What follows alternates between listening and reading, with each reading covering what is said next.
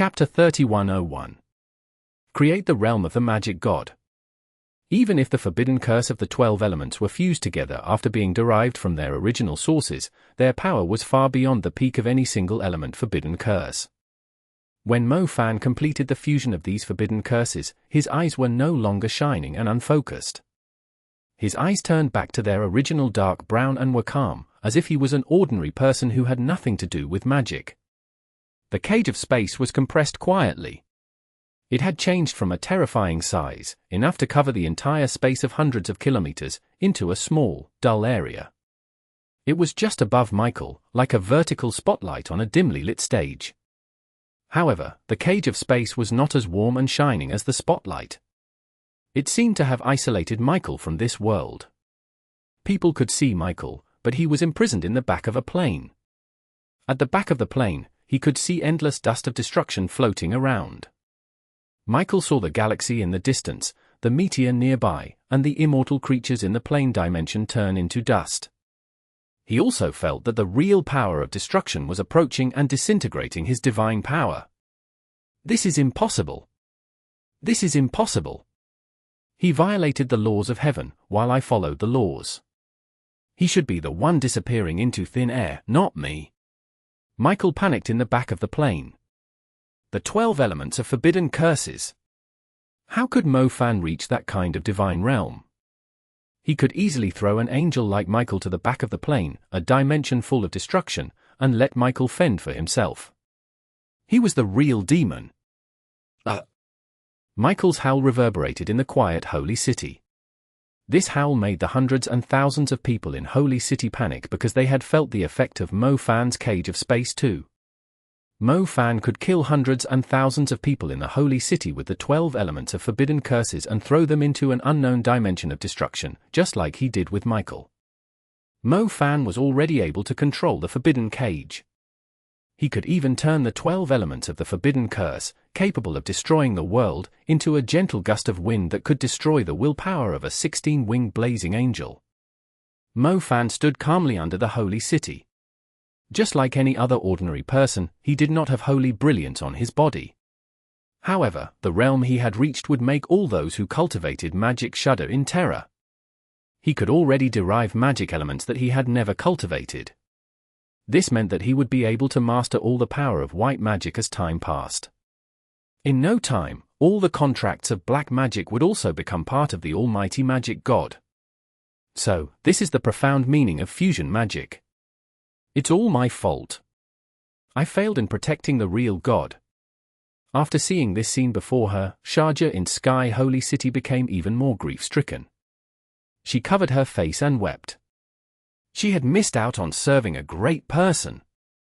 The next level of fusion was creation. If every mage could use all magic elements when learning, what kind of advancement would this bring to human magic civilization? Fusion magic should be taught to everyone. In a few years, there would be a genius who could understand Mo Fan's current realm.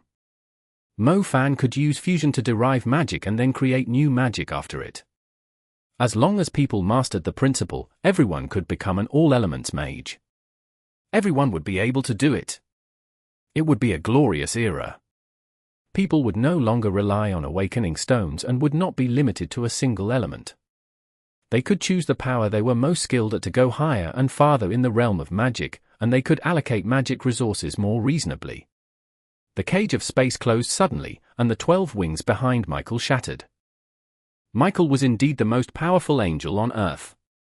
He used all his strength to break all his wings and finally escaped Mo Fan's 12 elements of forbidden curses. His hair was disheveled. His face was pale. He could not even stand upright. Without wings, you're just an ordinary person. With your view of the world, you're not suitable to be the supreme ruler of this world. Mo Fan walked toward Michael, and the terrifying elemental storm suddenly hit the holy city. All the ruins were blown away into the air. The place Mo Fan stepped on sank. Michael felt an aura that was so powerful that it was difficult to resist. That aura made it difficult for Michael to breathe. Michael backed away. He could still fight. He started to cast all kinds of magic. Each magic originated from the ancient secret spells of the Holy City, and each baptism reached the level of forbidden curse. Mo Fan passed through the magical gunpowder. Although he had not yet reached the state that could disintegrate everything like the Cold Moon Demon Lord, he could already smash many forbidden curses with one punch, especially when Michael had no wings anymore. Each wing had given him additional holy power, so Michael was weak without his wings. "If I'm not suitable, who is?" "You?" Michael asked angrily. "I didn't say I'm suitable, either. However, I have the strength to abolish you, at the least," Mo Fan said. "Ha ha ha ha, you can defeat me, but you can't defeat the Holy City. You only have the strength to abolish me, but you don't have the strength to abolish the Holy City. Take a good look behind you." Michael laughed. Mo Fan turned around and saw several people. He did not know when they appeared. They had evaded his senses. Mo Fan knew these people. They were Archangel Ramiel, Archangel Raphael, and Archangel Yui. He had almost forgotten that there were 7 archangels in the Holy City. "Mo Fan, you can't just take away Michael's position as an angel," Ramiel said angrily. Ramiel suddenly spread his 12 wings and displayed the majesty of the angel in charge of the Holy City. He seemed far stronger than he looked, even if he only had 12 wings. "Mo Fan, the other archangels, and I didn't intervene in your battle with Michael. While we respect the unknown, we can't simply abolish the inherent rules. We can only wait and see what happens," Raphael said slowly. "You can represent a new god, create new magic and new elements. We can announce to the world that Michael is taking the wrong path. However, you can't kill Michael," Yui said. Raphael and Yui also spread their angel wings at the same time. Raphael had 14 wings, so he was at a level higher than Ramiel. Yui surprised Mo Fan. He was a blazing angel of the same level as Michael and had 16 wings. Chapter 3102. Companion Totem. There were 2 16-winged blazing angels in the Holy City. Yui had returned to the Holy City before Michael, which meant that he had reached the 16-winged realm earlier than Michael. 1. Yui seldom spoke out in the Holy City and was willing to stay under Michael's shadow. Who would have thought that he was also a 16-winged blazing angel? The 7 archangels were indeed extraordinary. "He can execute me, but I can't execute him?" "What kind of rule is that?" said Mo Fan. "If you respect the unknown and the new magic element, you should have shown up and helped me when I was thrown into hell by him instead of. Mo Fan took a deep breath. The man with the rotten face in the swamp appeared in his mind. The one who had saved him was not from among these blazing angels but a fallen angel from the dark plane. Mo Fan would not let Michael go just because 2 blazing angels requested it.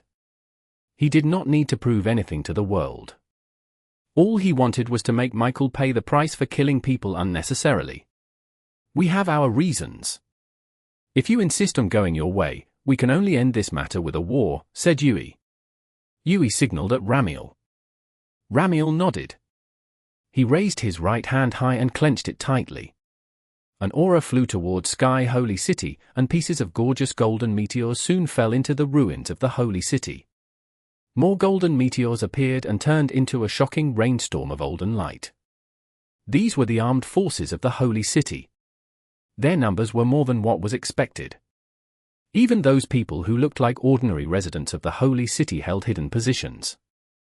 Under Ramiel's order, they all flew into the ruined battlefield of the Holy City. Suddenly, the ruins of the Holy City shone golden. The Holy City guards appeared along the avenues. Looking down from the sky, it looked like a galaxy shining with golden light. The aura emitted was unprecedentedly strong. The real foundation of the Holy City was also fully revealed at this time. The 3 blazing angels, Ramiel, Raphael, and Yui would not easily compromise with Mo Fan, even if Mo Fan had reached the realm of a semi-omnipotent magic god. "Ramiel!" Einherjar walked to him with a cold and angry face. All the Knights of the Seal had returned to her side, including the enslaved Golden Sun tyrant Titan. It stood behind Einherjar and the other Knights of the Seal. The light dragon roared. It flapped its wings and landed behind Archangel Ramiel. It was almost as big as the Golden Sun Tyrant Titan. The two ancient creatures faced each other hostilely across a broken wall. "You want to violate the agreement?" Einherjar asked. Before she finished speaking, the battle song rang on the plain of the Holy City, and the female attendants of the goddess Peak sang the bloody battle song of the Parthenon temple from a distance. The melody full of fighting spirit echoed in the Holy City as if a fearless iron-blooded army was ready to attack. The mighty army of the Parthenon temple finally arrived. They marched quickly and reached outside the Holy City. The walls of the Holy City looked like mere decorations. The two main legions were full of sacred aura. One side was golden, while the other was gold, silver, and blue. "We won't allow Mo Fan to kill another archangel. That is non-negotiable. We won't retreat even if it means war," Ramiel said righteously. "We want you to let Michael live. This is not for his sake but for the Holy City," Yui said solemnly. As the snow fell, Mu Ningxue rescued Zhao Manyan from Michael's green army. Black Totem Snake, Black Totem Turtle, and Moon Moth Phoenix flew together with Mu Ningxue and landed on the Holy City grounds. Mu Ningxue stood on the same side as Mo Fan and pointed her sword at Archangel Raphael. Although Mu Ningxue did not say a word, her fighting spirit was obvious. If they dared to attack Mo Fan, Mu Ningxue would kill Raphael, the 14-winged blazing angel. "Brother Fan!" Suddenly, someone shouted from high up in the sky. The green East Sea god flew over with a young man on its back. The man jumped down and landed safely beside Mo Fan. Mo Fan frowned. He did not want this particular person to get involved. It was not because of their relationship but because Zhong Xiaohu was different from other people. He had a military rank in China. Chinese military? Ha. Does China want to get involved in this magic dispute? Ramiel glanced at Zhong Xiaohu. Although Zhong Xiaohu was not in a military uniform, Ramiel knew very well about the people who were around Mo Fan. Zhong Xiaohu was a soldier and represented his country. In any case, the country could not interfere with the battle arising in the magic convention. Even if it was a huge deal, the country could not participate in any shape or form, let alone the country's military. The country's governance and magic were entirely different matters. Mo Fan's contribution to the country was only just that. It was separate from the Holy City or the Magic Association. It seems like China wants to violate the national treaty because of Mo Fan. Very well. Holy City and other EU countries will wait for it. Raphael said icily. "Xiaohu, don't step in. This is a war between us. It has nothing to do with the country." Mo Fan stopped Zhong Xiaohu.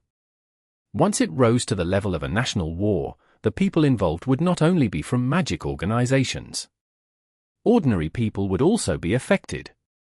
Mo Fan knew this very well. "Brother Fan, don't worry. I didn't come to start a war. The country can't interfere, and the country's army will not get involved. However, we won't stand by and let you be bullied by these people in Europe. This is for you." Zhong Xiaohu passed something to Mo Fan. Mo Fan was a little puzzled. When he stretched his hand out to accept it, he felt a steady stream of energy pouring into his palm. The energy quickly moved from his palm to his forehead. A blue mark suddenly appeared on his forehead. It was a dragon pattern. The slender body twisted into the shape of a pendant.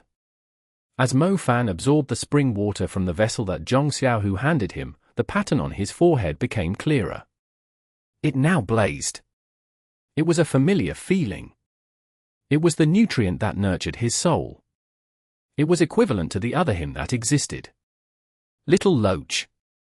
Mo Fan could not hold back his joy. Since the battle in Magic City, Little Loach had gone into a deep sleep.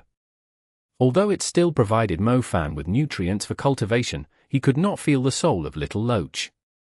Ever since he cultivated magic, he had never felt such a sense of loss. When he was imprisoned in the Holy City, he felt lonelier, mainly because of the silence of Little Loach. Little Loach was recovering. It was on his forehead, and he could feel its emotions. Little Loach was the best friend Mo Fan had had since his childhood. It was angry because of the situation Mo Fan had been forced into, and it was flying toward him from very far away. The country can't interfere, and the national army can't take any action. However, the national beast is not bound by such rules. Brother Fan, these are the underground holy springs scattered all over the country that Chairman Xiaozheng and Commander Hua have collected for you. Although it is not all, it should be able to awaken your companion totem one more time, Zhong Xiaohu said. Chapter 3103. Companion Totem. There were 2 16-winged blazing angels in the Holy City. Yui had returned to the Holy City before Michael, which meant that he had reached the 16-winged realm earlier than Michael. Yui seldom spoke out in the Holy City and was willing to stay under Michael's shadow. Who would have thought that he was also a 16-winged blazing angel? The 7 archangels were indeed extraordinary. He can execute me, but I can't execute him? What kind of rule is that? Said Mo Fan. If you respect the unknown and the new magic element, you should have shown up and helped me when I was thrown into hell by him instead of. Mo Fan took a deep breath. The man with the rotten face in the swamp appeared in his mind. The one who had saved him was not from among these blazing angels but a fallen angel from the dark plane. Mo Fan would not let Michael go just because 2 blazing angels requested it. He did not need to prove anything to the world. All he wanted was to make Michael pay the price for killing people unnecessarily. We have our reasons. If you insist on going your way, we can only end this matter with a war, said Yui. Yui signaled at Ramiel. Ramiel nodded. He raised his right hand high and clenched it tightly. An aura flew toward Sky Holy City, and pieces of gorgeous golden meteors soon fell into the ruins of the Holy City. More golden meteors appeared and turned into a shocking rainstorm of golden light. These were the armed forces of the Holy City. Their numbers were more than what was expected. Even those people who looked like ordinary residents of the Holy City held hidden positions. Under Ramiel's order, they all flew into the ruined battlefield of the Holy City. Suddenly, the ruins of the Holy City shone golden. The Holy City guards appeared along the avenues. Looking down from the sky, it looked like a galaxy shining with golden light. The aura emitted was unprecedentedly strong. The real foundation of the Holy City was also fully revealed at this time. The 3 blazing angels, Ramiel, Raphael, and Yui would not easily compromise with Mo Fan, even if Mo Fan had reached the realm of a semi-omnipotent magic god. Ramiel. Yixinxia walked to him with a cold and angry face. All the Knights of the Seal had returned to her side, including the enslaved Golden Sun tyrant Titan. It stood behind Yixinxia and the other Knights of the Seal. The light dragon roared. It flapped its wings and landed behind Archangel Ramiel. It was almost as big as the Golden Sun tyrant Titan. The 2 ancient creatures faced each other hostilely across a broken wall. You want to violate the agreement? Yixinxia asked. Before she finished speaking, the battle song rang on the plain of the Holy City, and the female attendants of the goddess Peak sang the bloody battle song of the Parthenon temple from a distance. The melody full of fighting spirit echoed in the Holy City as if a fearless iron-blooded army was ready to attack. The mighty army of the Parthenon temple finally arrived. They marched quickly and reached outside the Holy City. The walls of the Holy City looked like mere decorations. The 2 main legions were full of sacred aura. One side was golden, while the other was gold, silver, and blue. We won't allow Mo Fan to kill another archangel. That is non-negotiable. We won't retreat even if it means war. Ramiel said righteously. We want you to let Michael live. This is not for his sake but for the Holy City, Yui said solemnly. As the snow fell, Mu Ningxue rescued Zhao Manyan from Michael's green army. Black Totem Snake, Black Totem Turtle, and Moon Moth Phoenix flew together with Mu Ningxue and landed on the Holy City grounds. Mu Ningxue stood on the same side as Mo Fan and pointed her sword at Archangel Raphael.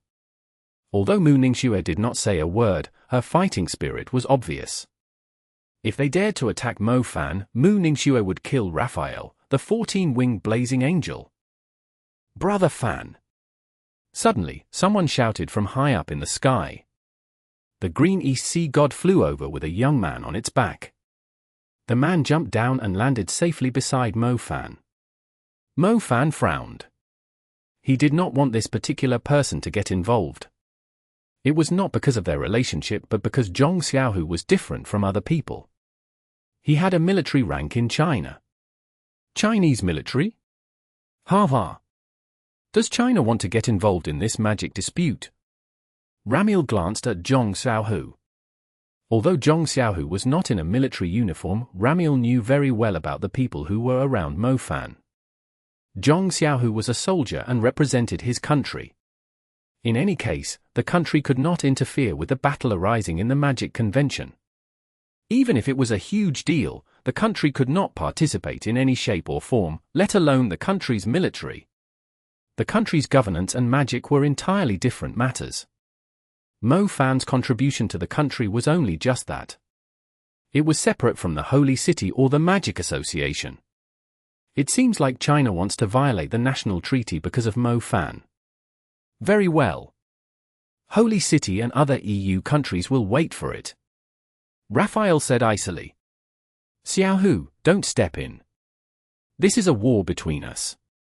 It has nothing to do with the country. Mo Fan stopped Zhong Xiaohu. Once it rose to the level of a national war, the people involved would not only be from magic organizations. Ordinary people would also be affected. Mo Fan knew this very well. Brother Fan, don't worry. I didn't come to start a war. The country can't interfere, and the country's army will not get involved. However, we won't stand by and let you be bullied by these people in Europe. This is for you. Zhong Xiaohu passed something to Mo Fan. Mo Fan was a little puzzled. When he stretched his hand out to accept it, he felt a steady stream of energy pouring into his palm. The energy quickly moved from his palm to his forehead. A blue mark suddenly appeared on his forehead. It was a dragon pattern. The slender body twisted into the shape of a pendant. As Mo Fan absorbed the spring water from the vessel that Zhong Xiaohu handed him, the pattern on his forehead became clearer. It now blazed. It was a familiar feeling. It was the nutrient that nurtured his soul. It was equivalent to the other him that existed. Little Loach. Mo Fan could not hold back his joy. Since the battle in Magic City, Little Loach had gone into a deep sleep. Although it still provided Mo Fan with nutrients for cultivation, he could not feel the soul of Little Loach. Ever since he cultivated magic, he had never felt such a sense of loss. When he was imprisoned in the Holy City, he felt lonelier, mainly because of the silence of Little Loach. Little Loach was recovering. It was on his forehead, and he could feel its emotions. Little Loach was the best friend Mo Fan had had since his childhood.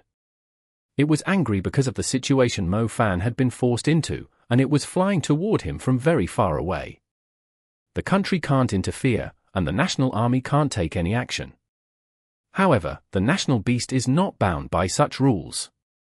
Brother Fan, these are the underground holy springs scattered all over the country that Chairman Xiaozheng and Commander Hua have collected for you. Although it is not all, it should be able to awaken your companion totem one more time, Zhong Xiaohu said. Chapter 3104. One Human and One Dragon. Mo Fan held the underground holy spring and nodded. Little azure dragon, be glorious again. The blue light blooming from the pattern on his forehead became more intense. The lights glowed in the distant sky. The blue moon marks intertwined into a magnificent blue dragon imprint. Brother Fan, I also brought this. Zhong Xiaohu suddenly pointed to the sky with his finger. A black vortex appeared on the edge of the sky. That vortex flickered on and off and drifted strangely in space. Mo Fan was stunned. But he understood Zhong Xiaohu's intention. It was the Dark Abyss. A giant space boat could carry an army of millions of undeads. The Cold Prince had used a prism to spread the underworld light to northern Xinjiang and turned the mirage into a real pyramid. Mo Fan could also use this trick. He aimed the sacred light on his forehead at the Dark Abyss. The other end of the Dark Abyss was China. The underground holy spring had turned into these lights, and these blue lights would shine on the land of the ancient Great Wall. Roar! The roar of a dragon came from the other end of the dark abyss. From the land of the east, it passed through the space boat of the dark abyss and landed on this European holy land. People could hear the roar of the dragon. This mighty roar made even the light dragon and the golden sun tyrant Titan tremble, let alone other lower-level creatures in Holy City. Even Emperor-level creatures were afraid. The dark abyss opened in the sky. An ancient cyan dragon traveled through thousands of years and gradually occupied the entire sky. People looked up in shock. Its body was huge. The holy city floating in the air was dwarfed by its size. It formed a blue shadow and shrouded the holy city on the ground. Its tail slowly rolled down to the ground and surrounded the ruined holy city. The azure dragon almost surrounded the entire holy city with its own body, and its neck and head approached the horrified holy judges and angels. The azure dragon surrounded the holy city. It was a reckless thing to do. Many people in Holy City might have seen the azure dragon in the recording of the battle in Magic City, but the recording could not compare to the real thing. Who would have imagined that a city that could accommodate hundreds and thousands of people would be swept under by such a creature? Many holy judges were stunned. Buried in the earth, it still watched the rise and fall of a country. It was eternal. The head slowly approached. The angels dared not act rashly. Others seemed to be in awe. The mighty army of the holy judges was like a pile of golden gravel. Even the extraordinary blazing angels paled in comparison to the azure dragon. This was the dragon god that ran through the entire human civilization. Even if it was forgotten and buried in the earth, it still watched the rise and fall of a country. It was eternal. The head slowly approached. The angels dared not act rashly. Others seemed to be in awe. Only one person faced the azure dragon.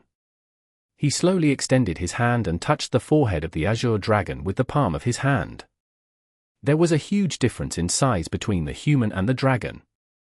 People were just a grain of sand in the city, but the dragon was as big as the holy city. It was the world's lord. When this hand touched the forehead of the azure dragon, the aura encasing the azure dragon disappeared.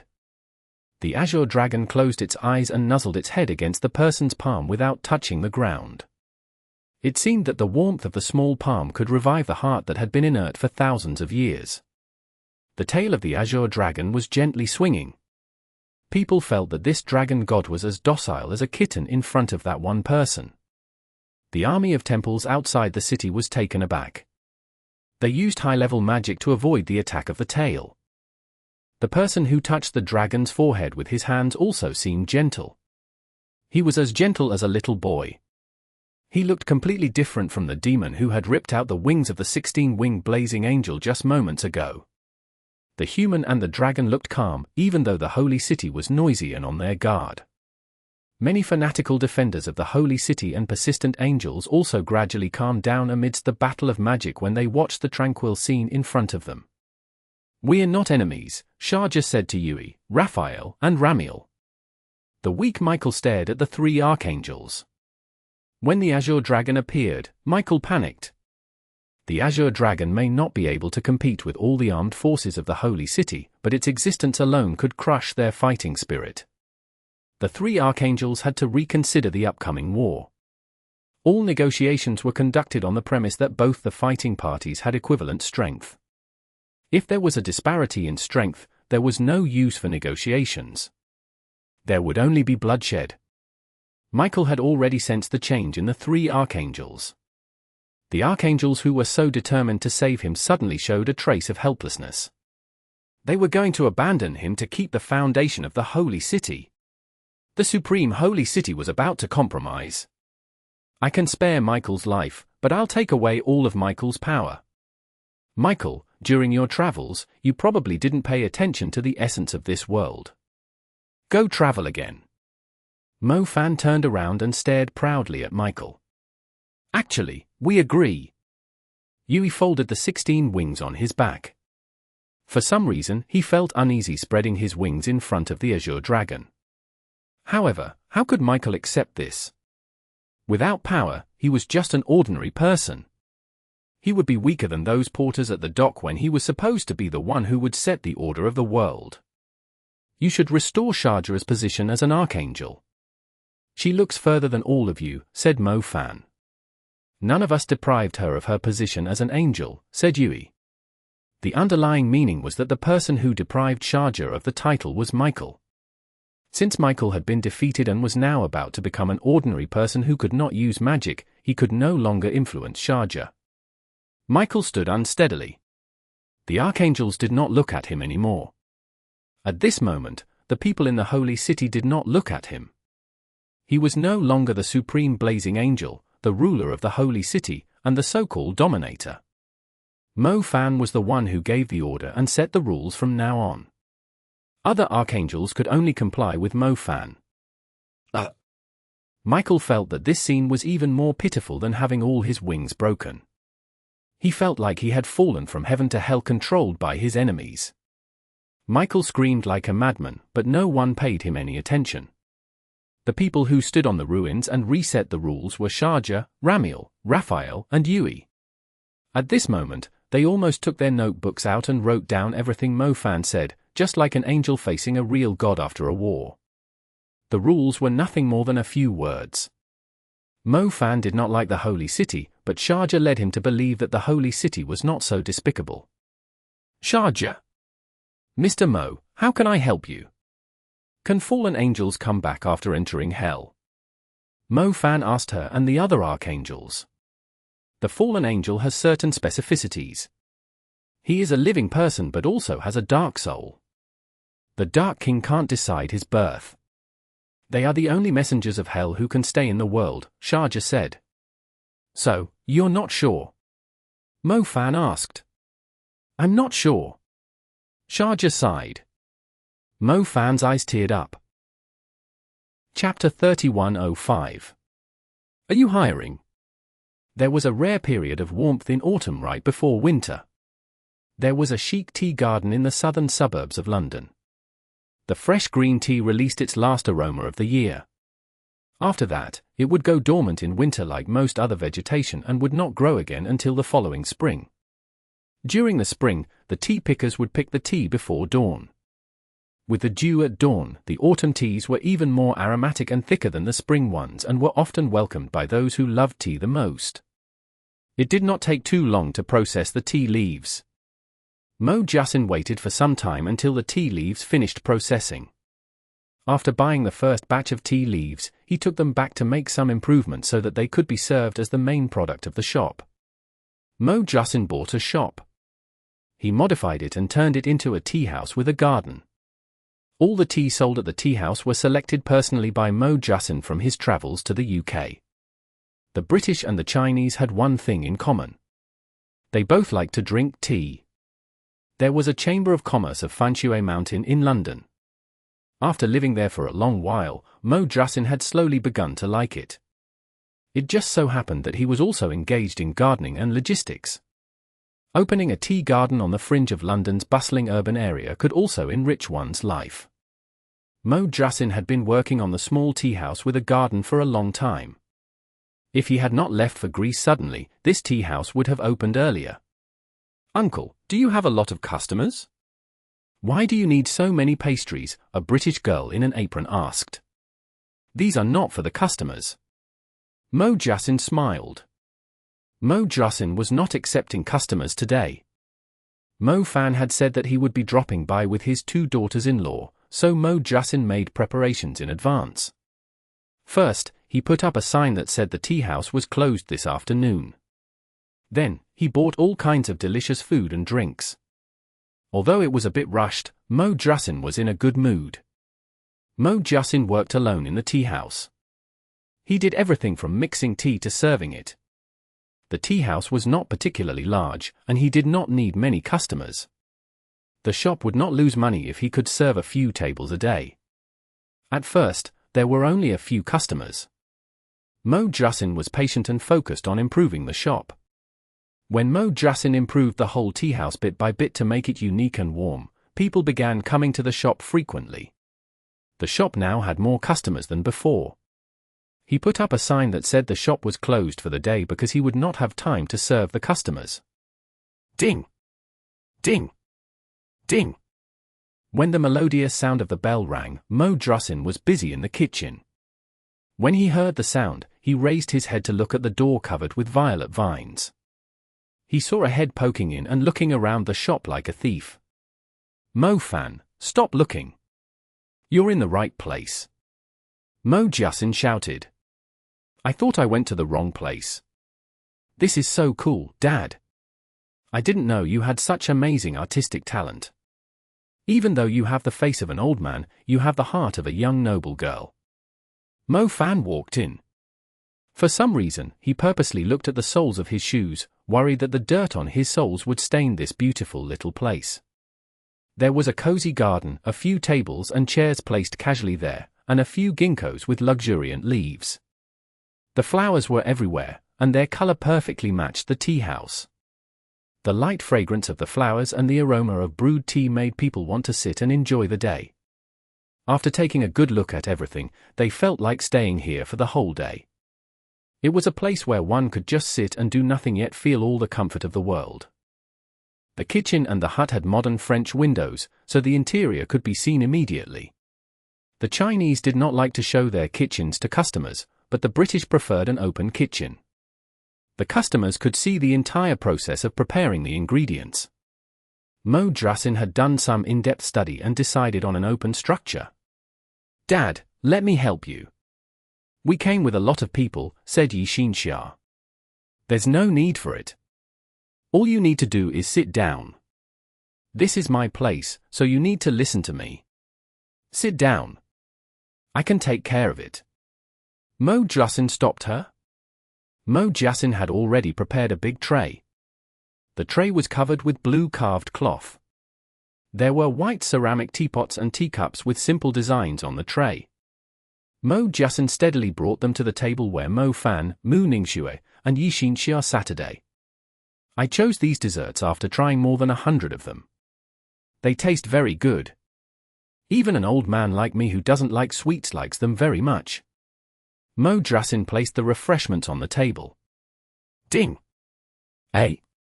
In just a few minutes, the table had hot green tea and various pastries. Hey! Ding! Hey! Hiss!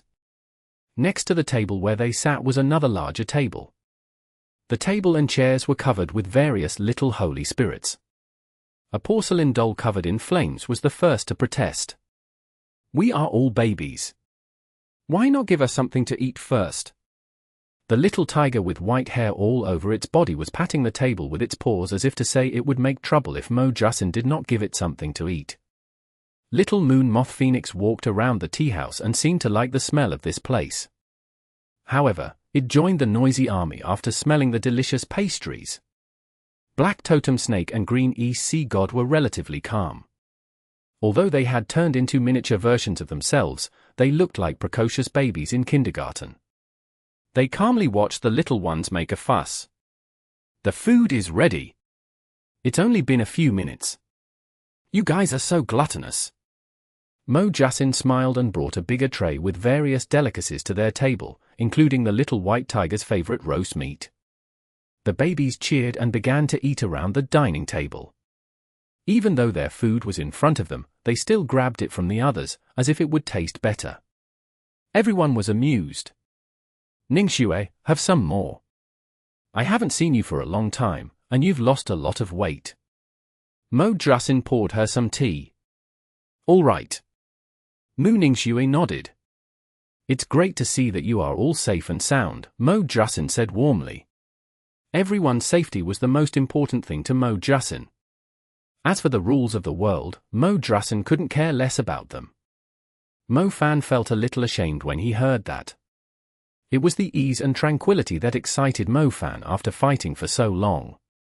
The family enjoyed the time when they were not being chased, oppressed, or locked away. After eating, everyone sat and chatted together. The little totems were also playing and chasing each other in the yard. From time to time, some guests came to the door and looked around. Mage got up and repeated the same thing. I'm sorry. The tea house is closed today. Is it booked? The customers would always ask. No. It's a family gathering. Hope you guys have fun. Thank you. After the customers left, Mo Drussin would sit down again and continue the conversation. Dad, we're going back to China tomorrow. You don't plan to go back with us?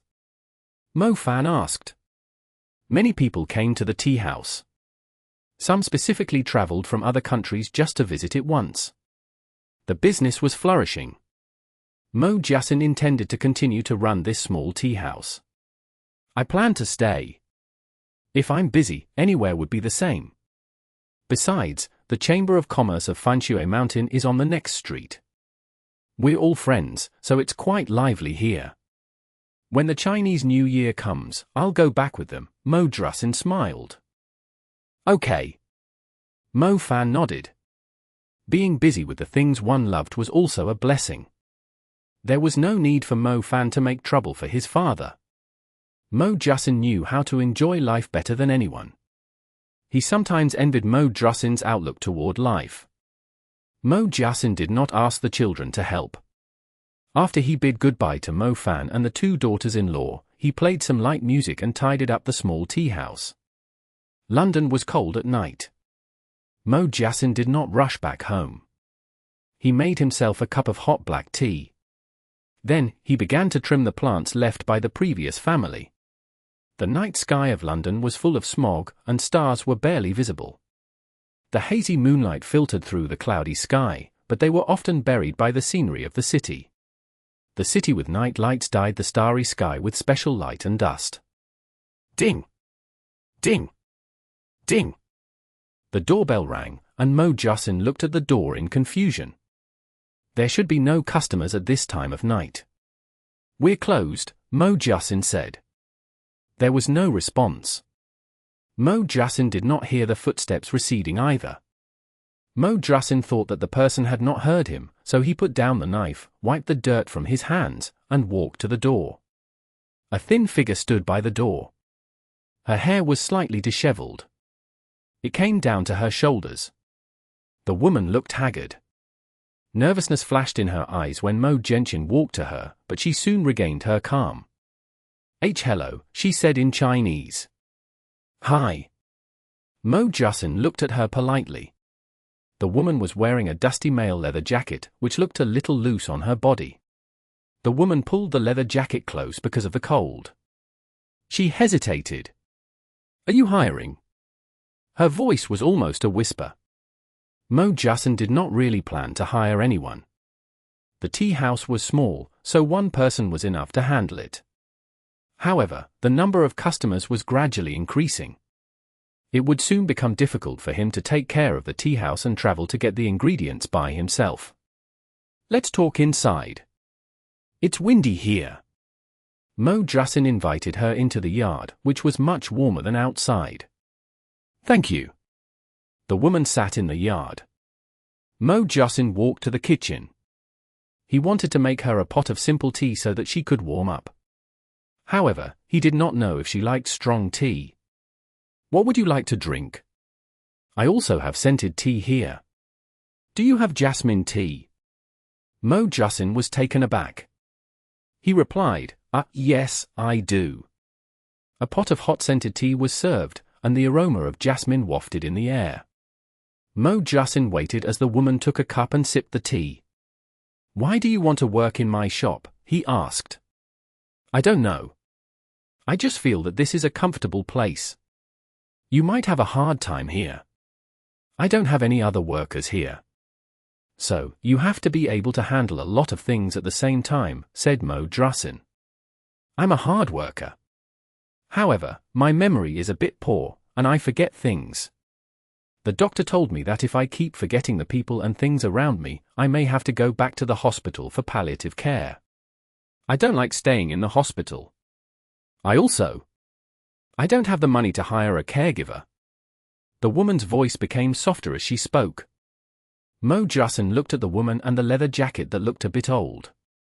You can start working from tomorrow. Really? Yes. Where do you live? It is better if you live nearby. I do live nearby. You can see the hospital from here. Mo Jussin was speechless. Mo Jussin wondered if he should go to the hospital to confirm whether she had run away from it. The woman gave Mo Jussin a phone number. Mo Jussin called the number. It was indeed a nursing hospital. The doctor explained the situation to Mo Jussin, saying that the woman had not experienced the symptoms of continuous amnesia in recent months, and she had recovered enough to be discharged. The hospital would feel more comfortable if she had a legal job. I have confirmed with them. You can start working tomorrow then. I'll find a place for you to stay. Is that okay? Mo Jussin asked. Yes. Thank you. Do you have other requests? Mo Jussin asked. No. See you tomorrow, Mo Jussin said. See you tomorrow. The woman smiled warmly. Chapter 3106. School Opening Ceremony. The bright golden sunlight filtered through the trees. The fallen leaves had turned yellow. The blend of colors during this time of the year was always breathtaking. They held hands and stepped on the leaves. Mo Fan walked slower. It was probably a subconscious thing he had built up for 20 years. He always thought that making Einherjar take a walk with him was selfish. He had to walk slower so that she could rest. Otherwise, she would be tired. Brother Mo Fan, your carefulness might imply to people that you have to teach me how to walk. Einherjar noticed people stealing glances at them. She smiled. Mo Fan glanced around and found that there were indeed a few people who were staring at them, but many of them were wandering alone in the park. How about I carry you? Mo Fan said. Before Einherjar could say anything, Mo Fan crouched down and lifted her in his arms. Then, he walked to the crowded grassland with his head held high. Ah! Einherjar exclaimed and hugged Mo Fan's neck tightly. This feels much more comfortable. Mo Fan felt that this was a little different from the past. Holding hands, going for a walk, and chatting was not suitable for Mo Fan's restless personality.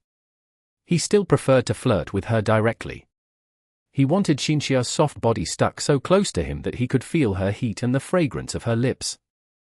He wanted her pressed close to his chest. A middle-aged man in formal attire, who was sitting on a chair, had his eyes wide open in shock. How could a bachelor do this in broad daylight? He could not do that even with his girlfriend. The middle-aged man pushed his glasses up his nose. He turned around and stopped staring at the couple. He took his phone out and watched a live broadcast. All the young ladies in the live broadcast were stunning and enchanting. He could choose whomever he liked. For some reason, he could not forget the elegant temperament and gentle appearance of the young man's girlfriend. After watching for a few minutes, the middle-aged man turned off the application and looked at the couple again. He found that they were now under a big tree. The man was leaning on the trunk, and the woman was clinging to him. He could see the slender figure of the woman. Dude, where are you putting your hands? Watch your hands. This is a public place. Music played in the south of the park. People could hear the upbeat melody even at a distance. There was a reconstructed magic school too. Today was the official opening day. Due to the impact of the ocean demons, the opening of the school had been postponed for a month or two. For the students who urgently needed to learn magic at school, the opening of the school was more important than anything else. We are honored to invite the 3 school directors from the Alps Mountain, the Parthenon Temple, and the Pearl Institute to the Julong Magic First Experimental High School.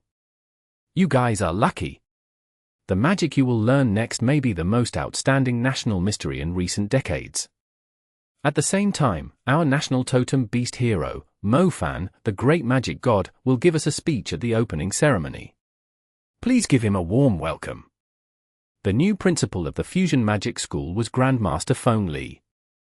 He had quit the National Institute and joined basic magic education. Mu Nujiao had made this happen. To invite this national grandmaster to be the principal of her joint school, Mu Nujiao visited Feng Li's house almost every week. Mu Nujiao was the school director. She represented the Pearl Institute. The other school directors were Yi, who represented the Parthenon Temple, and Heidi from Alps Mountain. Mo Fan did not work in this school. He just visited to teach fusion magic. This school was named Julong. In the future, all schools that adopted fusion magic would be named after Julong Magic First Experimental High School but with a different number. Fusion magic needed to be implemented. It would not work if people just memorized Mo Fan's formula. It required the efforts of many people, the assistance of many organizations, and the experiments of many young mags. If they wanted it to reach everyone, they had to start from the first fusion magic experimental school. Of course, this school was also the first school jointly run by the Temple Institute, the Alps Mountain, and the Pearl Institute. To ensure perfect cooperation among the three parties and to promote teaching methods that were conducive to the basics of mags, Mu Nujiao kept running between the three organizations until an agreement was reached.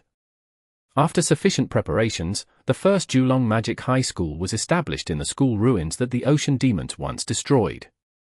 Hello, students. I'm Mo Fan. Mo Fan smiled. Wow! A loud cheer resounded throughout the sports field. How could these 15 or 16-year-old teenagers be unaware of the battle in Magic City? The place where they lived was less than 100 kilometers away from Magic City. The Totem Beast hero was famous throughout the country. The scene of Mo Fan guarding the Huangpu River with the national beast Azure Dragon had made countless young people, who were new to the field of magic, go crazy. Time flies. I still remember the first time I stepped into Chenlan Magic High School, and the words Principal Zhu said lingered in my mind. He talked about two things, the vocation of mags and the conscience of mags. The vocation is to fight bravely when demons not a qualified educator, so I want to pass on the words of Principal Zhu to everyone, Mo Fan said to the students, who looked at him attack the city, and the conscience is not to forget to pursue the supreme meaning of magic, regardless of your current stage. I'm also often frustrated, confused, and do not know where to go. However, Principal Zhu pointed out the right direction for me.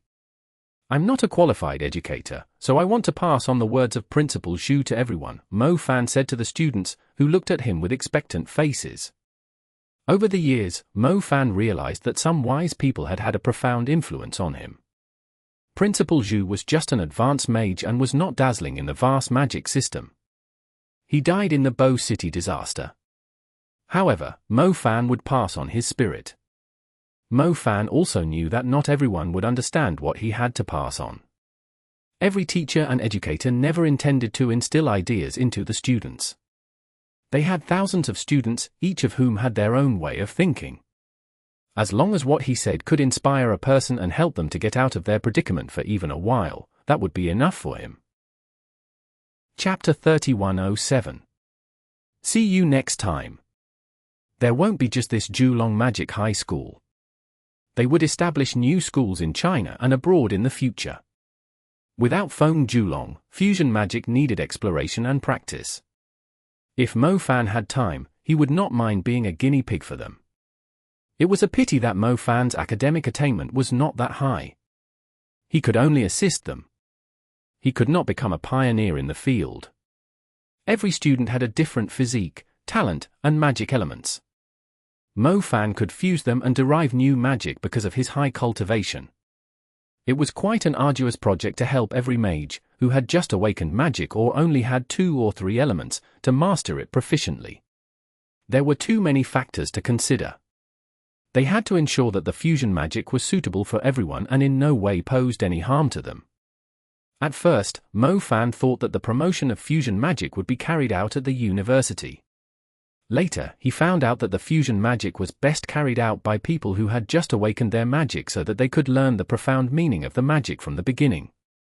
In this way, it would be easier for them to control the energy of the 2 attributes after they had the second element awakened. In short, it took time to settle, and more people needed to act on it.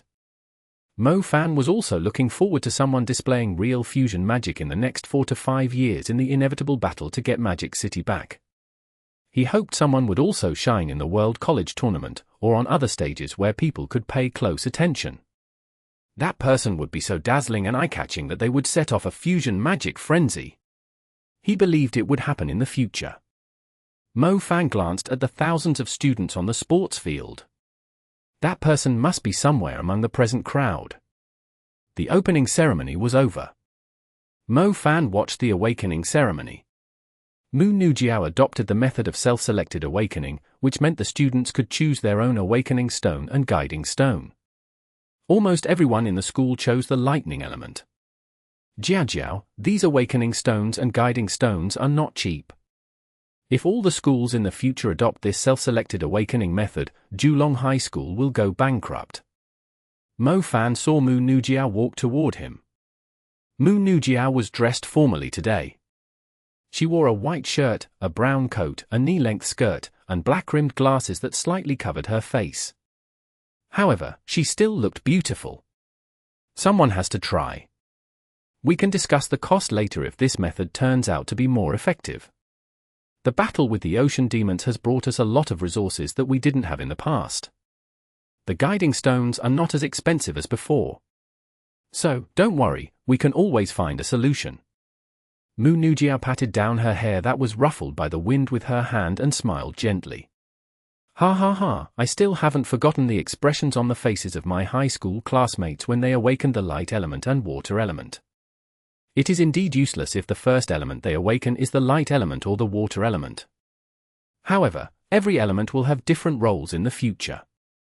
They won't be weaker than lightning element and fire element and might be even better in some cases, said Mo Fan. Speaking of that, I remember something I wanted to ask you. Mu Jiao looked at Mo Fan. Mo Fan was a little nervous when they exchanged glances. As the campus belle of the Pearl Institute, she was pretty and elegant. Mu Nu Jiao's eyes were like clear springs. There were sometimes ripples in that spring, depending on her mood. After knowing each other for so long, Mo Fan still dared not stare at her eyes for too long, fearing that he would be sucked into them. Ooh? What's the matter? Don't be so serious. The ocean demons have destroyed the apartment, so you don't have to care about those details anymore. In fact, the fence in my bedroom can only face the door of your balcony at most.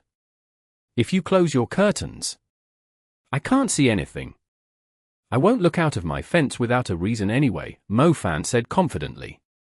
He was a little uneasy. Mu Nu Jiao's eyes widened. She never liked the stuffy feeling in her room. So, she always opened the sliding door of her balcony and closed the thin gauze curtains when she slept. However, she was not sure if she closed it every day. After all, her bedroom faced the lake, so she did not have to worry about someone peeping at her. He was really a pervert. It was no wonder he always kindly asked her and Ari Tutu to continue living in that apartment. If only Mo Fan wasn't a forbidden mage, Mu Nu Jiao would have liked to give him a good beating. Mo Fan saw the change in Mu Nu Jiao's expression and realized that he had accidentally told her the truth. He was so embarrassed that he did not know where to look. What I want to ask is that when we fought at the opening ceremony of Azure Pearl campuses, you escaped from my forest of Kuan with the magic of the shadow element. At that time, did you already possess 4 elements? Mu Nu Jiao suppressed her anger and asked. Yes. I lost that battle. If it is a duel between people with 2 elements, I can't really win against you, Mo Fan hurriedly said. What did you see? Nothing. I'm a decent man. Are you sure? Legs? Only when there was the wind. I swear I didn't wait for the wind. It's just that the wind blew when I was looking. Mo Fan maintained an innocent smile on his face. He could not tell Mu Nu Jiao that he always stayed by the fence. Mu Nu Jiao snorted in derision. This was not the first time Mo Fan had done something perverted. If he wasn't here to give a speech at the opening ceremony, Mu Nu Jiao would have liked to settle scores with him. If there's nothing else, I'll leave first, said Mo Fan. Okay. Drop Xinxia back. Are you sure there's nothing else? Mo Fan asked. Mu Nu Jiao looked at Mo Fan and shook her head. There were various ripples in her eyes, but these ripples slowly dimmed her eyes. Mo Fan saw it and wanted to say something, but he did not know what to say. He just smiled. I'm off. Bye, see you next time, said Mu Nujiao. Mo Fan walked along the end of the corridor. Mu Nujiao stood where she was and watched Mo Fan leave. This corridor was a little short. When Mo Fan was about to turn a corner, he turned around. Mu Nujiao's eyes brightened. Mo Fan waved. See you next time. Mu Nujiao slowly smiled and waved back. However, Mo Fan had already walked down the stairs and around the corner. Chapter 3108. Demon King's Dream. The milky white clouds resembled floating fortresses in the sky. They hovered in the infinite green sky and reflected in the turquoise sea. A silvery beach stretched out across the horizon. As the horizon unfolded, one could see that the beach was larger than expected. It was like a desert in the middle of the ocean. Suddenly, cold air swept across the silvery beach and filled the green sky. There were ripples on the sea. The ripples became still in just a few seconds.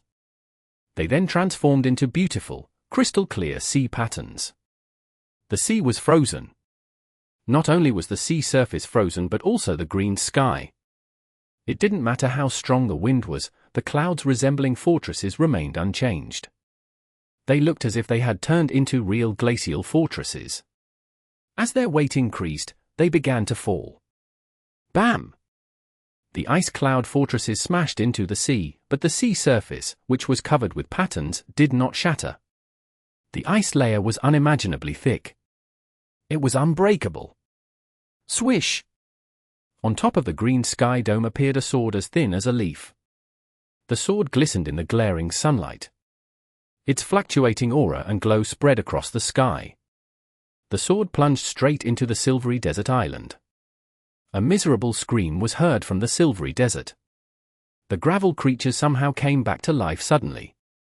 They struggled in pain under the sword's glow and tried to flee. The exotic frost sword glowed brightly. The resurrected silvery gravel creatures withered in an instant. They went from being alive to losing their lives in moments. They lost their luster and became dull. The silvery desert island with its breathtaking sea view turned into a black Gobi desert within moments. Shue, let me do this, shouted a man from the sky. His cry echoed in the sky. A flawless and fair silhouette had teleported to where the slender sword was. She took a proud stance. Suddenly, the sword divided into millions of streams and formed a massive ice sword vortex. The vortex made up of millions of frost swords moved downward. The remaining silvery gravel creatures were wiped out. No one survived, including the enormous silver demon that was hidden under the silvery desert. When the entire silvery desert vanished, all that was left was a frozen and deserted island in the blue sea beneath the green sky. Mo Fan arrived late. When he saw the beautiful woman on the island, he let out a long sigh. Why are beautiful women so aggressive? You could have left some creatures for me to kill. You killed the Silver Shell Demon army and the wounded Shell Demon ruler. We agreed that this is our honeymoon demon hunting trip. You could have let me in on some of the action. Mo Fan sighed. Teaming up with Mu Ningxue wasn't fun at all. Maybe I should just focus on flirting with her. The silvery desert did not contain real gravel. In fact, the gravel itself was an army of shell demons that had multiplied and flooded the Pacific Ocean. The Pacific Ocean was like a massive breeding ground for the two most terrifying populations, salamanders and shell demons. The scholars from the Sacred Hall of Liberty had prepared the statistics, and their calculations included mags from all over the world. Theoretically speaking, if the mags unleashed and exhausted their destructive magic on the Salamander Kingdom and the Shell Demon Kingdom, the demons would still have about 1/3 of their population left.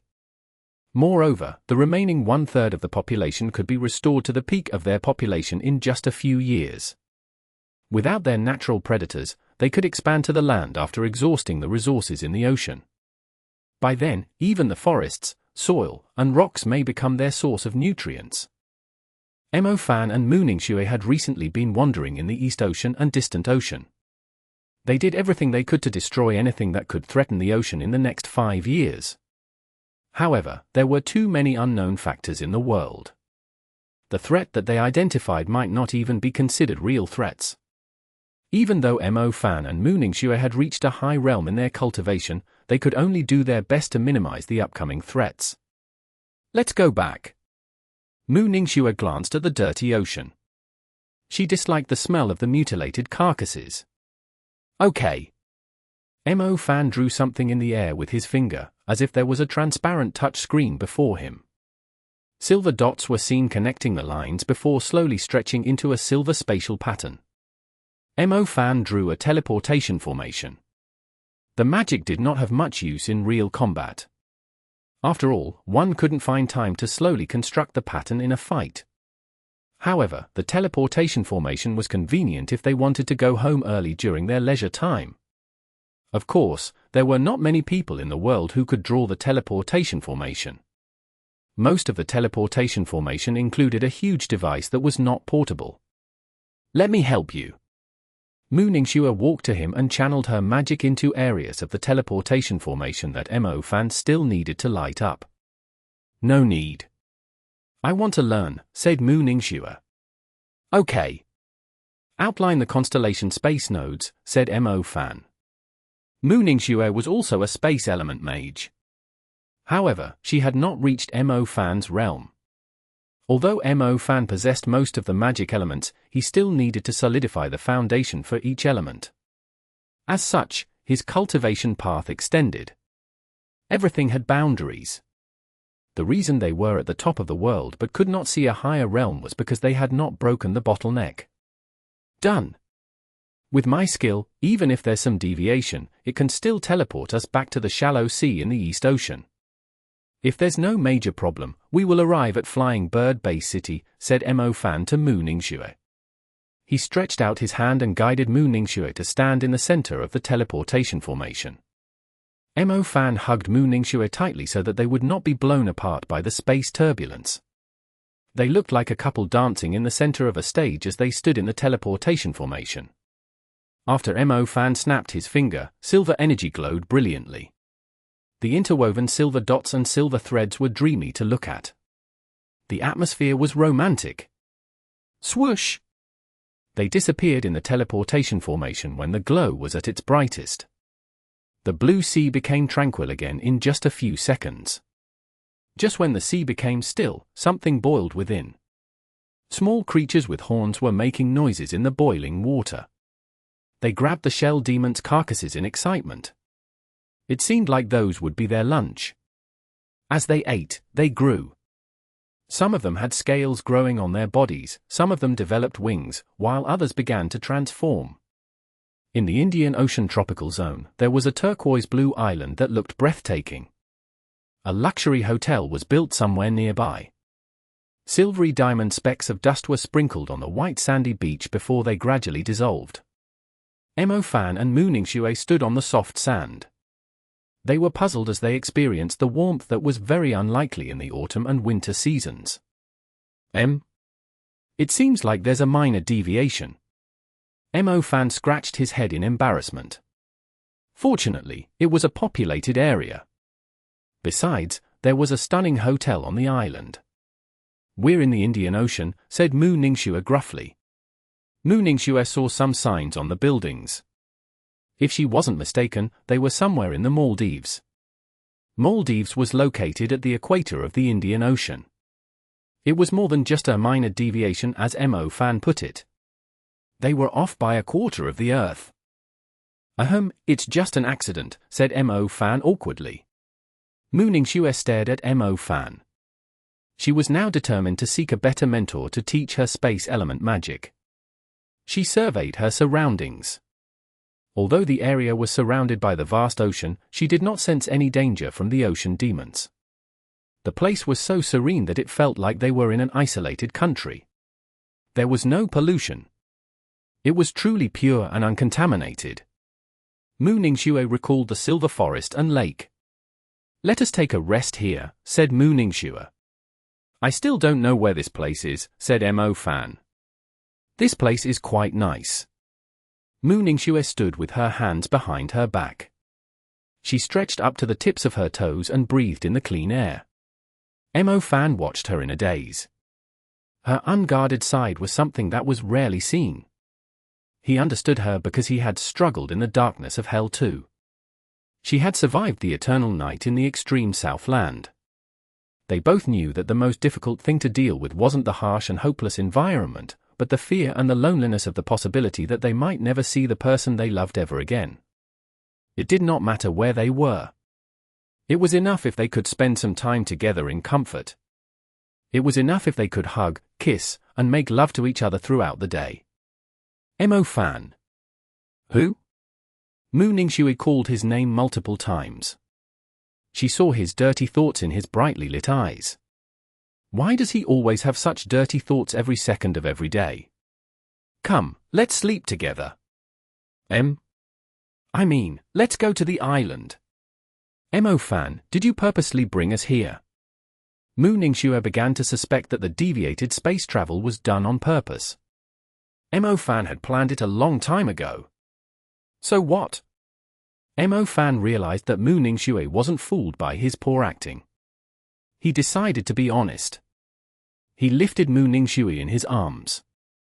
There was one line he had read somewhere when he was young. My princess, I have intruded into your castle. I can build a more robust and magnificent castle for you. From here on out, you are still the princess, but you are solely mine. A castle with towering walls and small streets. To Mo Fan, Mu Ningxue was like a princess who lived inside a huge castle with towering walls. Stories were often told about the prince defeating the demon king and marrying the princess.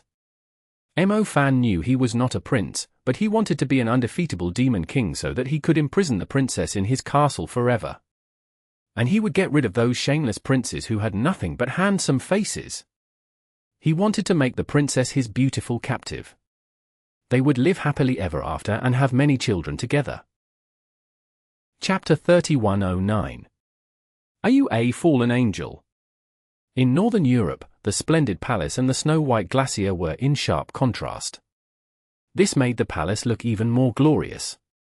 The glacier looked holier and cleaner. A great wealthy family lived inside the palace. The helpers were busy preparing a sumptuous dinner. A woman with a scarf rode an ox cart. The cart was filled with fresh fruits and vegetables. The woman headed to the back kitchen of the palace. After she arrived in the kitchen courtyard, she could smell the aroma of baked pies. Oh, it's you delivering the goods today. Don't simply hang around. The guys in the family are still young and energetic. Their elders keep them restrained so that they can focus on their cultivation. I suppose you can understand their desire for a woman. So, don't let them see you. If they lay their eyes on you, you might, the chef said with a wide grin. The woman who delivered the goods today was unique. She was young with a stunning figure. Although she wore tawdry and conservative clothes, one could see that she was a voluptuous and beautiful woman. It was rare to see a beautiful girl working hard to earn a living on her own. Beautiful girls like her would have married someone rich long ago. Perhaps I'm used to living an extravagant life. From now on, you have to prepare meals according to my instruction, replied the woman icily. When the main chef heard her words, he was stunned. He then laughed to cover up his embarrassment. This woman has her own thoughts. She is the architect of her own life. I wonder why a beautiful woman like her must do this kind of labor work. I heard that there are some strange rules to follow inside the palace. Although I've never seen it with my own eyes, many young ladies change their minds after entering this place. All the ransackers want to squeeze into the palace that is filled with wealth and warmth, including us. Anyhow, just be cautious, said the main chef. I come prepared. The woman smiled. The main chef shook his head in resignation. He had tried to give her a hint. Still, she insisted on going her own way. If that was the case, it was her own choice and that had nothing to do with him. After all, the chef was in no position to comment on the private life of a great noble family. After unloading the fruits, she asked the apprentices to carefully cut them into nice platters. When the meat inside the oven was cooked to a precise degree, the main chef focused on making the dinner for the family. The main chef did not know what the occasion was. He also had no idea what the celebration was about. He only knew that the elders of the clan wanted to mark today as the founding day. They were ushering in a new era so that entire Northern Europe would know the existence of the great Ransica family. You must line up the food cart neatly as you push them into the banquet hall. You must serve the dishes to all the guests in 3 minutes. You have to act fast, but you must not lose your composure. Do you understand? The main chef raised his voice. There were 20 attendants and 10 food carts. The family's banquet was as luxurious as a large-scale restaurant. They had to rehearse in advance. The attendants would push 10 food carts to the entrance from 3 different directions. Meanwhile, the main chef himself would march in with his signature roasted beef shank. His apprentices and attendants would push the food carts and enter the banquet hall together. Suddenly, a strong smell of blood permeated the air. The main chef frowned. He was about to chastise his apprentice, who was slaughtering the cattle and geese in the back kitchen. He thought it was because of that. To his horror, the banquet hall was filled with corpses dressed in extravagant clothes. They lay in a pool of blood. The deceased looked like they had been slaughtered like livestock. But they were humans. On top of that, each one of them held prominent status. At that moment, they looked no different from dead livestock in a pool of blood. Clang! Clang! Clang! Food carts and dish plates smashed on the floor. The apprentices and the attendants were so shocked that they were at a loss. Even the strong aroma of delicious food failed to mask the stench. The apprentices, the attendants, and the servants fled. They screamed at the top of their lungs. It was not a pleasant sight. It was a bloody massacre. The entire family was killed. The main chef stood there and trembled in fear. Meanwhile, the rest stumbled and escaped the banquet hall.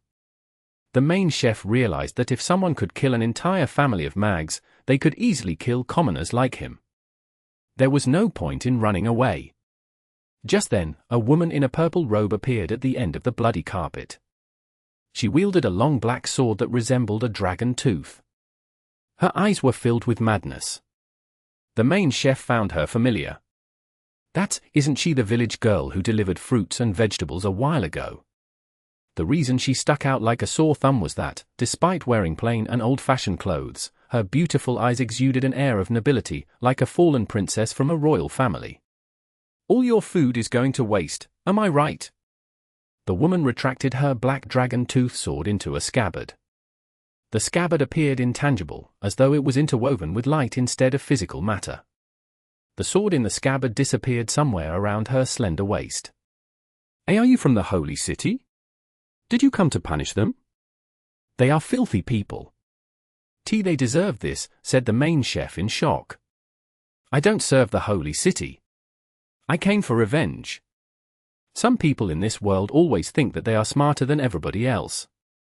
They borrow great power from an unfriendly god to fulfill their selfish desires.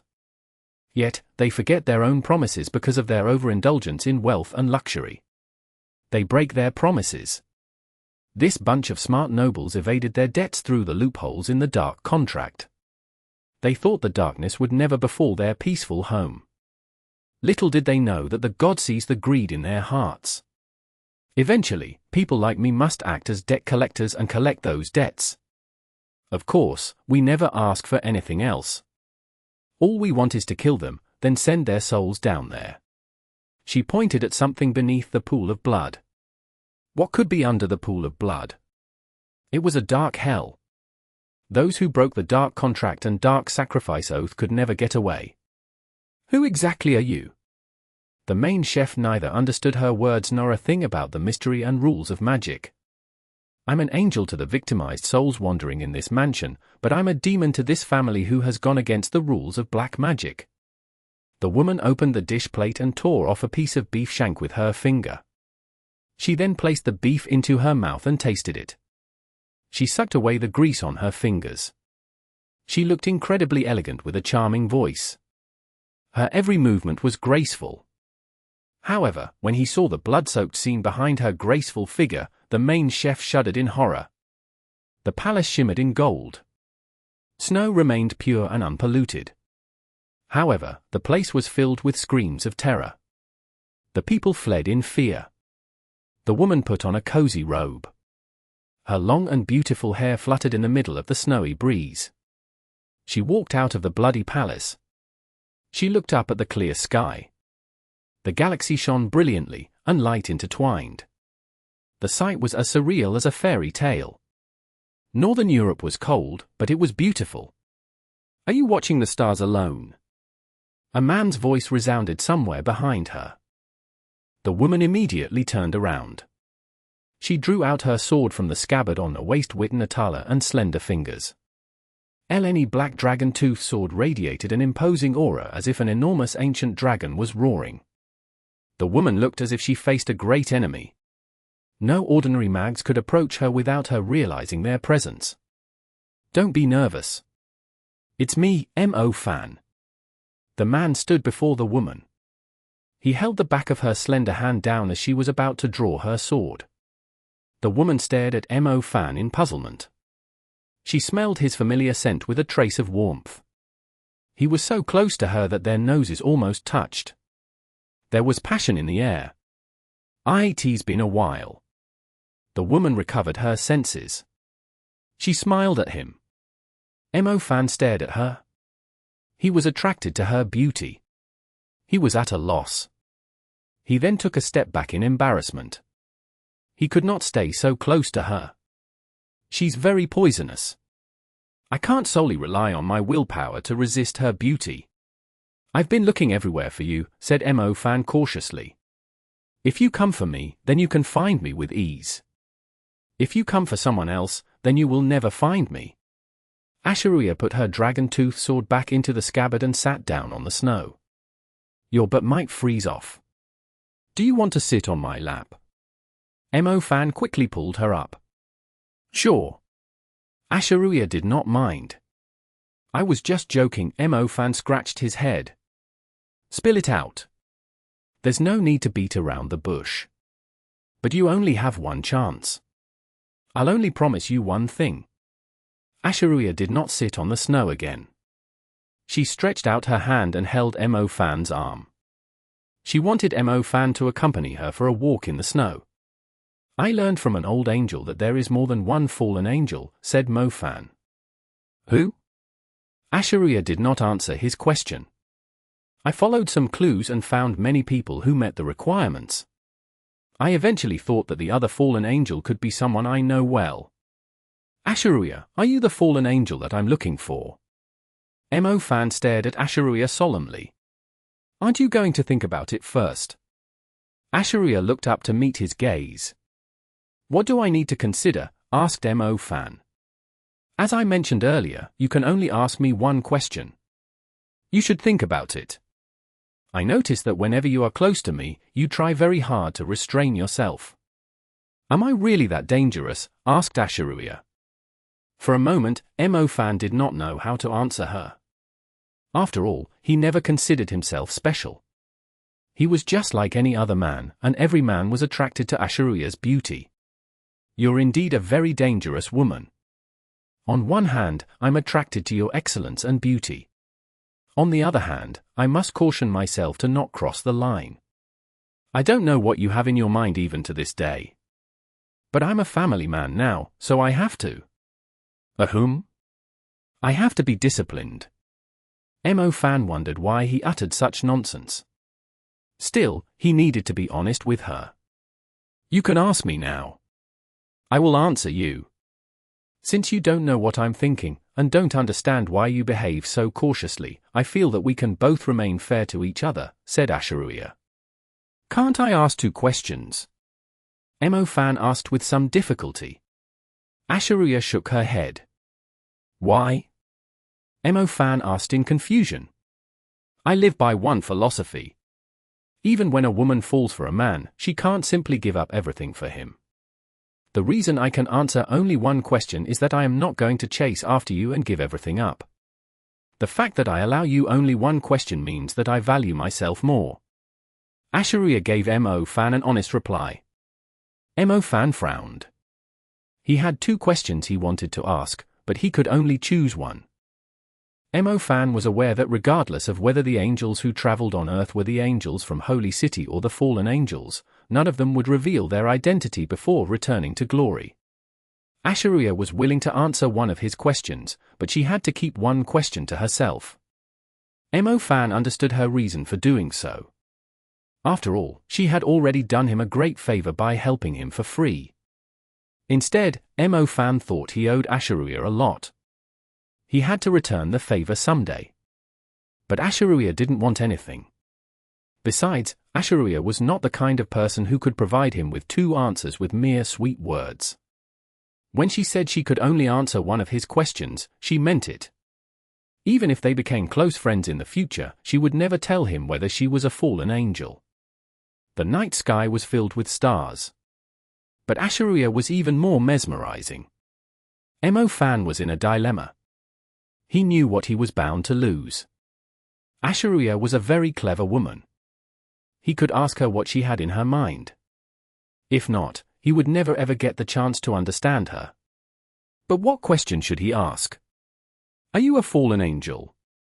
Or do you love me? If there was another way out of the situation, Mo Fan would do everything to not have to choose just one question. Great! Asha'ruiya breathed in the cold air. She looked at Mo Fan. I thought you would immediately ask whatever you have in your mind. Looking at the way you hesitate, I guess you know my value. I want to ask, Mo Fan finally said. The gale blew a large area of snow at them as they walked in the snow under the galaxy. Mo Fan whispered to Asha'ruiya. She was close to him, so she could hear his words. Still, Asha'ruiya remained graceful and kept a safe distance from Mo Fan while holding his arm. She did not put a lot of distance between them, but she wasn't very close to him either. Her footprints were shallow at times and deep at others. Chapter 31:10. The Hunter Tournament. Warm spring was hard to come by. Frosts had been covering the area for several months. The trees finally blossomed. The fragrance of the flowers was strong compared to previous years. It permeated the air on the streets. The fragrance of flowers remained intoxicating even after people went into their houses at night. The cold was finally over. The warm climate returned. The plants that had been through the cold seemed to have been baptized. The trees and flowers blossomed even more. The girl wore a neat uniform. Her black hair rested on her shoulders. She had a pair of soulful and beautiful eyes, like melting snow flowing in an alpine mountain stream. Imperial College reopened on a spring day. The girl walked along the long path filled with flowers toward the college entrance and grabbed everyone's attention. She carried her books and walked at a slow pace. Hi, mate! I haven't seen you before. I'm the vice president of the student council. I know most of the people in Imperial College. A handsome young man walked over. I'm an exchange student from Pearl Institute, said the girl. I thought the ocean demons destroyed Pearl Institute. I heard all the people moved to Ding City, said the vice president of the student council. Yes, that's true. Where is the dean's office? I'm looking for Dean Songhee, said the girl. I'll take you there. You're here in Imperial College for the very first time. You might lose your way. Okay. Thank you. Jiang Bingming was the vice president who led the exchange student to the dean's office. He glanced at her. Many pretty girls in Imperial College captured his attention. However, the female exchange student exuded a unique aura. She was still new in college. Hence, Jiang Bingming could not stop himself from stealing a few glances at her. She was very beautiful and charming. She was his type. He thought he was fortunate enough to pass by and greet her confidently. If the smug playboys saw her, she would be in trouble. Sir, are you there? I'm the vice president of the student council, Jiang Bingming. An exchange student from Pearl Institute is here looking for you. Jiang Bingming knocked on the door. Come in. Songhee's voice was heard from the other side of the door. Good day, sir. Songhee nodded. He looked at the exchange student. He smiled at her. are you Song Chiming's youngest granddaughter, Ling Lingling? Yes, I am, sir. Nice to meet you, said Ling Lingling. I heard that you and Mo Fan are partners in the Hunter Union. Are you a 7-star Hunter Master? Asked Song He. Ling Lingling nodded. Jiang Bingming's jaw dropped. He looked at Ling Lingling in shock. She's a 7-star Hunter Master. Is this a joke? Hardly any of the first-class graduates from Imperial College ever became a Hunter Master. How could the exchange student possibly be a 7-star Hunter Master? I've seen your application. If you want to become a senior hunter, you have to at least obtain the title of the Honorary Hunter Master in the Hunter Master Tournament. Imperial College has a Hunter Society. Besides, we take part in the Hunter Master Tournament using the name of the Hunter Society, said Song He. Okay. So, can I join the Hunter Society? Asked Ling Lingling. Sure. You're a freshman, and you've already joined the top graduation assessment level project. I do not doubt your abilities, but I'm worried that the Hunter Society members will find it a bit hard to accept this. In terms of star ranking, you're qualified to become their leader. However, given your age and grade, Song He scratched his head. For a moment, he did not know how to handle the situation. Yes, sir, I'm one of the members of the society. Are you kidding me? Is she truly a 7-star Hunter Master? A 7-star Hunter Master must complete an international level bounty task.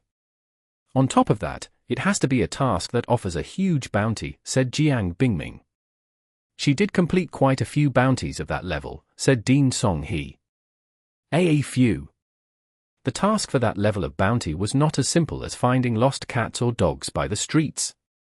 Even some of the senior hunters could not solve the tasks. Sir, are you worried that some of the members in the Hunter Society may refuse to follow my instructions due to my young age? Don't worry. You don't have to mention to them that I'm the 7-star Hunter Master. All I want is to outlive to take part in the Hunter Master Tournament, said Ling Lingling. Age was indeed a troublesome issue. Ling Lingling had been a hunter for 7 or 8 years. She had handled both major and minor bounty tasks and witnessed many things, but those had come to pass even before she became an adult. She still needed a certificate. If she truly wanted to become a senior hunter, she had to participate in the Hunter Master Tournament and obtain the title of Honorary Hunter Master in the tournament. Of course, a senior hunter was more than just a title. They had to fulfill many complicated requirements. If she was determined to become a senior hunter, she had to take the first step independently. She had to rely on herself in the future. That's true. All you need is a pass to join the tournament. Bingming, please take her to the Hunter Society. Inform the teacher who leads the program that she's my niece and that she wishes to grow her knowledge with the team. Song He thought this was the proper way to handle it. The main issue was that the Hunter Society had its own management system. Lingling was a 7-star Hunter Master, and her sudden involvement would more or less cause a disruption. Noted, sir, said Jiang Bingming. I'll inform the teacher in charge. Ling Lingling, follow the team and make us proud, said Song He. I will. Thank you, sir, said Ling Lingling. Bingming, sorry to trouble you. Don't mention it. It's perfectly all right. By the way, are you truly a 7-star Hunter Master? I used to have a great partner. He was the one who guided me. I was just hanging around to earn some hunter contribution points, said Ling Lingling humbly. So that's how it is. Like I said earlier, I don't believe you're a 7-star Hunter Master at such a young age. I also aim to become a senior hunter. Let's work hard together. Jiang Bingming breathed out a long sigh of relief. She is forced to become one of the Hunter Masters. Indeed, some of the old, qualified hunters solved the bounty tasks on their own, then passed them to their descendants so that their descendants could quickly earn a spot in the Hunter Circle. The fact that a person had helped Lingling gain her 7-star Hunter Master title showed that she came from an extraordinary background. She was beautiful and charming with an unfathomable background. She seemed to have a good temperament, too. She was an ideal woman. Since she is still new to the adult world and society, I have to take advantage of this and be quick to act on it. Jiang Bingming had a plan in mind. Chapter 31:11. At a slot. Pearl Institute did not have any societies. It focused on bringing up students with outstanding achievements in the hunting fields. It also provided more opportunities for students who wanted to gain real-life experience.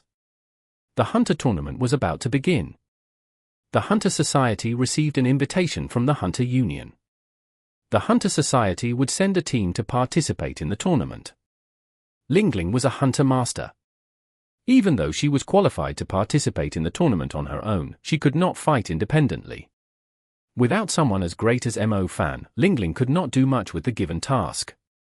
It was out of the question to drag Mo Fan to join her in the Hunter Tournament right now. Lingling had to find her own way.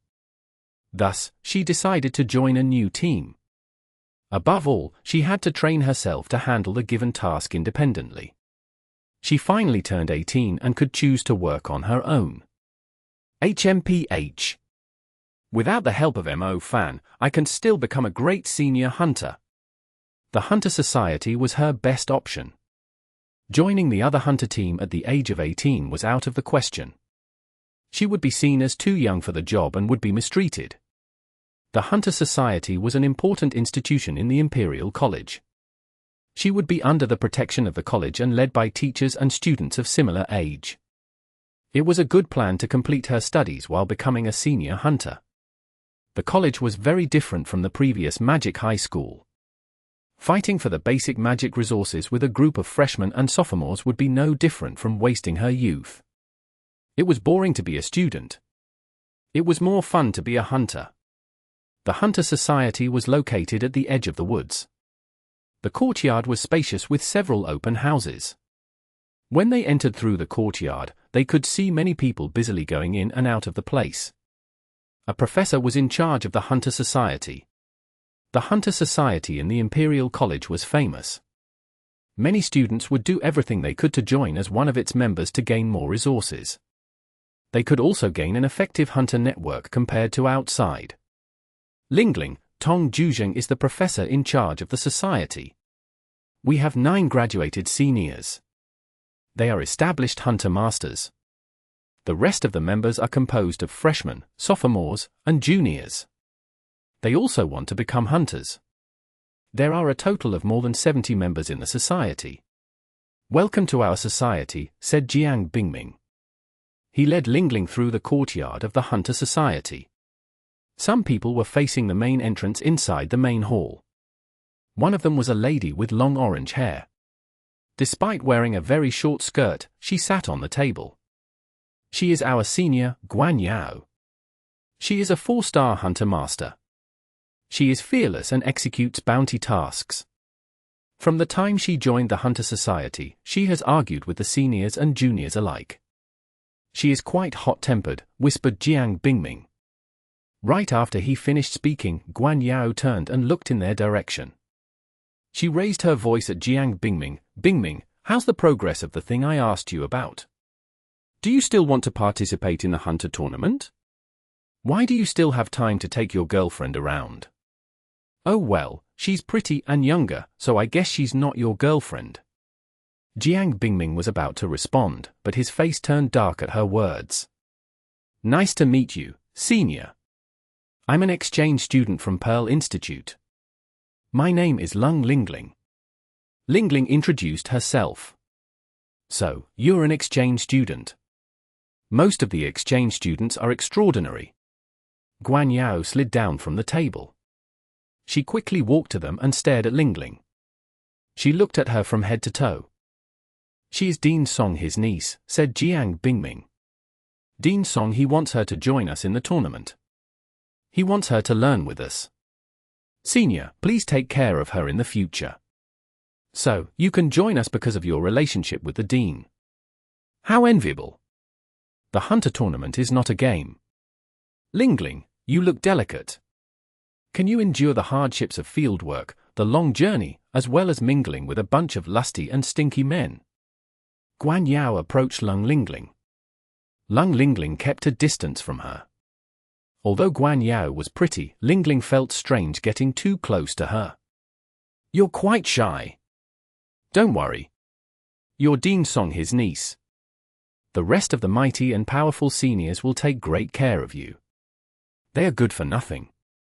They curry favor with the top management with the hope of breaking through, said Guan Yao. Guan Yao, stop talking nonsense. Just because you're a 4-star hunter master doesn't mean you can look down on us. So, you're Song, his niece. Welcome to our society. Our society is a good place to intern. The Hunter Society in Imperial College is reputable. Several seniors chipped in. Some of them refuted Guan Yao.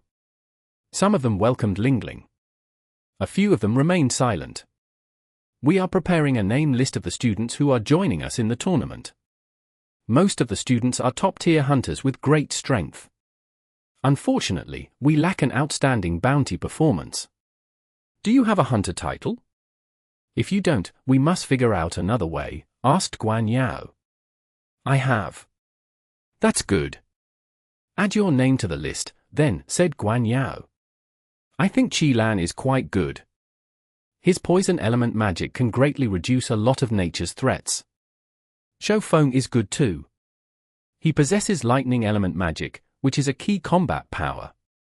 If we face any troublesome demons or horrible hunter competitors, we might really suffer without someone like him. Get off. Let me finalize the list. Guan Yao scolded. For a moment, the hall was in chaos. Most of the students stood far away. They dared not speak up. Meanwhile, Guan Yao acted as if she was the boss and the ultimate decision-maker. The rest of the seniors were extremely dissatisfied with her. They fought for a few minutes. Suddenly, someone faked a cough. The next moment, the crowd became quiet. A handsome man walked toward them. His Professor Tong Juzheng. He is very strict, said Jiang Bingming. The professor looks quite young. Lingling watched as Tong Juzheng walked toward them. He's the youngest professor at the Imperial College. There is hardly any professor who is as influential as him. Even the elders from the Hunter Union respected him, said Jiang Bingming. Professor Tong Juzheng saw Lung Lingling. He glanced at her but didn't say anything. Have you prepared the name list? Asked Tong Juzheng. Guan Yao said softly, we've basically confirmed the list. Professor, do you want to change anything? If it's confirmed, let's depart now. Ooh? Now? Yes. There have been some changes to the tournament. Chapter 31:12. The Egyptian Tournament. Before the official start of the Hunter Tournament, the details could not be revealed. As a major international competition, its level of authority and influence was only second to the World College Tournament. Lingling had just arrived at the imperial capital, and she immediately reported to the Hunter Society. She initially planned to take a stroll in the capital and enjoy the local delicacies. However, before she even had time to quench her thirst, she had to head toward a military airport in the southern mountain. Why do we need to head to the military airport? Does the Hunter Tournament have something to do with the military? Lingling looked at the light green military aircraft in confusion. Based on the model of the military aircraft, it was used for long-distance flight. There were obvious traces of magic patterns because of the wind element magic on its fuselage and wings. Everyone, I've reported your visas to the Egyptian official. After we arrive at Cairo, we will proceed to Orange Sand Town, said the military officer to the members of the Hunter Society. Professor Tong Juzheng nodded. He let his students board the aircraft. Meanwhile, Guan Yao, Jiang Bingming, and the other seniors who were the Hunter Masters of Imperial Capital were also confused. They did not understand what was happening. Professor, why are we going to Egypt? Guan Yao looked puzzled. It's understood that the Hunter Tournament would most likely be held overseas, but shouldn't we at least carry out a domestic selection before advancing to the international stage? That's why I said the situation has changed. Professor Tong Juzheng said. If you don't want to go, you can withdraw now. Professor Tong Jiaocheng's tone was harsh. Guan Yao dared not ask more questions. Those who go abroad for training can earn a very high graduation bonus point, right? Asked Lingling to a muscular senior who had been exceptionally polite with her. The senior had a bodybuilder's physique, but his features made him look gentle. He even spoke softly. Indeed. This is a rare chance, so I don't want to miss it. Actually, I've been longing to join the Enforcement Union after graduation. However, the Enforcement Union requires a relatively high level of practical combat experience. Moreover, they give their priority to recruiting outstanding and top-tier hunters. Jiang Bingming's eyes were filled with expectations.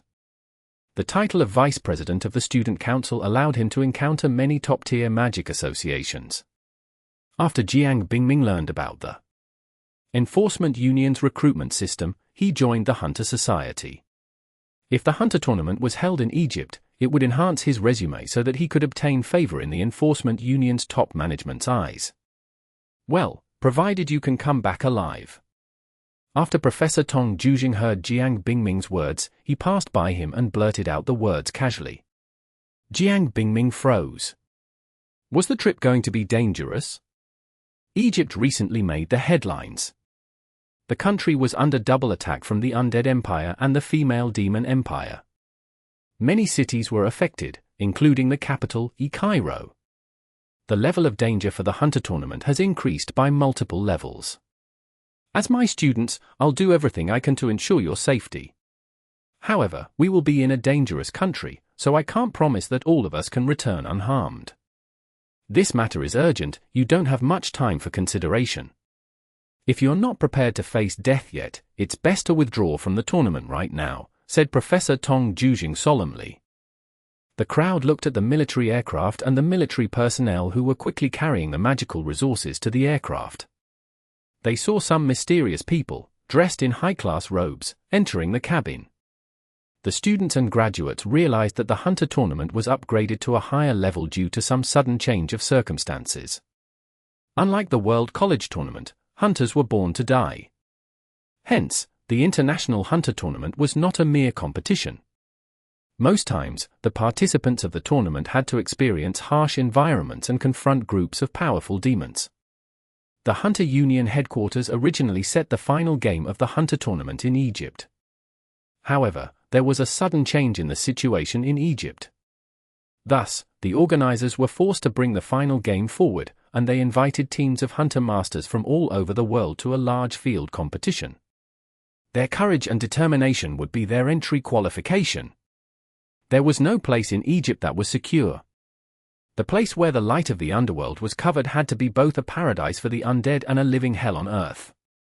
Sure enough, some people withdrew from the tournament. There were many juniors and seniors in the Hunter Society. They preferred a lower level of danger for their training. There were some demonic lands in the country where they dared not to set foot, such as the Undead Kingdom in Egypt.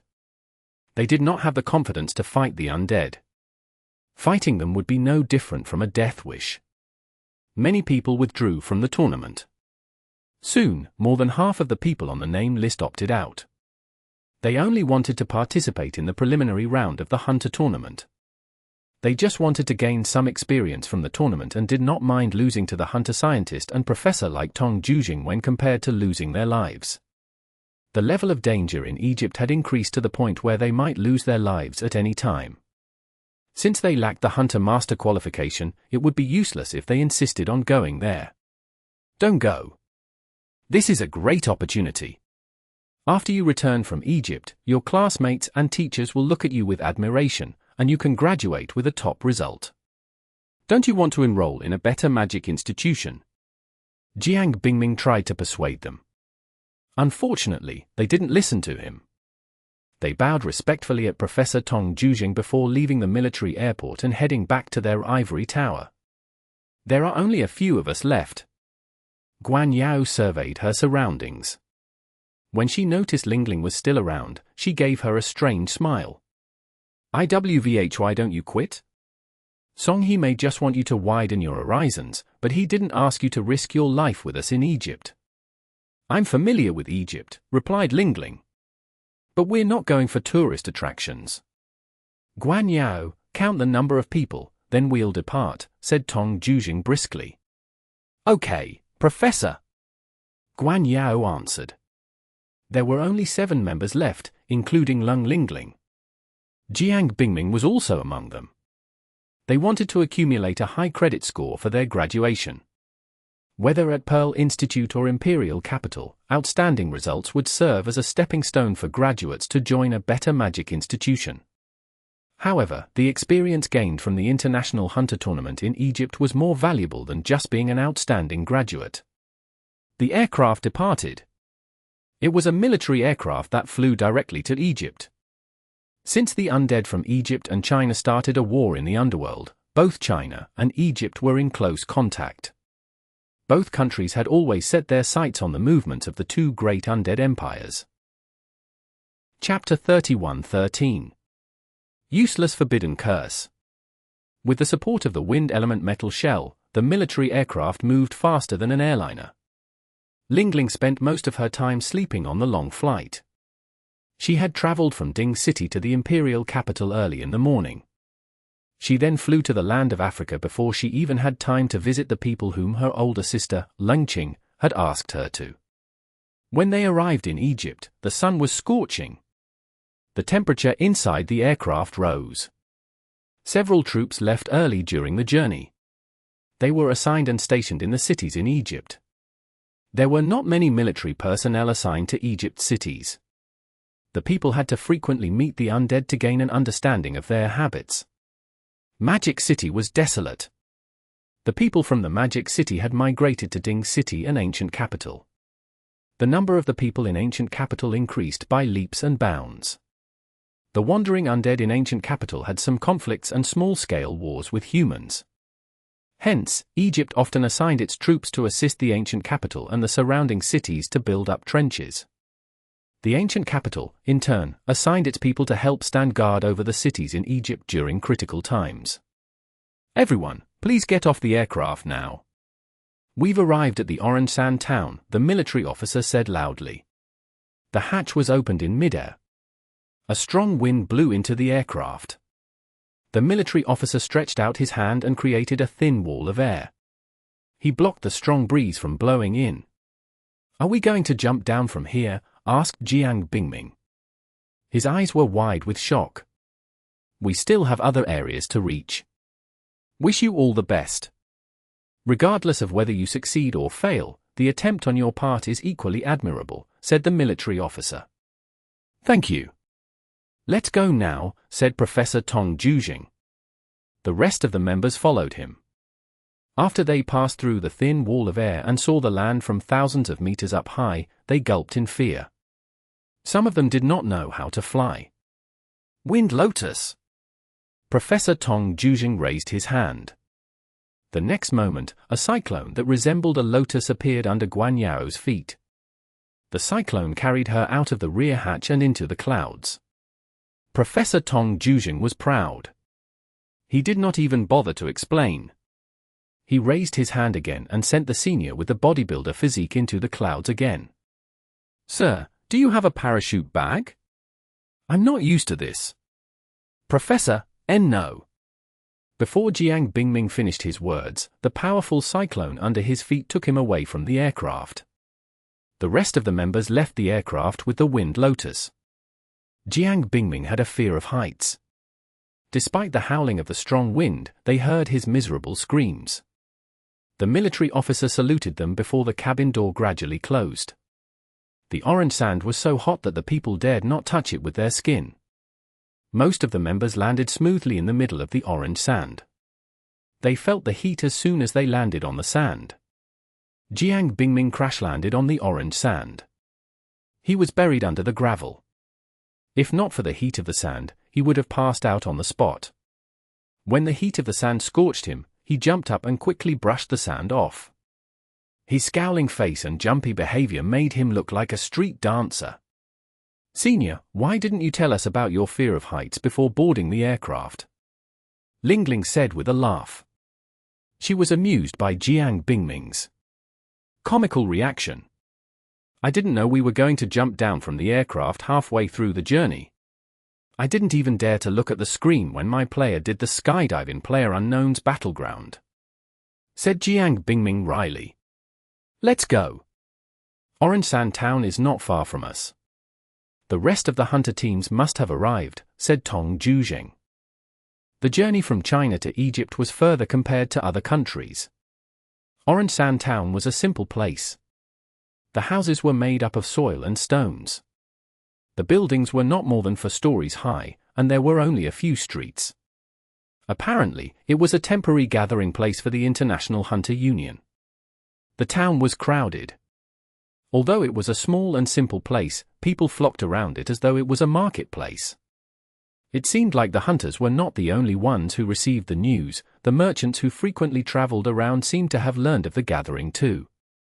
Hence, they flocked here to do business. They set up their stalls in the town and sold various magic apparatus and herbs. Sir, we didn't know that we would be coming to Egypt to fight against the undead, so we didn't prepare a sufficient supply of herbs. Shall I go and buy some? Asked Guan Yao. All right. Take the female members along with you. I will leave and replenish supplies as well, said Tong Juzheng. Okay. Buy some good quality protective scrolls and distribute them to the students. A thought sprang up in Tong Juzheng's mind at the last minute, and he instructed Guan Yao. Professor, they are not cheap. Guan Yao blinked. Professor Tong Juzheng took out a card. Only buy the good quality ones. It's best if the scrolls are sourced from the light element magic. You can also buy some good quality shields or armored magical equipment. Professor, that's very generous of you. Juniors, you have a great harvest this time, said Guan Yao. Tong Juzheng hurried to the building which had a golden tent in its courtyard. The next moment, he seemed to have recalled something and returned to the students. He took off the white, amber necklace hanging around his neck and passed it to Guan Yao. Guan Yao's eyes lit up. She was aware that the necklace was Professor Tong Juzheng's supernatural guardian magic weapon. The necklace had once saved him from a ruler-level creature's fatal attack. Professor Tong Juzheng usually looked aloof. But when it came to an emergency, Guan Yao thought he actually cared for her. After all, they were in Egypt and accidents could happen to anyone at any time. Pass it to the dean's niece. He left. Guan Yao was stunned.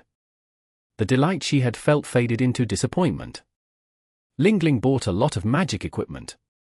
Her hands were sore as she carried them. She wondered why Guan Yao made her carry the heavy stuff. At night, the town was lively. More hunters gathered in the place. The weather in Cairo turned freezing at night. Still, the merchants continued with their business without a hint of fatigue and discomfort. Ling Ling took a bath and applied moisturizer and serum to her skin. Her skin was so dry that it almost cracked the last time she was in Egypt. This time, she had prepared well for a trip to Egypt. She could not rely on magic alone to protect her beauty. Dong! Dong! Dong! She heard a strange sound outside the bathroom partition. Ling Ling was alert. She wielded a magic vine thorn. If she caught the peeping Tom, she was determined to turn him blind. What a coincidence! Are you taking a shower too? A lewd voice rose from behind her. Ling Ling trembled. By the time she recovered her senses, she was so annoyed that her cheeks turned red. She turned around and kicked the person. Jerk! Ling Ling said gruffly. I watched you grow up. What's the big deal? The person was calm. Still, he stared at Ling Ling, who was wrapped in a bath towel. Despite his composed appearance, his brightly lit eyes had betrayed him. How do you know I was here? Asked Ling Ling in a huff. I'm the all-knowing magic god. Of course, I know where the world's most beautiful, smartest, and invincible babe is. We have been partners for many years, said Mo Fan with a smile. Do you have anything to do with the sudden change of situation in Egypt? Last time, you mentioned that you want to settle accounts with Khufu, said Ling Ling. We've been set up. After we sealed Khufu in his coffin, an Egyptian general did something to it, then trapped me and 6 other members from the Forbidden Curse Association inside the pyramid, said Mo Fan. You are trapped inside the pyramid, huh? Then, who am I talking to? Ling Ling asked in surprise. "It's my shadow," said Mo Fan. He twisted his body and turned into a cloud of smoke. The smoke was as bright as a black flame, and the smoke swayed. Lingling touched him, only to find that the person before her was not a living human. For a moment, she was disappointed. "Don't worry, we're not in any danger. But Khufu colluded with one of us and trapped the forbidden mags in different areas inside the pyramid," said Mo Fan. "No wonder everyone here is so nervous, as if a great battle is imminent." "It turns out that the forbidden mags are trapped," said Lingling. "Whom?" "Khufu is very cunning. It knows our actions like the back of its hand." "Lingling, you came just in time. Since we are trapped, Khufu and its colluders will carry out a large-scale attack against Egypt. You must help find the head of the colluder as soon as possible." "Are you aware that the Hunter tournament is involved in this sudden change of situation?" asked Lingling. "We have a forbidden hunter in our team. He could be the one who initiated the rescue assistance to the World Federation of United Nations headquarters before he was trapped," said Mo Fan. Lingling nodded. The theme for the World's Hunter tournament would most likely relate to the missing forbidden mags. "Do you have any more clues?" asked Lingling. "Then, it's quite difficult to find the person who colluded with Khufu. Difficult for others, maybe. But Lingling, you're different from them because you're the gorgeous young lady who found the Chinese national beast, the Great Azure Dragon." Mo Fan tried to curry favor without shame. Lingling snorted. "I'm just a college freshman. What can you expect me to do when even the forbidden mags failed the mission?" "But I'll do everything I can," said Lingling. She came to participate in the Hunter tournament. However, she only ended up helping Mo Fan find the traitor who colluded with Khufu. The person who had been highly regarded by Khufu was probably someone with high authority. Besides, the person must have kept his identity well hidden. Lingling was not given any clues. How was she supposed to figure out who the traitor was? "My shadow is about to vanish. Give me a quick hug now," said Mo Fan. "Scum," said Lingling. "Girl, mind your words. How can you say that to me?" Mo Fan flew into a rage of humiliation inside Khufu's pyramid. Chapter 31:14. Tracing the Pharaoh's source. At noon, it was rare to see the haze enveloping the blazing sky dome of Cairo. They felt a bit of coolness in the desert town that was similar to a furnace. Unfortunately, the cool air did not last for more than a few hours. Heat filled the land again. The people were drenched in sweat as if they were trapped inside a steamer. They could not even breathe properly. They felt as though something blocked their chest entirely. "Is it going to rain?" On the street, the Egyptian merchant selling magic stuff looked up at the sky in astonishment. "It seems so."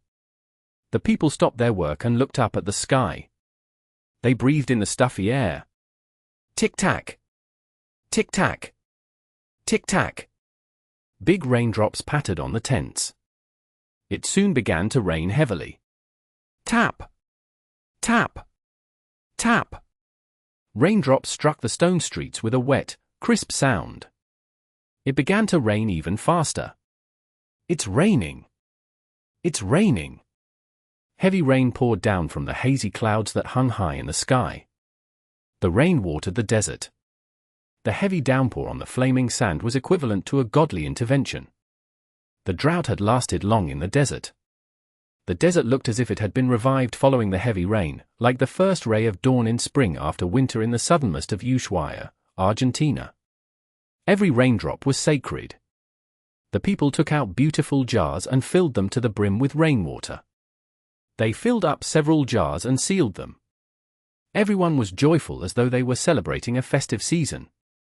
The members of the Hunter Society from Imperial College held umbrellas as they walked on the street. They looked puzzled when they noticed the people dancing in the rain. Rain in Cairo is an important event, just like the first snow in the imperial capital. After all, rain in spring is important to us, too. "Isn't it?" said Chen He. He was very knowledgeable. Chen He was a strong and muscular senior with a bodybuilder's physique. However, he had very soft features. The two contrasted each other jarringly. Stop looking at it. We'll gather at the end of the street. The rest of the Hunter-Master teams must have arrived. It's good to arrive early so that we can get to know our opponents. Guan Yao was not in the mood to appreciate the local customs. They hastened their pace to the end of the streets. A dozen Hunter-Master teams were already gathered there. They came from different countries. They had different hair colors, skin colors, and eye colors. There were also other Hunter-Master teams from the local area. The Hunter tournament had always attracted many participants. There had been at least hundreds of local teams. However, when they learned that they had to travel to Egypt where the riots of Egyptian undead were still happening, very few teams decided to continue their journey. After weighing the pros and cons, they decided to skip the Hunter tournament for this term. After all, the title and honors remained unchanged. Therefore, there was no need to take risks for this term. Teams 37 to 62, we will issue a bounty order to you now. Your bounty task is to find the Pharaoh's source, which is scattered across the Pharaoh's tombs in this land under the undead's attack. Remember, you will need to find the exact location of the Pharaoh's source. You can't take it away. If you do and end up dead, the Hunter Union will not sympathize with you. There will be at least one Dark Sword Master standing guard over the Pharaoh's source somewhere nearby, announced the host of the tournament. The host was an old Egyptian senior hunter. He was known as Black Elephant King. It was said that his most epic summoning creature was an underworld elephant. The Hunter Society was assigned to the 48th Hunter Team, which was under the Egyptian Black Elephant King's unified management and assignment. He distributed the task to a total of 25 teams. He supervised them and made the final assessment. The Pharaoh's source? Isn't this considered a top international level bounty task? Some people spend a lot of money just to obtain a drop of the orthodox Pharaoh's source. I heard that the Pharaoh's source can keep one youthful forever. The researchers from the skincare companies are especially obsessed with it, said Chen He in surprise. They were going to look for the Pharaoh's source. The Pharaoh's source was a mission that topped the international bounty list. Even though the bounty offered was so high that it was almost as much as the entire wealth of a small city, few were willing to complete the task. The Pharaoh's source had too many uses. The most overstated one was that it could prolong one's life. Khufu and its pharaohs were the best ambassadors of the Pharaoh's source. They lived even to this day. Even the soul element magic relies on the Pharaoh's source. The Pharaoh's source can turn an ordinary soul mage into a master of the underworld. Guan Yao looked thrilled. She was a minor soul mage. She was full of anticipation from the moment they headed to Egypt. Perhaps she could find a way to break through her advanced level soul element magic.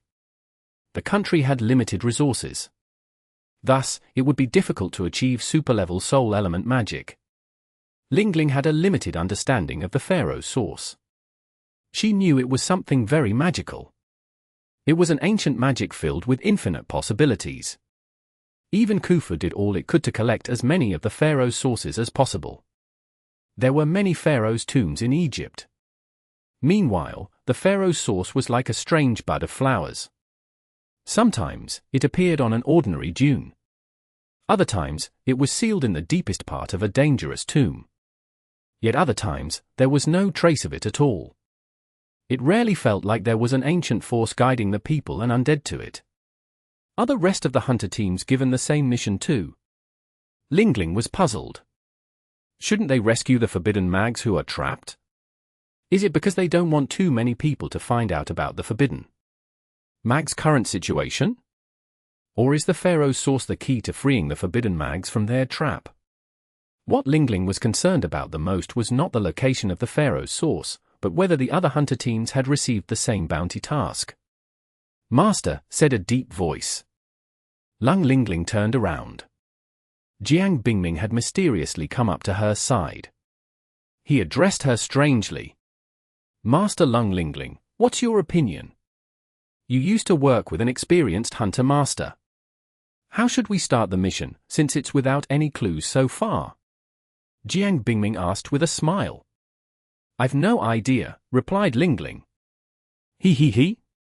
Lingling, do you want to hear my analysis? Jiang Bingming said smugly. Lingling understood that her senior wanted to tell her of his plan. It wouldn't hurt to listen to his ideas. She wondered what else the vice president of the Student Council of Imperial College had to offer aside from having a fear of heights. Of course, senior. What is it? Asked Lingling. Lealty's the rain. It hardly rains in Egypt. From my understanding, the Pharaoh's source is related to the rain. We can tell the possible existence of the Pharaoh's source based on the plant growth and desert flowers in the following week. Lingling, if you're willing to help me work out the plant statistics and geographic screening, I don't mind sharing the credit with you. After all, I'm your senior, and the dean has asked me to take care of you. Jiang Bingming chuckled. Really? Lingling was enlightened. There was indeed a good chance of finding the Pharaoh's source with its connection to the rain. Since it was a source, it was related to water, the source of life. Lingling did not expect Jiang Bingming to have conducted his research about Egypt through the night after passing out and throwing up the day before. Chapter 31:15. The Eye of Scorch Bounty. Of course. You have to trust my professionalism. Jiang Bingming looked expectant. He longed to see his innocent and lovely junior looking at him with admiration. Okay. I'll help you to do the screening. Lingling nodded. When she noticed Jiang Bingming remained where he was and looked smug, she rolled her eyes. He looked at her as though expecting something. Lingling acted like a sweet, innocent girl and forced a smile on her face. When Jiang Bingming saw his junior smile so radiantly at him, he was filled with confidence. His posture instantly changed. Lingling watched him leave before heaving a long sigh. Why do grown men always have a few screws loose in their heads, wondered Lingling. Why was he so eager to see me enthusiastic like a 3-year-old child asking for candy? In the past, Lingling used to just ignore them, so they knew she wasn't interested. But now, she had to fake a smile and act innocent. Otherwise, they would hold grudges against her, which might not work in her favor. Anyway, Jiang Bingming might be heading in the right direction. There are not many plants in the Egyptian desert. Rain could indeed be a clue. Lingling curled her short hair with her finger. Her hair slowly slid down along her cheek. It was a habitual movement whenever she was deep in thought. She did not solely rely on drinking milk tea when she was thinking hard. If she often drank milk tea whenever she was trying to figure something out, it might only add weight to her slender arms and thighs. Can the Pharaoh's source truly keep one youthful forever? His words echoed in her mind. Her eyes lit up. The snake demon, Apis, was more than 200 years old. It was truly an old witch. However, Apis did not look old at all. Instead, Lingling thought that she looked like Apis' older sister. How did the snake demon maintain the appearance of a 16-year-old lady forever? Lingling was young, so she would still be comparable to Apis for the next few years. But what about after a decade or two later? Apis would still be the same.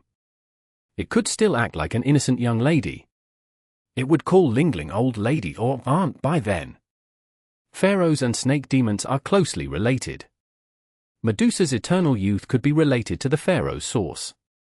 If that's the case, perhaps Apis can provide me with some clues. Lingling connected the dots. Fan had let go of Apis a long time ago. The fight between Apis and its older sisters was not over. Lingling was almost certain that Apis was in Egypt, but she was not sure which temple it was in. She was also not sure if Apis was still fighting with its older sisters or if it had ascended the throne of the mother of Medusa. Who is the traitor who trapped the forbidden mazes? So far, I've only come into contact with one top management figure, Black Elephant King. He doesn't even say much. How can I tell if he's colluding with Khufu? Lingling realized she had a lot of things to worry about. She curled her hair tightly along her fingers, which left marks on them. Okay. You are given 3 days to manage your activities. After 3 days, each of you will give me a weathervane report and detailed information about your mission, said Professor Tong Juzheng. They were not given any clues, so they had to gather information in their own way. A complete set of information could provide them with a sense of direction. They could then narrow it down to a clear picture. The Hunter Tournament had begun. The rest of the Hunter Masters started to look around. Unlike the World College Tournament, the Hunter Tournament did not impose any restrictions on any resources. Even if they purchased the Pharaoh source from outside, they would still be considered the winner. There were no rules for the hunters. As long as the hunters did not hurt anyone or commit any heinous crimes, they would not be condemned regardless of how they completed their tasks. Lingling bought a bottle of Coke and sat by the window. She opened her notebook. The portable computer was her treasure trove. It contained various hunter programs designed by herself. It also contained all the information in the world, including the distribution of the Egyptian desert plants.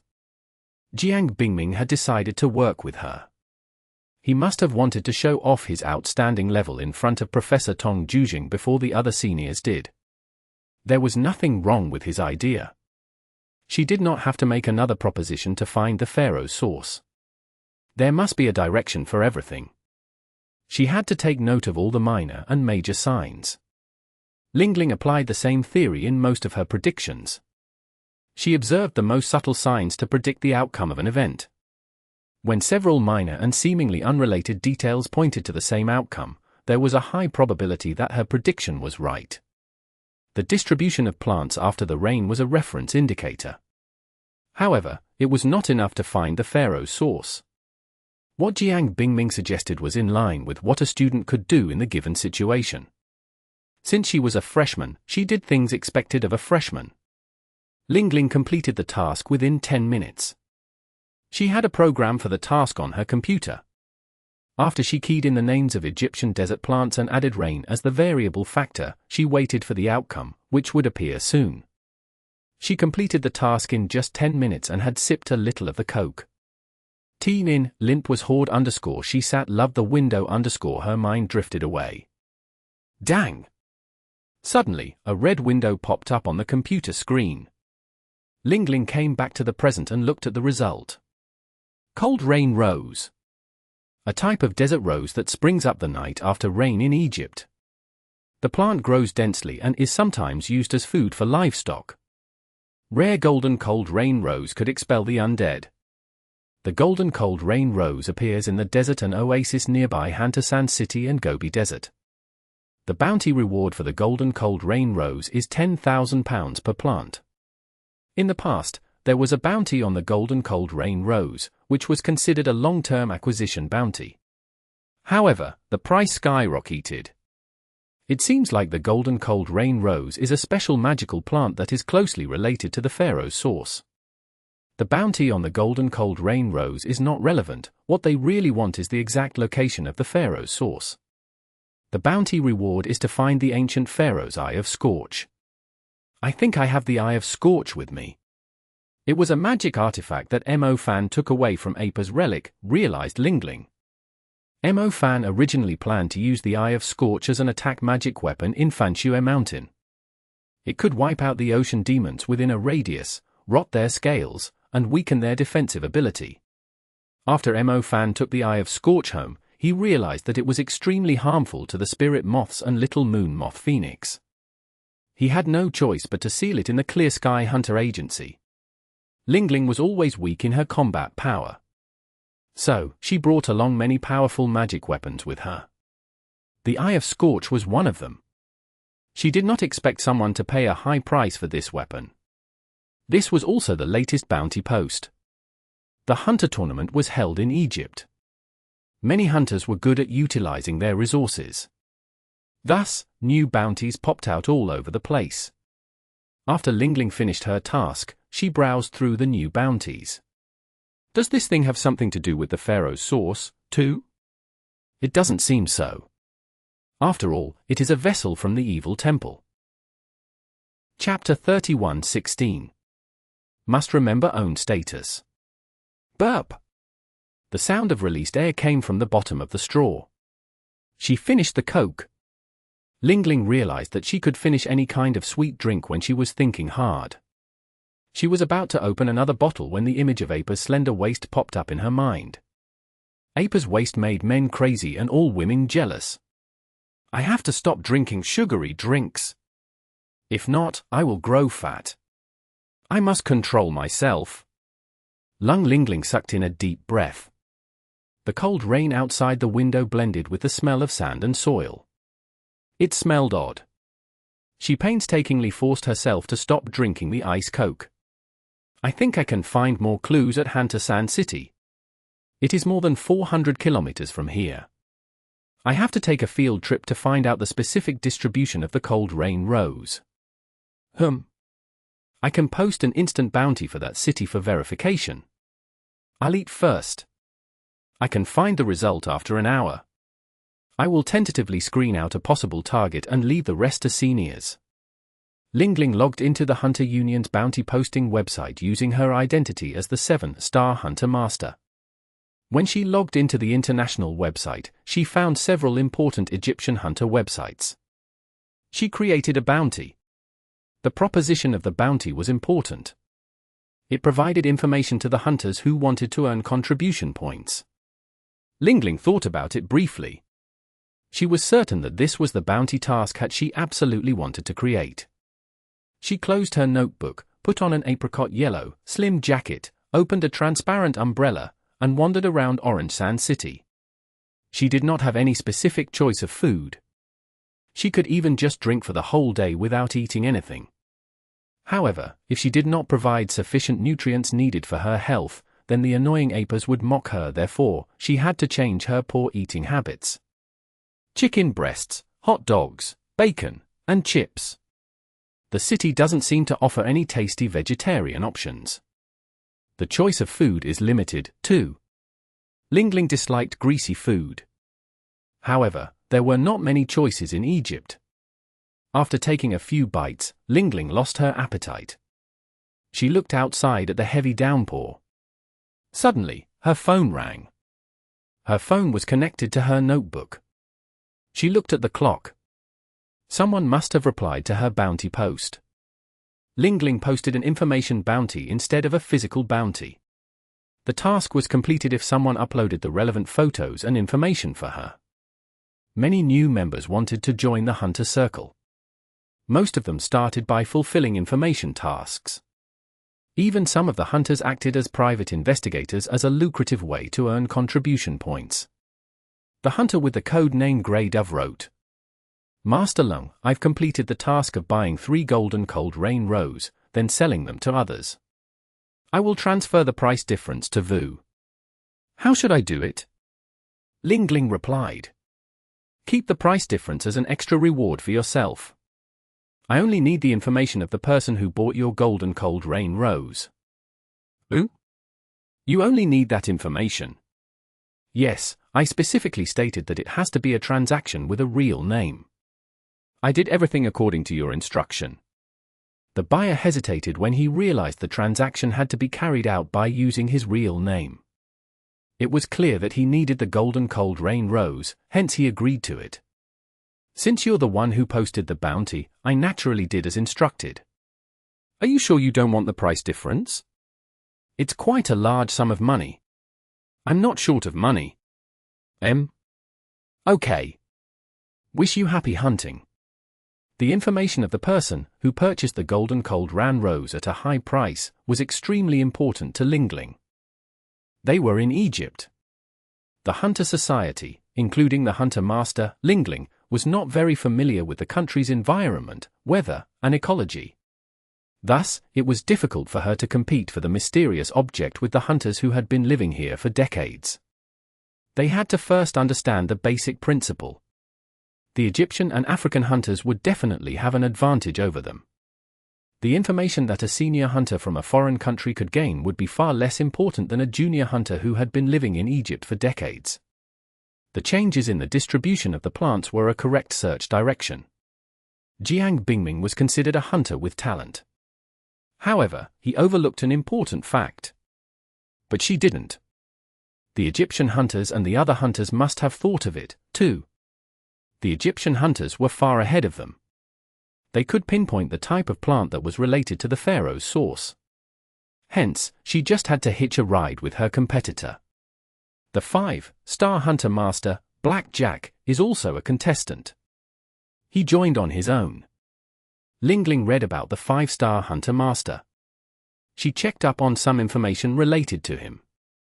He is a suspected criminal without substantial evidence to make an arrest. He is under long-term surveillance by the Cape of Good Hope Magic Castle and has a high propensity for murder. He's not a person to mess with. I suppose hitchhiking with him is not an issue, though, Lingling thought to herself. Since the experienced 5-star Hunter Master is in such a hurry to rush to that city as soon as he receives the task of the Hunter Tournament, I can basically confirm that the Pharaoh's source is in Hantasan City. Hopefully, Black Jack is not as stupid as I expect him to be. Lingling continued to post bounties. She selected higher-level hunters who were good at tracking. These hunters would provide her with information about Black Jack's whereabouts. All she had to do was to wait for the rain to stop and the result to release. Of course, she could not risk putting all her eggs in one basket. Lingling targeted some of Cairo's best hunters. These hunters would pave the path for her. At the very least, she could learn more about Egypt and the key elements relating to the Pharaoh's source within a short time. Here's the number. Black Jack is number 1, Sate is number 2. Participants from number 1 to 9, you don't have to run to the end point. I can. Guess where the end point is as long as you run more than half of the distance. By then, I will be there waiting for you. Sate is a member of the Egyptian College and is in the same batch as Mo Fan. He is already a 7-star Hunter Master now. Does he have the intention to take advantage of the Hunter Tournament to win the title of the youngest senior hunter, too? So far, I only know one Egyptian senior hunter, which is the Black Elephant King. I don't know who the other one is. Does the Kaluda have something to do with the Hunter Tournament? Have I accidentally done something that shouldn't be done by a freshman? I have to remember who I am. I must remember my own status. Chapter 31:17. Who is the Seductress? The rain lasted for one whole day. Professor Tong Jujing gave them 3 days to split up and collect local information. The truth was, Lingling obtained useful clues from a couple of outstanding hunters from the first day she joined the team. After she excluded the unimportant factors, she could confirm the location of the Pharaoh's source and the possible signs surrounding it. As a freshman, Lingling planned to give them only the information about the golden cold rain rose. Everyone, well done! We can start now. Many hunters are already on their way. We can't do anything about that. After all, we're not familiar with Egypt. Professor Tong Jujing pushed back the rim of his glasses on his nose after reading their reports. Sir, Lingling and I agree that the golden cold rain rose is the key. Shall we start with this? Jiang Bingming said excitedly. While the other seniors could not find any intuitive clues, I found an important plant. That is called talent. Jiang Bingming snickered. He noticed that Professor Tong Jujing was impressed with his proposition. Chen He, go to Hantasan City and buy the golden cold rain rose. When you purchase it, be sure to ask the herb dealer about the geographical location of each golden cold rain rose, said Tong Jujing. Noted, Professor. I'll go with you. Jiang Bingming's eyes lit up. He was acknowledged by the professor. Lingling, come with me. No, thanks. I don't like to travel. I'll just wait for the result here, said Lingling with a smile, showing her dimples. Okay, wait for our update. If we find any clues, you will be credited for it, too, said Jiang Bingming. Lingling, since you came here to grow your knowledge, you shouldn't complain about it. You should travel around with your seniors to learn more. If you've been brought up in a well-off family and school, it's about time to change your attitude, said Guan Yao as she approached Lingling. Never mind. The two of us can take the trip down to Hantasan City. Lingling has been working hard on the distribution of the desert plants for nights before finding this important clue. She hasn't been resting well. Jiang Bingming spoke up for Lingling. Lingling, I didn't know that you've been working so hard. Chen He fist bumped Lingling. Lingling could not help but laugh. He surely looked tough, but he was always so adorable. Lingling wondered what was wrong with Guan Yao. Guan Yao sometimes acted shy, but there was always some prejudice in the way she talked to Lingling.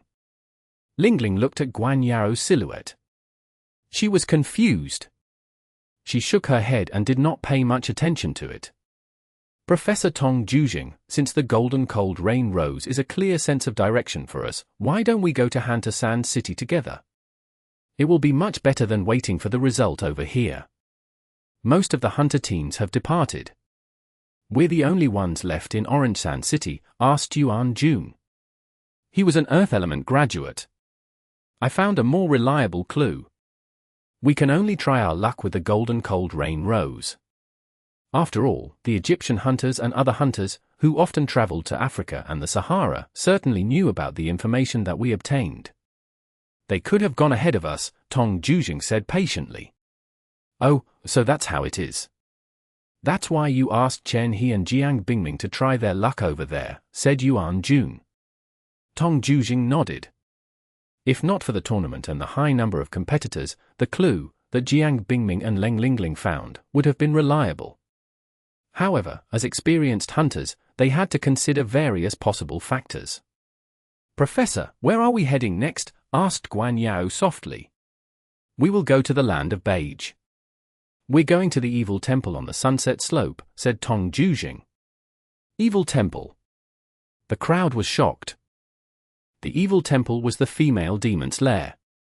The temple was not a place of gathering for small demons. It was a palace for the more powerful female demons. The mags who had been there were skinned alive. We'll look around it.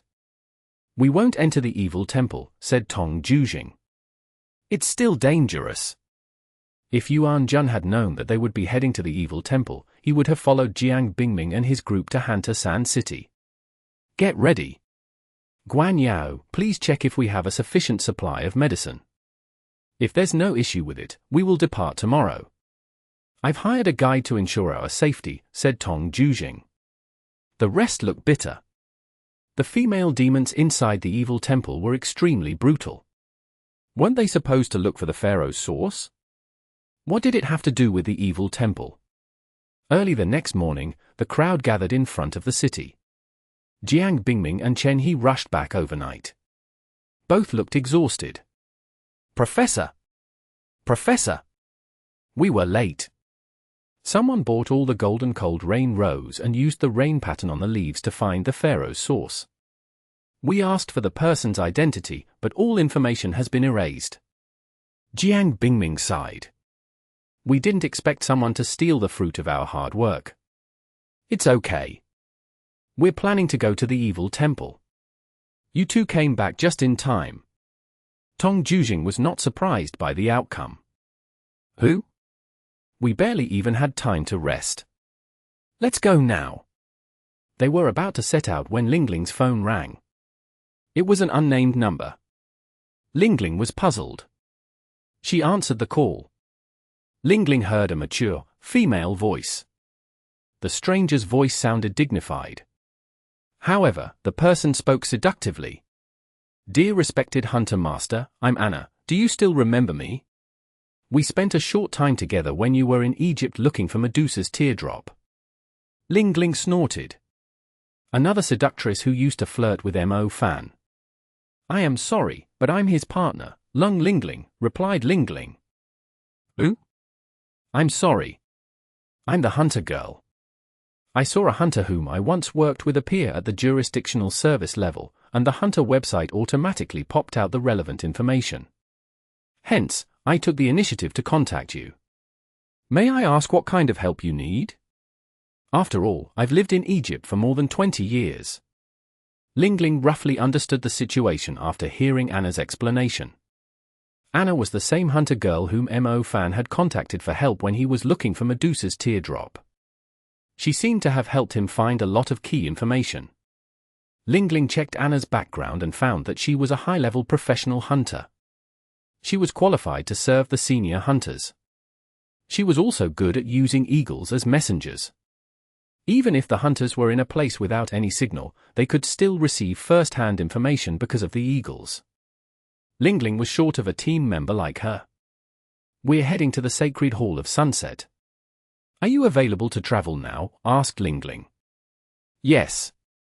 As for my safety and reward, I'm participating in the hunter tournament." "As for your safety, can't you trust a 7-star hunter master?" refuted Lingling. "Oh, it's the hunter tournament already." Anna's tone got noticeably sharper. It was clear that she was willing to help. "Send me your location. I will arrive shortly." Chapter 31:18. Guardian Snake. After the rain, the desert emanated a strong smell of mud. Fortunately, the sand in this place was still clean.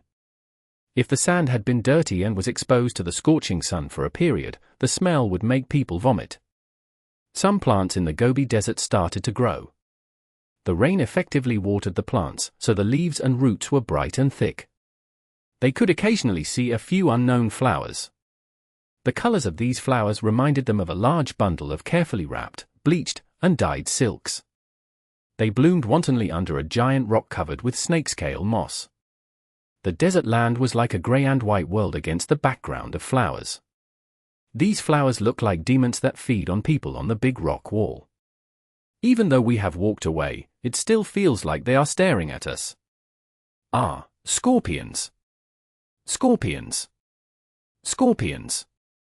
Jiang Bingming suddenly yelled. Anna, the hunter, was right next to him. She looked beautiful in the desert in a pair of black sneakers and elegant, well-fitted outdoor clothes. She raised her foot and stomped the scorpions into the sand. She then chuckled. "Young man, you don't belong here in the desert, do you?" The other students followed suit and laughed. There were hundreds and thousands of finger-sized scorpions in the land near Cairo. "I've hated these ugly arachnids since I was a child." "Snake! Behind you! There's a snake behind you!" Jiang Bingming suddenly cried out in horror. Anna did not turn her head. When the venomous snake, hiding behind the rock, attacked her, she grabbed the snake's neck effortlessly. Hiss! The venomous snake refused to accept defeat. It kept twisting its colorful body to try to break free. Anna took a jar from the space bracelet and put the fire snake into it. Then, she took a hip flask out as if nothing had happened and took a sip. "Why did you put the snake into a jar?" Jiang Bingming asked, his eyes wide open. "To make wine. Otherwise, I wouldn't have this." "Didn't you take a sip before?" said Anna. Jiang Bingming's face changed. "Was it the snake wine that I drank before? That's disgusting. You're afraid of heights, arachnids, and snakes." Guan Yao shook her head. She did not know why he came to Egypt at all. While resting, Lingling took Anna to the side to talk. Anna was surprised when she saw Lingling. Who would have thought that an expert with the qualification of a 7-star hunter was just an 18-year-old freshman?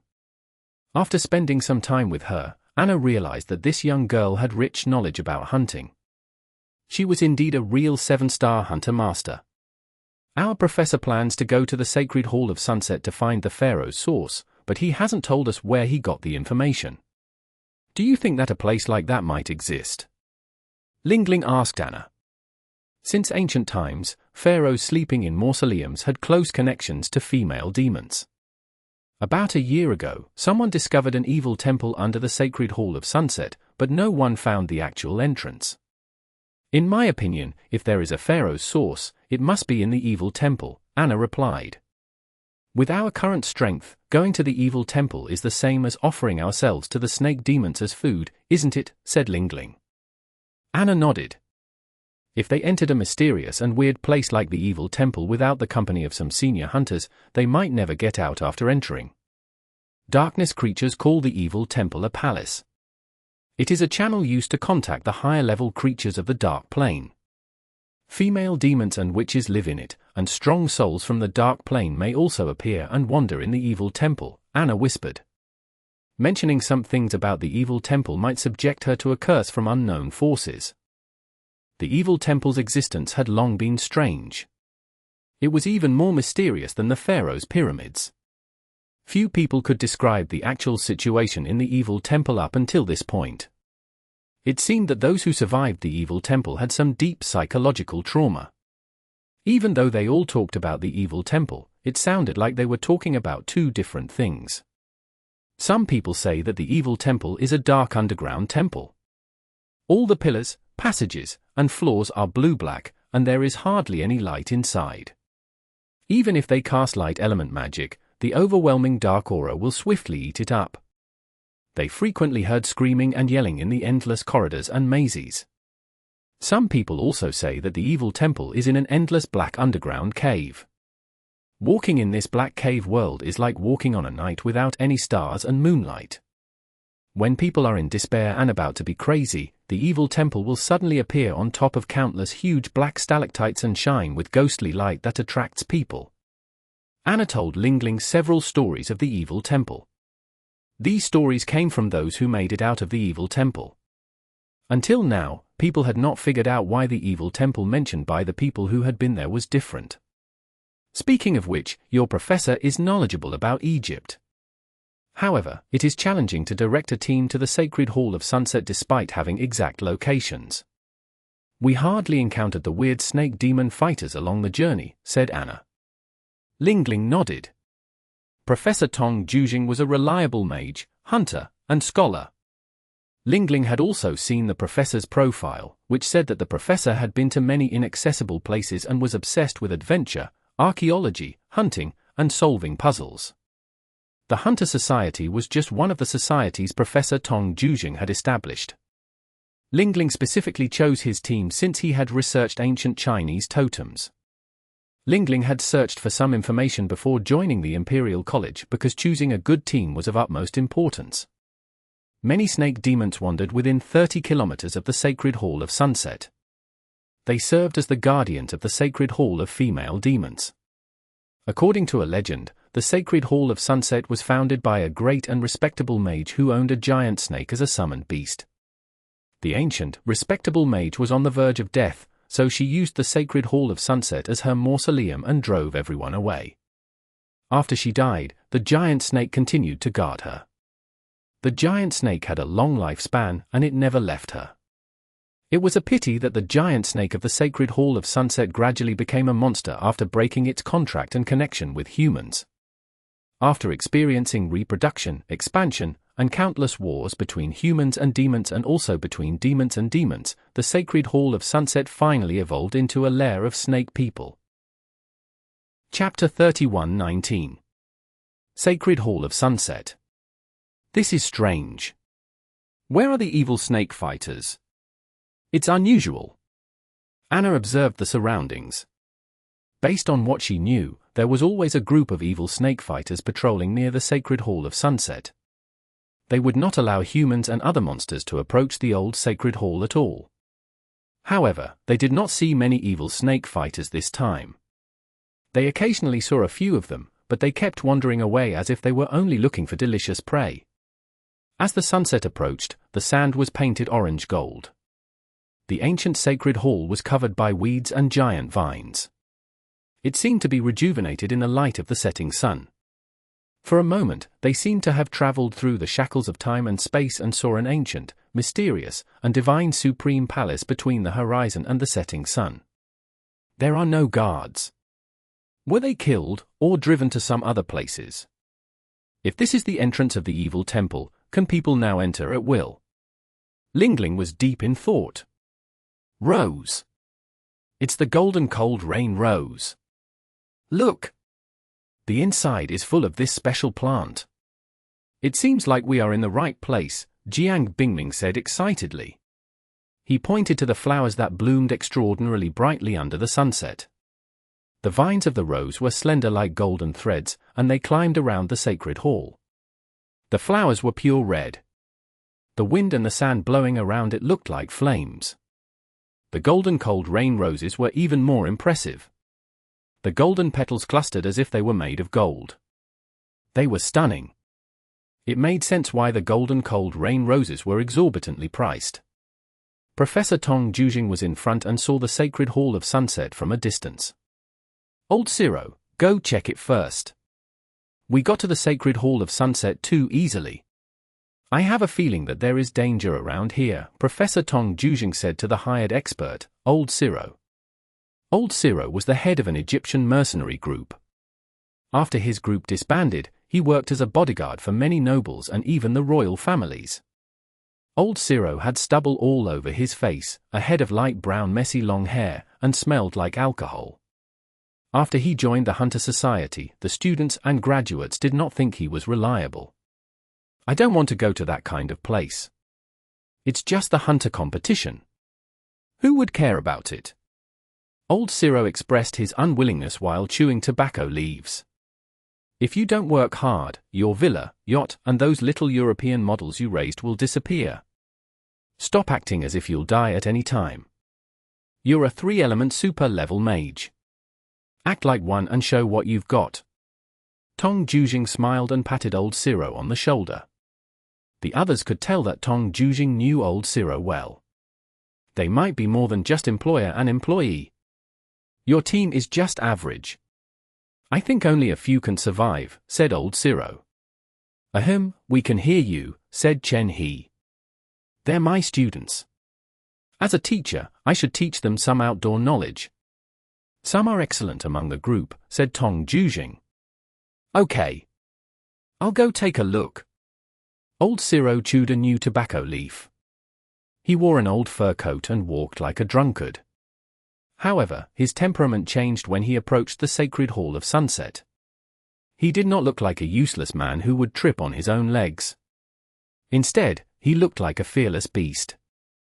The winds and sands around him were no longer messy and formed a specific trajectory. As the dust rolled up, the figure of Old Pharaoh began to blur, and the sand shrouded part of the Sacred Hall of Sunset.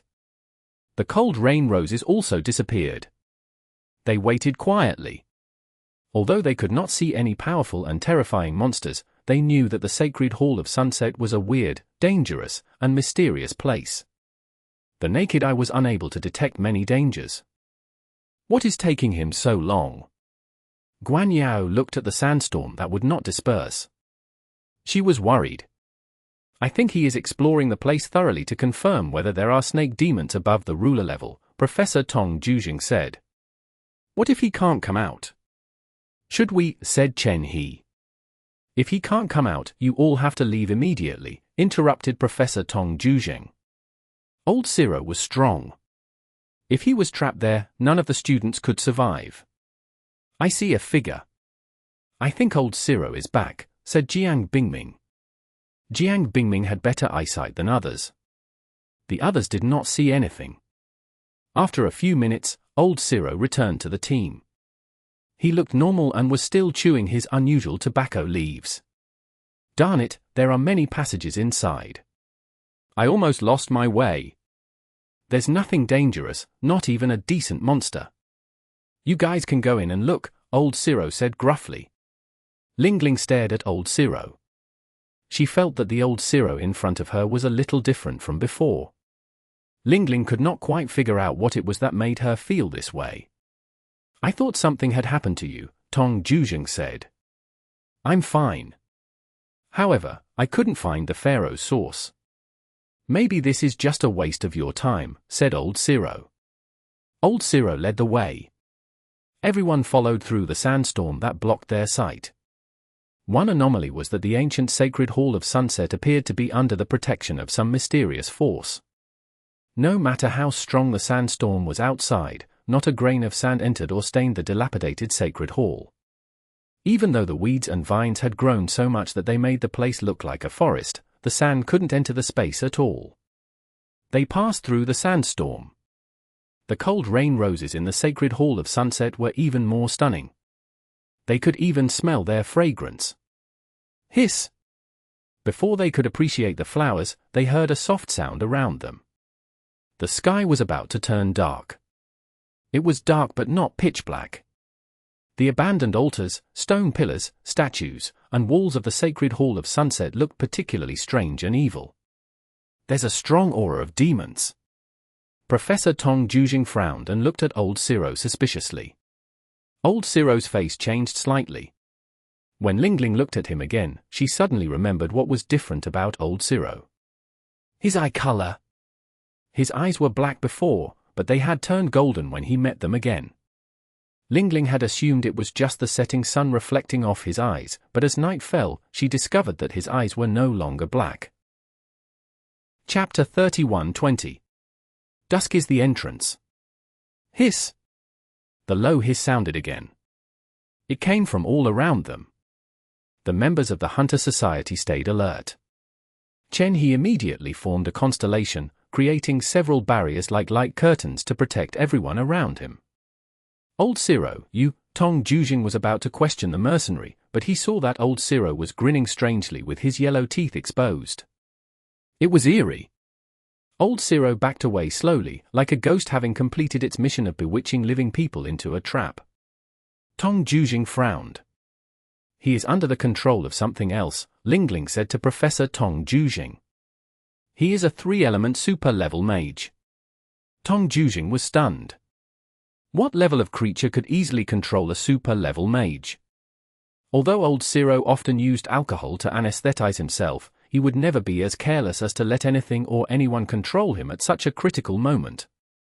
Hiss! The sound got closer, but there was not much sunlight to see inside the hall. They looked at the broken walls.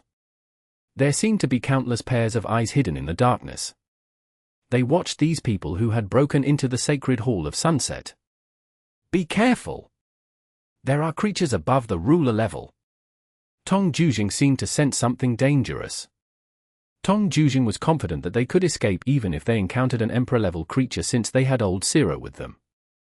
However, he lost a powerful comrade, so he could not protect everyone if they had to face powerful creatures in the sacred hall of sunset. Hiss! It finally appeared. It was a dark red evil figure. Its body was so long that it could wrap around the giant stone pillars easily. It had a huge face and a head of curly hair that twisted and rattled by itself as if it was alive. The terrifying vertical eyes had the same golden color as old Pharaoh's eyes. This evil creature had controlled old Pharaoh and led them all into its trap. The members of the Hunter Society held their breath. Unlike the monsters they had seen until now, this dark red evil snake seemed extremely dangerous. It looked like an intelligent creature that playfully looked at its unexpected guests. A few graduates like Chen He and Guan Yao had just set up some barriers with the effect of thorns. However, these barriers were like thin, useless paper in front of the dark red creature and could not stop its approach. Chen He gulped. He was holding Flying Star Thorn and the plummeting rays, but he was frozen in place. He could not even lift a finger. Hiss! More hisses came from the nearby darkness. A group of silver snake warriors and golden female snake swordsmen appeared one after another. They were half snake and human.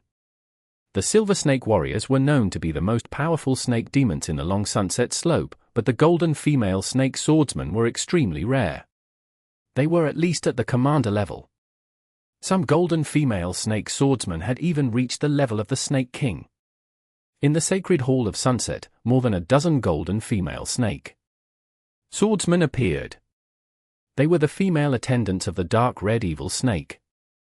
They had 6 arms and 6 golden swords and were all waiting for an order from the dark red evil snake to attack. Tong Jujing's face turned pale. If there were only the dark red evil snakes, he still had a chance of leading his students away. However, with the appearance of more than a dozen golden female snake swordsmen and hundreds of silver snake warriors, the possibility of escape looked slim. Why is there such a powerful demon in the sacred hall of sunset? Anna looked around in horror. We're in the evil temple, Lingling said in a low voice. How? The entrance is not a secret passage or a dark cave, but the dusk itself. Lingling pointed at the dark sky. She finally solved the mystery of the evil temple. The sacred hall of sunset was the evil temple. The sacred hall of sunset that people usually saw was a dilapidated old site. It was desolate on ordinary nights. However, it would reveal its true form only on specific nights. Entering the evil temple did not depend on a physical gateway. The key was the timing. Dusk changed the sacred hall of sunset into the evil temple. If they entered the sacred hall at dusk, they would reach the real evil temple. This was the secret of the evil temple. This was why the people who had entered the evil temple had difficulty finding the entrance of the evil temple again. You all can cut any part of your body to offer it as a tribute to stay alive in this space, said old Pharaoh. You must do it yourselves. Only then will the wicked god acknowledge you. Old Pharaoh laughed strangely. He was an old drunk man, but his voice was sharp. It was terrifying. Professor, shall we? If we don't do it, we'll all die. But what should I cut?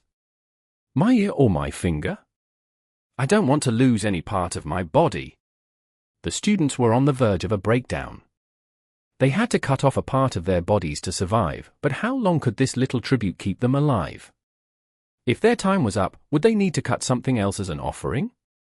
If they could not escape soon, would they be required to dismember themselves bit by bit? I can give you this as a tribute. Look and see if it can replace the body parts. Lingling took something out and handed it to the bewitched old Pharaoh. Old Pharaoh took the thing wrapped in the grey cloth and was about to open it in confusion, but the dark red evil snake hissed. Old Pharaoh hurriedly handed the wrapped thing to the dark red evil snake. The dark red evil snake seemed to recognize the thing inside the grey cloth. It stared at Lingling with golden vertical eyes.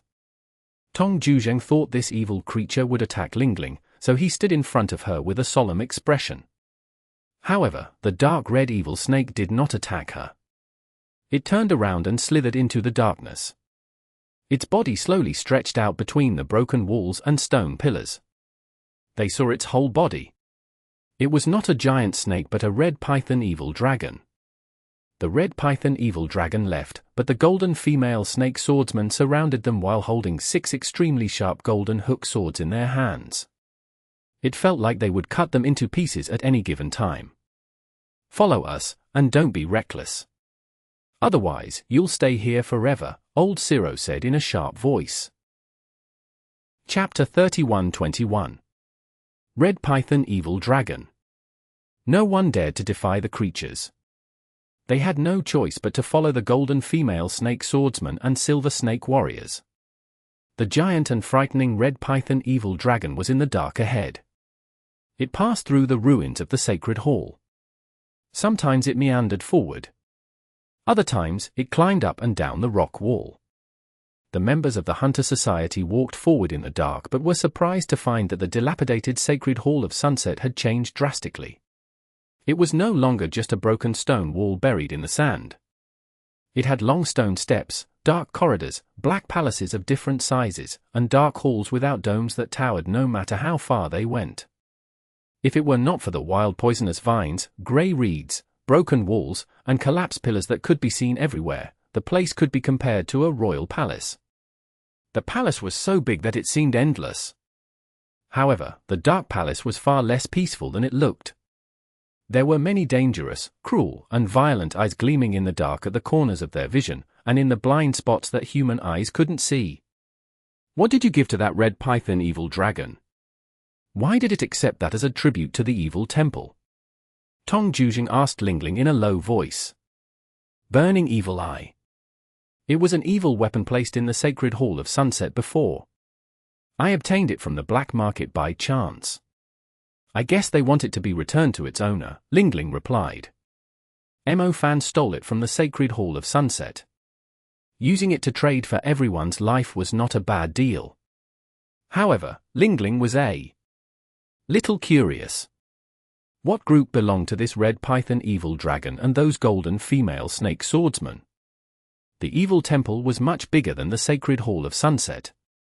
They walked for a long time but only saw the tip of the iceberg.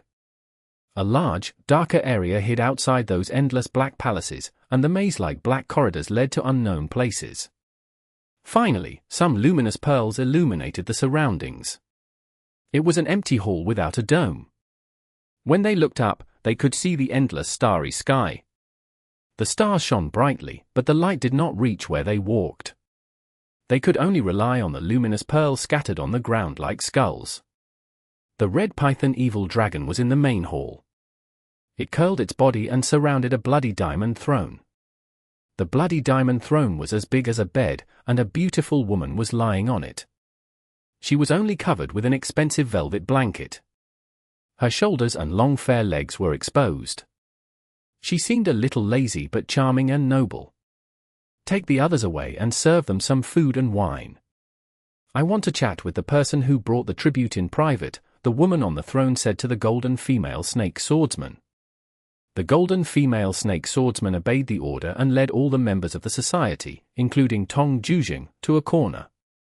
Tong Jujing was about to resist, but the red python evil dragon suddenly opened its terrifying vertical eyes. Professor, don't worry about me. The owner of the evil temple is not necessarily barbaric, said Lingling. Tong Jujing knew that he was powerless. He was forced to give up after thinking about the lives of so many students. It was a fact that evil temple did not necessarily kill people. Many people who had been to the evil temple survived but didn't end up well. The evil temple was good at cursing people. Where did you find it? The lazy queen asked Lingling. Her voice was crisp. She spoke the human language. Stop acting coquettish. Don't you know that your master is trapped in the pyramid? Lingling said curtly. My female attendants like to eat little girls with sharp tongues. I'm not lying. The woman on the throne laughed charmingly. The lazy woman donned a long silk dress and got up from the throne. The swaying waist was so slender that she looked like a snake. Lingling ignored her. The woman on the throne stepped on the red python evil dragon and walked down. She walked around Lingling and looked at her carefully. You've changed a lot. You're no longer a little girl. You look pretty now. I never thought that an ordinary girl could become this pretty, said the woman. You make me sick. Lingling could not stand her trying to act all seductive. The woman in front of her was Apis. And she knew what kind of demon Apis was. After returning to the evil temple, she seemed to have regained some of the things she had lost. Many snake demons supported her and fought against her elder sister, Trishina. She remained under contract with Mo Fan, regardless of whether she was the exiled Medusa girl or the current Medusa queen. Why did you bring so many people to visit my palace? Apis looked at Lingling, still observing her carefully. She pinched Lingling's chest. What are you doing? Lingling said angrily.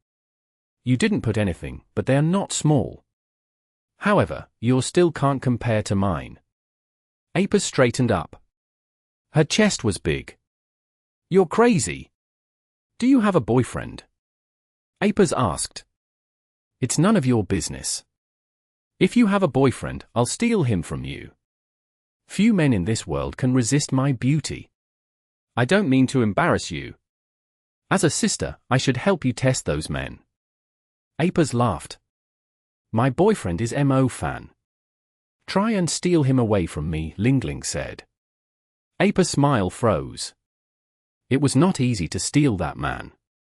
On the one hand, Mo Fan was cunning. He would take advantage of other people but would not let others take advantage of him. On the other hand, the auras of Mu Ning and Yi Xinxia were too strong. They were the world's most powerful ice element forbidden mage and the goddess who quelled the disputes in the Parthenon temple. I don't believe it. There's nothing between you two, said Apis. It's been years since you left. How could you know if we are close or not? Besides, he is trapped in the pyramid. The first person he thought of was me. He didn't call you, even though you're in Egypt, Lingling said. Why? Why? I'm bigger than you and more feminine than you. I can be pure or seductive, so why? Apis showed her little snake teeth angrily as if she was about to bite Lingling. Lingling looked at Apis like she would look at a foolish child she disliked. Only Mo Fan could handle her. Do you have the Pharaoh's sauce? Lingling asked. Lingling was initially here to join the hunter competition. Now that Apis had taken control of the evil temple where the sacred Hall of Sunset was located, she could ask her directly for the Pharaoh's sauce and solve the task of this competition. Why do you want the Pharaoh's sauce? Apis suddenly became alert. Her golden pink eyes became sharp. Chapter 31:22. owner of the evil temple. Lingling told her that the item needed for the hunter competition was the Pharaoh's source.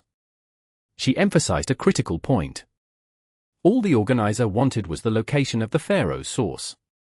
They did not request the hunters to provide them with the Pharaoh's source. Ha ha ha. They asked humans for help.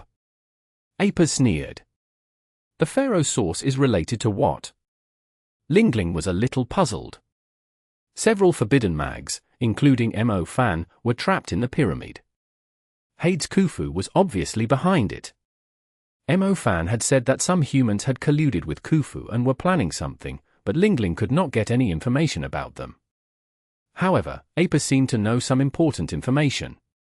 How many people have found the location of Pharaoh's source? Apis asked. I have tracked down some people, but I wouldn't know whether they have any other clues until I return to Orange Sand Town, Lingling replied. Trishina is making a deal with Khufu. I don't know what they are planning, but since they are looking for the Pharaoh's source, I think they have only one purpose. Apis frowned. What is it? Lingling asked. To summon my mother, said Apis. Apis' mother. Lingling subconsciously thought that Apis was talking about the human woman kidnapped by the mother of Medusa, but Lingling recalled that Apis had two mothers. One was the mother of Medusa, and the other was an ordinary human woman. She was the combination of the two of them. Although the mother of Medusa was female, she could conceive other female snakes. A long time ago, the mother of Medusa was initially a cursed human woman, so she could bear a child with another human woman. Apis was the offspring of the mother of Medusa and a human, so she did not possess the scorpion or snake bodies of Medusa. Isn't the mother of Medusa dead? Lingling asked in surprise. The mother of Medusa must have died. Otherwise, the three sisters of Medusa would not have fought like this for the throne. They were all fighting for the position of Medusa Queen. The Queen of Scorpion, Trishina, and Queen of the Eagle God, Uri suffered severe injuries when they attacked the White Tomb Palace in the Dark Abyss. After that, Apis immediately returned to Egypt by taking advantage of her awakened power while her two sisters were resting. Apis began to expand her power based on the Sacred Hall of Sunset and the Evil Temple. She had become one of the rulers in Egypt. Trishina and Uri had to unite to resist the snake army under Apis. Under great oppression, it was very likely that Trishina and Uri had sold their mother's corpse to Khufu since they had a complicated relationship with Khufu. Who was Khufu? It was the Hades. Trishina and Uri had stolen the corpse of the mother of Medusa, and people were collecting the Pharaoh's source. They were going to make the mother of Medusa into a mummy and become the most powerful undead under Khufu. Khufu taught its subordinates the art of immortality in the past. After many years, its subordinates had their own mausoleum and Pharaoh's source. The Pharaoh's source that Khufu has is limited. So, the organizer of the hunter competition might be colluding with Khufu.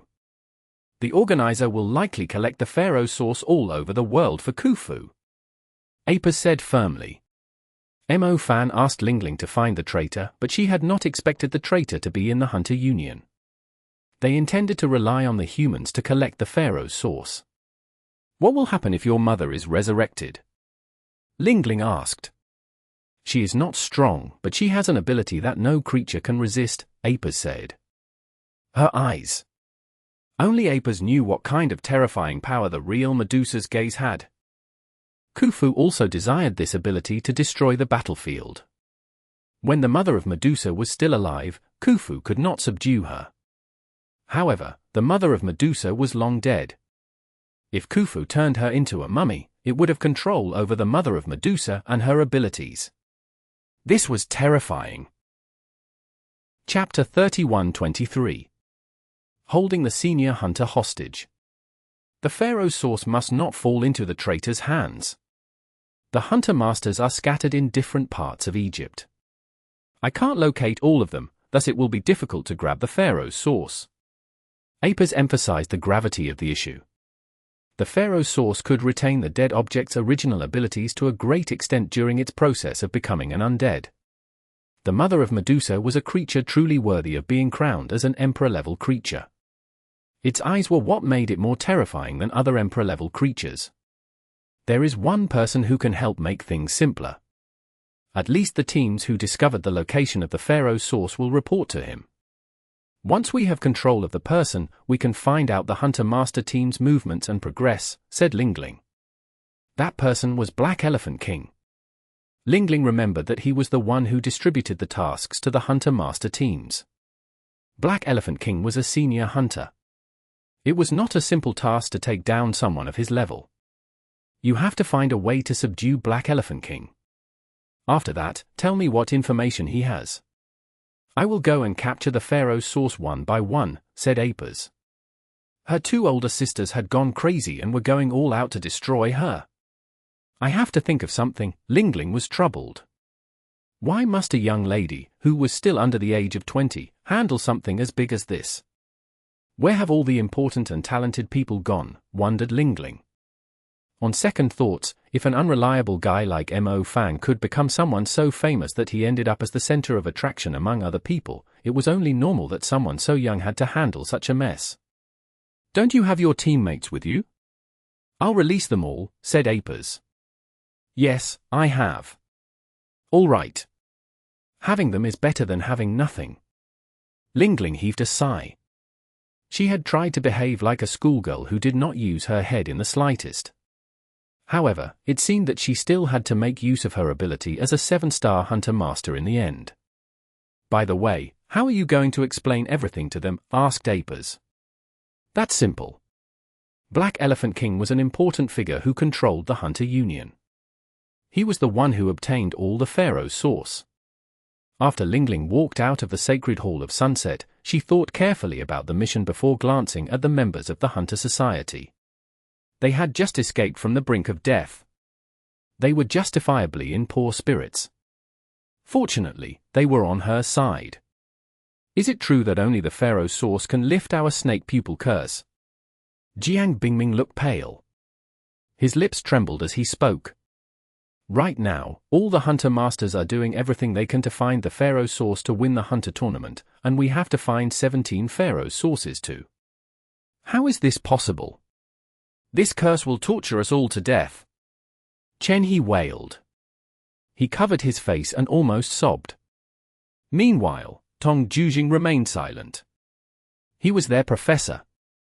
The more he kept quiet, the more the students panicked. Professor, I have an idea. Lingling decided to speak up after noticing everyone was upset. Go on, said Tong Jujing. We will take the host of the tournament, Black Elephant King, as our hostage. The Hunter Masters are gathering information about the Pharaoh's source. Once we capture Black Elephant King, we can have other Hunter Master teams look for the Pharaoh's source for us. With that, we will have hope of breaking the snake pupil curse, said Lingling. Are you kidding us? He's a senior hunter. If we do that, we will be completely removed from the hunters list. That's a crime. I agree. It'll be worse than the curse torturing us to death. That's true. Don't we have any other way? It was a mistake to accidentally barge into the evil temple. Tong Jujing considered Lingling's proposal carefully. After some time, Tong Jujing nodded. We'll do it this way. I'll act as if I've obtained the Pharaoh's source. After that, I'll use it to set up a trap and poison the Black Elephant King. We can then control him. Professor, are you sure you can do this? Lingling asked with concern. Provided he is not wary of me, said Professor Tong Jujing. The members of the Hunter Society looked depressed. How did the tournament turn to this all of a sudden? They were going to become traitors and attack the tournament's main referee and other participating teams. The issue was, they were poorly skilled. Could they really pull it off? When they walked out of the sunset slope, everyone looked so tired that their limbs felt heavy. They eventually returned to Orange Sand City. They were greeted by the prosperity and vitality of the city, but they were not happy. After all, the Red Python Evil Dragon's curse was branded in the depths of their souls.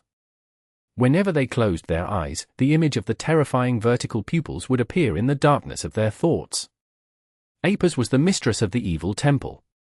She warned the members of the Hunter Society that the curse would consume them within a week. The curse would make their lives a living hell. To frighten them, apers deliberately created some illusions and implanted them in their spiritual world so that they were convinced that they were haunted by the curse. The Pharaoh source was the only cure. Besides, one Pharaoh source could lift only one person's curse. Out of desperation, Lingling was forced to fool them in this way. She could not find any better helpers in Cairo. Moreover, Black Elephant King was a senior hunter. He was certainly very powerful. They could not use the hard approach. Tong Zhozheng's proposal was the most suitable one. They were participants in the tournament, and Tong Zhozheng was a senior professor as well as a hunter master. Black Elephant King would not doubt the origin of the Pharaoh's source if it was given by Tong Zhozheng. It was unlikely that Black Elephant King would set up a defense against Tong Zhozheng. Rest for the night.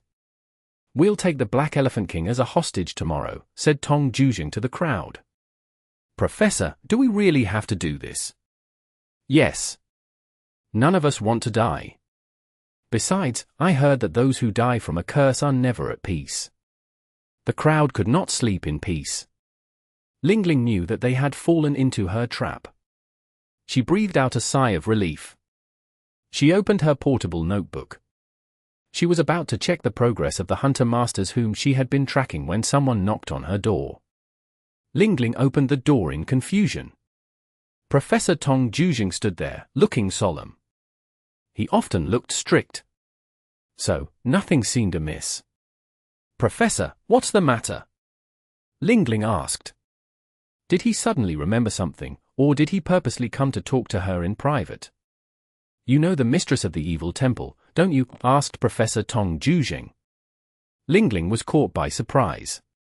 She did not expect the professor to be so observant. It seemed that Professor Tong Zhozheng had found out something. I need a more realistic explanation, not some funny curse story, said Professor Tong Zhozheng. Please come in. Lingling had to let the professor into the room. I know you are the Cold Hunting King's daughter, Lung Lingling. I believe you won't simply collude with a demon to harm humans. But I don't understand why you must ruin the tournament, said Professor Tong Zhozheng. Lingling was taken aback. The professor knew everything. Then will you believe me if I explain everything? Asked Lingling. I need to hear everything first, said Professor Tong Zhozheng. Chapter 31-24. Stairs of Destruction. Some people could be easily fooled, but some were too smart to be fooled. Professor Tong Zhozheng did not look as simple as he appeared to be. At that moment, Lingling had no choice but to tell the professor the whole truth. After all, she needed her professor's help to take the Black Elephant King hostage. She could not rely on the hunter girl, who had a low level of power. Outside the window, the moonlight slanted toward the hills. Orange Sand City was quiet. The sound of boots occasionally stepped loudly on the street below before it went quiet again. They were probably other hunters returning to the city without the fruits of their harvest. A cold breeze blew in from the window and tousled Lingling's hair, revealing her young and pretty face. Tong Zhozheng was deep in thought as he watched her. Lingling's words shocked Professor Tong Zhozheng. She was exposed to a field that even Professor Tong Zhozheng had not encountered before. Behind the tournament, there was a secret collusion between Khufu and the experts. It was a conspiracy of the two great female demons of Medusa to jointly overthrow the new queen. Are all these facts? Professor Tong Zhozheng sucked in a deep breath. The reason he stared at Lingling was that he could not believe that such a young girl could be so calm and composed in the face of such darkness behind the public curtain. Moreover, she was planning to target some powerful key figures like the Black Elephant King. Indeed, the Black Elephant King was the key to this issue. No matter what, they had to trap and control him. I believe you. It took Professor Tong Zhozheng a while before he uttered. Are you going to tell the rest that the curse doesn't exist at all? Asked Lingling. No need. They won't give their best if it's about a rescue mission. However, if it's something related to saving their own lives, they will do everything they can. We have too little manpower as it is. All we can do is ensure their safety, said Professor Tong Zhozheng. Lingling thought Professor Tong Zhozheng was a nitpicking man. If not for the urgency of the situation, he would never agree to such a last-minute solution. Since Professor Tong Jujing agreed with Lingling's plan, this would help make things easier. It was a race against time. Hopefully, all the hunter teams would work harder and find all the scattered Pharaoh source so that Apers could grab all of them. Swoosh! Swoosh! Swoosh! The wind grew increasingly fierce and barged inside the room through the window, rattling the wooden door. Bam! Suddenly, the unlocked door was blown open. A strong desert gale blew in and messed up all the things inside the house. Lingling hurriedly closed the window. When she leaned forward and looked at the undulating desert, she saw an enormous figure standing at the end of the dune. It looked like a giant standing in the middle of a small human kingdom. Although the distance was far apart and the city was huge, it trembled under its gigantic body. Lingling was so shocked that she felt as if her soul had been sucked away upon being greeted by the sight. Professor Tong Jujing looked frightened by the sight outside the window. The figure had a human body and golden, unkempt long hair. Each strand of hair resembled a desert python. They danced around with hideous heads. They were densely intertwined. The figure resembled a demonic woman. When it bared her fangs, the python hair moved aggressively along its exaggerated facial features. It was tall and enormous. It continued to raise its body and covered the slanted moon and the entire night sky. It finally showed its lower half. It had the body of a snake the size of a dozen dunes. It had a body that resembled a snake and a head that resembled a human. It had golden hair and golden irises. It was the ancient Medusa. It was the mother of Medusa. It had come back to life. It descended to the mortal land with great soul-stirring power like a mythical vision. It looked down at the tiny cities as if it was a demon lord. It examined Cairo coldly. At that moment, the entire orange sand city looked like a mini sand city built by the children on the beach, and the people in the city fled in panic like ants. It is the mother of Medusa. Lingling felt as though she had difficulty breathing. It was the mother of Medusa. It had awakened. But the people from the city, town, and capital at a far distance saw the terrifying figure. The most incredible thing was its golden, evil eyes. They were like the stars, moon, and sun hanging high in the sky. It stared at the people whenever they were. Its gaze. It was the gaze of the mother of Medusa. Swoosh! Swoosh! Swoosh! The desert gale was fierce. As the mother of Medusa's golden irises expanded, it gradually bent its body like a bow that had been pulled back. The sand in the gale suddenly became still. Each grain was clearly visible, floating under the night sky and above the land. The gale came to a halt suddenly. A moment ago, it was blowing fiercely. At that moment, it was as still as death. Lingling fixed her gaze outside the window. She sensed that something aggressively swept across the land. However, the surging power was silent and still. By the time Lingling saw a brownish-grey line that divided the streets and buildings outside the window, she realized she had just brushed death and barely escaped. The brownish-grey element looked like the light of dawn and swept away the dimness of the boundless land. The eyes of the mother of Medusa could never be the light of dawn. It was an ancient disaster. It turned everything in the world into lifeless stone and sand. Mother of Medusa invaded half of Orange Sand City with its gaze. The long streets, rows of succulent greenery, wooden stores, taverns, inns, and the people who lived, slept, drank, or worked all night, the men, the women, the children, the elders, everything was petrified. It was a forbidden power. It was magnificent yet terrifying. Orange Sand City was just a small part of the mother of Medusa's peripheral vision. It fixed its gaze on Cairo. The gaze of the first light of dawn swept across the vast desert and froze thousands of vultures and tens and thousands of cactuses. Everything except the sand had been invaded by an intense brownish-grey element. They became hard and dull. It was horrible. Regardless of how majestic the city was, it could not escape from the baptism of the light of dawn. The darkness faded. Millions of people in Cairo did not expect this day to come. They were not greeted by the light of dawn that rose from the east. Instead, they were greeted by a pair of golden irises that petrified everything in the world. The skyscrapers turned into brownish-gray sand buildings. The asphalt highway and city streets turned into brown and gray stone roads. The metal vehicles, steel, and glasses turned into a pile of lifeless sand. At that moment, the people became still. All living things were petrified. Cairo was huge. After unveiling the darkness of the night, the capital plunged into a devastated state that could no longer withstand another round of attack under the surging but silent power that transformed everything into brownish-gray. Everything was in deathly silence. The city slept forever in the sand. It seemed like the mortal world had been reduced to ashes by a single ray of light from its gaze.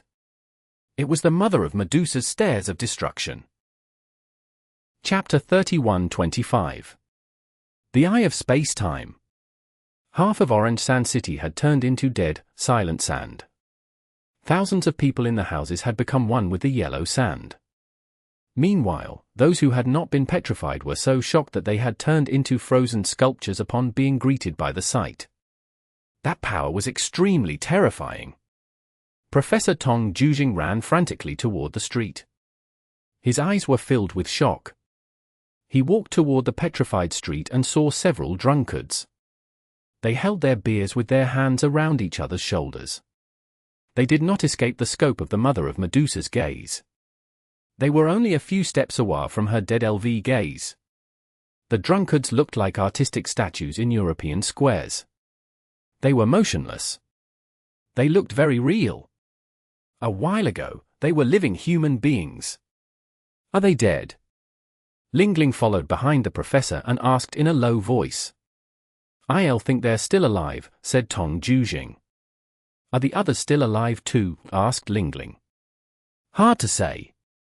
Even though the petrification power is like freezing and can preserve life for a short time, no one can guarantee that they can continue surviving under the petrification magic," said Tong Jujing. "Look around and see if there are any survivors." "I am going to look for someone," said Lingling. The people gradually showed up on the street. They could not believe the sight they saw. The people in the Egyptian desert city, who accidentally survived the stairs of destruction, were terrified. They wanted to flee, but where else could they go? Even the capital of Egypt, Cairo, was petrified. The capital was an urban area that spanned thousands of square kilometers, and still, no part of it could escape the gaze. The incident happened suddenly. Even the Cape of Good Hope Magic Castle had not reacted to the situation. The forbidden mags who learned the news immediately flew to the petrified city. The modern city with concrete buildings, cars, highways, and railway tracks had turned into sand sculptures. Its people had turned into statues. More mags appeared in the sky above Cairo. They could not do anything. They dared not perform any magic for fear that the frozen people would be blown away by the sandstorm. Fear spread across Egypt. Countless people knelt on the ground in the direction of Khufu's pyramid, like a group of mortal beings praying to God for forgiveness. However, it was meaningless. The undead army continued to trample living cities and spilled their underworld light to the golden world. The undead had gone through hell. The king of the underworld's greatest ambition was to drag all living beings into the underworld so that it could rule over them. Khufu had never abandoned its plans for the past thousands of years. A ray of blazing red light arched across the sunset slope and illuminated the silent night sky. The lengthy blazing red tail resembled a red meteor star. The light fell 50 kilometers away from Orange Sand City and descended on top of a Gobi desert cliff. The man was intertwined in sacred blazing flames. His eyes alternately gave off silver and grayish-white luster. It was the fusion of the space element and the chaos element. The beautiful snake demon, Apis, was dressed in a red robe and stood at the cliff. Her figure was graceful. When she saw the man who was ablaze in sacred blazing flames, Apis smiled radiantly and gave him a long-awaited hug. The man returned her hug perfunctorily. How did it become like this? I can't stop them. After all, my two older sisters are not easy to deal with. Once they collude with Khufu, many things will become uncontrollable. Why are the humans finding this out so late, said Apis. HMPH. It could be Apis' plan all along. Otherwise, why would the mother of Medusa come back to life right after you were trapped inside the pyramid? Just then, a voice sounded from nearby. Apis glared at the woman arrogantly. Hi, Lingling. The man forced a smile. You're always late, said Lingling gruffly. Mo Fan scratched his head. He had not expected to be trapped inside the pyramid, after all. Anyway, he had been framed by someone. Have you found the traitor? Asked Mo Fan. Professor Tong Jujing has control of Black Elephant King. We found the location of the Pharaoh's source, but there's something that I don't quite get. Didn't Khufu have sufficient Pharaoh's source? Why did it resurrect the mother of Medusa and make it perform stairs of destruction? Asked Lingling. Perhaps someone has given it extra Pharaoh's source. Let's not talk about this. Apis, are the petrified people still alive? Can the mother of Medusa kill millions of them in a single stare? Asked Mo Fan. They are not far from death, said Apis. You're also one of the Medusas. You're going to succeed the throne of Queen Medusa. Don't you have a way to neutralize the stairs of destruction? Asked Mo Fan. I haven't reached my mother's realm yet. But there's one thing that might be able to help restore everything. That is an ancient divine eye. It has been lost for centuries. It's unlikely that we can find that thing within a short time. Moreover, the artifact could have lost its power. It might not be able to restore Cairo, said Apis. Divine eye? Mo Fan recalled that the Cold Moon Demon Lord seemed to have two large divine eyes, the Eye of the Tide and the Eye of the Ocean. Mo Fan had read about the world having 6 divine eyes in the ancient chamber of the Holy City. The Eye of Boundless was recorded in China's Helan Mountain. The ancient eye has the power of time and can reverse everything. It can turn a broken object back to its original state and restore a ruined place to its former glory. It can even remove curses and obsolescence. But it can only reverse objects, not living beings, Apis explained. The highest level of the chaos element was to control the order. The order included the order of time. If he combined it with the essence of the magic of the space element, he could perform the reversal of space-time. Mo Fan had to surpass the level of the forbidden curse to restore the petrified Cairo to its original state. At that moment, he did not have such divine power. However, Apis' words reminded him of something. Restoring the ruined place to its former glory. Mo Fan remembered that he once accidentally barged into a mysterious town in the middle of a storm. The small town was probably from the ancient Indiana civilization. When they fought with Mushumian, they almost destroyed all the mysterious small towns. But Mo Fan remembered an eye appeared during the fight. The eye swept its glance across the small town, and the small town was restored. It looked like a movie rewinding itself. The streets, buildings, fountains, and statues had flawlessly returned to their original state. For a long time, Mo Fan had thought it was a massive illusion. Those images had looked very real. Could that have been the Eye of Spacetime? The Eye of Spacetime could not reverse living things, but everyone in Cairo had been petrified. Since the Eye of Spacetime could restore the ruined town to its original state, did it have the power to restore Cairo to its original state, too? Chapter 31-26. Chief Hunter. The atmosphere was quiet. Lingling turned to Mo Fan. She could not help but glance at Apis. It looks like we have to go on with the plan of grabbing the Pharaoh's source, said Lingling. Yes. A dried-up eye of space is not going to work. Apis nodded. Her red python evil dragon glided to her side. Hopefully we can neutralize the mother of Medusa's magic. Otherwise, Cairo will become a dead capital, said Lingling. Lingling was worried as she recalled the petrified city and the human statues. After they returned to Orange Sand City, Lingling walked into a wine cellar. She activated her tracking device. She realized there was some movement with the trap that she had previously set up. They came from Orange Sand City and were happy to take over the mission to impress the Hunter Union. Unfortunately, they were unaware that Cairo had been petrified, and that Egypt was in a fearful state like never before. Lingling informed Apa's pet snake about those people's location before going into the depths of the wine cellar. The senior hunter was imprisoned inside the wine cellar. If the news about the senior hunter being kept hostage spread outside, the Hunter Union would certainly cut ties with her, much less allow her to become China's first female senior hunter. "Why are you doing this to me?" Black Elephant King's face darkened. He looked even more solemn as she realized he was being kept hostage by a young lady.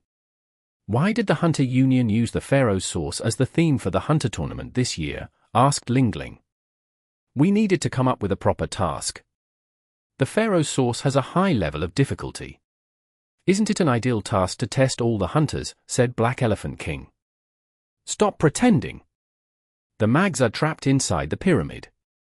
Their escape has nothing to do with the Pharaoh's source. The Pharaoh's source only use is to grant the source of power to the mother of Medusa so that it can freeze Cairo. You are the traitor who colluded with Khufu. Why must you act as the undead's lapdog?" Black Elephant King, are your ancestors aware of your current deeds, or have they turned into the undead and become Khufu's lapdogs too? Questioned Lingling. Professor Tong Jujing beside her was taken aback. He wanted to say something, but he thought it was not the right time to speak yet. "Nonsense. How can I possibly collude with the undead? Lass, how dare you curse my ancestors?" Black Elephant King seethed in anger. "Then tell us the reason." "Why must it be the Pharaoh's source?" said Lingling. "It's related to an ancient contract. The soul contract is between the royal family of ancient Egypt and the Dark King. After the fall of the ancient royal family and being replaced by the Dark King, the soul contract has become void. However, it somehow fell into Khufu's hands. As a result, Khufu used the contract to threaten the chief hunter to make them find the scattered Pharaoh's source in the mortal world. The Black Elephant King eventually told her the truth. Black Elephant King saw everything that had happened outside. He was aware that the incident was related to the chief hunter. As a senior hunter, he could not possibly bear the consequences of the petrified Cairo. Hence, he pretended he did not know anything. "So, is the chief hunter the traitor?" Lingling interrogated him. "I suppose so. I suspected him the moment the forbidden mags were trapped inside Khufu's pyramid." "But," said Black Elephant King. "How are you going to prove it?" asked Lingling. "The chief hunter is the descendant of the ancient royal family. His power comes from the Pharaoh. How can the mother of Medusa come back to life so smoothly without the help of the only soul element forbidden mags in Egypt? After all, the Pharaoh's sources are still scattered in different parts of the country," said Black Elephant King. Lingling finally understood. "He's right. Apis told me that without sufficient Pharaoh's source, the mother of Medusa cannot possibly turn into an undead and perform such a powerful eye of destruction," thought Lingling. "The help of a soul element forbidden mage will make the process of turning the mother of Medusa into an undead much simpler. Why hadn't she thought of the soul element forbidden mage awakening mother of Medusa by banding together with Khufu in the first place?" Upon hearing Black Elephant King's words, Lingling believed him. However, it was still hard to determine the Black Elephant King's true identity. After all, it was possible that he completely obeyed the chief hunter of his own volition. The chief hunter was the head of senior hunters. Each country would select 2 senior hunters every year. The Hunter Union would then select 2 chief hunters from them. One of the chief hunters was a top-tier soul element forbidden mage in Egypt. The combination of the forbidden curse and Khufu's mummy magic would allow the mother of Medusa to be reborn and bring about the end of Cairo. It seemed that the chief hunter was the one who had the forbidden mags trapped inside the pyramid. The collection of the Pharaoh's source was to protect the mother of Medusa's carcass. Khufu made use of the ancient soul contract and caused Egypt to descend into chaos. "What sort of soul contract is that?" asked Professor Tong Jujing. "Do you know where the underworld light comes from?" asked the Black Elephant King. According to the legend, there was an Egyptian lady called Khonsi. She made a deal with the underworld lord but eventually betrayed it. The underworld lord could only move in areas in the presence of the underworld light, and she attempted to use a dimensional triangular prism to refract the underworld light. As a result, the Underworld Lord was furious and thought all the humans were as shameless as Konxi. It vented out its anger on the cities where the Underworld light swept across. The people could not stand it any longer and shattered Konxi's dimensional triangular prism. The shattered pieces scattered all over Egypt. When the climate in Egypt changed, the particles of the dimensional triangular prism would gather and form various refraction, causing the mirage phenomenon in the pyramids and tombs. The phenomenon is as unpredictable as the weather. It can appear in any city in Egypt, said Professor Tong Jujing as an explanation. The chief hunter is a descendant of Konxi. Konxi became a ruler after making a deal with the Underworld Lord. She indulged in various luxuries. However, the Underworld Lord is not Khufu. It's an ancient dark king. It hated Egypt. Thus, it granted Khufu the power to trample the cities. Meanwhile, Konxi's descendants could not escape from the bondage of the soul contract, said the Black Elephant King in a low voice. The mirage is the reason that caused the Egyptians to suffer the torture from the undead for thousands of years, and Konxi is the main culprit. The Egyptians despise her and her descendants. Like her descendants, the chief hunter dare not reveal the truth to the public, thus he decided to beg that contract from Khufu. Is that it? Questioned Lingling. Yes, said the Black Elephant King. How did you know all these things? Did the chief hunter tell you everything? Professor Tong Jujing asked doubtfully. Because I'm suppressed by the contract, too. I'm the chief hunter's nephew. Black Elephant King eventually told them the truth. If Cairo was reduced to ashes, he, too, would be held accountable for the sin for many years to come. And he could not afford to bear that sin. He hoped everything would come to an end. Mo Fan, did you hear what he said? Asked Lingling while touching the earbud with her finger. Yes. We've got some clues. will SCYU soon. Hey, you've got a bad signal there. I'm just outside the eye of the hurricane. I'm inside the house now.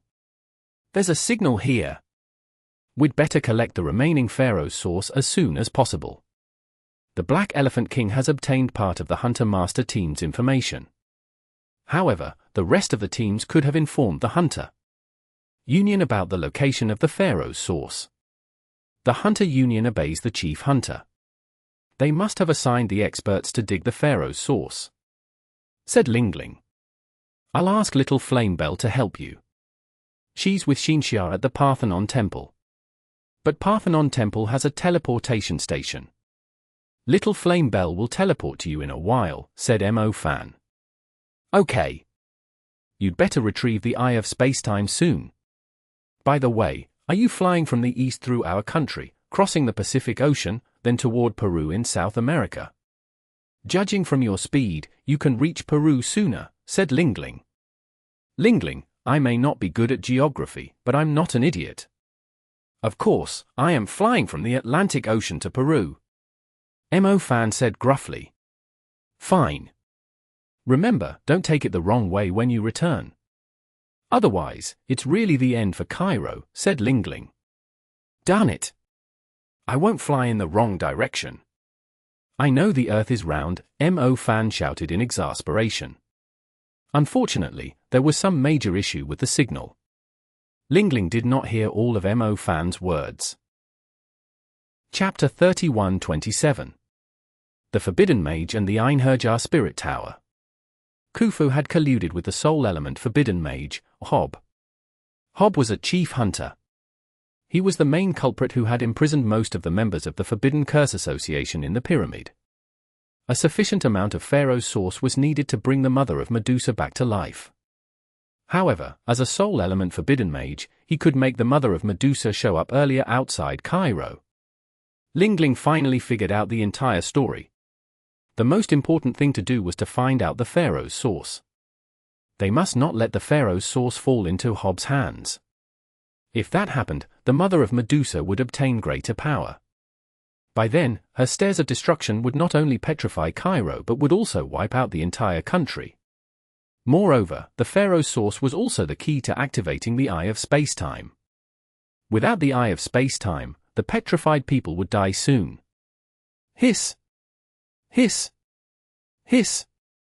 Just then, a small, dark red snake coiled up at the stairs and hissed. It seemed to be telling Lingling something. Lingling moved closer to it. When the snake's hissing entered her mind, she heard Apa's voice. We've obtained a large pool of Pharaoh's source. Someone is using the hunters from the Hunter Union to collect all the scattered Pharaoh's source on the land. I've obtained the Pharaoh's source, but my red python evil dragon is severely wounded by an expert. That expert is very powerful. I can't hold him back for long. Find a way to get Mo Fan to come over. Apa's was in trouble. The combined strength of Apa's and the red python evil dragon was close to Emperor level. Could that expert be Hob? Did he personally stand guard over the Pharaoh source gathering point? That was troublesome. They could not take down a soul element forbidden mage with their current strength.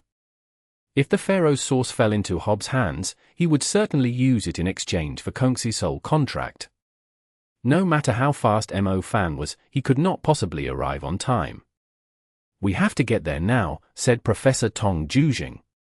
His students were stationed outside Orangetown City.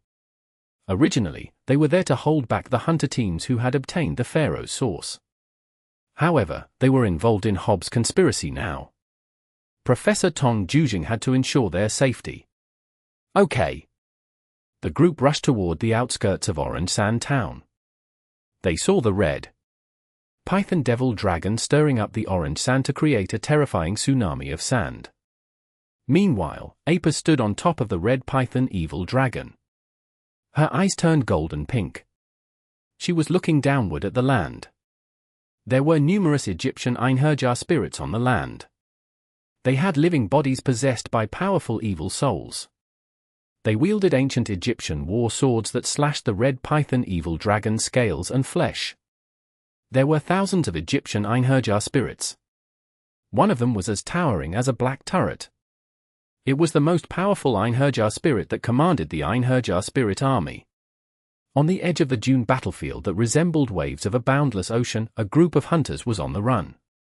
The members of the Hunter Society of the Imperial College were trying to escape through the sand waves. Several Egyptian Einherjar spirits with swords chased after them as if they wanted to kill all of them in the Orange Desert. Chen He, Jiang Bingming, Guan Yao, and the rest of the group joined forces to fight against the Egyptian Einherjar spirits. They had quite a high level of cultivation. However, they appeared to be struggling as they confronted the Egyptian Einherjar spirits.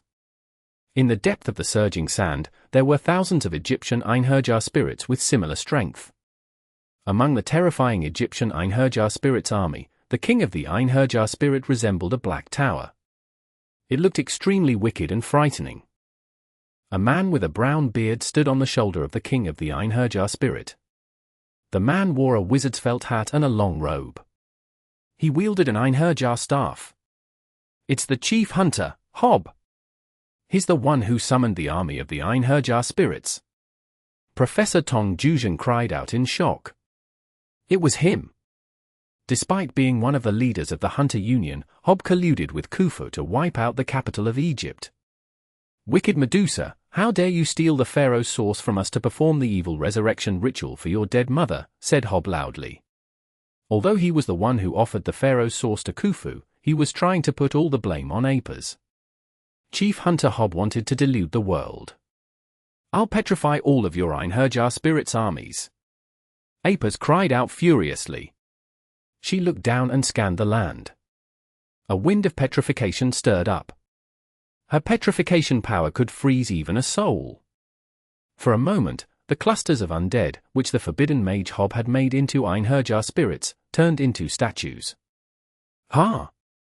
Your stairs of destruction are so much inferior to your mother's.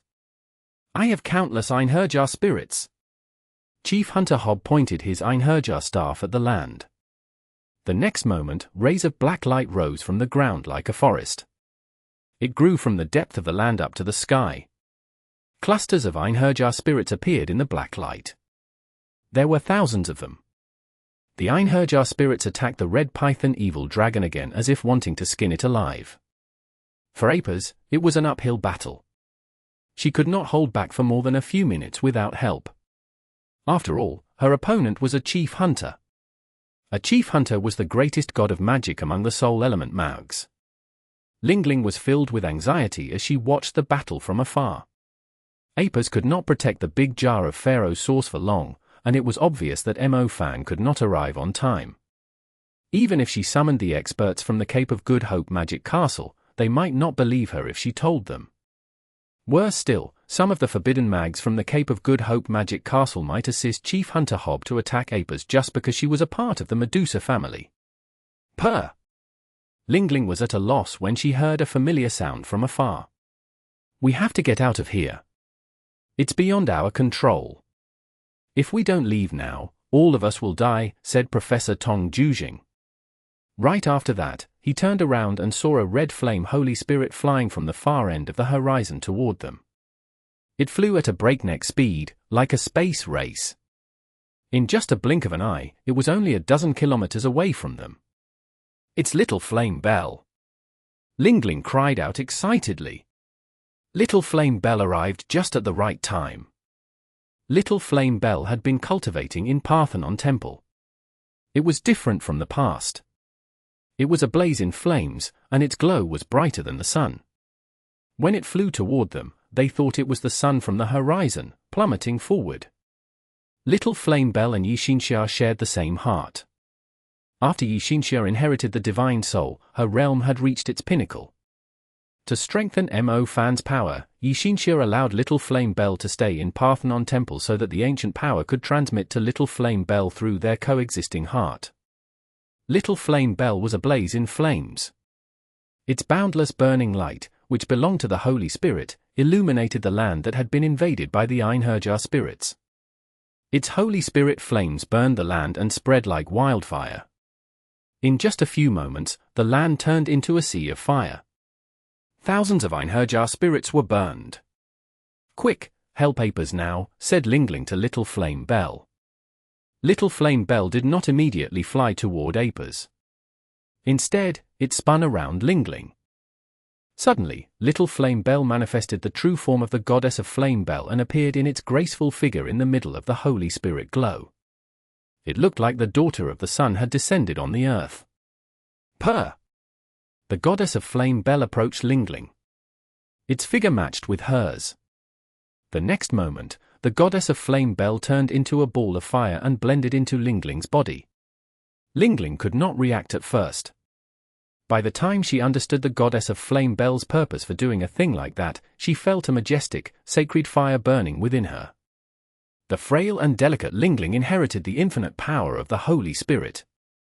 Lingling was surrounded by the sacred flames of the Holy Spirit and accentuated the goddess of Flame Bell's firepower.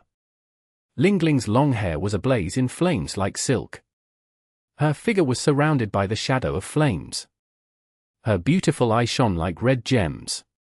Professor Tong Jujing and the rest of the members of the Hunter Society, who managed to escape the battle, were shocked when they saw Lingling in her current form.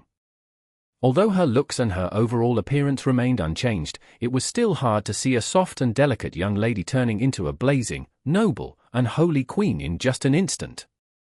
Sacred possession! Lingling looked at her hands before turning to the flaming elements that were like stars in the sky. They looked like her loyal soldiers. They were there to guard and obey her. Lingling flew in the air. The sky was filled with flames, like the blossoming of a lotus.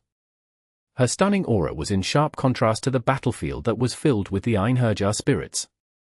She raised her hand and pointed in a direction.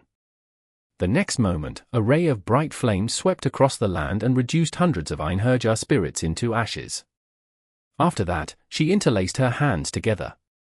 Magma spurt from the depths of the land.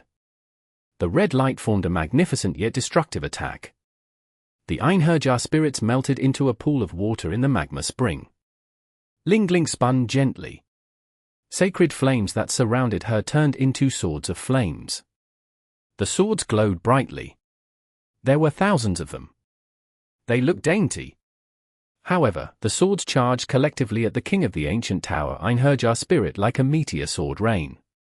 The king of the ancient tower Einherjar spirit was pierced by the flaming swords. It was riddled with red holes.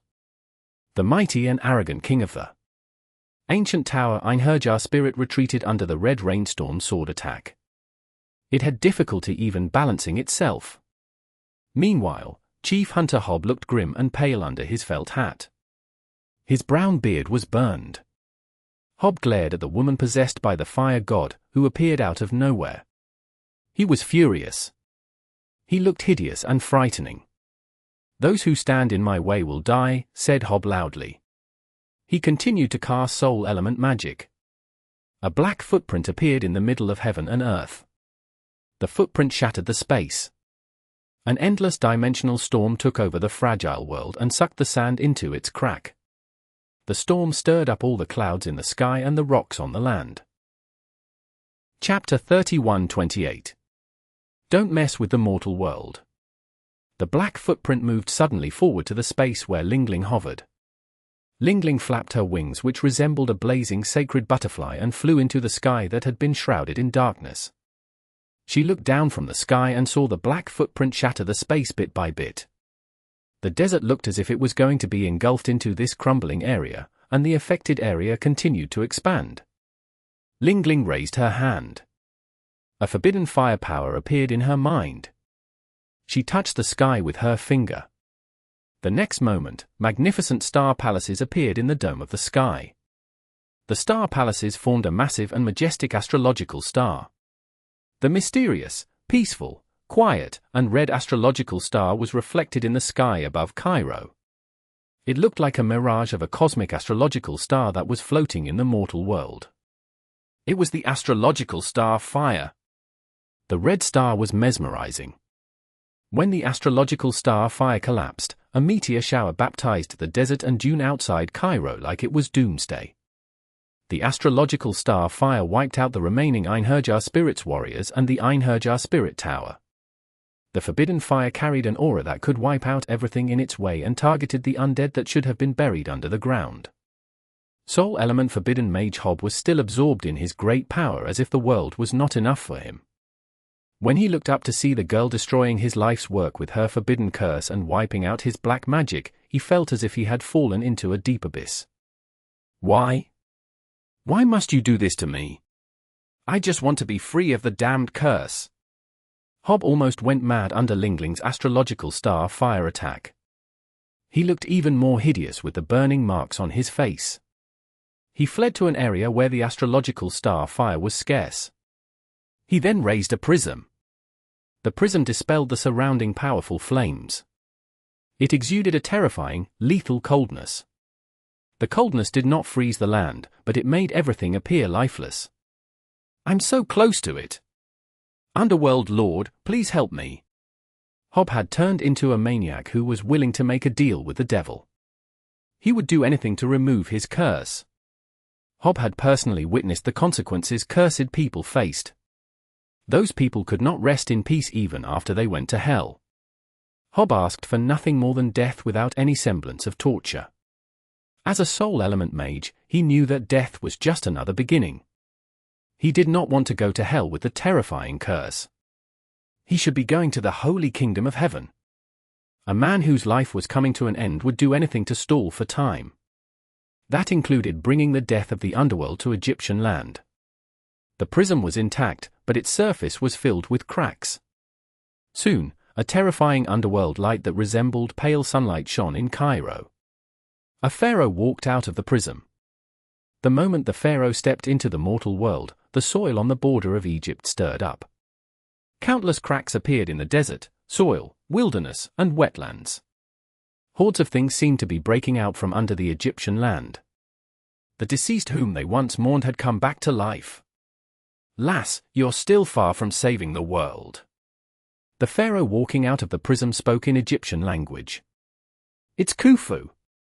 Professor Tong Jujing had gathered with other Egyptian mags. When they saw the pharaoh king walking out of the prism, the glimpse of hope in their eyes diminished, as if they had been extinguished completely.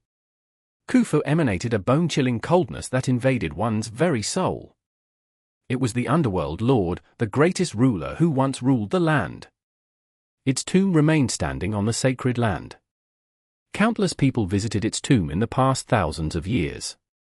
No one could solve the secrets within it even to this day. Underworld Lord Khufu entered the mortal world through the pale underworld light reflected from the prism. It stretched out a finger. It flicked its finger at Lingling, who had transformed into the goddess of flame Bel in the sky. A grey power shot out and struck the forbidden astrological star on the dome of the sky. The blazing red astrological star disappeared within an instant. The sky was dominated by pale and grey hues. The land was enveloped by necrotic gas. Creak! Creak! The sacred firepower surrounding Lingling began to dissipate. Greyish frost appeared on her arms. The powerful flames quickly diminished. Lingling felt the endless power in her body declining at an alarming rate. Purr! Little Flame Bell let out a long chant. The goddess on the blessing mountain of Parthenon Temple heard Little Flame Bell's chant.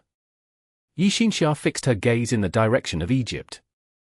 She rested and interlaced her hands before her chest, then she quietly recited the sacred chant of blessing. The ocean breeze blew and her white dress fluttered. Her face was holy and beautiful. With her heart as the medium, Einherjar passed her blessing to Lingling. However, they were 10,000 kilometers apart. The goddess' sacred chant could only protect Little Flame Bell and Lingling so that they could not be killed by the necrotic frost. Lingling and Little Flame Bell's strengths were far lower than Khufu's. The moment Khufu arrived, Lingling's eyes lost their luster.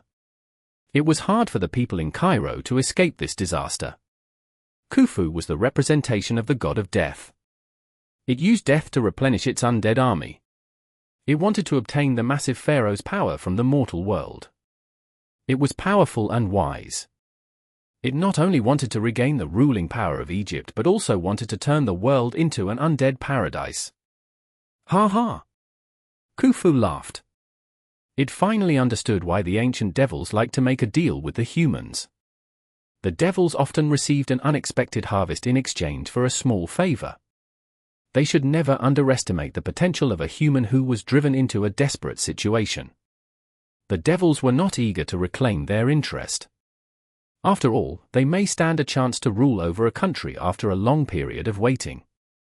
I will not treat my people poorly so long as you slit your own throat, said Khufu calmly to the Egyptians. If the Egyptians slit their own throats, they would become its people. This was the only way to pledge their loyalty to Khufu. They either committed suicide or were killed by Khufu. Khufu would reward those who dared to kill themselves and prove their loyalty. Those people would be respected by the undead in the underworld. You're a real devil. Lingling gritted her teeth in anger. At the skyline, a turbulent space that resembled a vortex appeared. A human figure showed up in it. The figure paused in the space vortex before transforming into a powerful light and charging at the deadly zone that had been frozen by the frost. When Lingling saw the blurred figure that was flying at a breakneck speed, her face brightened. Her beautiful eyes flashed with delight. However, she could not help but pout her lips. She was still unhappy with something. Why is he here so late? The figure made his way to Underworld Lord Khufu. He was ablaze with vermilion bird divine flames and evaporated the frost as he passed by. Meanwhile, Little Flame Bell that was possessing Lingling turned into a wisp of fire soul and flew to him like a fire butterfly. Little Flame Bell quickly fused with him. As a result, Little Flame Bell's divine fire and vermilion bird divine flames exuded a heavenly divine light.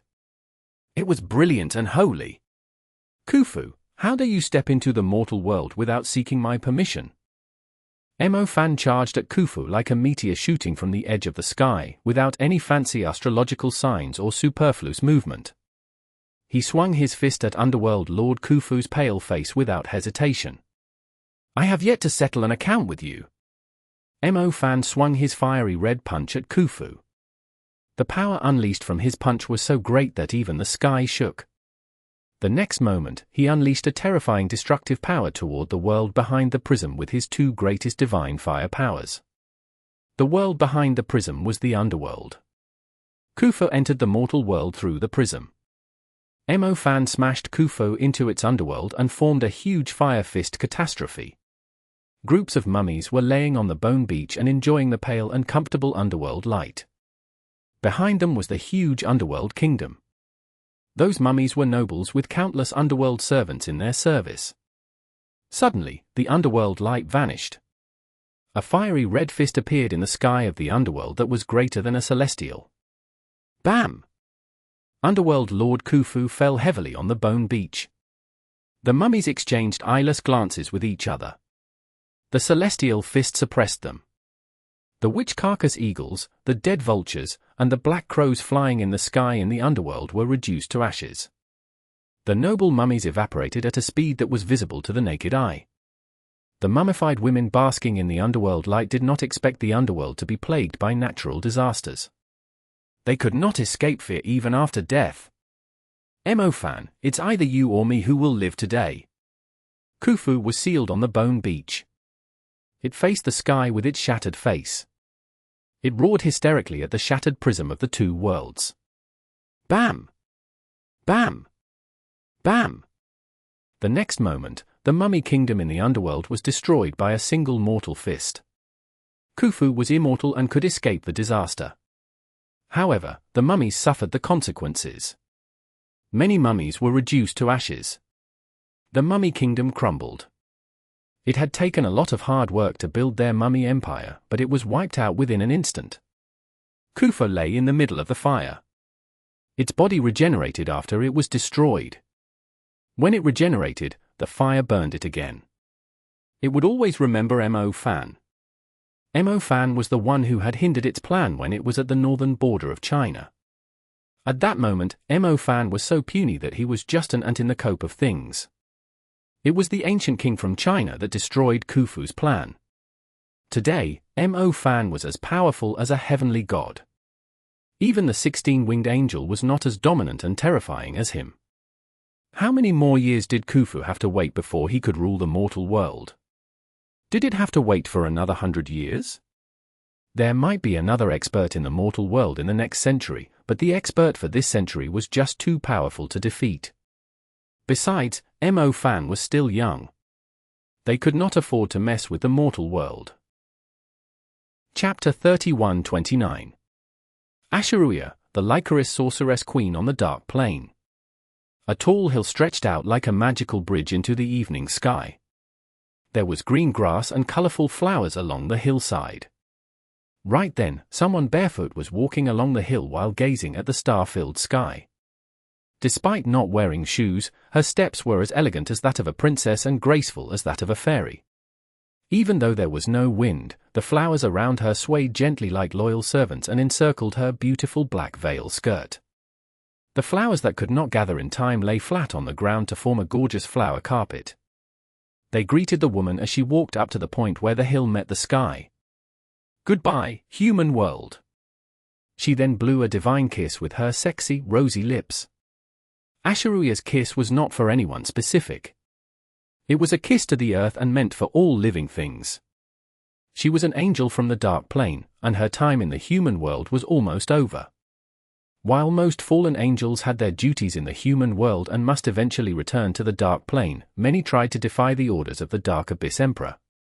But they would usually be thrown back into the dark and cold cycle of reincarnation by black magic. It was powerful like swirling whirlpools. However, as an elegant princess and future queen, Asha'ruiya did not want to leave in an undignified fashion. Unfortunately, there was no one to say goodbye to. She once had some knights who obediently served her. They were either handsome, easygoing, gentle, or stern. But in the end, they only shared a master-servant relationship. No matter how hard they tried to serve her, they could never make her care about them. However, there was one annoying yet lovable person who stood out. While he was not exceptionally handsome, she would think about him whenever she was relaxing.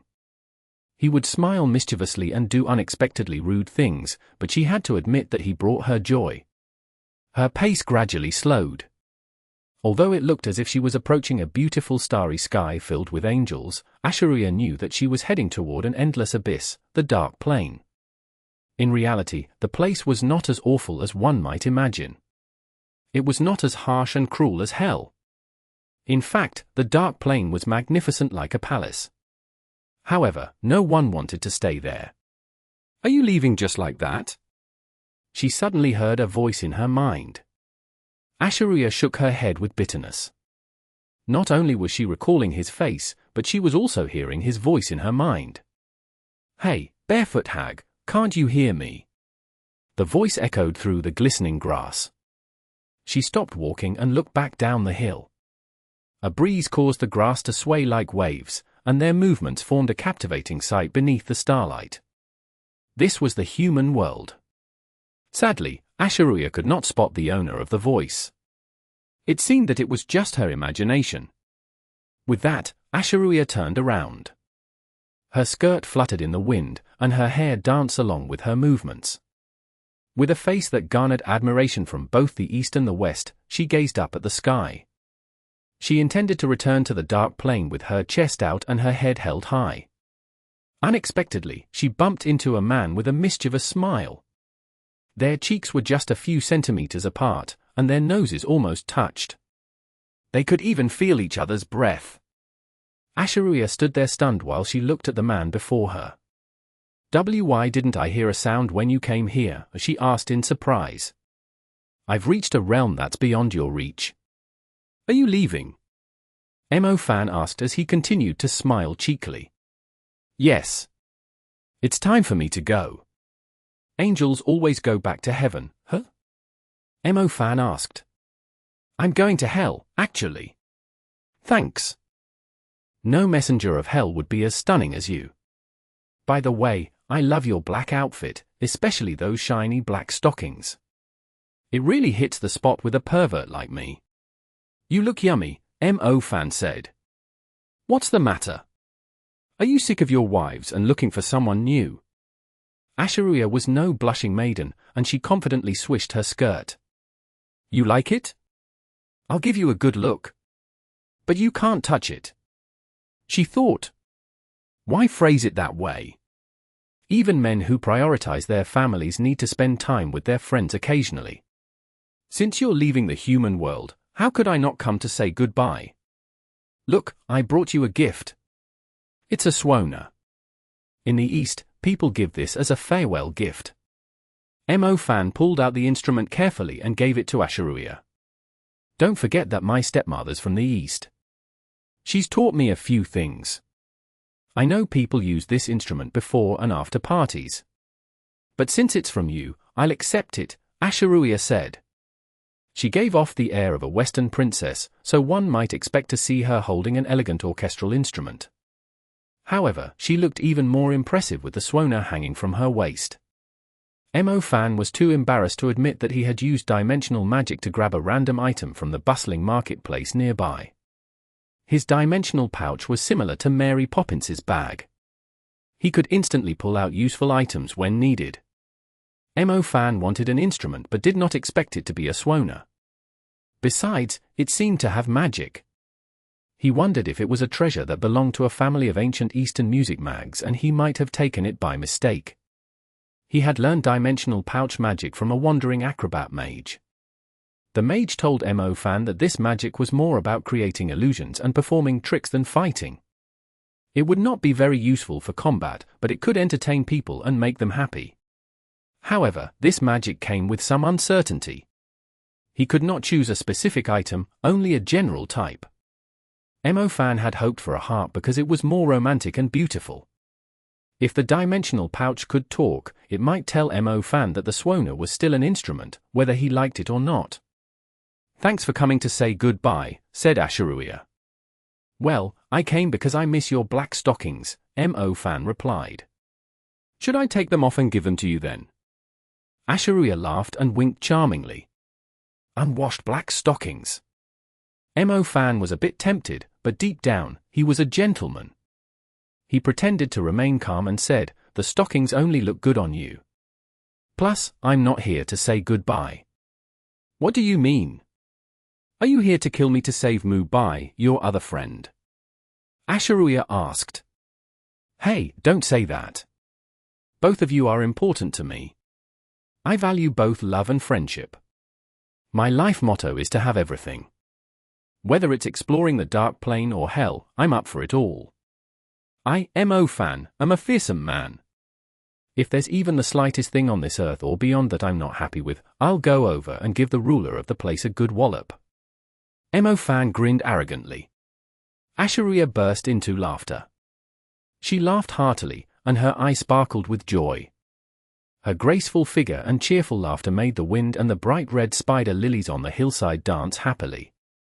Mo Fan was stunned, and he thought, "She's seriously gorgeous." She looked like a goddess from those ancient Greek stories who watched over everyone with a mysterious air. People could only admire her from a distance as they were not allowed to taint her. However, she was captivating, like the tempting enchantresses in Greek myths. "What? You don't think I can do that?" Mo Fan cocked an eyebrow and asked. "Remember what I told you that night under the starry sky? If Mu Bai survives, I will have to die. Only one fallen angel can remain in this world and become the elder who selects the next generation of black angels," Asha'ruiya explained. "Asha'ruiya, rules are always made by someone. I'll go with you and talk to the person who made this rule. If they're reasonable, then everything will turn out fine. But if they refuse to hear me out, I'll fight them," Mo Fan said. "But have you thought about how hard it is to return to the human world once you enter the dark plane?" "Even when Tai couldn't do it," she replied. "He might not have been able to do it, but that doesn't mean I can't. Let's talk about handling emotions. When Tai messed up big time there, he sacrificed love for the greater good, but it led to the creation of villains like Salon. On the other hand, Zhao Kong, my instructor, is someone I deeply respect. He showed everyone his world-ending power, but he also remained kind and maintained his love life. People may admire Wen Tai and fear Zhao Kong, but taking them as examples, I know what I need to do," Mo Fan said confidently. "Only you can criticize them like that," Asha'ruiya said. "The situation in the human world seems stable now, so there's not much need for me there. Nevertheless, I need to check out the deal between the Dark Plane and the Cold Moon Evil Eye in the Infinite Trench. If I find anything suspicious, I'll have to shake up the Dark Plane. Then, it won't just be a matter of the two brothers making a choice," Mo Fan explained. "Okay. I can be your guide." Asha'ruiya agreed enthusiastically. Walking through the Dark Plane alone took a lot of bravery. However, having Mo Fan with her made her happy. The journey would no longer be boring or suffocating. "Let's go then, old friend." Mo Fan offered his arm. Therefore, Asha'ruiya took his arm. Suddenly, she raised her beautiful face and kindly asked, "Has your family agreed? You need to understand that if you can't find a way back to the human world, you'll have to spend the rest of your life with me." "They've agreed. After all, I would have died long ago without Mu Bai. He's like a brother to me, and losing him has left a void in my life. As for you, don't overthink it. I'm pretty traditional. I won't cheat on my wives," Mo Fan said politely. "Well, could you stop staring at my chest then?" Asha'ruiya asked. "Whom? Your jade necklace is really white and smooth. It also has a nice curve," Mo Fan shamelessly said. "Men really could not resist women with hourglass figures." Chapter 31:30. Skeletal Reflection. A forbidden mage could only see a small part of the Dark Plane. Yet, Mo Fan, a shadow mage, finally got to see what the place really looked like. No one knew where the power of black magic came from. For years, there had been a debate about black magic. Some said learning it was like making a deal with the devil. It would gradually consume a caster's will and fill him with obsession. He would eventually be pulled into a dark endless abyss and become a servant to its ruler. A servant? Mo Fan did not buy into that. He saw himself as a controller, not a fallen one. To him, black magic was simply a tool or a way to get things done. Its usage depended on the mage. What's wrong? Is the Dark Plane not what you expected? Asha'ruiya walked lightly across the starry sky with her clean, delicate feet. Mo Fan roamed through the stars and saw a rift surrounded by bright red stars. They looked like treasures scattered beneath a shallow valley with their mesmerizing glow. Yeah. I thought it would be full of destruction and icy dust from space. The roads would be covered in piles of white bones that served as a warning to anyone who entered the dark plane, Mo Fan explained. Back when he dealt with Su Lu at the Asian Magic Association, he pulled everyone into the dark plane. At that time, the dark plane was filled with eerie sights, death, and fear.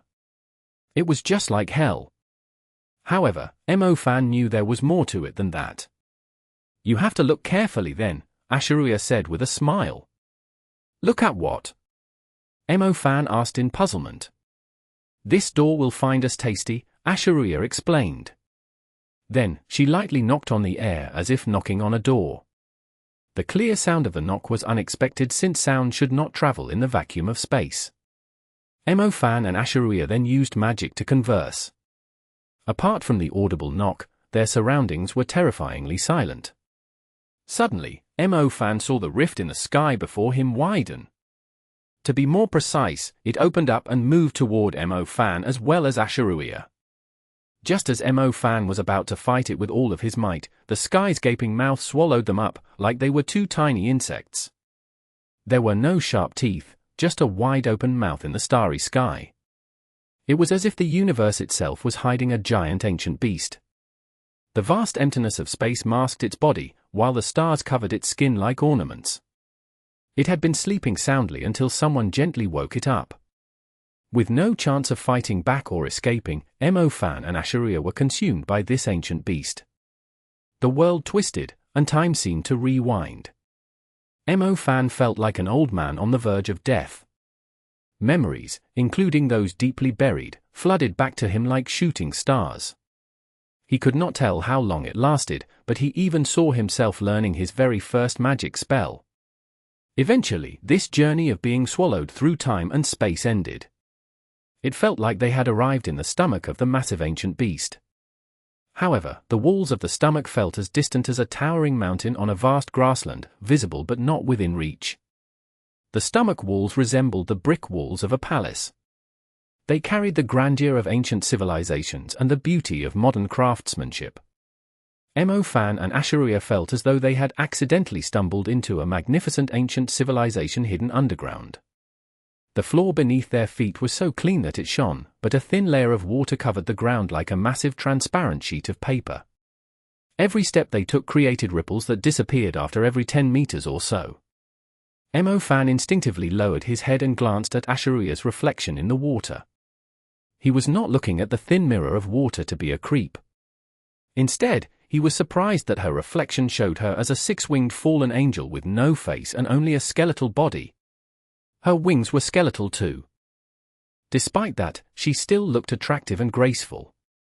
Even without skin and facial features, her reflection in the dark water was oddly beautiful. Don't you find it gross? Asha'ruiya asked as she pointed at her reflection. Not really. You have a petite frame and wide hips. It's ideal for bearing children, Mo Fan replied bluntly. You can see your skeletal reflection here. It represents the different classes on the dark plane that can't be surpassed. I have a six-winged skeletal reflection, which puts me in the upper class, but I'm not a ruler, Asha'ruiya explained. What about me?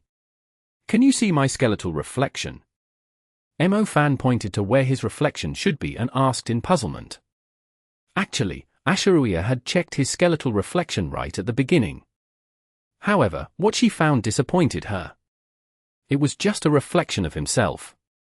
She had thought that she would see Mo Fan's appearance as a devil or his true form as the evil Saint King. After all, Mo Fan embodied these two divine entities, and he was certainly not a minor figure on the dark plane. Meanwhile, those without a skeletal reflection represented the lower class of the dark plane. Good thing you're traveling with me. My 6 wings can help you out of many difficult situations, Asha'ruiya said. What? Does my skeletal reflection show that I'm the least impressive on the dark plane? Mo Fan asked with displeasure. Everyone in the mortal world knew who he was, yet he had no skeletal reflection on the dark plane. That meant he was insignificant, and it was unacceptable. This would not do. Mo Fan had to find the one who made the rules on the dark plane and demand a change. Those without a skeletal reflection were the most impressive. Let's go. Just act as if you're one of the rebels I brought back from the mortal world. It'll save us a lot of hassle, Asha'ruiya said. Seriously? Do things follow a set process in the Dark Plane too? Isn't it supposed to be chaotic and lawless? Fan asked. The more chaotic it is, the more rules there are. Because if you accidentally upset some descendant of any important figures, you'll have endless trouble. I hate dealing with trivial matters and trouble, so please don't cause me any problems, Asha'ruiya said. Okay. I'll do as you say, my baby, Fan assured her. Asha'ruiya loathed being called baby, but she just rolled her eyes and ignored it. After they took a few more steps forward, a door appeared. It was shaped like a hoof, and Fan immediately noticed it standing there alone. There was nothing behind it. However, a Minotaur suddenly walked out of the door. He was playing with a palm-sized ball and sporting a star-shaped nose ring. He also had a skeletal reflection. However, since he was standing in the doorway, Fan could not see the area of thin water behind him. As such, Fan did not know what his skeletal reflection looked like. It probably resembled that of a wild ox. Your Highness, I've been eagerly awaiting your return every day. Would you like to test my kissing skills? The Minotaur grinned lewdly. Shut your dirty mouth. I'm taking this rebel to see the Duke of Shadow. Let us pass, Asha'ruiya said. Oh, you don't need to escort this lowlife yourself. I have some wine that I've stored for 2,000 years. Would you like to take a bath with me? Or the Minotaur said. Fan and Asha'ruiya had reached the door by then. Despite the Minotaur's vulgar language, he opened the door and let them pass. There seemed to be nothing behind the door, though. Fan did not understand why there needed to be a doorkeeper in the first place. However, upon entering the door, Fan discovered a different sight. The walls ahead of them were covered with purple, red, and black plants. The whole thing looked like a twisted forest of dark elves with vibrant colors, but they were actually indoors. Are we inside now? Fan asked. Yes. Asha'ruiya nodded. It seemed that the Minotaur beside them was about to speak again. But Fan suddenly turned and grabbed his nose ring. Fan, don't cause any trouble. Asha'ruiya shouted. However, Fan had already yanked out the Minotaur's nose ring. His nose bled. And he howled in Dane. How dare you, the Minotaur roared. Like two erupting volcanoes, his eyes burned with rage and gave off an intense pressure. The Minotaur raised his hand and threw the two balls he had been playing with at Fan. At first, Fan thought that they were just walnuts. But after the Minotaur threw them, he realized they were actually planets that could explode at any moment. The fact that the Minotaur could use planets as handheld toys showed that he was not an insignificant figure. However, Fan was not someone to mess with either. He opened his hand and turned it slightly. Then, a swirling black hole appeared in front of him. As the two exploding planets were about to kill Fan, the black hole effortlessly swallowed them and sent them to outer space. The Minotaur was dumbfounded when he saw Fan effortlessly deal with such powerful energy. I'll start by cutting your tongue, Fan said fiercely. He then swiftly moved toward the Minotaur. He transformed his hand into the dimensional blade and slashed at the Minotaur. With a swing, the blade sliced through the Minotaur's tongue. His tongue dropped to the ground, and a pool of black blood mingled with the thin water. Oddly enough, the blood-stained water became even clearer. The Minotaur was terrified. He covered his bloody mouth and quickly backed away. If you dare speak inappropriately to my baby again, I'll chop your head off. I have a searing hatred for Minotaurs.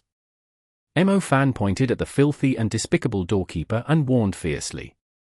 The Minotaur was so scared that he resorted to mooing. He dropped to his knees and begged for mercy. Asha'ruiya sighed.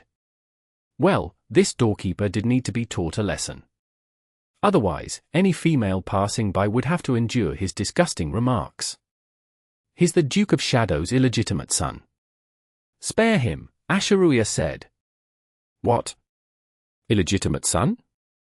The Duke and a cow. Wow, that's really something. Mo Fan exclaimed in surprise. Chapter 31:31. Locals? Guinea pigs. Mo Fan never thought that apart from being hellish and disgusting, the Dark Plane also had a stunningly magnificent side. The silver and black stomach walls looked surreal. Instead of fiery mountains erupting, there were massive ancient palaces ahead. Perhaps some artists in the mortal world had accidentally caught a glimpse of the Dark Plane, and their depiction of this small part was impressive.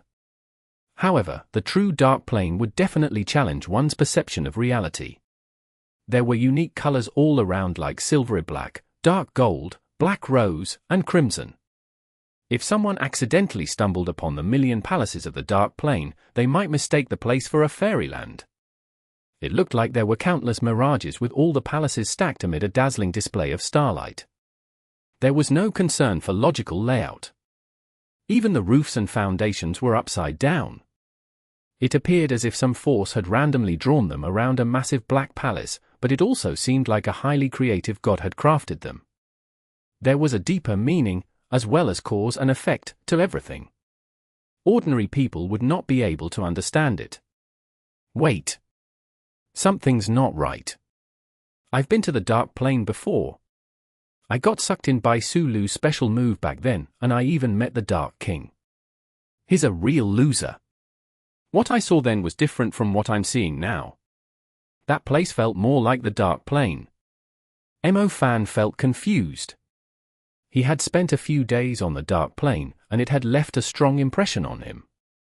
He remembered, in particular, the harsh torture rules that reminded him of hell and some peculiar but intelligent, mysterious creatures. They resembled characters from Eastern legends and Western mythology. Could this just be a stereotypical view of the Dark Plane? Black mags would come up with their own versions of the Dark Plane to make it appear mysterious and scary. They could also leave others with an inexplicably strange and noble impression of the place. However, the Dark Plane before him was just an otherworldly place without any vibrant color. The Dark Plane has two regions. The one you've been to is called the Exile Grounds. It covers about 95% of the entire Dark Plane. You can think of it as the wild, untamed part, Asha'ruiya explained to Mo Fan. Is what we're seeing now the main area of the Dark Plane? Mo Fan asked. This is where its civilization exists. But it's different from what we're familiar with as a civilization, Asha'ruiya explained. I don't get it. Mo Fan shook his head. He then looked ahead at the swath of weird mist and the blood-red eyes peering through it. But it's obvious that these locals have a big problem with someone lively and handsome like me. I thought we agreed to follow my plan. Asha'ruiya reminded him. What the hell are you looking at? Mo Fan headed toward the eerie mist and confronted it boldly. Asha'ruiya face-palmed. Why did I even agree to travel with this guy? She thought to herself. Hey!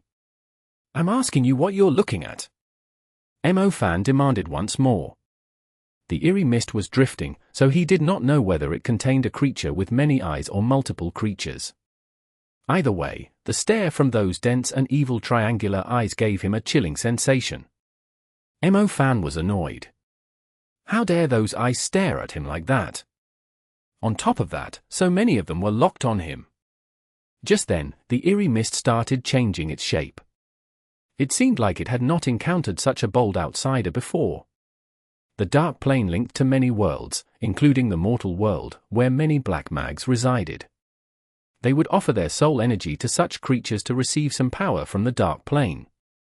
Even though outsiders sometimes entered the Dark Plane, they were always fearful and afraid of disturbing the gods there. Therefore, the locals liked to tease and torment any outsiders they encountered. But since the six-winged fallen angel was with Mo Fan, the eerie mist did not plan on doing anything. However, to its surprise, the outsider started yelling at it after it stole a few glances. It was shocked. It might have been staring at him, but what was the big deal? Wow! You've got some nerve. Just one sideways look from you feels like you're disrespecting me. With all those eyes, it's like you've disrespected me 100 times over.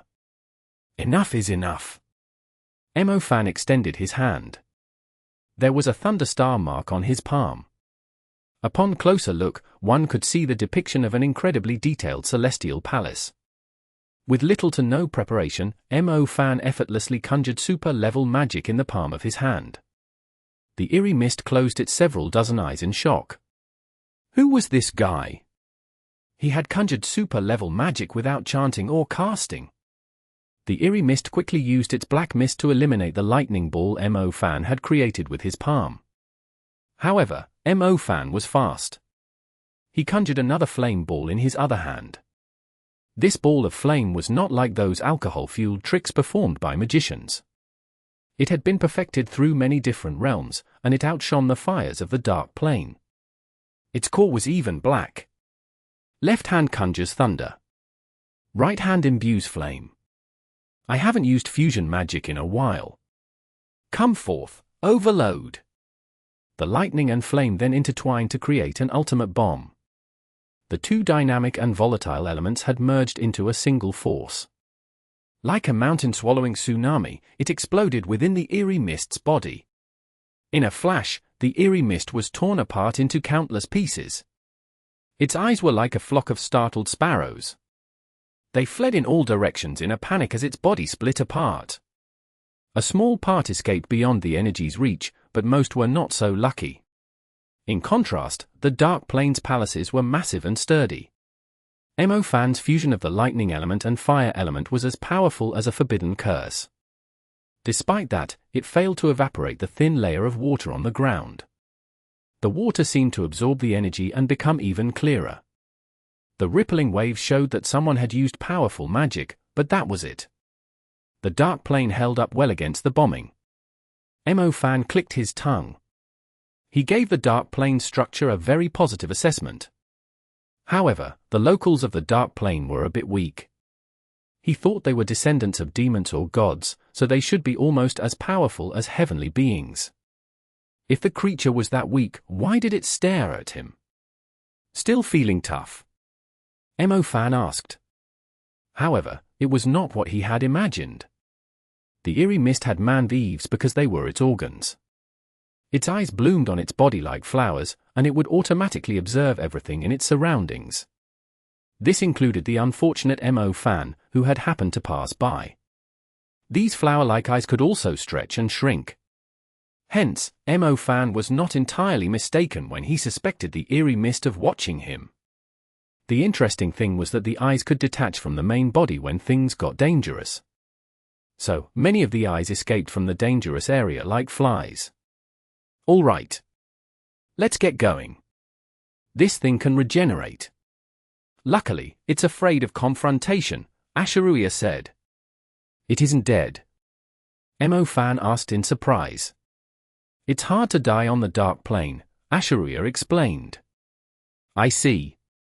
People say this place is like hell, and it makes sense. The locals here are basically like the undead. Mo Fan nodded. He gained a new understanding of the customs on the Dark Plane. Asha'ruiya then walked ahead. She was already wearing elegant black crystal shoes, with heels that were just above the shallow water. Mo Fan slowed down and glanced at her reflection in the water. He noticed how her graceful figure looked even more pronounced in its skeletal form. It was surprising that even a skeleton, which typically appeared in biology labs, could be so captivating. There was a saying that even the bones of a beautiful person were alluring, and that seemed true. What was that stupid overload thing you yelled earlier?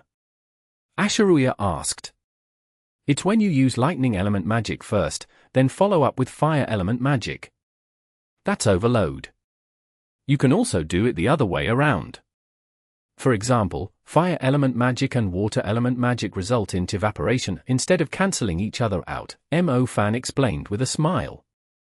Asha'ruiya could not quite grasp it. It was probably another one of Mo Fan's strange fusion magic. There were rumors that students in some countries were learning fusion magic in magic classes. These were probably the rules and terms Mo Fan, the creator of fusion magic, had established. Water element magic can combine with fire element magic. Asha'ruiya still found it somewhat surprising. Yes. It can create evaporation. Some mobile games back home gave me some inspiration. For instance, if you use fire element magic, it can be easily countered with the corresponding element. But if you use fire to boil water, the resulting steam will be quite powerful, like lava. Lava is also a combination of fire and water. Steam spreads widely. Besides covering a large area, it also carries immense energy, Mo Fan explained. It seems you understand fusion magic well, Asha'ruiya said. Absolutely. You know that I'm a forbidden mage now, and fusion magic's power increases exponentially.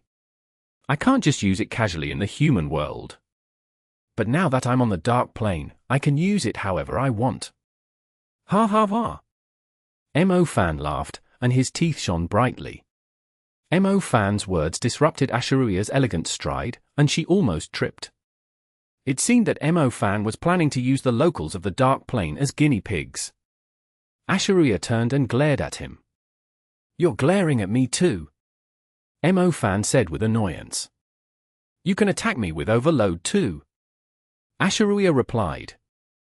Ha ha. How can I? You can glare at me however you want.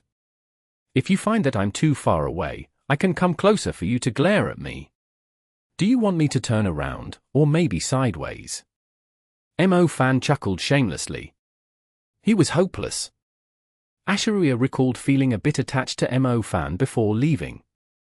Yet, when Mo Fan was right there with her, she found him annoying. Chapter 31-32. The Bright Blood King.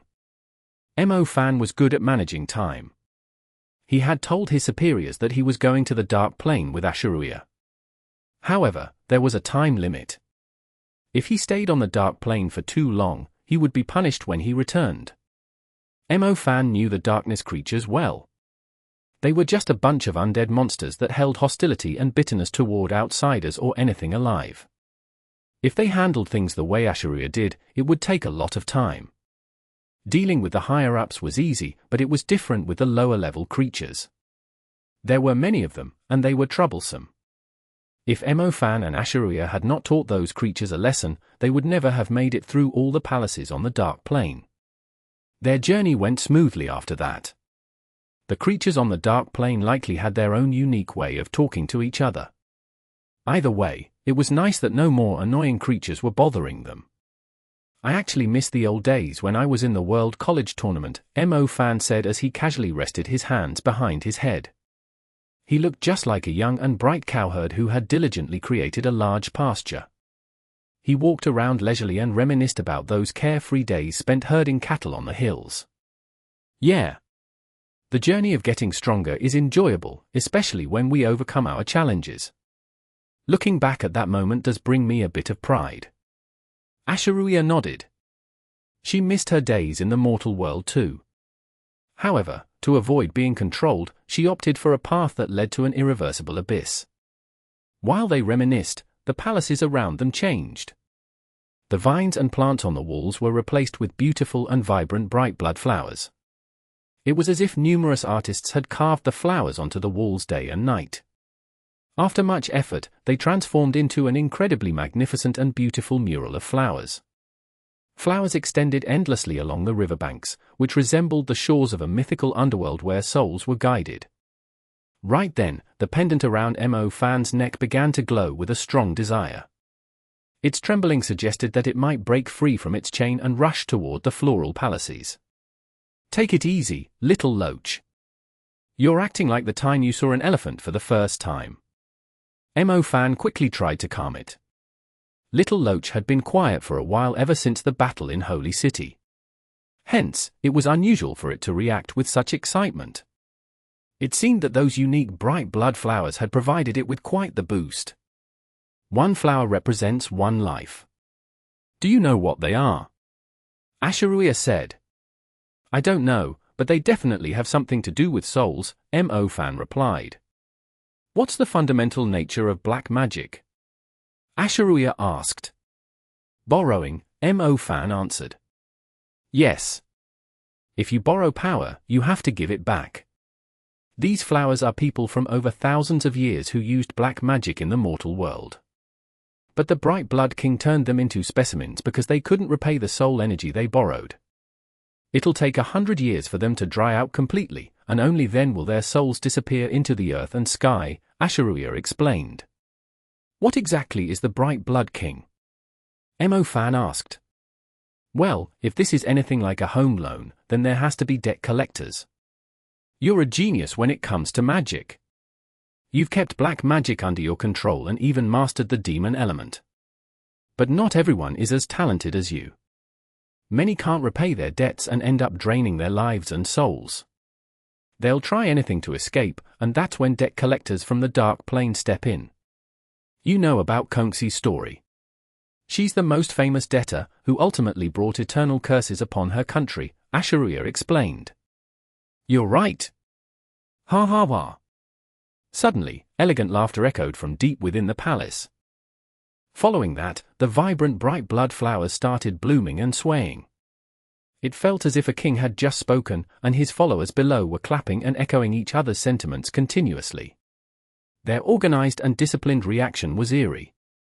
Konxi was the first person I made a deal with when I arrived in the mortal world. I dislike her, so I don't like other humans either. The individual who was laughing moments ago abruptly let out a strange shriek. Fan was taken aback, and he used his divine sense to peer into the depths of the floral palace. He was trying to see the mysterious figure who was talking to them from afar. However, he saw a pair of eyes opening up like bloody wings. These eyes seemed to belong to a king who had disdain for everything, like vengeful demons from the abyss. They were so full of hatred that the whole world could not contain them. Your Majesty! Asha'ruiya bowed slightly to show her respect. 6 Wings, where do you plan to take this special guest? The Bright Blood King's voice sounded far away. It was as though it was coming from a palace atop a distant mountain. My foster father wants to meet him, Asha'ruiya replied. What's your name? The Bright Blood King asked. Fan. I've heard about you. You're currently responsible for maintaining some order in the mortal world. Give me a reason to welcome you into my world, or else I might consider giving your country a gift, said the Bright Blood King.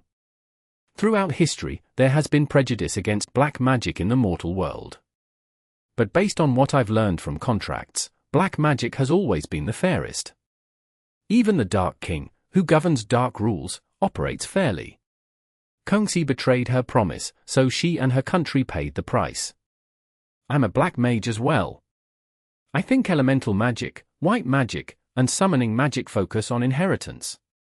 This means that ordinary mags in the mortal world will face unfairness. They can't afford the expensive star essence or access high-level soul seeds or gain the favor of skilled masters. But you and black magic are different. In black magic, the demands and the price have always been consistent. It treats all mags equally and provides ordinary mags with many chances to succeed. Fan set aside his usual lackadaisical demeanor and spoke earnestly to the Bright Blood King.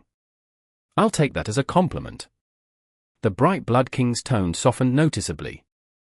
It's not just a compliment. I also have some influence in the mortal world.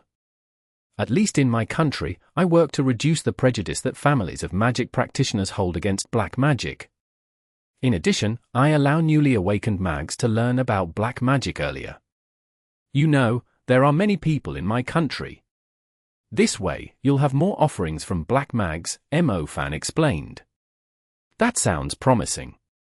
This reason alone is enough for me to welcome you in person, the Bright Blood King said. After that, the bright blood flowers transformed into numerous floating spirits that looked like migrating divine butterflies and birds. They swirled around gracefully and formed a charming figure. It was as huge as a celestial goddess. It looked particularly majestic and solemn within the stomach-walled palace, where the ceiling was so high that it could not be seen. The figure made of bright blood flowers approached Fan step by step. As it neared, its size gradually went from grand to ordinary. It started to resemble a human but not entirely. The bright blood flowers then transformed into a garment that draped over its cold and slender body. For a moment, the Bright Blood King seemed like a sacred and untouchable celestial being to Fan. The king was extraordinary and beyond reach. However, the king exuded a noble aura of darkness, coldness, and decay instead of divine. Mo Fan was surprised. It turned out that the Bright Blood King was a female. Kongxi's story had left a deep impression on Mo Fan. She had offended a powerful being capable of cursing a country for thousands of years. And this being was standing before him. The consequences of saying the wrong thing would likely be dire. "Tell me how you intend to make your country more open to black magic," the Bright Blood King spoke in her actual voice. This allowed Mo Fan to confirm that she was indeed female. He could not see the king's face, so he could not gauge her emotions. He could only be as sincere as possible. "It's not just up to me. We discussed it with some Forbidden Mags leaders and realized that sticking to old traditions won't help us reclaim the coastal territories. They are constantly being taken from us, and with the intrusion of the Kunlun demons, our safe borders are shrinking. Faced with threats from all sides, we hope to introduce black magic to students of magic as early as in high school," Mo Fan explained. He was not making things up. This was the result of a discussion with various magic associations and leaders in the country. The nation needed more powerful mags to handle potential threats. Although Mo Fan was a top mage, he could only stabilize the situation for a while. No matter how strong he was, he could not defend a coastline that stretched over 20,000 kilometers or deal with the even harder to quantify threats from the Kunlun demons himself. Magic education required some changes. In the future, the mags in the country would learn fusion magic in high school. Therefore, they needed to introduce black magic as soon as possible. It had the weakest rejection reaction with other magic. This made it the best choice for students who were trying fusion magic for the first time. While black magic was not compatible with white magic, it blended seamlessly with elemental magic.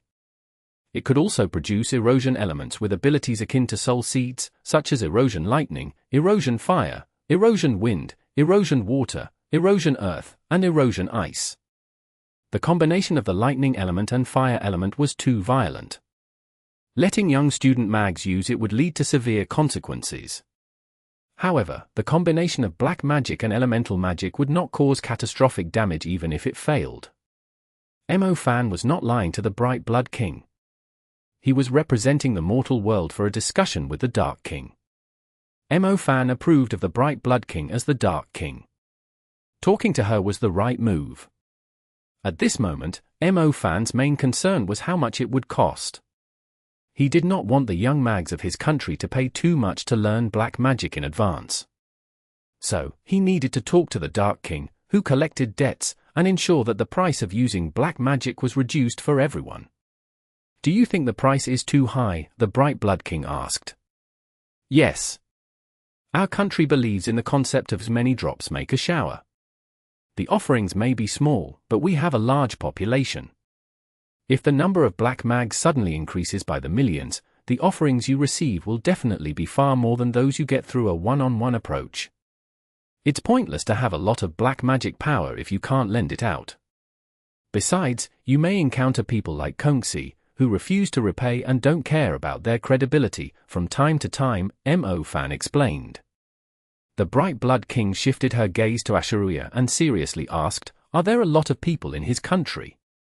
"They take up about 1/5 of the population in the mortal world," Asha'ruiya answered truthfully. 1/5? But aren't there hundreds of countries in the mortal world? The Bright Blood King was astonished by the proportion. How many mags would awaken every year? In my country, very few people awaken to black magic. Perhaps, not even 1 out of 1,000 people awaken to it, Mo Fan explained. He had experienced the awakening process. It seemed that no one had awakened to black magic back when he was in high school. The conditions for awakening black magic were actually quite strict. Firstly, the chances of someone awakening to black magic as the first type of element were low. Secondly, there were very few materials that could trigger this awakening.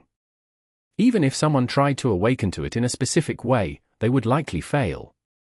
It was not because black magic was rare but because certain powerful families in other countries had control over the materials needed for its awakening. As such, it was hard for others to obtain them. That was why Mo Fan had to venture into the Dark Plane and head straight to the source.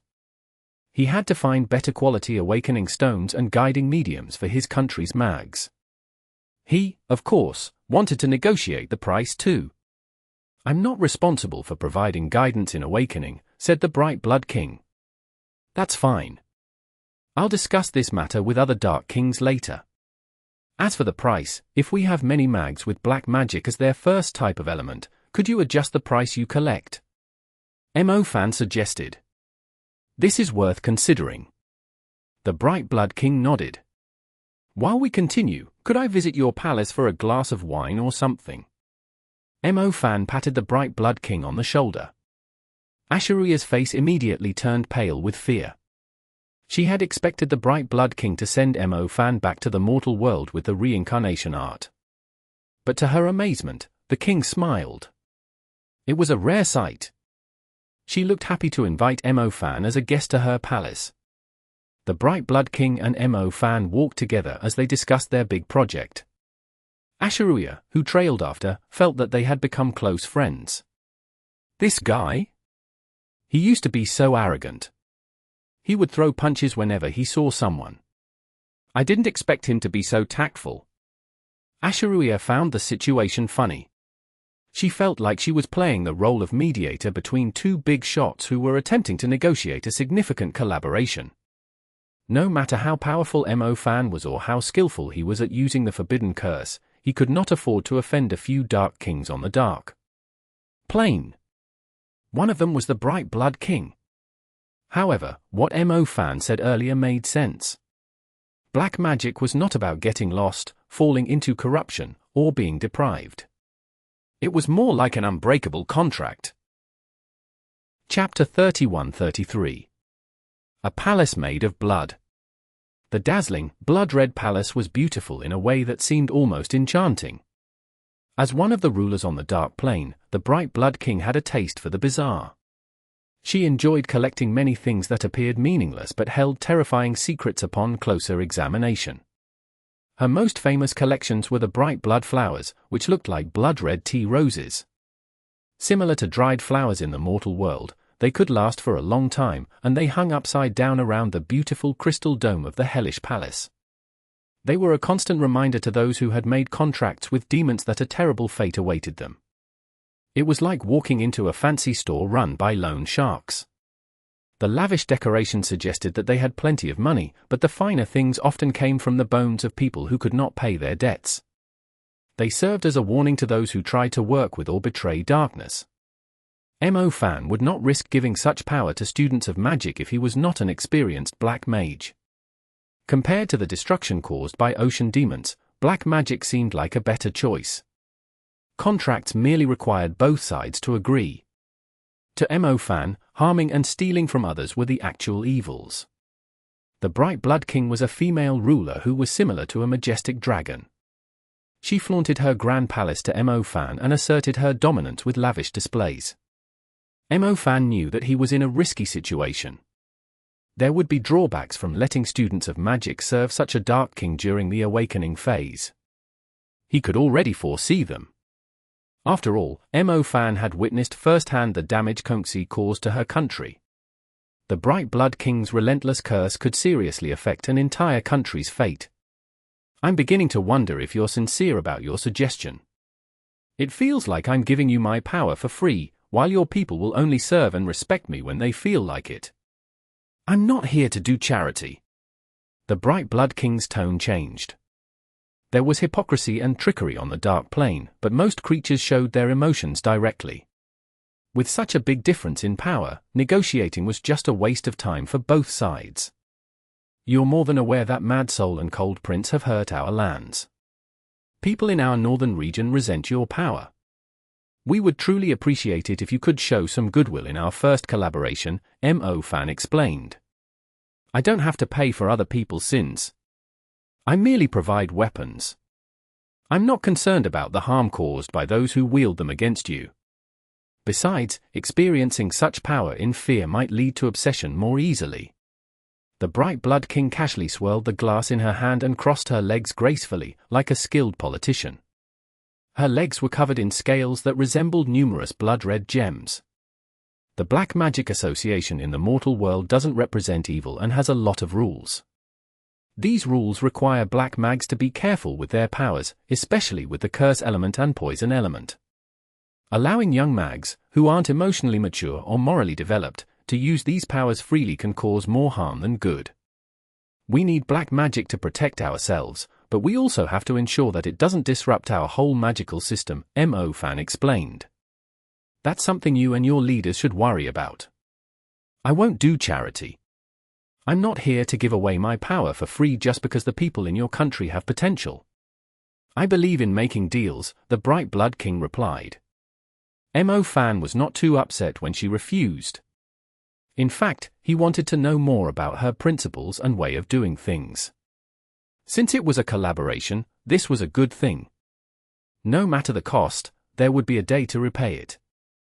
The interest continuously adding up and people going back on their word scared him the most. He did not want a deal to turn into never-ending debt, as this would leave no hope for the future. All right then. Let's talk about the price. Black magic isn't often the first element that young mags awaken to because they are still growing. They don't even have enough resources for themselves. How could they offer magic power and soul power to you? Mo Fan explained. We can discuss that. Do you have any good ideas? I can't be the one to figure out solutions for you weak mags. The Bright Blood King nodded. My suggestion is to let them awaken to black magic as their first element, but wait until they reach a higher level to pay you back, Mo Fan proposed. What level do you think is suitable? The Bright Blood King asked. Super level. A super level black mage can offer considerable magic power during every lunar eclipse night, Mo Fan immediately replied. No. That won't work. The Bright Blood King shook her finger in disagreement and said, I'm not ignorant of your world. Even with a large population, super-level mags are extremely rare. You're basically telling me to do charity because it's hard to get a return. Well, that makes things difficult. Mo Fan wore a bitter smile. As you said, black magic is a terrifying weapon. To introduce young mags to it early, we'd need to set up a department to monitor and control the increasing number of black mags. Once people have heavy debts, they'll be prone to extreme actions. The Bright Blood King hesitated and glanced at Asha'ruiya. As a six-winged fallen angel, she knew everything about the mortal world. At the same time, she was also the Dark Plane's messenger. Your Majesty, Mo Fan has a point. In some countries, the use of black magic is still not allowed. While Mo Fan's country is open-minded, they lack deeper knowledge of black magic due to pressure from other nations. It's understandable that he's worried. They need more people to learn about it.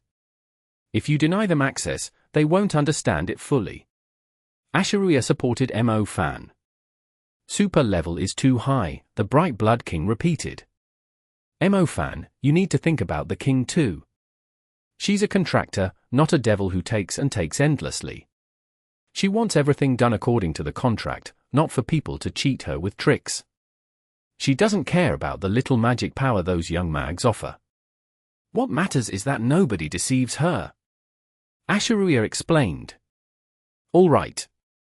I get it. Mo Fan nodded. He already knew how he was going to steer the conversation. Your Majesty, how about this? You can't get much magic power from basic level and intermediate level mags who awaken to black magic as their first element. Since super level is too high and unfair to you, let's compromise and settle on advanced level. Advanced level. When black mags reached advanced level, they gained strong ruling power and mysterious abilities through advanced black magic. At the same time, they would start repaying their debt for using this power. The debt of black magic was straightforward. It was magic power. Black mags had to offer magic power during the lunar eclipse night every month. During the repayment period, black mags were weak, so it was hard for them to use advanced or super level black magic, which required a lot of energy. They could also pay with pure black magic crystals instead of magic power, but these crystals were pricey. All kinds of black magic items were acceptable. Things like black magic crystals and black magic items were called offerings. Just like house loans, black mags had to pay monthly. Mo Fan was a powerful black mage. He never had to pay monthly dues because he had little loach. His magic power recovered quickly, and he often had surplus magic power from multiple elements. He could use little loach to convert and offer this extra magic power. In simple terms, Mo Fan's robust energy allowed him to clear out unused magic power occasionally. It even sped up his magic power's metabolism. Mo Fan did not need to worry about repayment, but not all mags were as energetic and powerful as him. That was why many black mags often looked thin, weak, and tired. They could not bear the monthly payment. In the early stages of learning magic, magic power was valuable. They needed to repeatedly practice star orbit, star pattern, star constellation, and star palace. They would not obtain magic power if a spell failed during practice. Basic level mags could only practice their magic skills a few times a day. They could do nothing else without additional support. So, it was rare for basic level and intermediate level mags to become black mags. Advanced level is acceptable. The Bright Blood King wore a satisfied smile. In truth, the magic power in basic level and intermediate level mags' black magic was often not pure. The Bright Blood King might not be very interested in them. Being a ruler of the Dark Plane, she was entitled to human offerings, and she valued potential. A mage with potential became more valuable the sooner they embraced black magic, and one of them could surpass countless inept followers. You truly are a decisive ruler. Mo Fan smiled. The advanced level was what Mo Fan wanted. A mage was usually close to 30 years old when they reached the advanced level. It happened to be when humans were most resilient. Besides, advanced black magic held immense ruling power. If they had more advanced black mags, the big gap with the ocean demons would shrink. One warrior-level demon was as strong as 10 intermediate-level mags. A warrior-level ocean demon was 3 to 5 times stronger than a land-based one when in water. So, a warrior-level ocean demon was incredibly frightening. An attack from one would be disastrous for small towns and villages.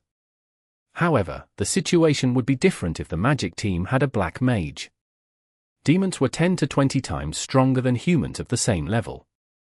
It was not just because they were physically strong but also because the composition of mags in a team was often repetitive. For example, a class team often had many water element, light element, wind element, and earth element mags, who were weaker in the early stages. To demons, facing 5 basic level mags was not much different from facing just one basic level wind element mage. None of them could harm the demons. However, as the level increased, the difference in power between demons and mags of the same level decreased. This happened because mags gained more skills, and their methods became less repetitive. When demons attacked, they always came on a massive scale. Basic level and intermediate level mags needed to unite, but having too many mags with weak elements reduced their effectiveness. If more people awakened to black magic, the gap would lessen as the variety of magic teams increased. Mo Fan's negotiation with the Bright Blood King was about introducing black magic as the first awakening element and agreeing on the price for it. They only needed to repay black magic's magic power when they reached the advanced level. Mo Fan was happy with this collaboration since it brought significant changes to the magic schools. Having climbed up the ladder from his student days, he knew just how crucial magic resources were. As the messenger of the Dark Plane, Asha'ruiya traveled to and from the mortal world while working for the Dark Plane. She was an ideal witness for this negotiation. For some reason, she thought about those political scenes she saw on TV in the mortal world. Through open and friendly communication, both parties reached satisfactory agreements. They shook hands and hugged each other warmly. Even the formidable Bright Blood King became Mo Fan's collaborator. The two of them toasted and laughed heartily. If Asha'ruiya had not known that Mo Fan was genuinely working for the welfare of his country, she might have thought they were two capitalists admiring the growth of their cash cows. By the way, Brighty, I've noticed many bright blood flowers releasing hexes. They're like sickly flowers in a forest. If they aren't useful to you, I can help remove them. I know a bit about gardening, Mo Fan said. Brighty? Asha'ruiya could not find the words to describe her emotions. Perhaps Mo Fan was the only one in several thousand years who dared to call the Bright Blood King Brighty. Sure, those annoying hexes are getting on my nerves. My gardeners are busy dealing with shadowborn vampires. I was thinking about how to remove them without leaving any smell, the Bright Blood King said. You don't have to worry about such things. I have the perfect tool here to get rid of them easily. I'll make sure to keep your garden smelling good. Mo Fan replied confidently and patted his chest. Little Loach was already hungry. It looked like it could have a buffet soon. It could eat a lot. During previous battles, Little Loach would always be hungry when it transformed into Azure Dragon to protect itself and the country. The bright blood flowers formed by the resentful and tormented souls were all soul essence. For someone as mighty as the Bright Blood King, even soul remnants were not good enough to be the wildflowers in her garden.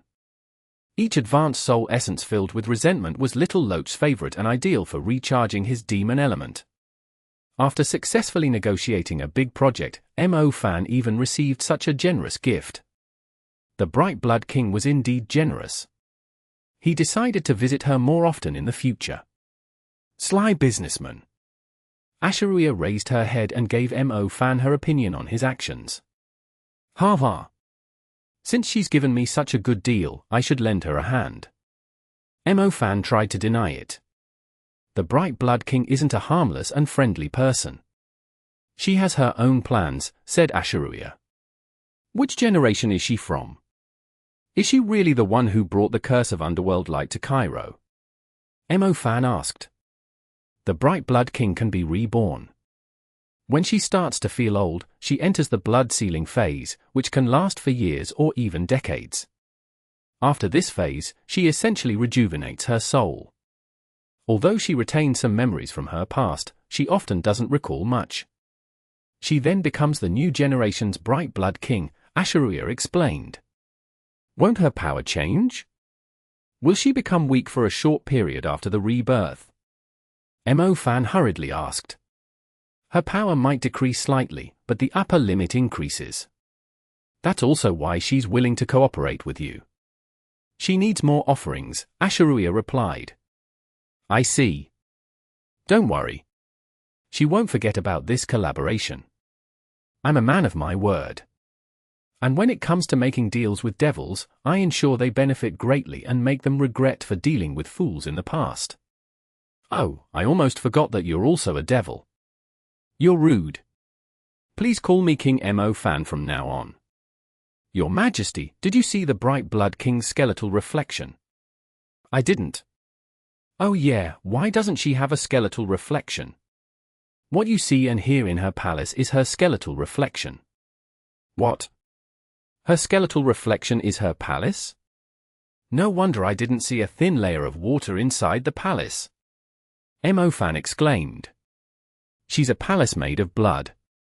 That's cool. Chapter 31-34. The Four Spirits Killing Fields. To Asha'ruiya, it did not feel like Mo Fan was pruning the garden. It felt more like he was there to shop. The little loach pendant could hold a large amount of stuff inside. It could suck in many souls filled with strong grudges. What made it strong was not just its size or ability to convert energy, though. It also worked well with Mo Fan's demon element because they boosted each other. Dealing with low-level soul essences and soul remnants was not too hard. Usually, these beings did not have strong souls. Once their bodies were destroyed, their souls would lose consciousness and become nothing more than a wisp of smoke. However, at a higher level, their souls would become much stronger. Even if their bodies were destroyed, their souls could still linger in this world in various unique forms. It was impossible for creatures connected to darkness to die for real. The Bright Blood King was at a very high level. The souls that she collected must have been rulers in some past era. Even after centuries of refining on the dark plane, their souls could still retain their original consciousness. Most of the resentful souls were of a low level. They were usually those who were disgruntled or had been eliminated. Those who displayed disdain, contempt, or even a hint of scrutiny were the Einherjar spirits of the era. They might be unable to escape the Bright Blood King's pursuit, but that did not mean they could be easily treated as offerings by a mere human. When they took a glimpse of Mo Fan's pendant, they noticed that its brightness seemed to hold a vast battleground filled with Einherjar spirits. Inside this battleground, mighty beings from thousands or even tens of thousands of years ago were brought back to life in this unique vessel. Their souls were resilient and possessed independent consciousness. When they realized how unique the vessel was and learned that it was the totem carrier of a national beast, their first instinct was to eliminate the pendant's owner and become the sole master soul of the vessel. What's wrong? Are you curious about what's inside? Mo Fan noticed Asha'ruiya's expression and smiled. Just a bit. Asha'ruiya nodded. Hey, we're friends.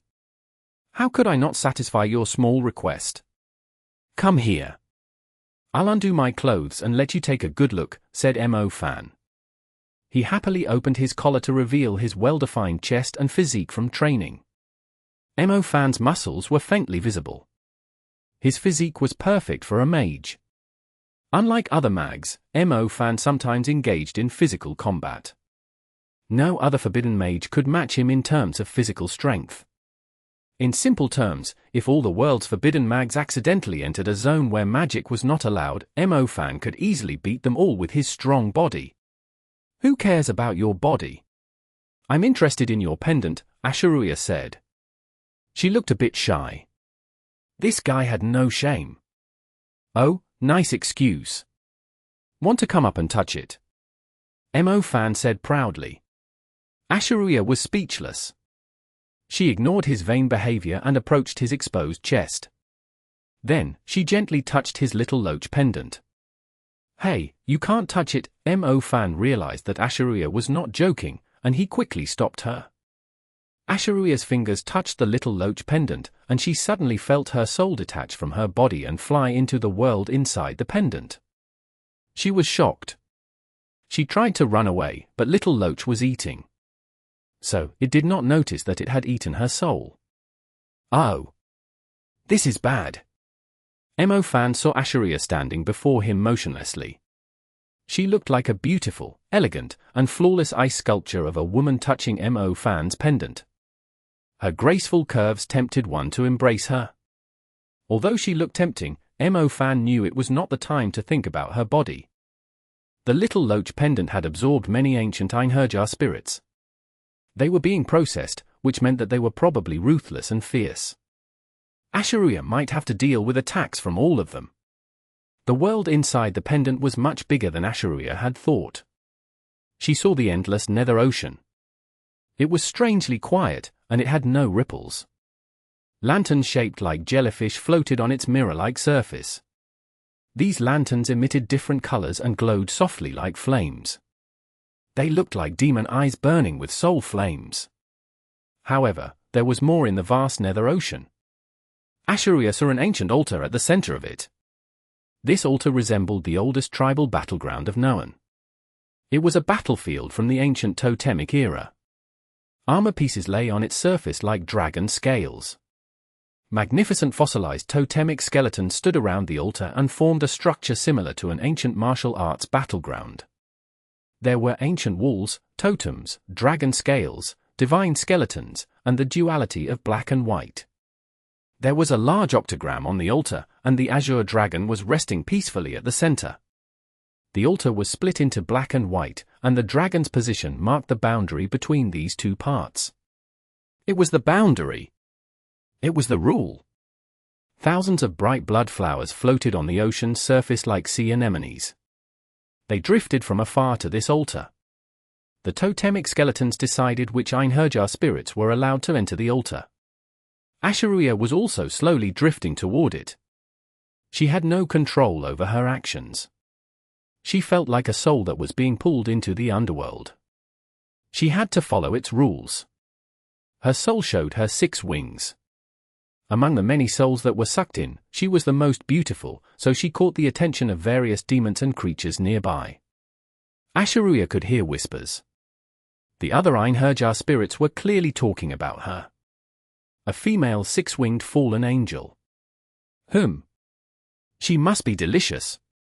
Angel blood is tasty. It's the ideal red wine for the Black Moon night. And it would go perfectly with the meat of the noble red dragon. Ah, I miss those days. A vampire who had clearly survived for thousands of years stuck her tongue out. Her tongue resembled that of a red snake, and it was long. Even several meters away, Asha'ruiya could smell the foul odor of her saliva. Do you know who I am? The vampire stared at Asha'ruiya. She seemed relaxed, but she was also examining Asha'ruiya closely. You're Lilith, the matriarch of the vampires. Asha'ruiya was well versed in European mythology, and she immediately recognized her by her distinctive pupils. Vampires were representatives of European dark creatures. While there were various rumors about their origins, one legend came closest to the truth. Lilith was, well, as the mother of fallen, she should have her own throne on the dark plane.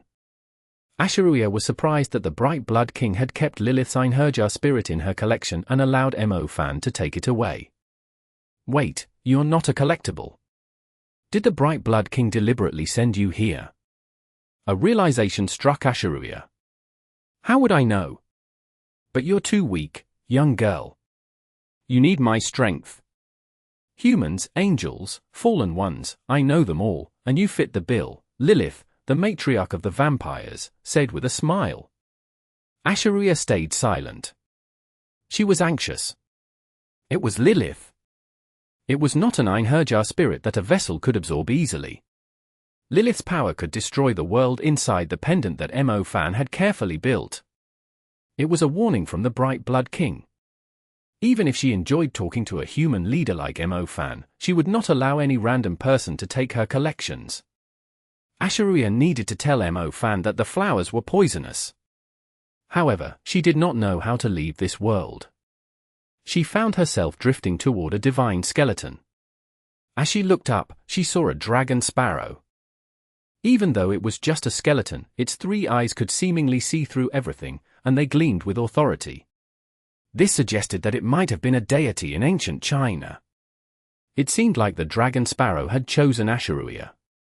Her soul floated into the altar and entered the 4 spirits killing fields within the ancient walls. It felt like instant teleportation. Asha'ruiya then somehow found herself standing beneath the ancient walls of the altar. Behind her, a colossal dragon sparrow skeleton stood tall as if it was her guardian spirit. At this moment, Asha'ruiya felt a deep connection with the dragon sparrow totem behind her. Even though her soul was there, her consciousness wandered elsewhere. She blinked as she flew through the sky. Views of mountains and rivers appeared beneath her. Although she had never been to this world before, one word stood out in her mind: Kunlun. Kunlun dragon sparrow. It was a significant figure in Kunlun that led millions of bird-like creatures. However, despite its unmatched strength, it eventually declined over time. There were many powerful demons in Kunlun, and they saw through and suppressed its ancient magical techniques. Eventually, the seemingly harmless Jade Fox defeated it. Asha'ruiya. Suddenly, someone called out her name. It brought her wandering consciousness back to her soul. Asha'ruiya thought that she would return to her body, but when she looked around, she was still in the 4 spirits killing fields. The lifelike yet lifeless dragon sparrow skeleton was still behind her. However, someone else was before her. It was Mo Fan. Mo Fan? What's going on? Asha'ruiya looked around in bewilderment. Had she entered the world inside the vessel? It's the world inside the vessel, Mo Fan explained. But you're the owner of the vessel, said Asha'ruiya. I can't help it. It's not that easy to control. When Little Loach is eating, other people can't touch it. If they do, this happens. They get pulled into the world inside the vessel. Back when I was in East Haven, I once got sucked into a world inside another vessel too. It was a story about a monk and a girl by the seaside. It was quite a scare for old Zhao. Right now, you've accidentally entered the world within the Azure Dragon's vessel, Mo Fan explained. What do we do now? How do we get out of here? Asha'ruiya asked.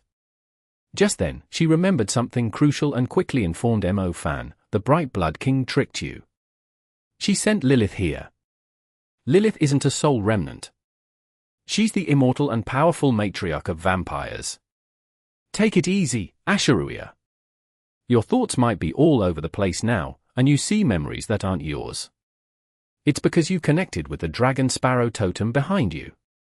It has chosen you to fight for it. It wants you to fulfill its long-held wish, Mo Fan explained. I saw it. It was once a shining presence in Kunlun, but now, it's just a pile of bones and stones, Asha'ruiya said. I anticipated this.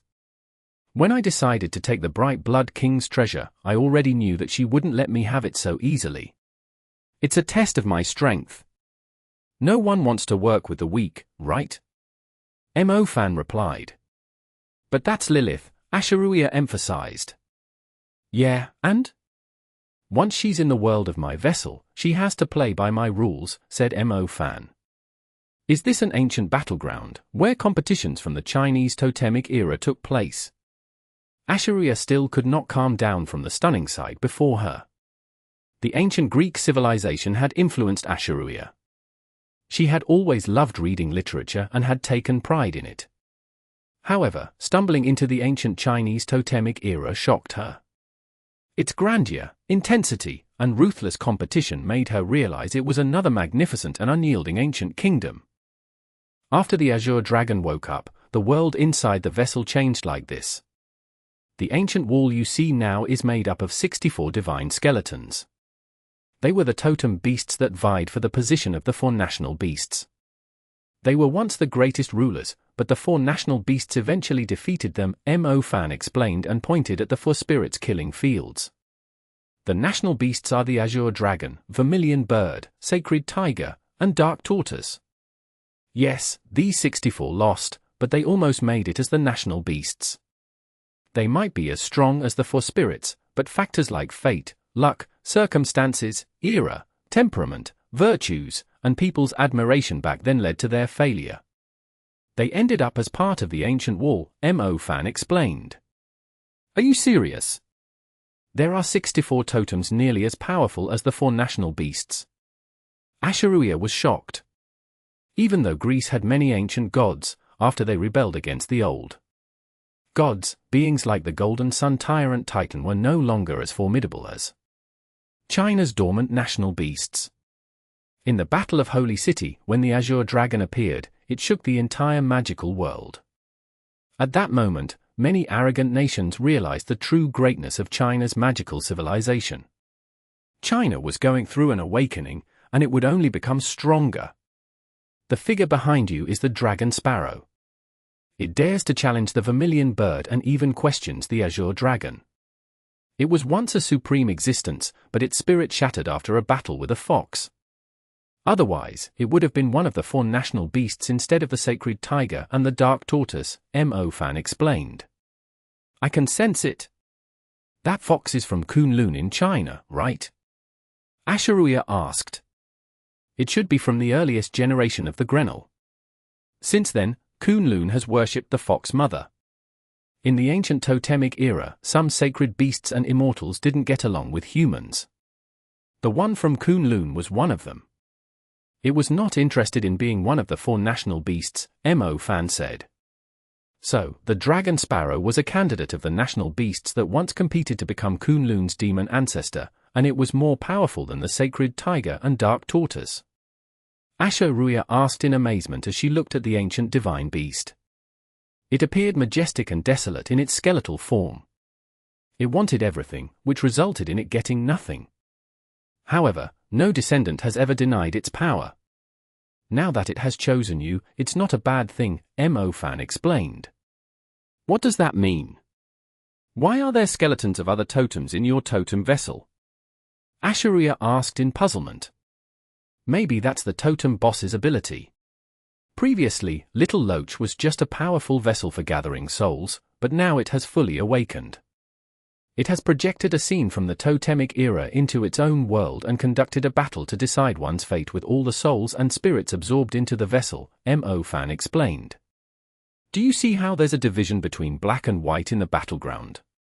Black and white represent opposing sides.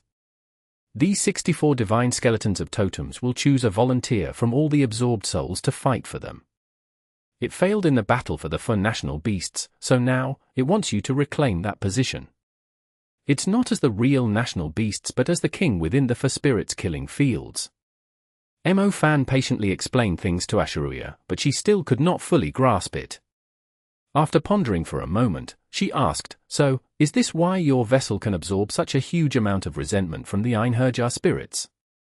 "Yes. That's right. I make them fight each other." Mo Fan immediately nodded. "You're a capitalist. You and your totem are both all about looking out for yourselves." Asha'ruiya finally understood. "Oh God, how could you say that about me? I grew up in a society that values freedom, equality, peace, prosperity, and strength. I despise capitalists the most." Mo Fan immediately countered. "What should I do now?" "You need to fulfill its long-standing wish, or else you'll fade away within my vessel and become my energy," Mo Fan explained. "You?" Asha'ruiya glared at him in disbelief. "Just kidding. If you don't fulfill the Dragon Sparrow's wish, you'll be trapped here forever." Mo Fan laughed. "I'll get you." Asha'ruiya instantly lunged at Mo Fan in anger. "It's your fault for lusting over my body." I mean, it's the pendant's fault. My pendant is just like my body. No one can touch it however they want." "All right, I'll be honest. I didn't anticipate this to happen. The transformation of the little loach pendant is out of my expectation," Mo Fan explained. "Honestly, since the azure dragon fell asleep, it had not eaten much. When it finally had the chance to eat a lot, this happened." Mo Fan did not know what to do. "You're the owner of the vessel. You must be able to do something. Do I really have to enter this battleground and fight to the end?" Asha'ruiya said. "I can't break the rules of the Azure Dragon. I'm just benefiting from it. But look, I came in too, didn't I? My soul came in to accompany you.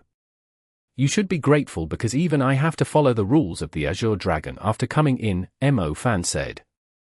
"If it were any other day, I could deal with it. But now, the little loach has absorbed the souls of all the mortal world's mighty figures, which the Bright Blood King has collected over thousands of years. After being carefully chosen by the 64 divine skeletons of the former candidates for the national beasts, we're essentially challenging the greatest figures of the past in the world inside your vessel." Asha'ruiya said. "This is the show the Bright Blood King wants to see. Her game has already begun. I have to go along with her game since I'm greedy." Mo Fan seemed quite optimistic. "Is she watching?" Asha'ruiya softly asked. "Definitely." Mo Fan nodded. Outside the vessel, Mo Fan and Asha'ruiya stood motionless in the palace's garden. The Bright Blood King floated silently before them. Instead of looking at them, she fixed her gaze on the thin layer of water beneath their feet. The water was like a mirror. Instead of reflecting the palace or their skeletal reflections, it showed a mirrored image of the spirits killing fields. The Bright Blood King elegantly walked along the reflection of the ancient wall made up of divine skeletons. She seemed to be counting something. Most of her collection was already in place. The Golden Sun Tyrant Titan looked just like an ordinary person, but the divine markings on its body revealed its supreme status. There was a hellhound with a human body and a dog's head covered in golden flames. It was a rare treasure the Bright Blood King had gotten from a game with Khonsi. The Bright Blood King believed Mo Fan would recognize it. There was also an 8-winged creature from a royal bet. The Bright Blood King was not sure how strong it was, but judging from its aura, she thought its participation would make things interesting. Then, there was an ancient mage hanging around. From what the Bright Blood King remembered, he was a sect leader from the mortal world. Of course, there was also the Blood Bright King's trusted aide and friend, Lilith. Lilith loved games even more than the Bright Blood King and insisted on getting personally involved in everything. She would take the excitement of this game to the next level. Even the Bright Blood King, who had not felt emotions in years, looked forward to it. "Hey, you know I've always been generous, right?" the Bright Blood King said with a smile. Brighty, you've already given me all your valuables. I might not have space for more. Mo Fan's physical body could still speak. Just find a WOV. If you can handle them, they're yours. Since you're so kind, I'll gladly accept it. But Lilith, said Mo Fan. Now that she has entered your world, she'll follow your rules. Okay. Since I'm still under your control, I'll do as you say, Mo Fan responded. Your world is impressive. I wouldn't dare compare my small world to your grand throne, Mo Fan replied modestly. The Dark Plane also started from a small world, said the Bright Blood King. With that, the Bright Blood King stopped speaking. Right then, the reflection showed that the 64 divine skeletons on the ancient walls had selected their own representatives from countless Einherjar spirits. 64 great figures of the past. A great battle for supremacy was on the horizon. After thousands of years, who would emerge as the ultimate ruler of the era? The answer was about to be revealed. The Bright Blood King would sip fine wine and watch as she waited for the result. Chapter 31-35. An old enemy. A grand ancient wall made up of 64 divine skeletons stood beneath the imposing statue. Each Einherjar spirit seemed to have an ancient mystical energy swirling around them, like a special blessing. Thanks to this mystical energy, it looked as if every Einherjar spirit had resurrected. They even gained powers they never had before. A dragonkin covered in scales from head to toe stood beside Asha'ruiya. It stared at her as if it wanted to eat her. However, there was a boundary separating Asha'ruiya and the dragonkin. Before the azure dragon at the center woke up, no Einherjar spirit could cross the boundary between the two sections. Asha'ruiya started paying attention to herself. She knew that she had to be involved in this epic battle between the Einherjar spirits, and she could not avoid it. Her priority at the moment was to figure out how to stay alive in the battle. She did not want to end up as leftovers used to feed Mo Fan's magic tool. Asha'ruiya had 3 pairs of wings. However, she noticed that after she received the dragon sparrow's blessing, she grew an even more radiant pair of wings. This extra pair of wings was bigger. They made Asha'ruiya's original wings, which indicated her status as the 6-winged fallen angel, look average in comparison. The dragon sparrow wings were colorful. They were reminiscent of peacock feathers and dragon scales. A large amount of mystical energy surrounded her and made her feel incredibly light. Additionally, her blessed eyes became sharper. When she glanced around, she noticed that the movements of others seemed slower and sluggish. Roar!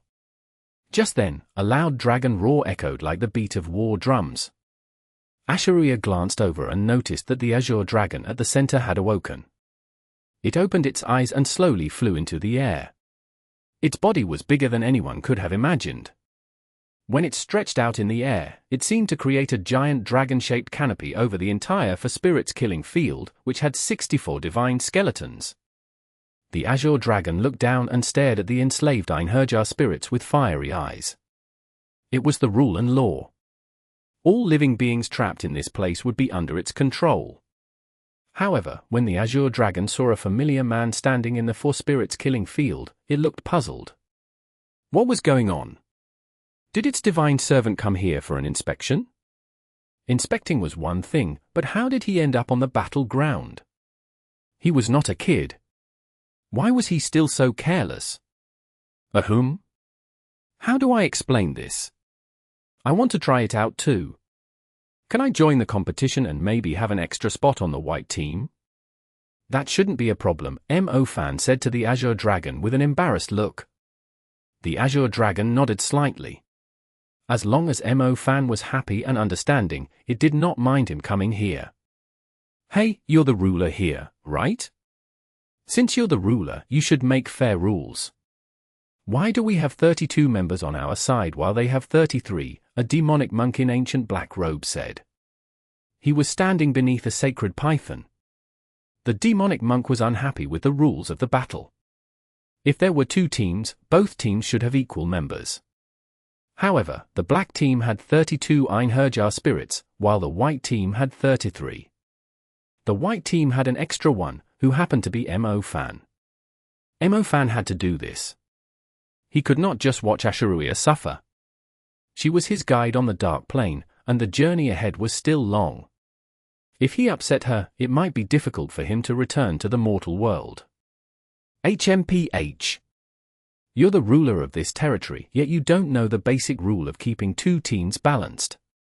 The demonic monk in black robe seemed to be a renowned mage from ancient Induk. He was once a prominent figure. He appeared knowledgeable in Eastern magic arts and could not resist complaining. The azure dragon's eyes gleamed. Suddenly, it opened its mouth, and a magnificent dragon wave surged. It went through the body of the demonic monk, who was in the Einherjar spirit state, and left a gaping hole in his chest. The demonic monk widened his eyes in shock and fear. Although it tried to defend himself with his black robe, it was as ineffective as a wisp of smoke. The dragon wave pierced his soul and even shattered a part of the divine skeleton of a monkey monk, who was standing behind him.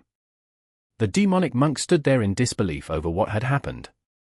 His body dispersed like ashes and eventually turned into strands of light that fell into the vast nether ocean. The other 63 Einherjar spirits fell silent, including Lilith, who had volunteered to join. In this world, the azure dragon was the law. At first, there were 32 Einherjar spirits against 33. However, after the demon monk complained, the black team lost one member, so it became 31 against 33.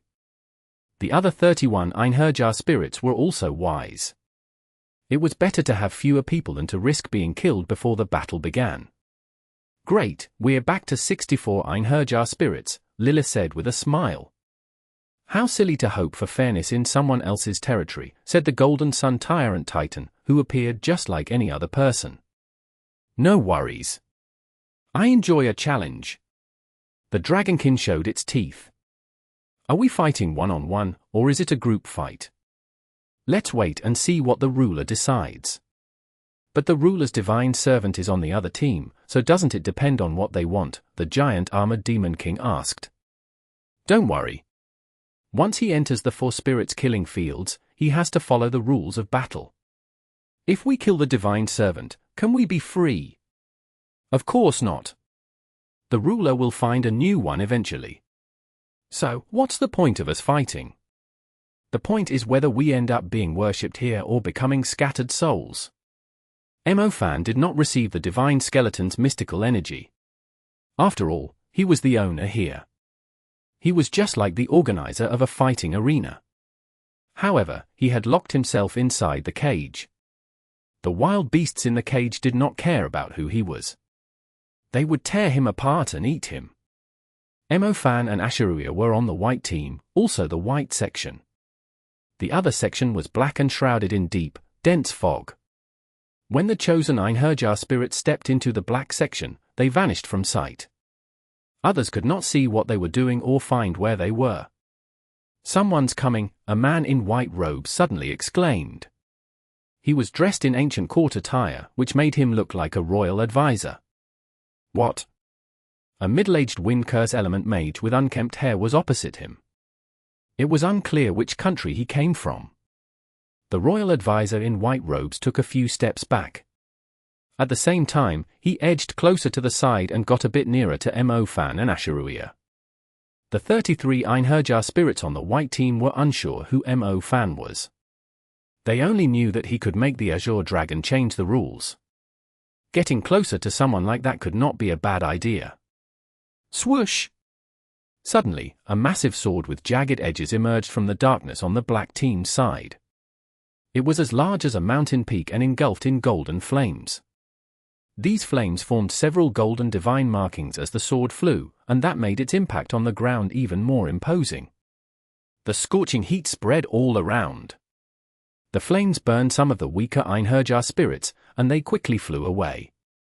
The wandering wind curse element mage from earlier took a direct hit from the sword. So, his body split in half, and the flames soon consumed him. In an instant, the wind curse element mage vanished. However, he was not the only one who had taken a hit. The force also struck a dark demon holding a scepter. The golden divine markings had a strong killing effect on it and caused it to vanish as well. Finally, a bare-chested man with the physique of an ordinary person stepped forward at the boundary between the two sections. It was the Golden Sun Tyrant Titan, the oldest godlike human. Although he was not as physically imposing as the mountain-sized Golden Sun Tyrant Titan, the golden flame-toothed sword in its hand surpassed even the real Golden Sun Tyrant Titan. Well, isn't that balanced again? The godlike human Titan smiled. With a single swing of his sword, the number of Einherjar spirits on both sides became equal again. However, his arrogance left all the Einherjar spirits in shock. In the 4 spirits killing fields, the Einherjar spirits' powers were based on their abilities when they were alive. The godlike human Titan would likely cause a catastrophe if brought back to the present world. In the white section of the 4 spirits killing fields, a noticeable crack appeared beneath the Einherjar spirits' feet. Mo Fan followed the strange force emanating from the crack and looked toward the ancient wall. He noticed that the glow of 2 divine skeletons had vanished. If the glow of our side's divine skeletons is fading, everyone's mystical energy will weaken, Mo Fan explained. That mixed-breed Golden Sun Tyrant Titan can't be this powerful. I've heard of it, said a female ancient mage. It must be the blessing from the divine skeleton behind it. Everyone, don't underestimate the blessings from your own divine skeletons. The royal advisor in white robes quickly observed and concluded. If reducing the blessings from the divine skeletons depends on taking out one of our targets, then let's start by targeting the weaker ones, someone suggested. That's right. The stronger ones become stronger after receiving the blessings, and the weaker ones also become stronger. Since we're split into 2 teams, we must come together because our destinies are linked. They were all former champions from different eras and could see the situation clearly. They also understood how to gain greater benefits within the limited rules. But the problem is, we can't even see the situation on the other side. So, we need someone to charge in like the godlike human Golden Sun Tyrant Titan and take out their weaker ones first. It's like chess. If you only let pawns cross the border, it's hard to win, explained the white-robed royal advisor. Hey, you seem strong and reliable. How about you take the lead and charge ahead? Someone quickly turned to Mo Fan. I don't have any blessings, which puts me at a disadvantage. Plus, someone on the other side knows my identity.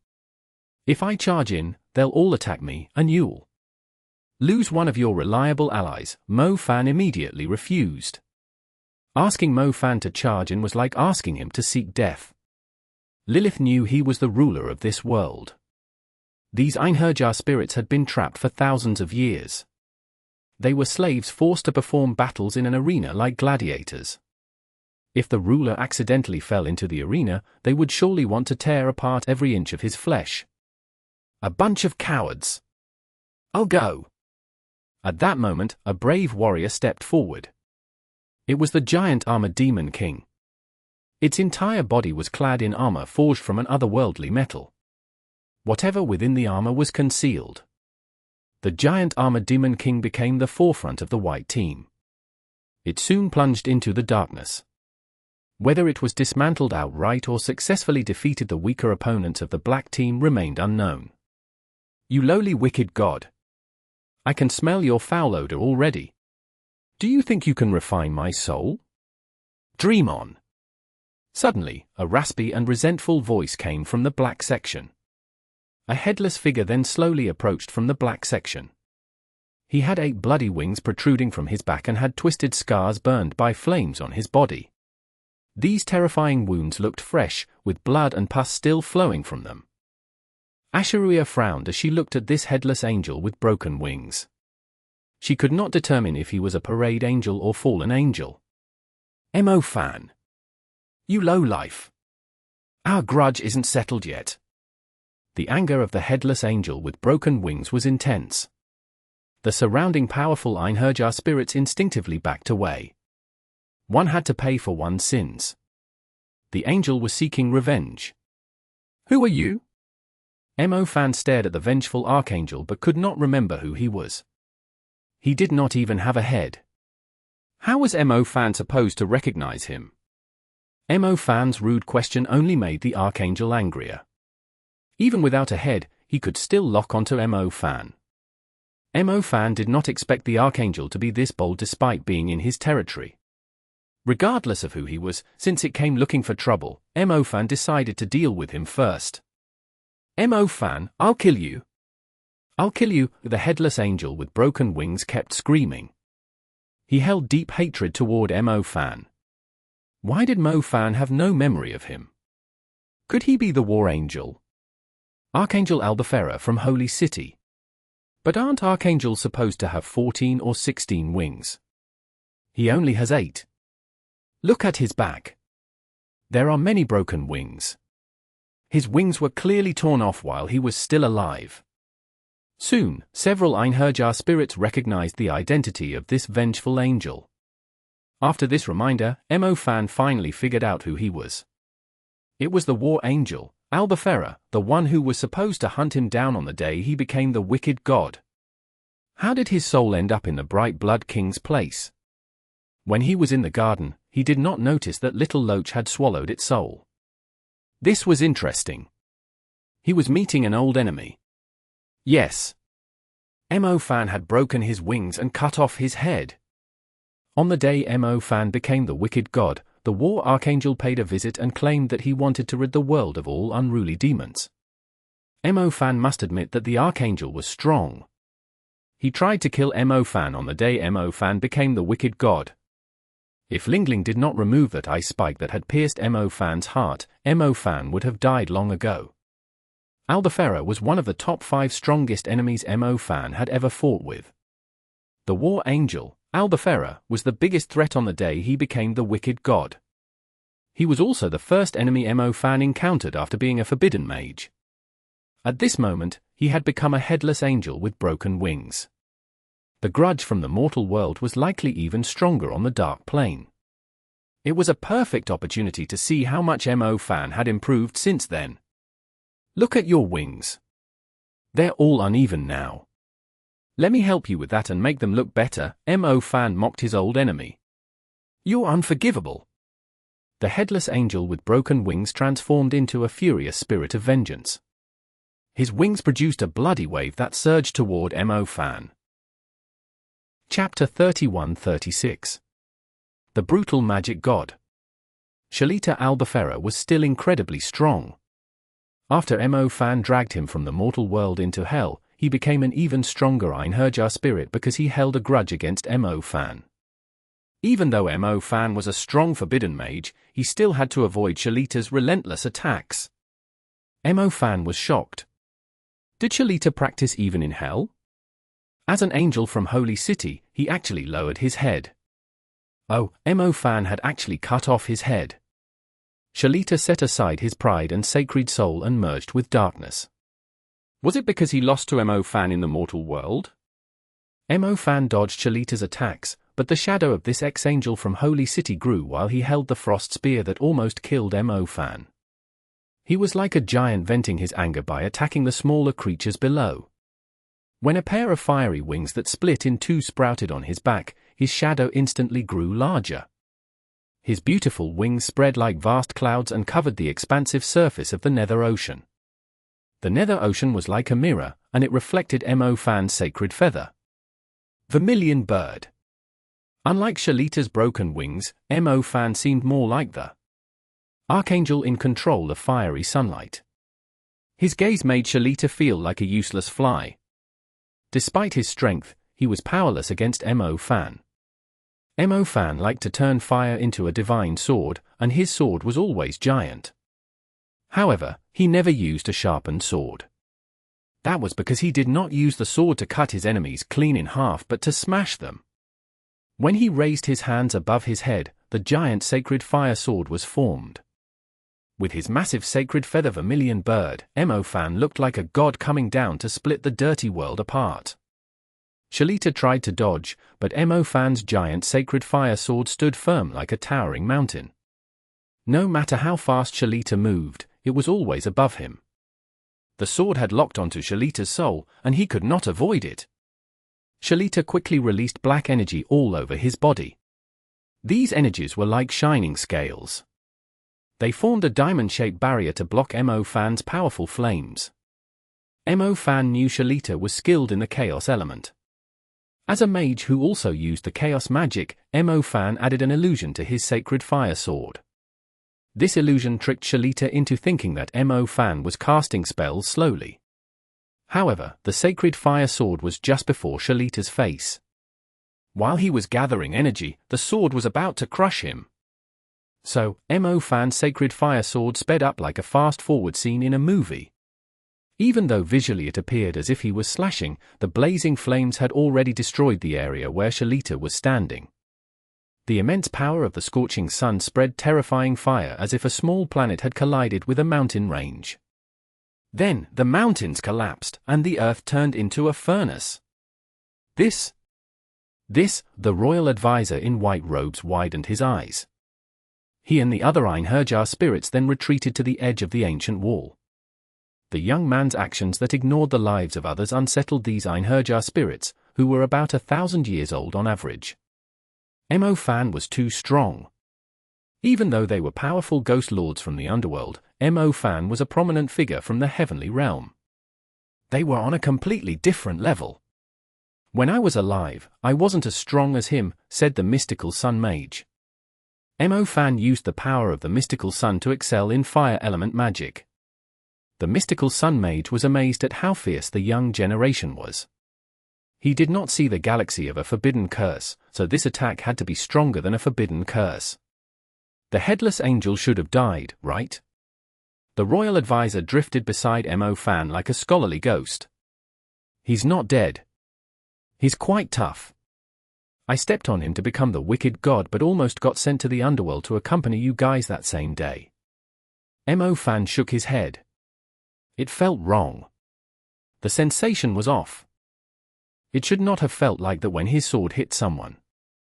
Skeletal must have learned other skills on the dark plane. TSK. You almost broke my favorite toy. I underestimated you. You win this round. A woman in a black dress appeared in the flickering flames. She walked on Mo Fan's flames, which would usually penetrate one's bones and soul, as if they were just a regular carpet. What caught everyone off guard was that wherever her heels landed, Mo Fan's vermilion bird sacred flame went out. Her strong evil aura made Mo Fan feel like she had a dominant similar to the demon element. "Where's Skeletal?" Mo Fan was confused. He looked around for his old enemy amidst the destruction he created. "He's all shattered," Lilith said with a smile. Then, she kicked a piece of angel bone on the ground and complained, "You hit him so hard. How could he survive?" Mo Fan did not find her attractive. He felt uneasy instead. Women who spoke like this were either incredibly powerful or powerful but twisted. "Don't worry. I'll put him back together," said Lilith. After she finished speaking, she danced gracefully amidst Mo Fan's enduring sacred flame. Her dance was not random. It seemed like she was searching for something invisible in the air. She was pinching something with her fingers, and her heels seemed to be pulling something along. The Einherjar spirits in the white section were all very curious. They wondered what this flirtatious Western mythological villainess was doing. However, some with sharp insights quietly moved behind the others. Asha'ruiya leaned against Mo Fan. Even though she could not see anything, she seemed to recognize this Western ceremonial dance. Mo Fan used his dragon sense to see what Lilith was up to. Finally, Mo Fan saw a thin, sharp, and shining strand of string. It resembled spider silk in the jungle. While the Einherjar spirits in the white section remained puzzled, Mo Fan saw something entirely different. If there were thin water there, Lilith would be a world spider. She was weaving a massive evil web with her long claws.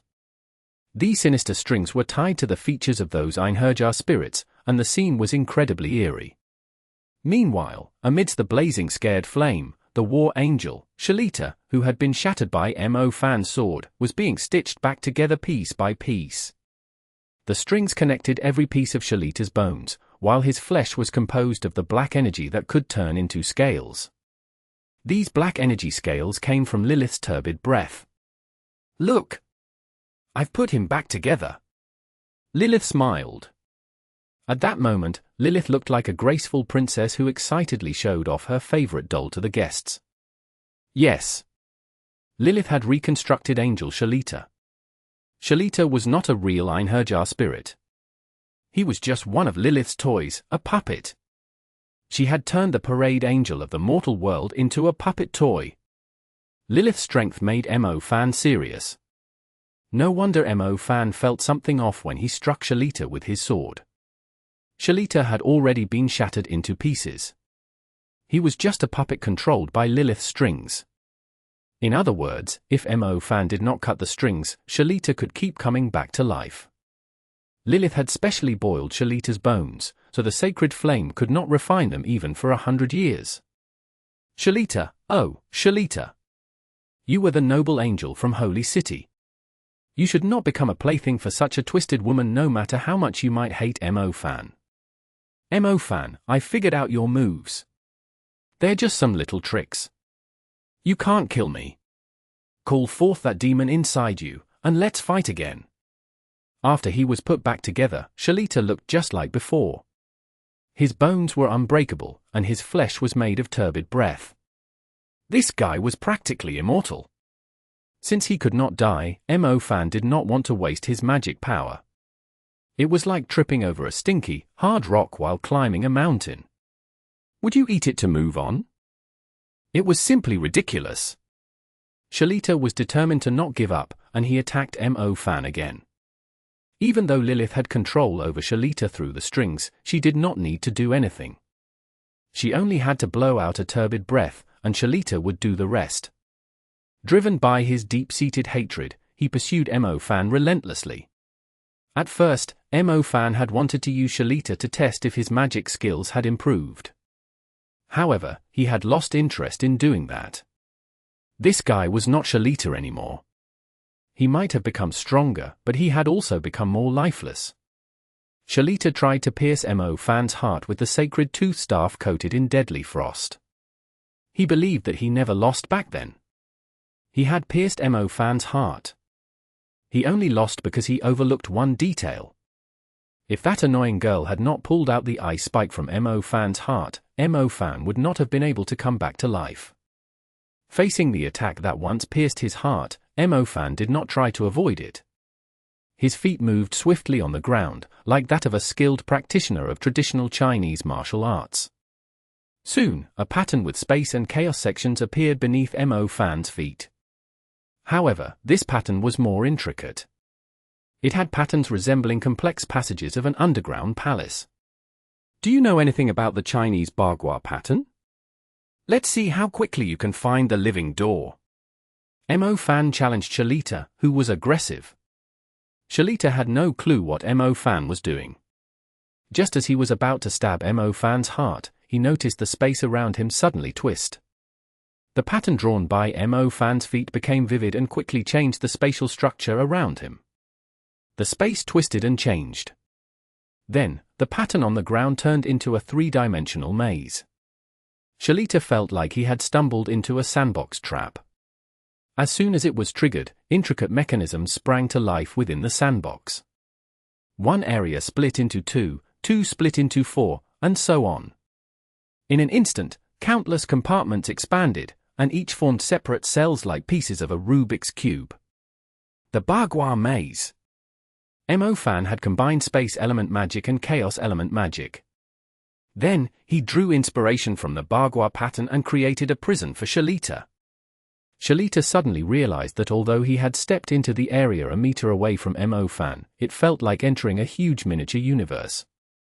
Looking around, he saw countless intricate patterns forming what looked like a massive underground palace stretching into infinity.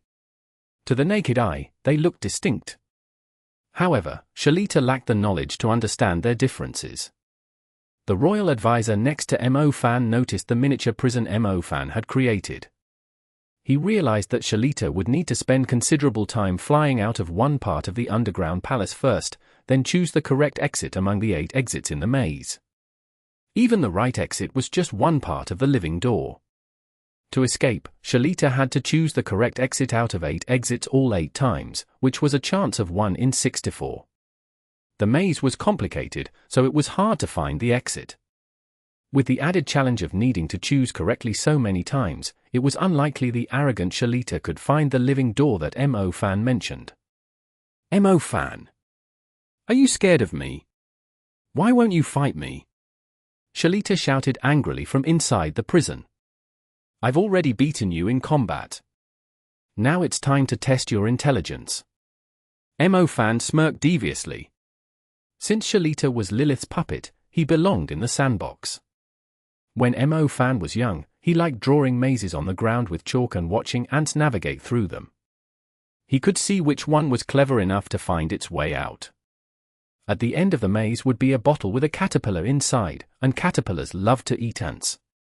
No wonder Mo Fan found himself compatible with the demon element when he grew up. Ha ha ha. Hey, dude, you're quite strong. We're counting on you, the royal advisor said. Mo Fan did not take it too seriously. But after sending Shalita off to play in the maze, he remained cautious. Lilith was a tough opponent. She could even control powerful beings like Shalita as if they were toys. Mo Fan kept his eyes on her. He wondered what other tricks she might have. Suddenly, he felt a cold sensation down his spine, which gave him goosebumps. Fortunately, he still had his dragon sense. Even though he could not see, his sense of perception remained sharp. Mo Fan. At the same time, Asha'ruiya cried out in surprise. She flew toward Mo Fan and enveloped him with her 8 wings and the dragon sparrow wings. Swoosh! Blood sprayed as Mo Fan saw Asha'ruiya's angelic wings get injured and rolled toward the wall. Mo Fan was unscathed, and he immediately activated the black dragon armor. However, he did not wear the armor. It stood upright behind him like a loyal black dragon warrior. This black dragon warrior immediately intercepted a blade attack from behind while also conjuring a black bone screen that protected Mo Fan and Asha'ruiya in the area below the ancient wall. Are you okay? Mo Fan hurriedly helped Asha'ruiya up and took out a basket of holograde healing potions. These holograde healing potions were rare worldwide, but Mo Fan had plenty of them. It was because Einherjar was worried about him. Whenever he hit people too hard, his hands ached the next day, and he needed to soak his hands in these potions. I'm okay for now, but if I take your potions, I might end up in pieces. Asha'ruiya rolled her eyes and said with annoyance. She was a fallen angel with a dark nature. White Magic's holograde healing potions from the Parthenon temple were poison to her. Oh, you've always been the most charming saintess of Parthenon temple to me. I still can't get used to you being the fallen angel, Mo Fan said awkwardly. It's just a minor injury. It'll heal soon enough. But our current situation looks pretty bad. Asha'ruiya pointed at the Einherjar spirits behind the bone screen. The Einherjar spirits in the white team should have been temporary allies. They needed to kill the enemies from the black team to survive.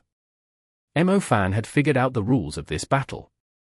The 64 Einherjar spirits were split into 2 teams, the white team and the black team. One team had to beat the other team or bring down their total numbers to 32 to advance to the next round. Then, 2 new teams would form, and the battles would continue until only 4 remained. Even though there were no real friendships in this battle, the Einherjar spirits on Mo Fan's side should have fought with him against the other side. However, Mo Fan was shocked to find out that there was a traitor among his allies who launched a sneak attack from behind. Mo Fan noticed the sneak attack and could handle it himself. However, Asha'ruiya got worried about him and eventually got injured. He felt sorry for her, and he was angry. You sneaky jerks! You've made my baby bleed. I don't care what intentions you have. I'll bury you together with her.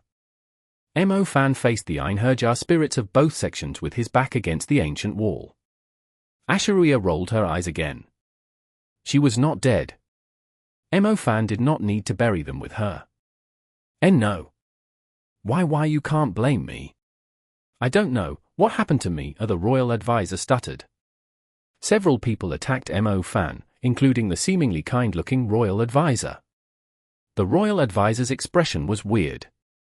Even though he was explaining himself, he had a grim expression. It was as if he was a vengeful scholar's ghost. "They're being controlled," said Asha'ruiya. Mo Fan glanced at Lilith and noticed that her palms were open. They then faced the powerful Einherjar spirits in the white section. As Lilith cast her spell, more and more Einherjar spirits in the white section lost control. They turned to Mo Fan and Asha'ruiya with menacing expressions. "The Azure Dragon might have control over the rules in this world, but I determine the rules of this battle." Ha ha ha ha. Lilith laughed like a crazy woman who had finally found a challenger in her evil palace. It was clear that Lilith was in a higher league than the other Einherjar spirits. All 30 Einherjar spirits of the white team were under her control. So, her strange dance earlier was not to control Shalita. She was secretly weaving her strings onto all the Einherjar spirits on the white team. Some of the Einherjar spirits on the white team had strong willpower. They resisted Lilith's control and did not attack Mo Fan right away. However, their resistance would not last long. Lilith was too powerful. She controlled the spirits of the bright blood flowers and was the gardener of the bright blood king's garden. She had disciplined many of these spirits, so they feared her and could not do anything to her. Even though the Azure Dragon ruled this world and could effortlessly kill these Einherjar spirits with a breath, the bright blood king was watching from outside. If Mo Fan allowed the Azure Dragon to kill those Einherjar spirits, the Bright Blood King would not be happy about the battle. Honestly, when compared to the mysterious and overwhelming power of the Bright Blood King, Lilith's strength was easier to discern. It was possible to counter her. Both the Azure Dragon and the Bright Blood King were entities that established rules, so it would be wise for both sides to adhere to these rules. Oh well, it's been a while since I've gone all out. My young bones are getting rusty. Dealing with them individually and splitting into 2 teams is a waste of time. I still prefer a scuffle. Little Flame Bell, wasn't that battle against Khufu in the Nile unsatisfying? Let's have another thrilling fight. Mo Fan's body glowed even brighter than the fire holy dragons. This radiance formed a sacred flame armor that covered him entirely, not just his 2 fiery wings. Even his hair turned into flames and glowed with divine energy. The spirit of the goddess of Flame Bell merged with Mo Fan's shadow and perfectly mirrored his heroic stance. As Mo Fan punched upward, the fire of the vermilion bird erupted into the sky and engulfed the whole nether ocean.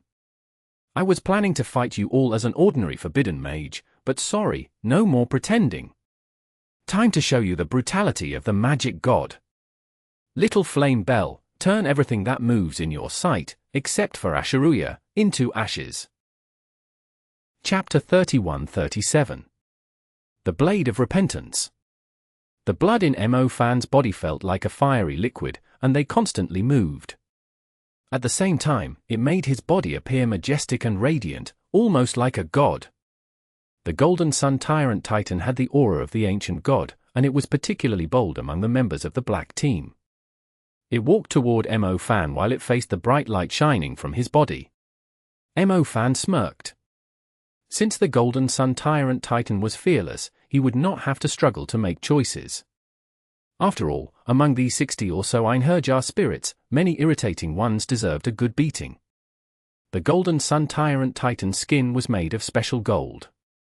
It had transformed every bit of its body to the point that it met the standards of an ancient god. No sharp weapon in the world could leave a mark on its skin. I want to know what makes you different from the so-called experts I've stomped on before. Maybe the sound of your bones crunching under my foot will be more satisfying. The Golden Sun Tyrant Titan was just as arrogant. After all, out of the 32 Einherjar spirits, it was the one that dared to be at the forefront. I don't know if you're made of pure gold, but you're definitely a pure idiot. You're too arrogant to see how strong I am.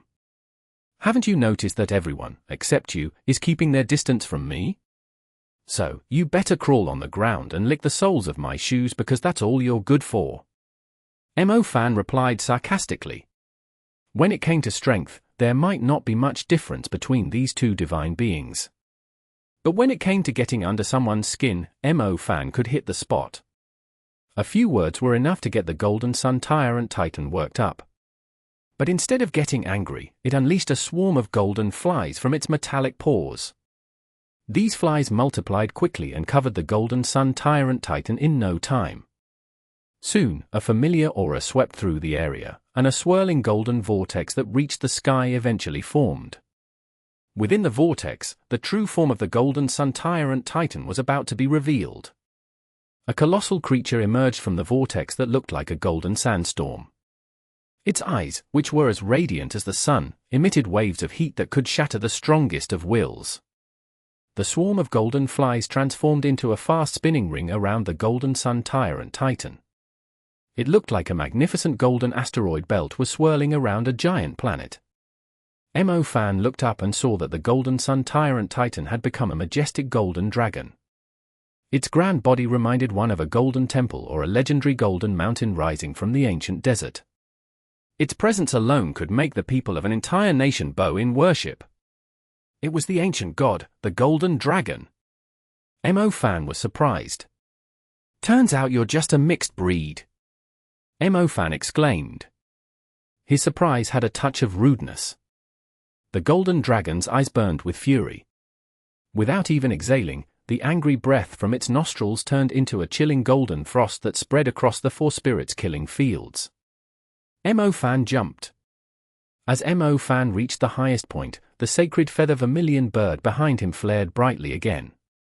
He instantly transformed into a sharp, fiery meteor and headed straight for the Golden Dragon. The swarm of golden flies that formed the destructive ring sensed an enemy approaching. They quickly gathered into a solid mass and formed a barrier to stop Mo Fan's fast attack. However, Mo Fan's earliest fire element magic worked well against the many closely packed creatures. Whenever it hit one of them, it exploded violently. So, as Mo Fan advanced, the golden asteroid belt turned into a burst of exploding stars.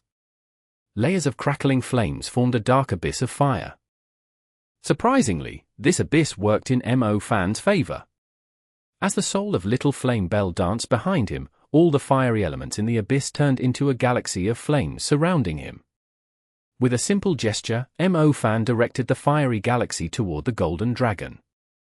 The sight of death and splendor together made the 60-plus Einherjar spirits tremble. The unbeatable Golden Dragon staggered back as the fiery galaxy blasted its thick golden scales to pieces. The Golden Dragon's scales, blood, and flesh shattered, dried, and decayed. Finally, its proud eyes revealed a hint of fear. "This is just a glimpse of my strength. You haven't experienced my true brutality yet."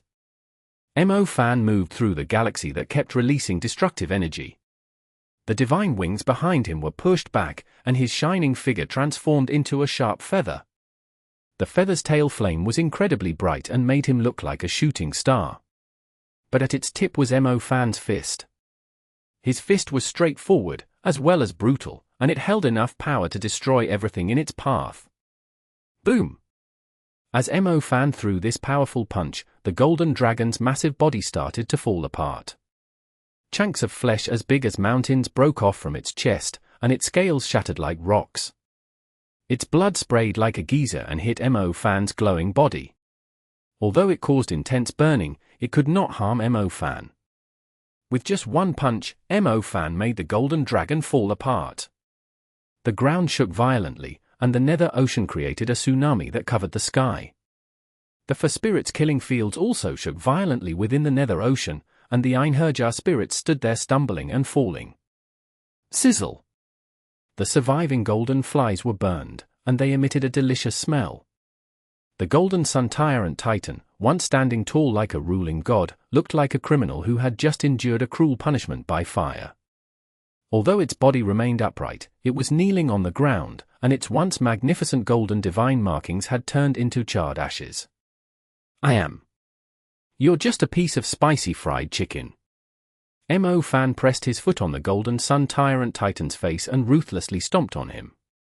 Surprisingly, it felt good. Its face was hard yet flexible. Its large golden glass eyeballs rolled smoothly under Mo Fan's foot, which provided a somewhat invigorating massage effect. "This is your world. You win through unfair means," the Golden Sun Tyrant Titan shouted in humiliation. "Ha ha. Still talking tough?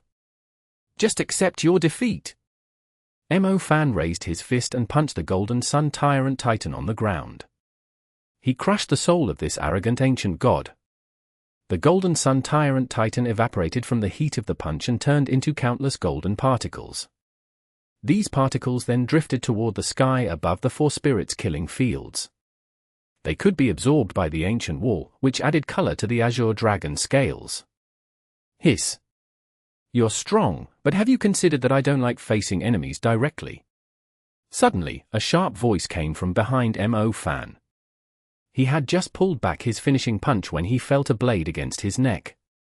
The blade seemed perfectly sized for Mo Fan's neck as it fit snugly against his skin. Any slight movement could potentially cut open Mo Fan's neck. Don't panic, and don't fear. Because if you move your throat in any way, it could be fatal, the person with the sharp voice whispered near Mo Fan's ear. He also had his arms wrapped around him from behind. It felt like meeting an old friend on the street, and having that friend suddenly embrace you from behind. Mo Fan stayed still. He tried to glance sideways, only to see an upside-down face. Seeing an extra face up close was already unsettling, and seeing it upside down made it even more terrifying. It was scary at first glance, and the more one thought about it, the more horrifying it felt. Fortunately, Mo Fan had faced all kinds of situations before. He kept looking straight ahead. Nevertheless, he could not ignore the feeling of his neck being gripped so tightly, like he was a prisoner about to be executed. When people were powerless, natural reactions such as peeing could happen involuntarily. I know what you're thinking. Why haven't I attacked since I'm behind you? Don't worry. Don't be concerned by my chattiness. The blade in my hand is an ancient underworld weapon. Once it's locked onto its target, there's no escaping. I know you all want me to kill him right away, but this blade has its own will. It likes to make the person being executed feel the fear of impending death. Even though time is short, there's plenty of time for repentance.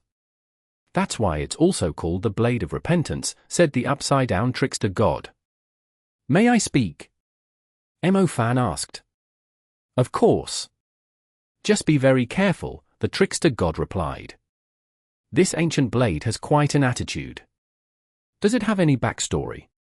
Mo Fan asked. I know you're trying to stall for time. As I mentioned before, whether I execute you or not isn't up to me but the blade itself. It listens to your repentance.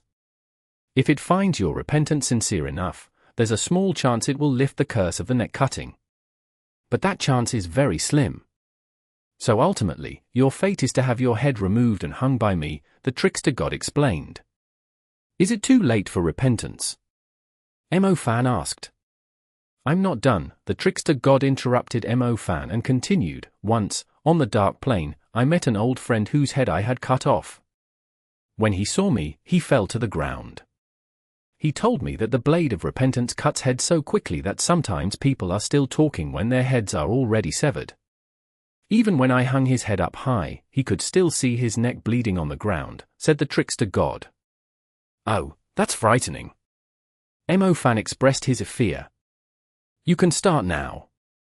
I don't decide when to make the cut, but I've grown to enjoy hearing what people say before their execution.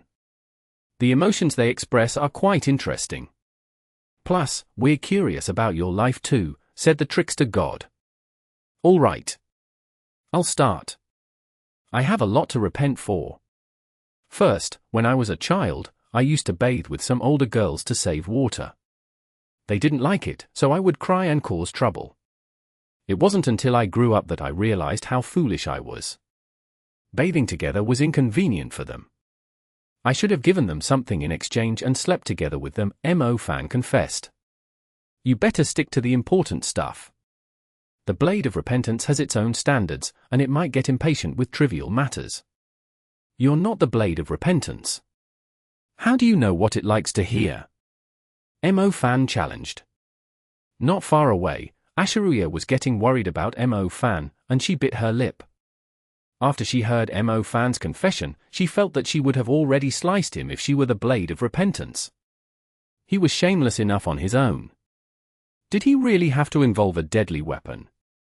The Blade of Repentance is shaking. It's angry, the trickster god said. Maybe it's just excited to hear something new. Mo Fan suggested. Shut up. Here's a rule for you now. You can only repent about recent things. Oh, and what about that woman? Do you have anything to confess about her? The trickster god pointed to the injured Asha'ruiya. Mo Fan glanced at her. Alas, what happened to free expression? Why did he have to talk about Asha'ruiya? Oh, well. He could only follow. I confess that as her close friend who's faced danger with her, I've often desired her beauty, alluring figure, and gentle personality. I regret being able to control my desires and act with decency. I regret not valuing a genuine and innocent friendship that was right in front of me. I've repeatedly entertained inappropriate thoughts and wanted to go beyond the boundaries of friendship. I even imagined keeping her as a pet in my private palace. Mo Fan kept talking as if he was unaware of the deadly weapon around his neck. Enough. Execute him now. Asha'ruiya thought. She could not bear it anymore. As the noble parade angel from the dark plane, she needed to maintain her image in the underworld. Ooh? Why hasn't the blade of repentance cut my neck yet? I guess this proves that everyone loves gossip. It's not that weapons from foreign lands don't gossip. It's just that the gossip isn't spicy enough. So, I'll spill some juicy gossip now. I've been wanting to say some things for a while, and this seems like the perfect opportunity. Mo Fan began his long confession once again. Lilith sat on the floating chair with a frown. She was wondering about something too. Since Mo Fan could not move, could they not just go up to him and attack him directly? The Einherjar spirits from the black team thought the same. If Mo Fan was already restrained and the Blade of Repentance was not doing anything, they could attack him, right? Everyone, please be patient. Once the Blade of Repentance locks onto a target, it creates a boundary. You won't be able to touch him. Besides, if you try to intervene forcefully, you'll only anger the blade. It will use its duplicates to restrain your throats, the trickster god quickly explained. This is foolish, Lilith said impatiently. Hey, you've misunderstood this hanging god, Mo Fan chimed in. Think about it. Even someone as powerful as me can have my throat secretly locked onto. Doesn't this mean that the person holding the Blade of Repentance has power above me? Even the Dark King has to fear it. It's quite humanizing that this rule allows for a chance for forgiveness. It shows the nature and character of the Blade of Repentance itself. Otherwise, if everyone feared it, it would be sealed away forever. How could it roam the world and listen to people repent? After hearing Mo Fan's words, the trickster god was stunned. His thoughts were completely interrupted as he never expected someone to understand him and the Blade of Repentance so well. Indeed, if the Blade of Repentance could strike instantly, he would have been invincible long ago. He had gone through the stage of killing people right away. However, it was boring. Listening to people repent, digging out their deepest secrets, and finally seeing them go from despair to accepting their execution calmly was fun. Otherwise, he would not even know the names of the people he had killed. HMPH. This is still foolish. Why not call it the Foolish Blade? You're just giving him time to restore his magic power. I hate these rule-bound domains. I'd rather go head-to-head with magic and let fate decide. Yeah, this is foolish. The Einherjar spirits on the black team were also getting visibly impatient. What a useless thing. They thought it was impressive since it could lock onto its target's neck. However, it turned out to just be a locking weapon with a long setup. This is the Sword of Damocles. Asha'ruiya could not stand it anymore and explained. You know about it, the trickster god exclaimed in surprise. The Blade of Repentance originated from the Sword of Damocles. The sword had disappeared long ago, but there were rumors saying that it had been refined. Others claimed that it was shattered and scattered in the deepest corners of the world. The Blade of Repentance was one of the fragments of the Sword of Damocles. As the rightful heir of the Parthenon Temple, Asha'ruiya knew about ancient weapons. She also understood what fate awaited them. Mo Fan's eyes lit up. If the woman he admired knew about this weapon's origin, could she possibly have a solution to remove it? However, Asha'ruiya only knew about its origins and understood that the fragments carried the sword's willpower. Removing it forcefully often led to severe consequences. Generally, it was safer to abide by its rules. Why does it feel so tight? Oh, F***CK. Don't shrink. I still have more to confess. Suddenly, Mo Fan cried out and desperately tried to soothe the blade of repentance. Ha ha. It looks like your confession isn't working. You're doomed. The trickster god laughed. Who would still be bold enough to call him foolish? Who would dare mock his blade by calling it the foolish blade? If it was shrinking, it meant that the person was doomed. It was time for them to say their last words. Even if his opponent was strong, he knew tricks that he could use to deal with them. Therefore, the trickster god smiled proudly. Chapter 31-38. There was nothing wrong with using a little trick. I'll repent. Let me explain, please. Mo Fan's neck felt colder and colder. He made strange noises like a panicked bird. However, it was hard to understand someone who was repenting. Eventually, the cold blade pierced Mo Fan's neck. Creak! Creak! Strangely, the sound of the blade cutting into Mo Fan's neck was very unusual. It sounded like it was slicing through ancient metal. The trickster god noticed something odd. After looking closely, he realized that there was strange black metal covering Mo Fan's neck. At first, the trickster god did not think much of it and even looked down on the metal. Even if Mo Fan had metal around his neck, the blade of repentance could still cut through it effortlessly. However, the trickster god soon realized that something was off. Mo Fan's body felt too cold. It was unnaturally icy and even sent shivers down his spine. Why would someone who controlled the holy flame be so cold? Finally, the trickster god realized what was going on. Meanwhile, the blade of repentance had already cut through Mo Fan's neck. It was fast, and no blood came out. To the other Einherjar spirits, it looked like Mo Fan had lost his head. But strangely, Mo Fan's body moved a few steps forward like a unique divine being. He even picked his head up from the ground. This made all the Einherjar spirits shudder. They wondered if this was the divine art of the wicked god. Did cutting off his head still not harm him? Ha ha ha. I was just teasing you all. You sneaky old guy. Do you think my dragon sense is useless? The black dragon armor under the ancient wall suddenly spoke. The black dragon armor slowly moved forward in the shadows. As the shadows cleared, a lifelike Mo Fan appeared. Meanwhile, the headless Mo Fan had transformed into black armor. This armor had some intelligence and could copy all of Mo Fan's movements. Dark puppet magic. The trickster god quickly realized his grave error. The blade of repentance could lock onto enemies and make them undergo repentance no matter how strong they were.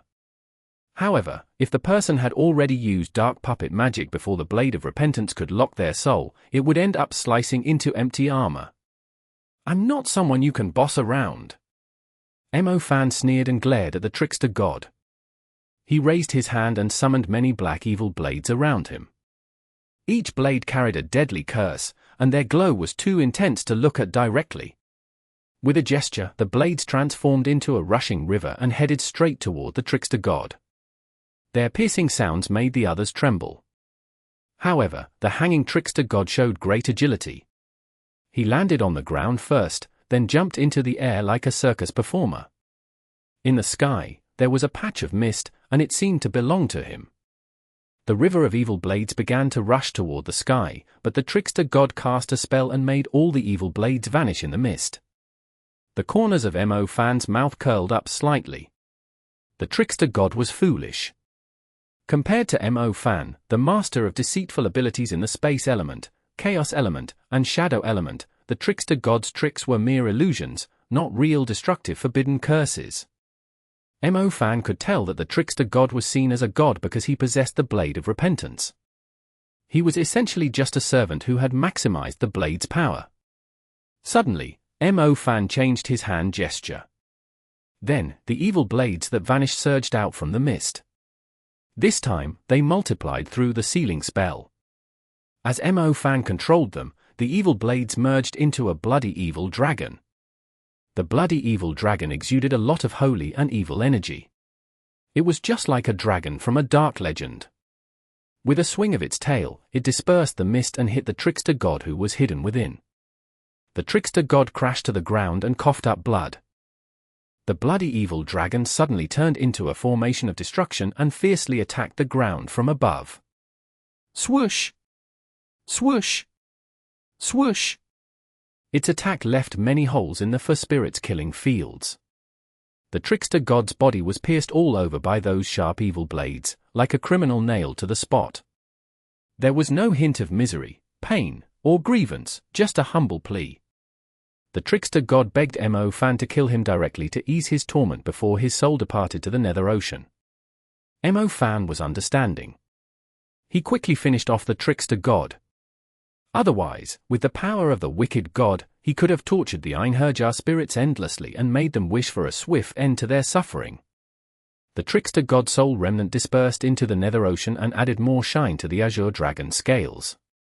Mo Fan turned around and arrogantly faced the large group of Einherjar spirits, who were ready to attack him. Who else dared to challenge him? The evil Saint King's power, which Mo Fan displayed in executing the trickster god, was enough to intimidate these souls. They just had to exist in this world in another way. No matter how powerful they once were or how many people submitted to them in the past, they were all just souls in the end. Some would join Mo Fan, some would be refined, and some would contribute to this world. Mo Fan, Asha'ruiya's voice came from behind. Mo Fan planned to turn around and smile charmingly at his sweetheart. But as he turned his neck, it felt stiff, like something had caught him. Suddenly, Mo Fan felt a cold shiver. Oh no, the blade of repentance! When did it end up back around his neck? I let my guard down. The trickster god and the blade of repentance are two different entities. Mo Fan sighed deeply. He knew the trickster god was not the real threat, it was the blade. He should have dealt with it first. Will repenting again make a difference now? Mo Fan forced a smile. This time, the blade of repentance did not give Mo Fan any chance to repent. It pierced Mo Fan's skin and left a bloody mark on his neck. At the same time, outside the vessel, Mo Fan's still body was affected. Blood started trickling from his neck. Even the Bright Blood King, who had been watching, was surprised. It was indeed a divine weapon. Not only did it cut Mo Fan's soul inside the vessel, but it could also kill his physical body. It was powerful and frightening. No wonder the trickster god remained the top shadow element mage for a century. It was all thanks to the blade of repentance. Mo Fan could not move in the for spirits killing fields, and he felt the despair of facing execution. At the last moment, the azure dragon on the battlefield suddenly opened its eyes. Its powerful gaze focused on the blade of repentance that was about to strike. At that moment, time froze. The waves in the nether ocean, the Einherjar spirits in the for spirits killing fields, and the lifelike divine skeletons on the ancient wall all became a frozen scene. In this scene, only the azure dragon was moving. It got up from the judge's seat on the battlefield and moved to the ground. Its eye stayed fixed on the blade of repentance the entire time. The blade of repentance appeared still, but it continued to cut slowly into Mo Fan's blood vessels. However, it was clear that the blade of repentance was also feeling immense pressure. It was like a terrified criminal. Despite holding a knife and a hostage, facing the azure dragon felt like being surrounded by an army. The azure dragon opened its mouth and blew a breath. This breath flew toward one of the divine skeletons on the ancient wall. The divine skeleton immediately glowed with a swirling light, like a gateway to rebirth. The azure dragon kept its gaze on the blade of repentance. It only gave the blade of repentance one chance. It either joined the 64 Einherjar spirits or faced destruction. The blade of repentance had its own thinking. It was making a decision. Would it kill the master of the azure dragon's world, or would it submit? How about you repent, 2, the unmoving Mo fan suddenly suggested. This unexpected voice startled the Blade of Repentance. It nearly sliced Mo fan's major artery. Ha ha. This is the Azure Dragon's power to freeze time. We're one, so I won't be affected. Don't worry. To the outside world, it's just a moment. Even if you repent for days, they won't know you've surrendered, Mo fan explained. I have to admit it. You're the strangest and most powerful weapon I've ever encountered. Your divine art is so great that even if you target a puppet, you can still kill the original body. This original body includes my body in the outside world, right? Mo fan knew the Blade of Repentance could not talk, so he tried to persuade it. Let's not forget I can be reborn. Even if your strike carries a death curse that would turn me into an inanimate object like others here, I'm still the evil Saint King. My soul belongs here. Removing my physical body from the mortal world will only speed up my rise to the throne of the wicked god. By then, I'll still come for you. So, think carefully. You can sacrifice everything to destroy my body and face the true wrath of the evil Saint King. Or you can join me, and I promise you'll live well under my rule. The Blade of Repentance hesitated. In fact, it was not entirely sure it could kill Mo fan. It was inside the world that belonged to the Azure Dragon, and the Azure Dragon could freeze time. No matter how fast the Blade of Repentance was, it had to surpass the freezing time. It had locked Mo fan's soul and could execute him. He could not do anything about it. However, with time frozen, Mo fan could find unexpected ways to resolve the situation. Although the Blade of Repentance appeared to have the upper hand, it actually had no other choices. Clank! Suddenly, the Blade of Repentance retreated. It ultimately gave up. Whether it could kill Mo fan did not matter anymore. Even if it succeeded, the consequences were severe. Between the Shadow Element Mage, who could only dominate an era with its support, and the person who would still be the evil Saint King after dying, the Blade of Repentance knew which was the wiser choice. The Blade of Repentance moved away from Mo fan's neck. As it retreated, the time unfroze. When it tried to cut Mo fan's neck, it faced resistance from time, so it was difficult to proceed. Just this show of power was enough to make the Blade of Repentance surrender. Great! You're a good one. You can go now. You've earned your place among these 64 divine skeletons, Mo fan said happily. He even reached out to touch the Blade of Repentance floating in the air. There was still some blood on it. After choosing to submit, it started to feel ashamed. No worries. Let's see it as a contract between us. If I ever get killed, you don't need to avenge me. I also hope you live well in this world, regardless of the method. Of course, there's probably nothing in this world that can kill me. My only weakness is time, but I don't see time as my enemy. Mo fan's bold words shocked the Blade of Repentance. It was just a weapon. It did not understand the complex language used to show off. However, it felt that its new master was impressive and profound. No wonder his confession of repentance was so poetic. All right. Blade of Bagua, go back to your spot. Mo fan pointed with his hand and showed where the Blade of Repentance could stay. If the Blade of Repentance had a body, it would have thanked Mo fan. Mo fan called it the Blade of Bagua. The 4 spirits killing fields had the Bagua pattern. Did it mean it was the most powerful Einherjar spirits there? So, the powerful weapon that could hear others' secrets before they died happily flew toward its new home. It merged with the divine skeleton of a falcon. After dealing with the Blade of Repentance's divine art, the Azure Dragon returned to its judge's seat. Since it was its place, there was nothing wrong with using a little trick. Mo fan was proud of the Azure Dragon's timely help. However, the Blade of Repentance was indeed impressive. If Mo fan ran into a forbidden mage wielding such a weapon outside, he might meet his end. The strange treasures and powerful spirits in the world were formidable. Mo fan should keep a healthy respect for them. Otherwise, if he failed in a fight one day and his soul returned to the throne of the evil Saint King, he would be laughed at by his subordinates for a lifetime.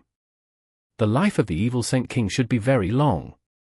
His legend might not last forever, but his shame would surely stand out for thousands of years without fading.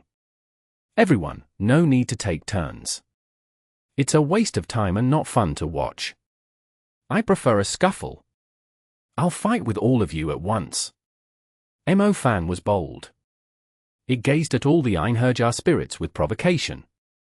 To the Einherjar spirits, the blade of repentance disappeared suddenly. It was about to cut Mo Fan's head off just a moment ago. Why did it suddenly disappear? They could not understand what had just happened. They only knew that Mo Fan was powerful and that he liked to show off. Generally, when someone had impressive abilities and had an air around them, people tended to respect them and hesitated to challenge them. But when they encountered someone like Mo Fan, even though they knew Mo Fan was powerful, they could not bear his arrogant attitude. Seeing the Einherjar spirits getting a bit worked up, Mo Fan continued to hurl insults. Mo Fan might not have many other skills, but he was a master at verbally outsmarting his opponents. Even powerful villains would do foolish things sometimes. They could maintain their arrogance only because they had not met someone strong with a dirty mouth. Such individuals could fight while hurling insults. Both upright people and villains would struggle to not lose their cool. Chapter 31-39. Mo Fan's Pseudo-Forbidden Curse. Lilith started laughing hard once she heard what Mo Fan said. Her laughter was incredibly seductive but also psychotic. Even someone like the Bright Blood King seldom said something so arrogant. While she sashayed, she flicked the air as if she was plucking strings on an instrument. In fact, her movements were producing sounds. The musical notes and threads she spread all across the four spirits killing fields allowed her to control all of the Einherjar spirits there. The notes controlled their minds, while the latter controlled their bodies. The Einherjar spirits under Lilith's control released an increasingly bright evil light. It was as though they had just received a rousing speech from the queen of the demonic world. The evil light made them look as if they were adorned in divine armor and equipped with divine weapons. Some of the Einherjar spirits even experienced major transformations. Within a moment, they surrounded Lilith like she was the true ruler of the land. Everything was under her control. As Lilith pointed forward, the divine creature with the head of a dog and the body of a man led the charge. It was incredibly large, and it emanated an ancient, golden glow, which was known as underworld light. This light was similar to the divine light from Hades, Khufu. However, it did not exude rot and fear like the Undying. In fact, it gave off an air of superiority as if it could reincarnate at any moment.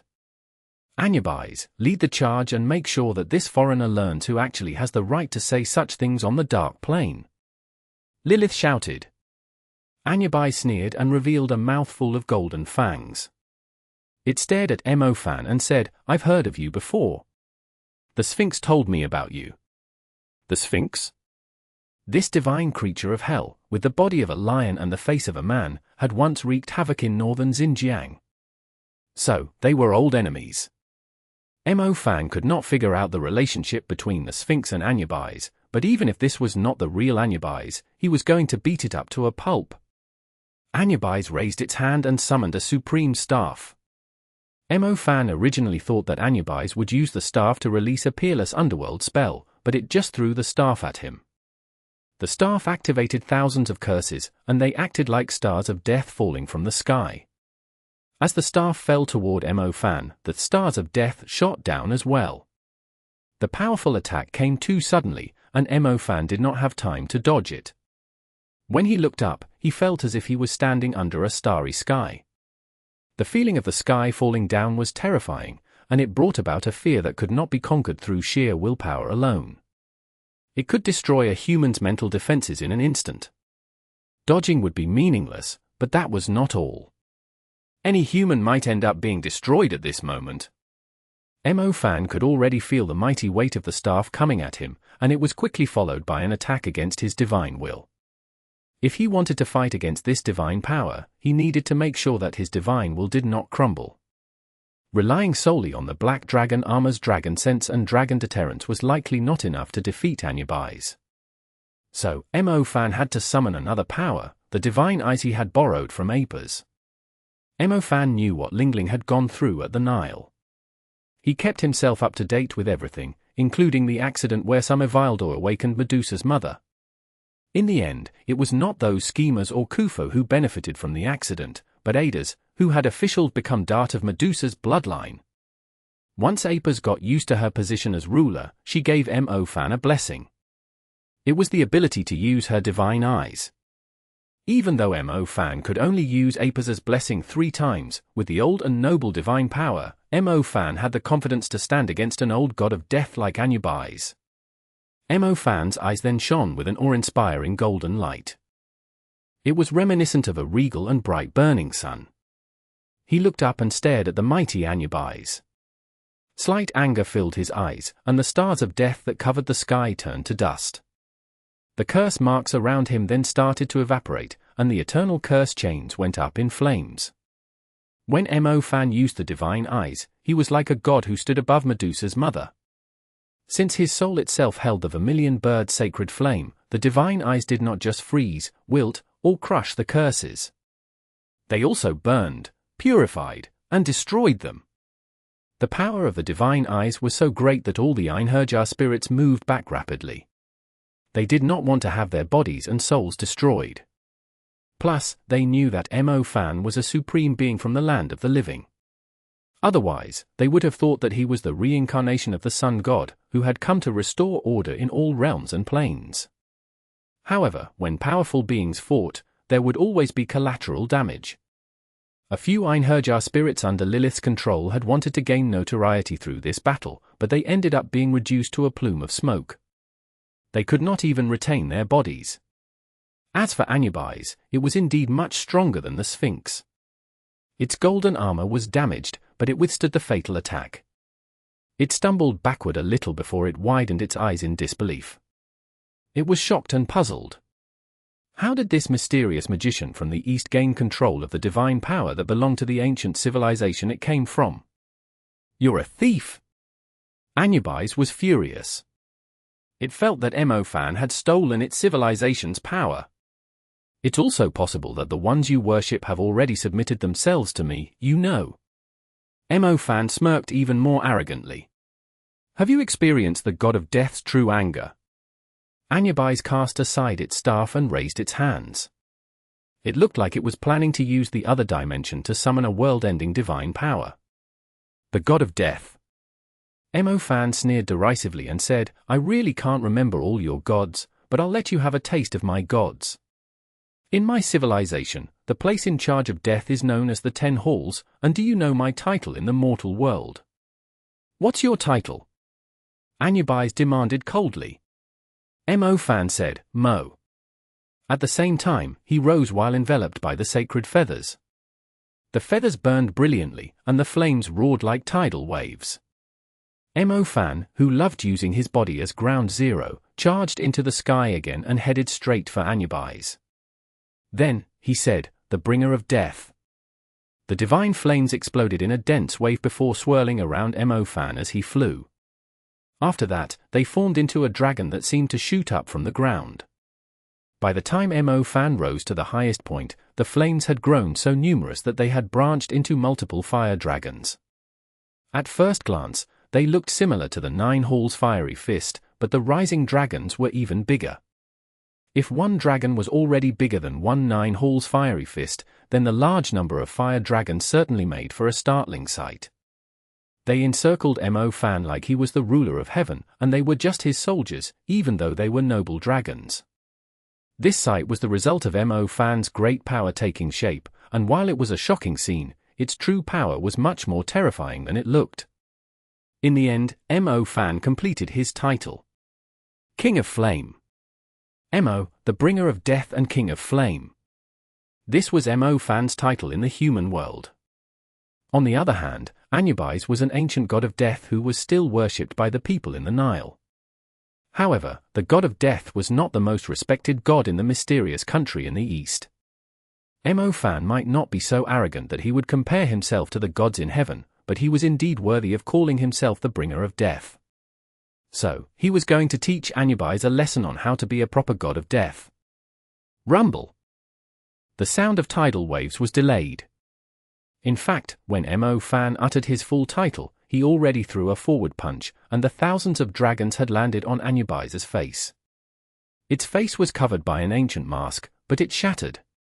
Blood spilled out from its face, and the mighty Asha'ruiya staggered before falling backward. Even when Asha'ruiya crashed on the ground, Mo Fan's King of Flames' heavenly fist continued to ram into it like a meteor shower. Asha'ruiya began squirming in pain. Mo Fan's attacks were concentrated as he only hit its face. Hence, when the power of his barrage reached its peak, Asha'ruiya's head was forced into the ground, while its body remained standing. When its body finally served as its gravestone, Mo Fan finally stopped attacking. He then returned to the ground. He lowered his hands, allowed his energy to sink to his Dantian region, and took a deep breath. The fight was over, and he could let his energy calm down. It might have looked like Mo Fan had just jumped up into the sky and released a barrage of meteors. However, many skills were involved in the execution of the attack. First of all, it was already impossible for an immortal martial artist from the immortal martial artist world to release such a barrage of punches within a short amount of time. So, they could not have made flames gather together like bulbs of flowers before forming dragons. If they wanted to do that, they would need precise calculations and perfect execution. Second of all, this was not just the divine power of the fire element. Mo Fan had fused it with the chaos element and space element as well. He even used the time powers from Apaz's divine eyes, which had yet to fully fade away. He first expanded one part of the space around him and stuffed it full with divine flame fists. After that, he expanded it so that the energy inside would spread out. Then, he used the time power to freeze time. While time stopped, he unleashed the entire barrage of punches. If time had been moving, he might have needed more than 10 minutes to do this. Lastly, he made time reverse at a rapid pace. That was how he put up a show of him riding on a myriad of red dragons like a god. It was also how he managed to kill Asha'ruiya in one strike. In addition, it explained why the attacks that landed on Asha'ruiya had been delayed. When its face was pummeled into the ground, the sounds that accompanied the barrage were also delayed. The mags from the world beyond might be puzzled as to why the sounds and images did not match the strikes Mo Fan had displayed. The Einherjar spirits, however, were all-powerful beings in their generations. Hence, they knew that if something like that happened, it meant that the power behind the strikes were enough to destroy worlds. Asha'ruiya had been defeated. The revered god of death was not a god that needed any manipulation from Lilith. But it was defeated by Mo Fan's violent barrage, and the Einherjar spirits could not accept it. They suddenly realized that Mo Fan was not lying when he said that he could defeat all of the gods and amazing beings alone. He really was capable. Lilith's expression finally turned dark.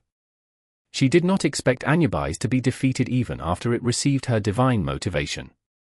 Many of the magic gods preferred to dance around in circles while they fought, so Mo Fan's preference for grand attacks made things awkward for them.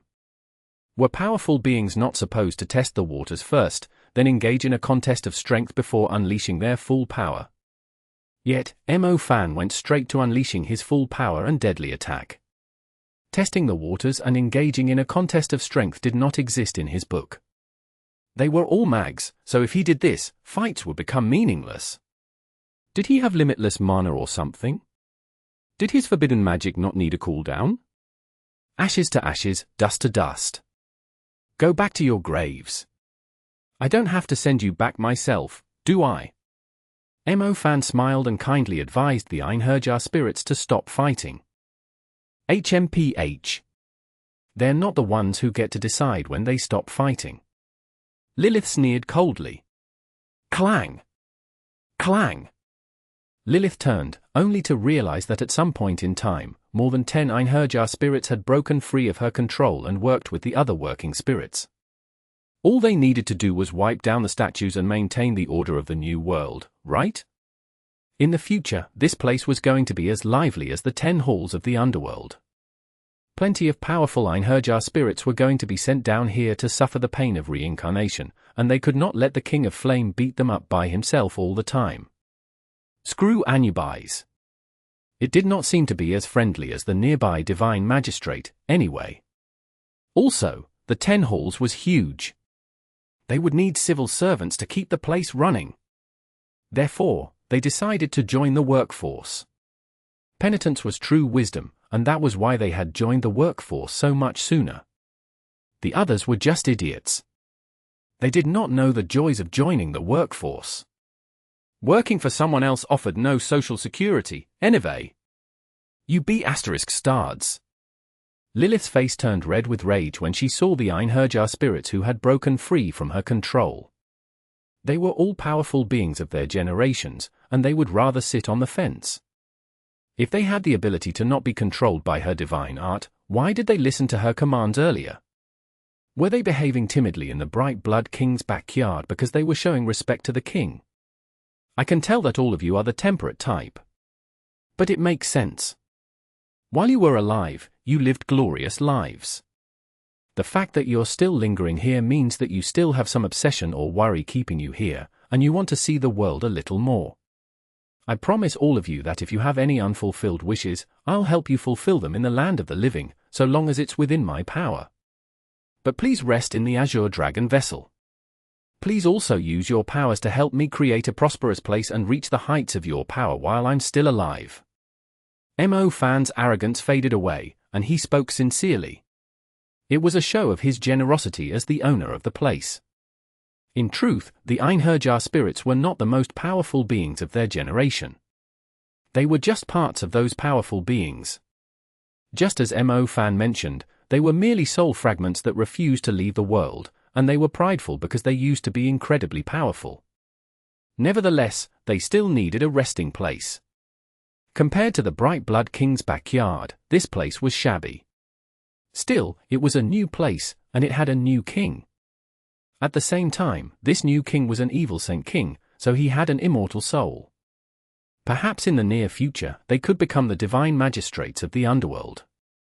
That way, they could even influence certain things in the human world. They had far too many regrets and obsessions in the human world that they could not move past from. Even if they had to carry on in such a lowly manner, they still wanted to see the world and do something for their descendants. And Mo Fan was going to fulfill their wishes to the best of his power. His words truly touched the hearts of many. Clang! Clang! Clang! Clang!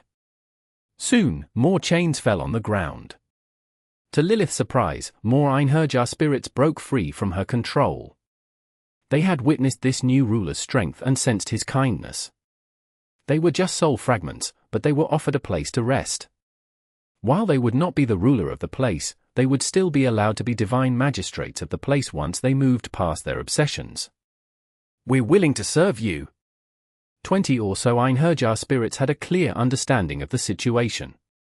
The stick and carrot approach Mo Fan used on them made them set aside their pride and serve in the Azure Dragon vessel. You be *****. Lilith flew into a rage when she saw this, and the threads in her hands turned into blood-red whips. She cracked them against the air. Have you forgotten that I'm your master? They were part of the Bright Blood King's collection. Since she was the gardener of the backyard and the manager of the king's throne, that made the Einherjar spirits her personal belongings as well. How could she just hand them over to someone else? Lilith was still really powerful. She was strong enough to put the other 20 or so Einherjar spirits under her control and make them her suicide fighters. She was not going to give up until the very end. Besides, she was not going to stay in this place. Upon seeing how stubborn Lilith was, Mo Fan knew that if he did not defeat her, she would not change. Mo Fan, fight her Einherjar spirits. I'll deal with her, Asha'ruiya said. Most of her injuries had healed. After all, the constitution of a fallen angel was unique. Not a good idea. Her level is pretty high, Mo Fan said as he shook his head. Her strength comes from her control magic. Her fighting prowess isn't that great. I think I can take her down.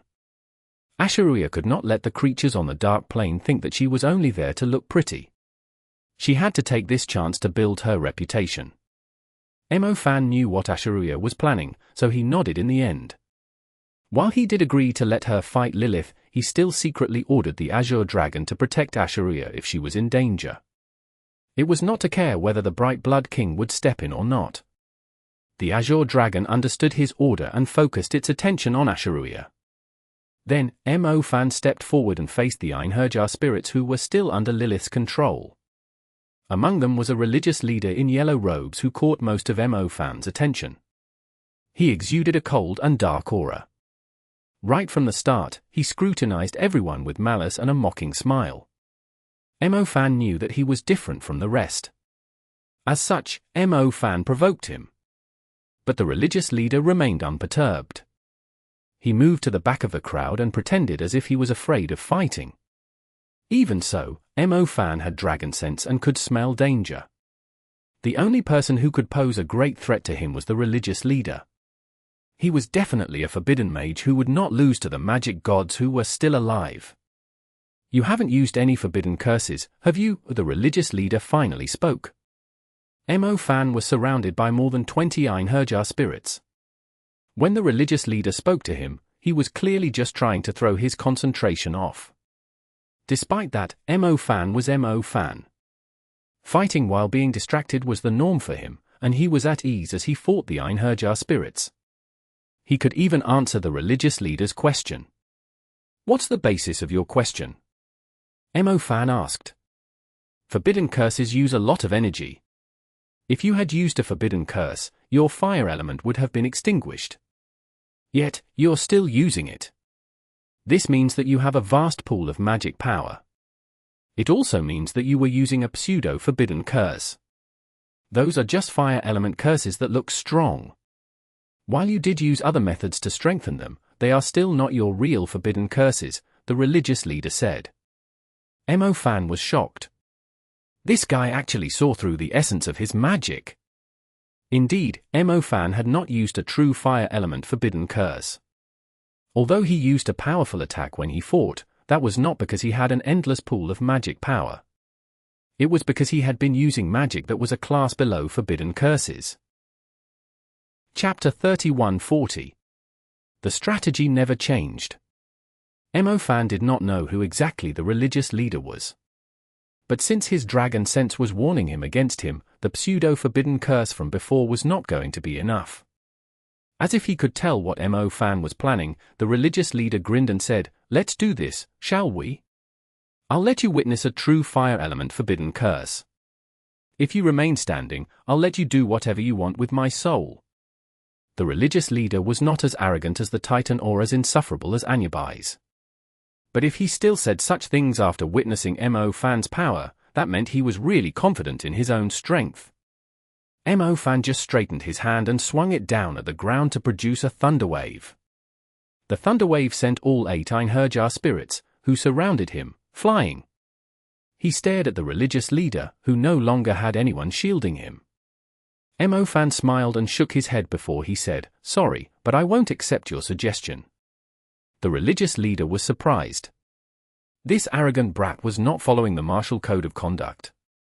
Just then, Mo Fan said, "I can sense that your forbidden curse has shocking power.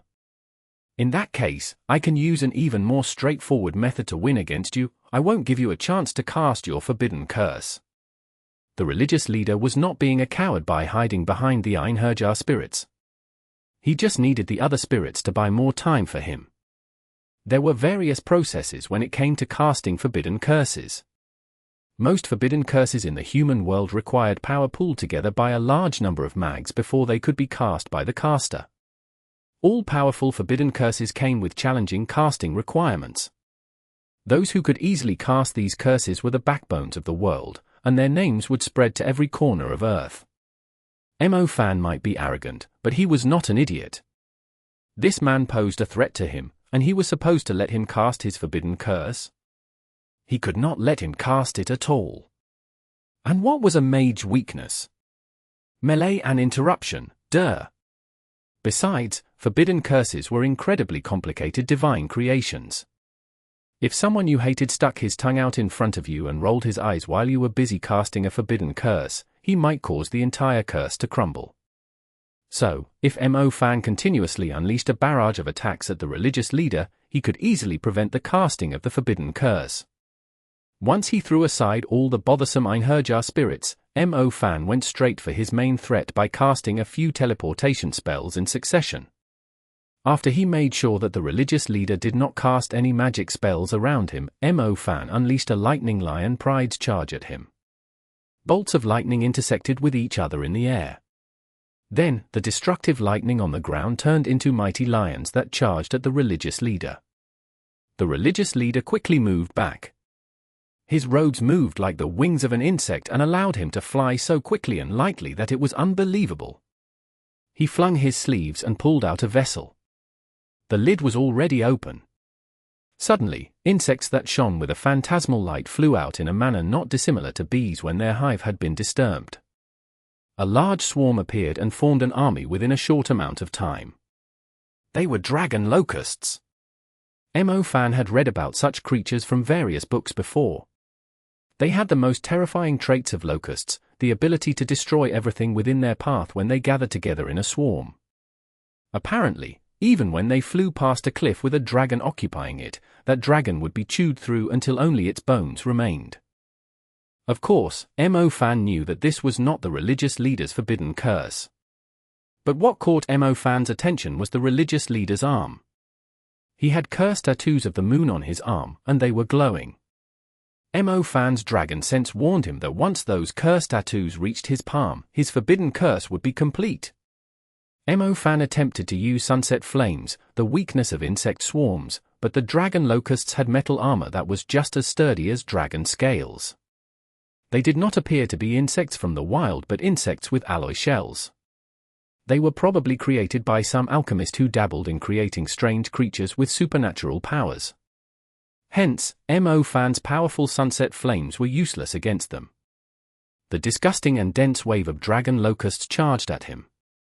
So, Mo Fan started casting lightning element, fire element, and earth element spells at a rapid pace.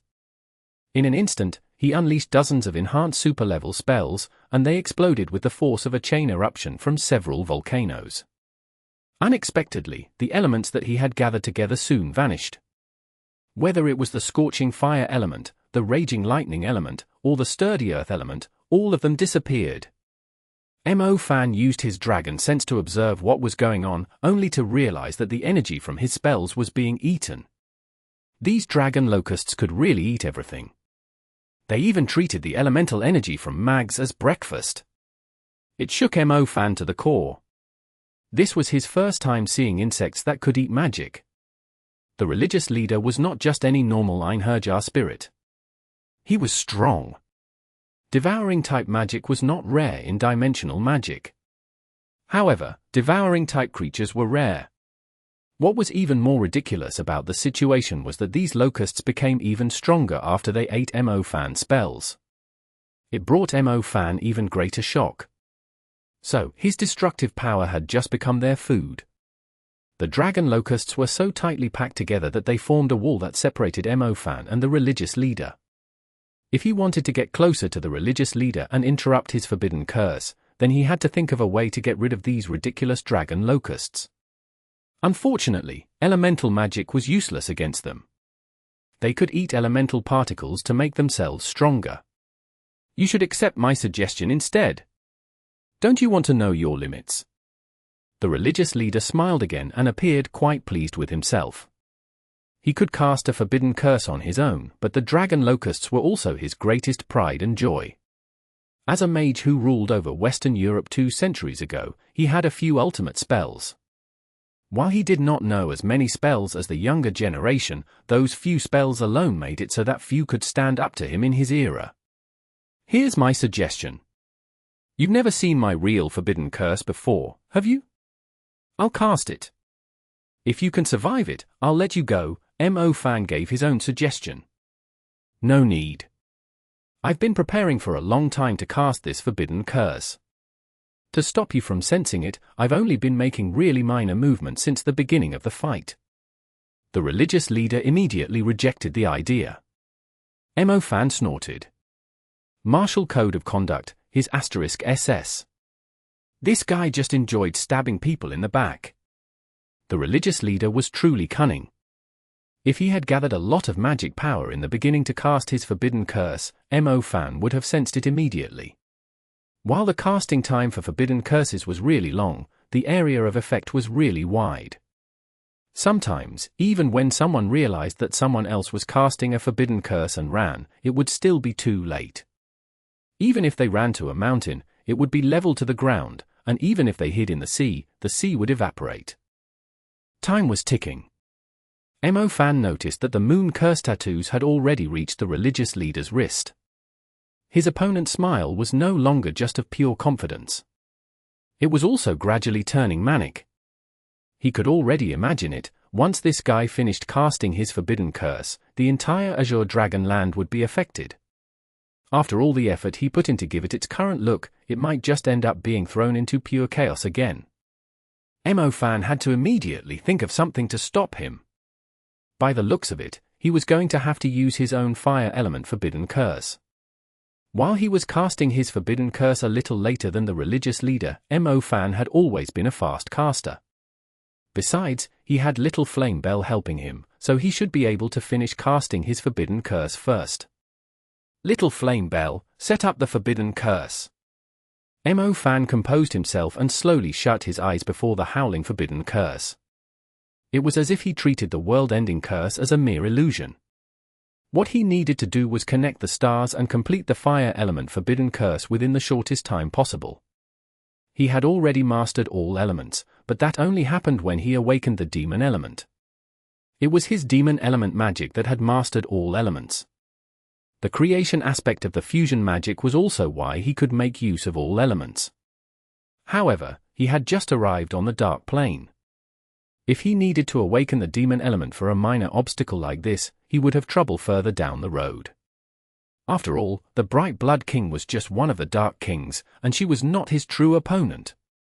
Also, before Mo Fan awakened to the demon element, the fire element was the one that brought him into the realm of forbidden curses.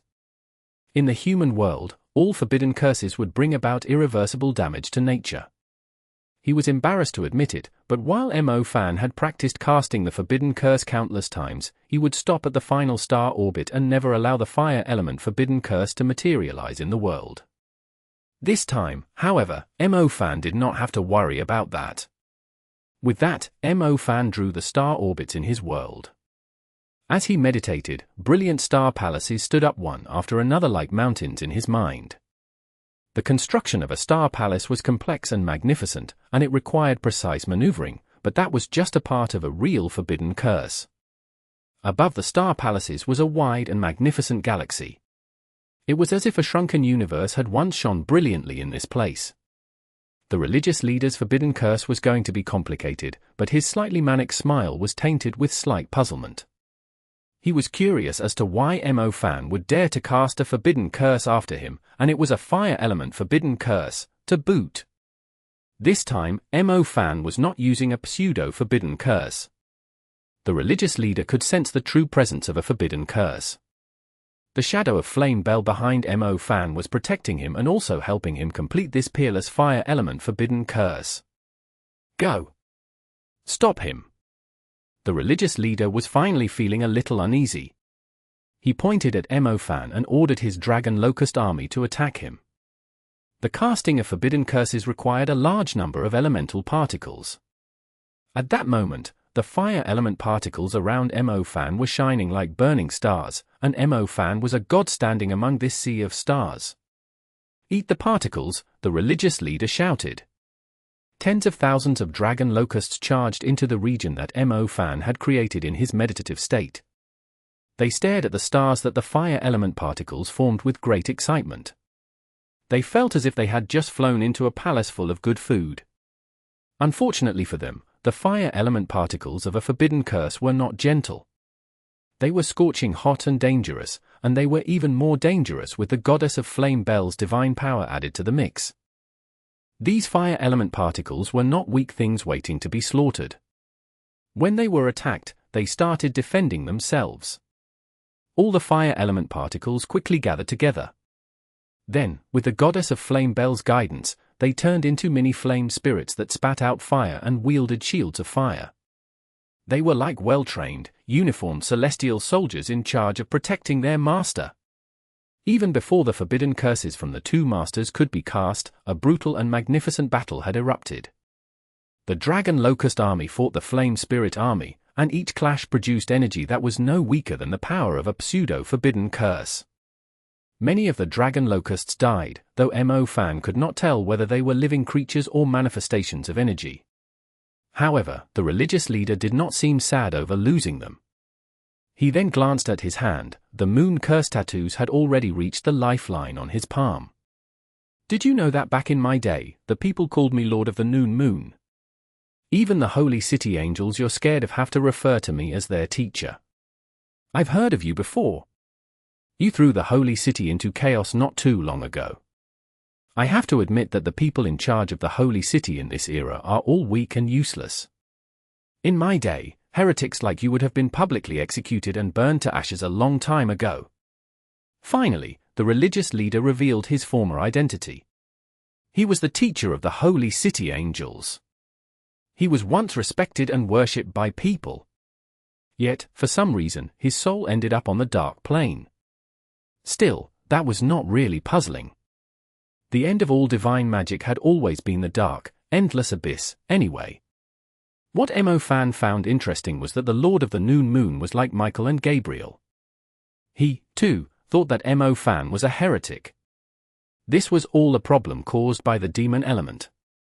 It was simply not accepted in traditional magic. Honestly, Mo Fan had thought about changing the name of the demon element and calling it the sacred arrival element. That way, people might be able to accept it. But at the end of the day, they cast him as a heretic because the power was not under their control. On top of that, Mo Fan refused to work for them. If he had done the opposite, he would not be a heretic. Instead, he would evolve into an angel with his transcendent and divine power. Do you think victory is within your grasp? Mo Fan asked. Your forbidden curse isn't complete, but mine is. The Lord of the Noon Moon cocked his eyebrow at Mo Fan. To tell you the truth, I never changed my strategy from the start, Mo Fan said. What do you mean?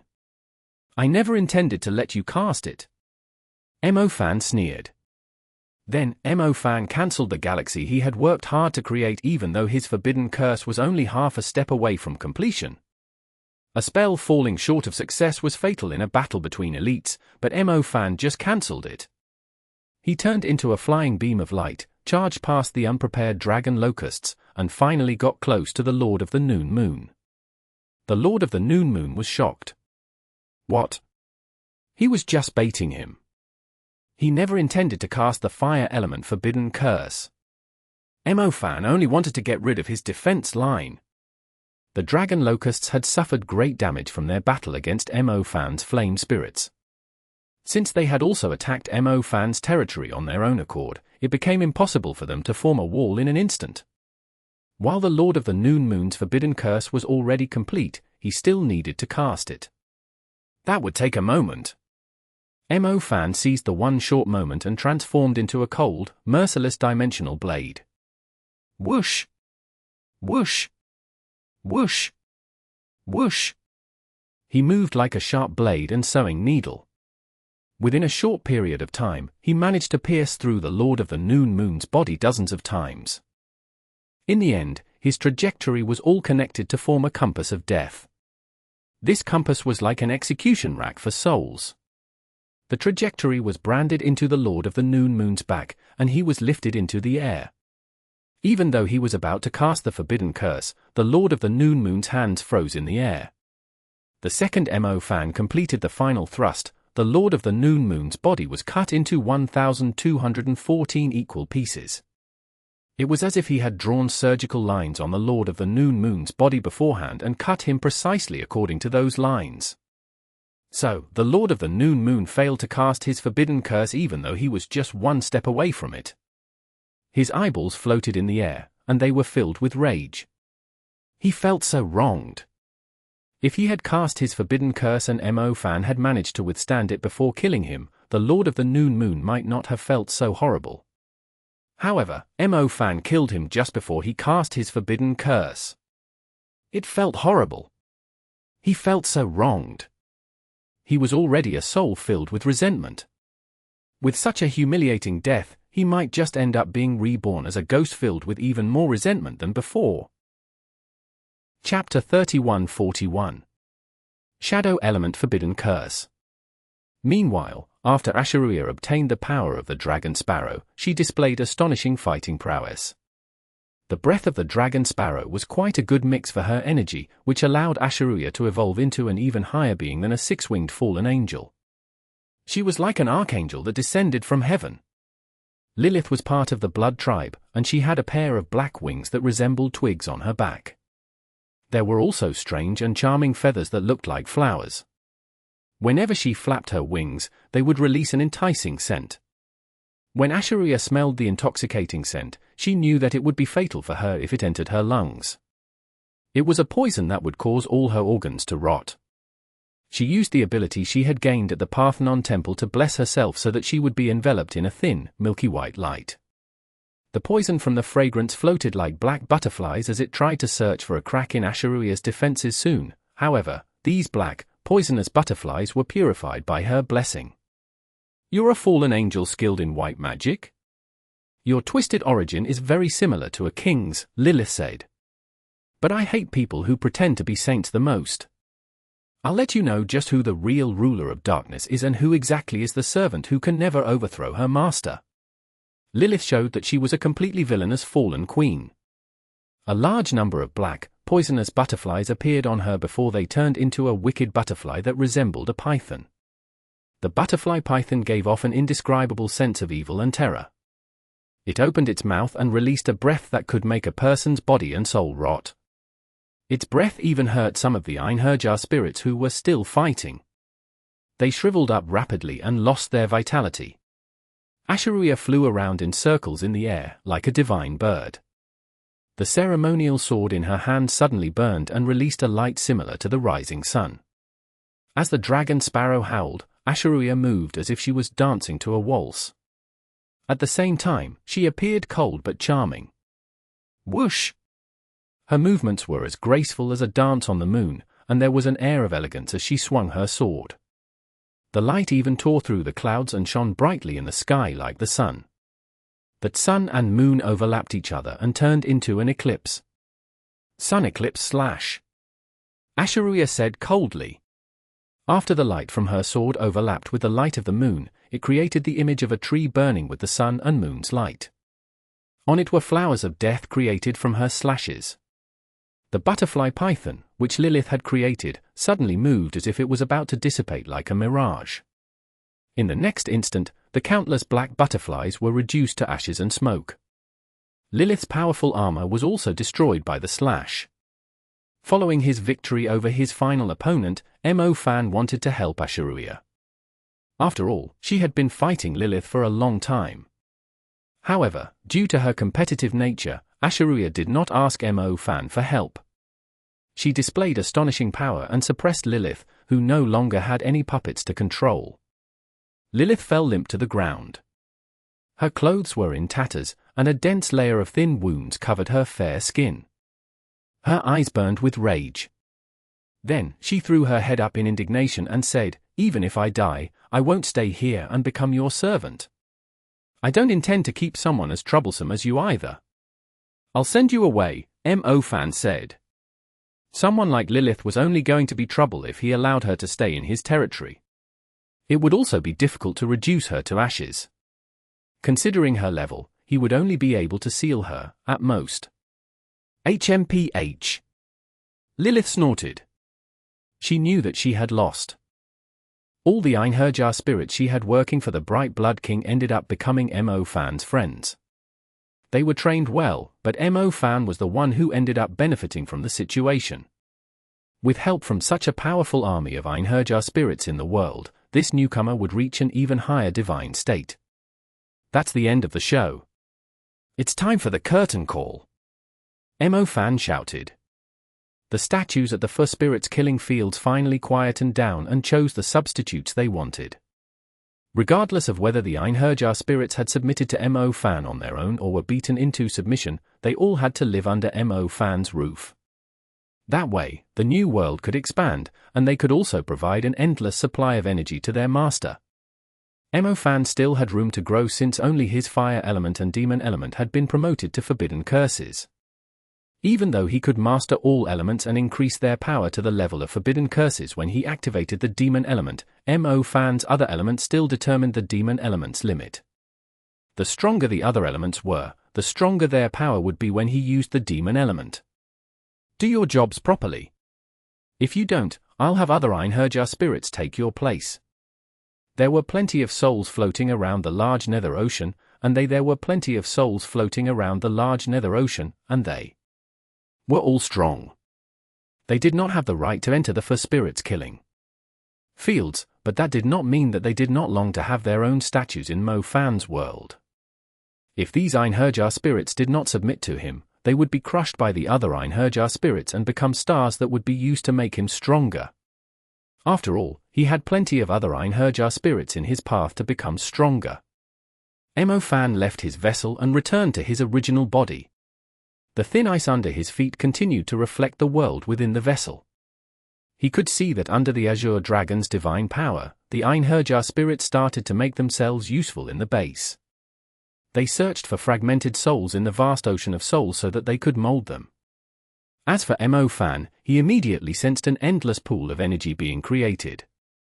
The little loach pendant was just a small workshop to create souls. It refined souls and turned them into energy that Mo Fan could absorb. Since the Azure Dragon had awakened, the place began turning into a giant processing plant. Not only could it turn souls into energy that Mo Fan needed at a high frequency, it could even streamline the process. That way, Mo Fan did not need to worry about not making full use of everything within the vessel. As long as he had enough raw materials, it would be easy for him to upgrade a few other elements into forbidden curses. Thank you for your gift. You've given me more confidence to walk down the road ahead. Mo Fan bowed to the Bright Blood King. The Bright Blood King stood still like a bloody statue. She did not seem happy or upset. She bowed back and said nothing. She just waved her hand in dismissal to show that her test was over. Mo Fan could leave her territory with his chest out. Mo Fan nodded. In any case, negotiations were done. He knew who to find for the follow-up later.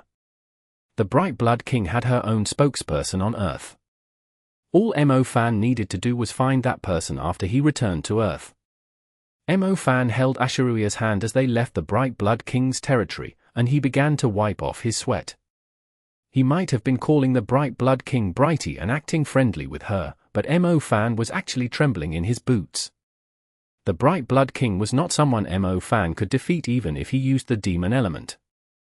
If the Bright Blood King had been filled with animosity, his trip on the Dark Plane might have ended at the foot of her throne. Fortunately, they passed the Bright Blood King's test. By the looks of it, she was quite pleased with Mo Fan's performance and found him worthy enough to talk business with her. As the future Evil Saint King and someone who was going to have his own seat among the thrones on the Dark Plane, Mo Fan had to be acknowledged by the Bright Blood King. If he was not, he was going to run into a lot of trouble in the future. Did you evolve? Mo Fan stared at Asha'ruiya and noticed a unique spirit energy encircling her. Yeah. The Dragon Sparrow and I are a good match. Asha'ruiya nodded. I'll visit your country if I have a chance and search for stories regarding the Dragon Sparrow in the Holy Land to the east. That's a great idea. Remember to have me serve as your guide then. It'll be just like how we first met each other at the suburbs of the ancient capital, Yi Tsuehua, Mo Fan said. My Chinese name is Yi Meng. Asha'ruiya had become stronger. This chance encounter had allowed her to gain a lot of benefits. However, Mo Fan was still the one to reap the greatest harvest. As the Einherjar spirits worked day and night, they squeezed out soul nectar from the large number of soul flowers from the Bright Blood King. Mo Fan did not even need to make any allocations. They charged into his Dark Shadow domain to turn the Dark Shadow Nebula into a brilliant and huge mountain of dark shadow stars. The mountain was mysterious, as well as elusive, and there were a myriad of small worlds within it. An endless amount of dark energy shot into Mo Fan's large meditation world and even reached his other domains. This allowed the lightning, fire, earth, dimension, and space domains to also be enveloped in the mysterious shadow layer. The layer seemed to cause a change in the star-suns. Their structures were no longer as rigid. Instead, some dark branches rose from them, and they could produce even stronger and even more unique abilities. Are they upgrading and transforming all of my elements? Is the upgrading of the shadow element some sort of giant fusion and evolution? What's the forbidden curse of the shadow element then? Such a major change had occurred because Mo-Fan's shadow element had indeed been upgraded to the level of a forbidden curse. There was a shadow element mountain that seemed to stand tall within a large universe. It was quiet and eternal. Apart from transferring spirit energy to Mo-Fan, it was also modifying and strengthening his other elements non-stop. Mo-Fan did not know whether another person's shadow element forbidden curse would bring about such a transformation. But his instincts told him that this was connected to the fusion magic he had learned over the past few years. The magic education of the current era followed a fixed structure. You could only release a certain degree of power at a certain level, and you could only awaken to certain magic elements at certain levels. The spells each mage could cast were also built based on a basic model of those spells. Even though this seemed like the perfect way to teach magic, it was not the best. There were endless ways to pursue the path of magic. Mo-Fan also realized that once he entered the realm of forbidden curses, he started shaking the foundation of magic education.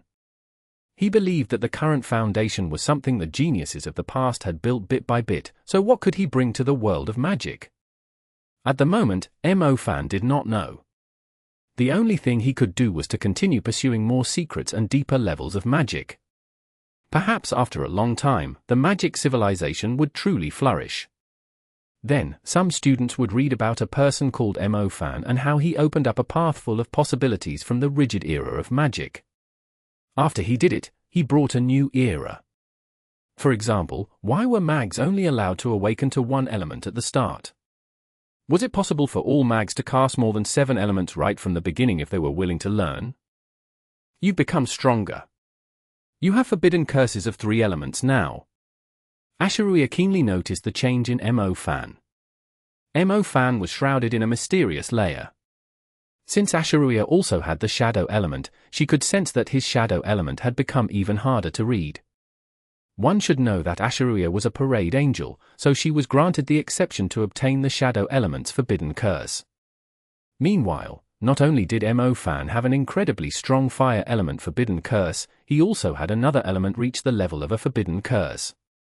Even if he did not use the demon element, Mo-Fan was already so strong that no one could stand against him. Very few humans knew forbidden curses from both the fire element and shadow element. Yes.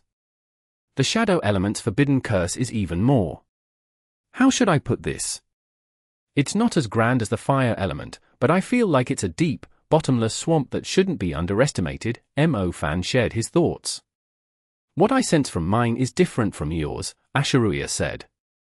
Even if 2 people upgraded the same element to a forbidden curse, they would have different experiences. Hence, forbidden curse mags could not share their experiences with each other. After all, the enlightenment they gained in their path of magic was solely their own. These paths were not interconnected even if they belonged to the same element. Tell me about yours, Mo-Fan requested. It's a bit tyrannical, like a king who rules with an iron fist.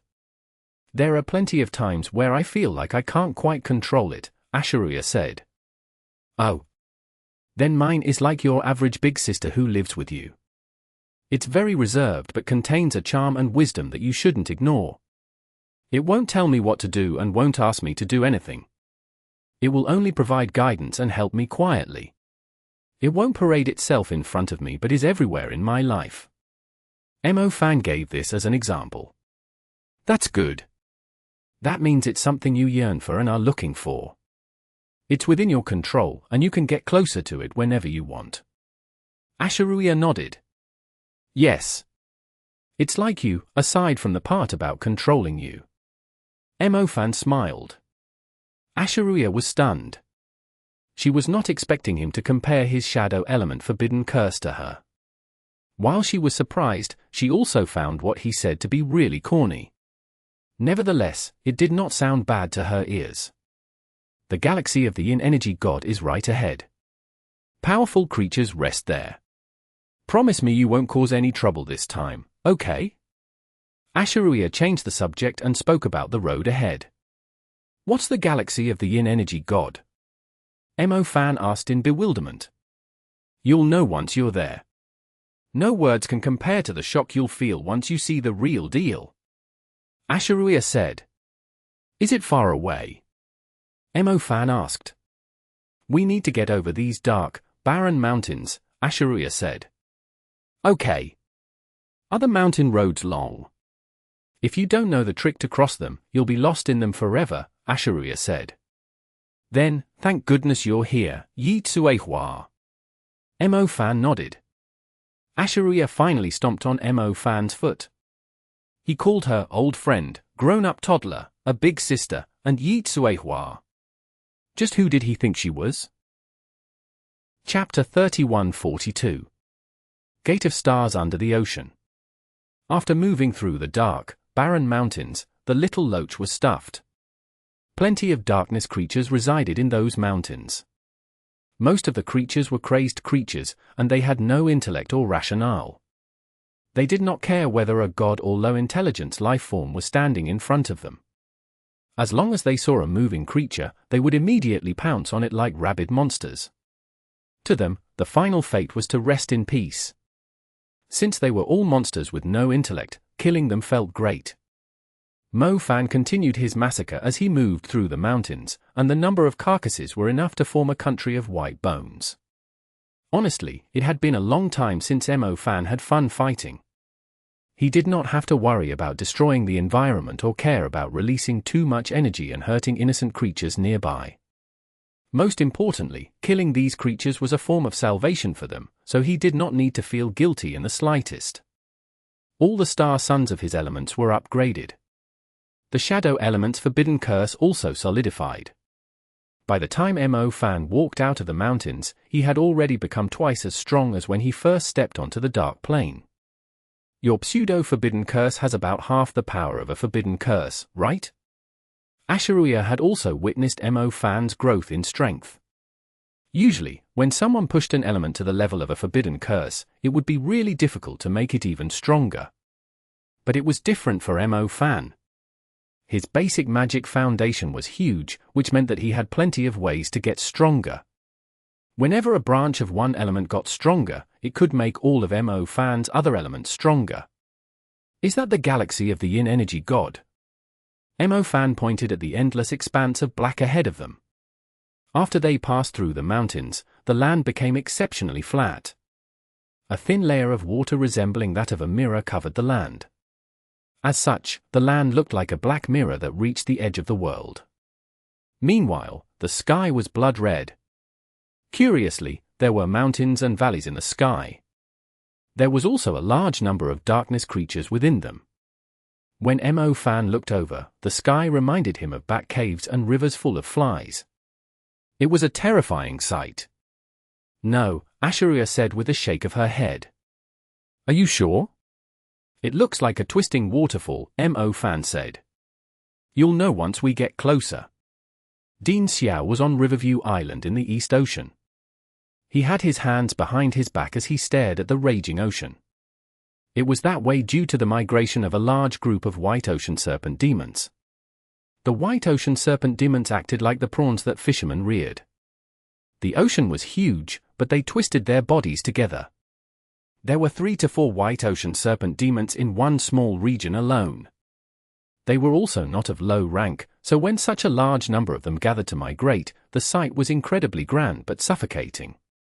Dean, where are the white ocean serpent demons running to? Zhao Manyan asked in puzzlement to his side. This has something to do with the earth spirits under the ocean, Zhao said. The earth spirits under the ocean? Is it related to that person in our institute? Zhao Manyan's eyes flew wide open. Zhao Manyan had been on vacation in Europe with Elaine. She had an inborn sense of romanticism and charm, so he had been having a good time. Sadly, Pearl Institute suddenly contacted him and asked him to return. Right after he came back, Zhao brought him out to the ocean. As his water element forbidden curse tutor, Dean Xiao played a huge role in helping him push his water element to the level of a forbidden curse. Hence, he had no other choice but to listen to him.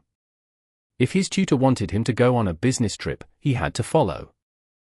I'm still not entirely sure.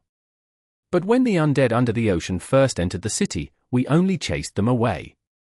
We never solved the root of the problem, Dean Xiao said. Ah. Where has Mo Fan gone? We could have asked him to talk to Manyan. We might have been able to resolve another disaster of the century, Zhao Manyan said. We should solve this problem on our own. Let's treat this as your first lesson after becoming a water element forbidden curse mage, Dean Xiao replied. Dean Xiao, I'm really busy. Before Zhao Manyan could finish speaking, the roaring ocean abruptly turned a strange shade of red. It was similar to the color of the rising sun, and it turned the entire surface of the ocean bright and brilliant. But upon closer look, one would notice that the red was also similar to that of blood. It was as if the surface of the ocean had turned into the belly of a huge fish, and blood was oozing out of the fish's stomach. It's blood! Dean Xiao, the ocean is bleeding. Zhao Manyan had never seen such a terrifying sight, and he instantly screeched. It's from the bottom of the ocean. Dean Xiao pointed at the ocean and locked onto the root of the strange change. Dean Xiao, the white ocean serpent demons are holy. No way. Zhao Manyan's expression was full of shock. Then, he felt his skin crawl, as though insects were gnawing at every inch of it. How scary! The dense group of white ocean serpent demons looked as if they had been thrown into a huge pot of oil. The red ocean was cooking them, and he could see the flesh of the plump serpents being cooked to such tenderness that it fell off the bone. Their scales, skin, blood, bones, horns, and organs fell to bits. In the blink of an eye, Dean Xiao and Zhao Manyan could no longer see any living white ocean serpent demon.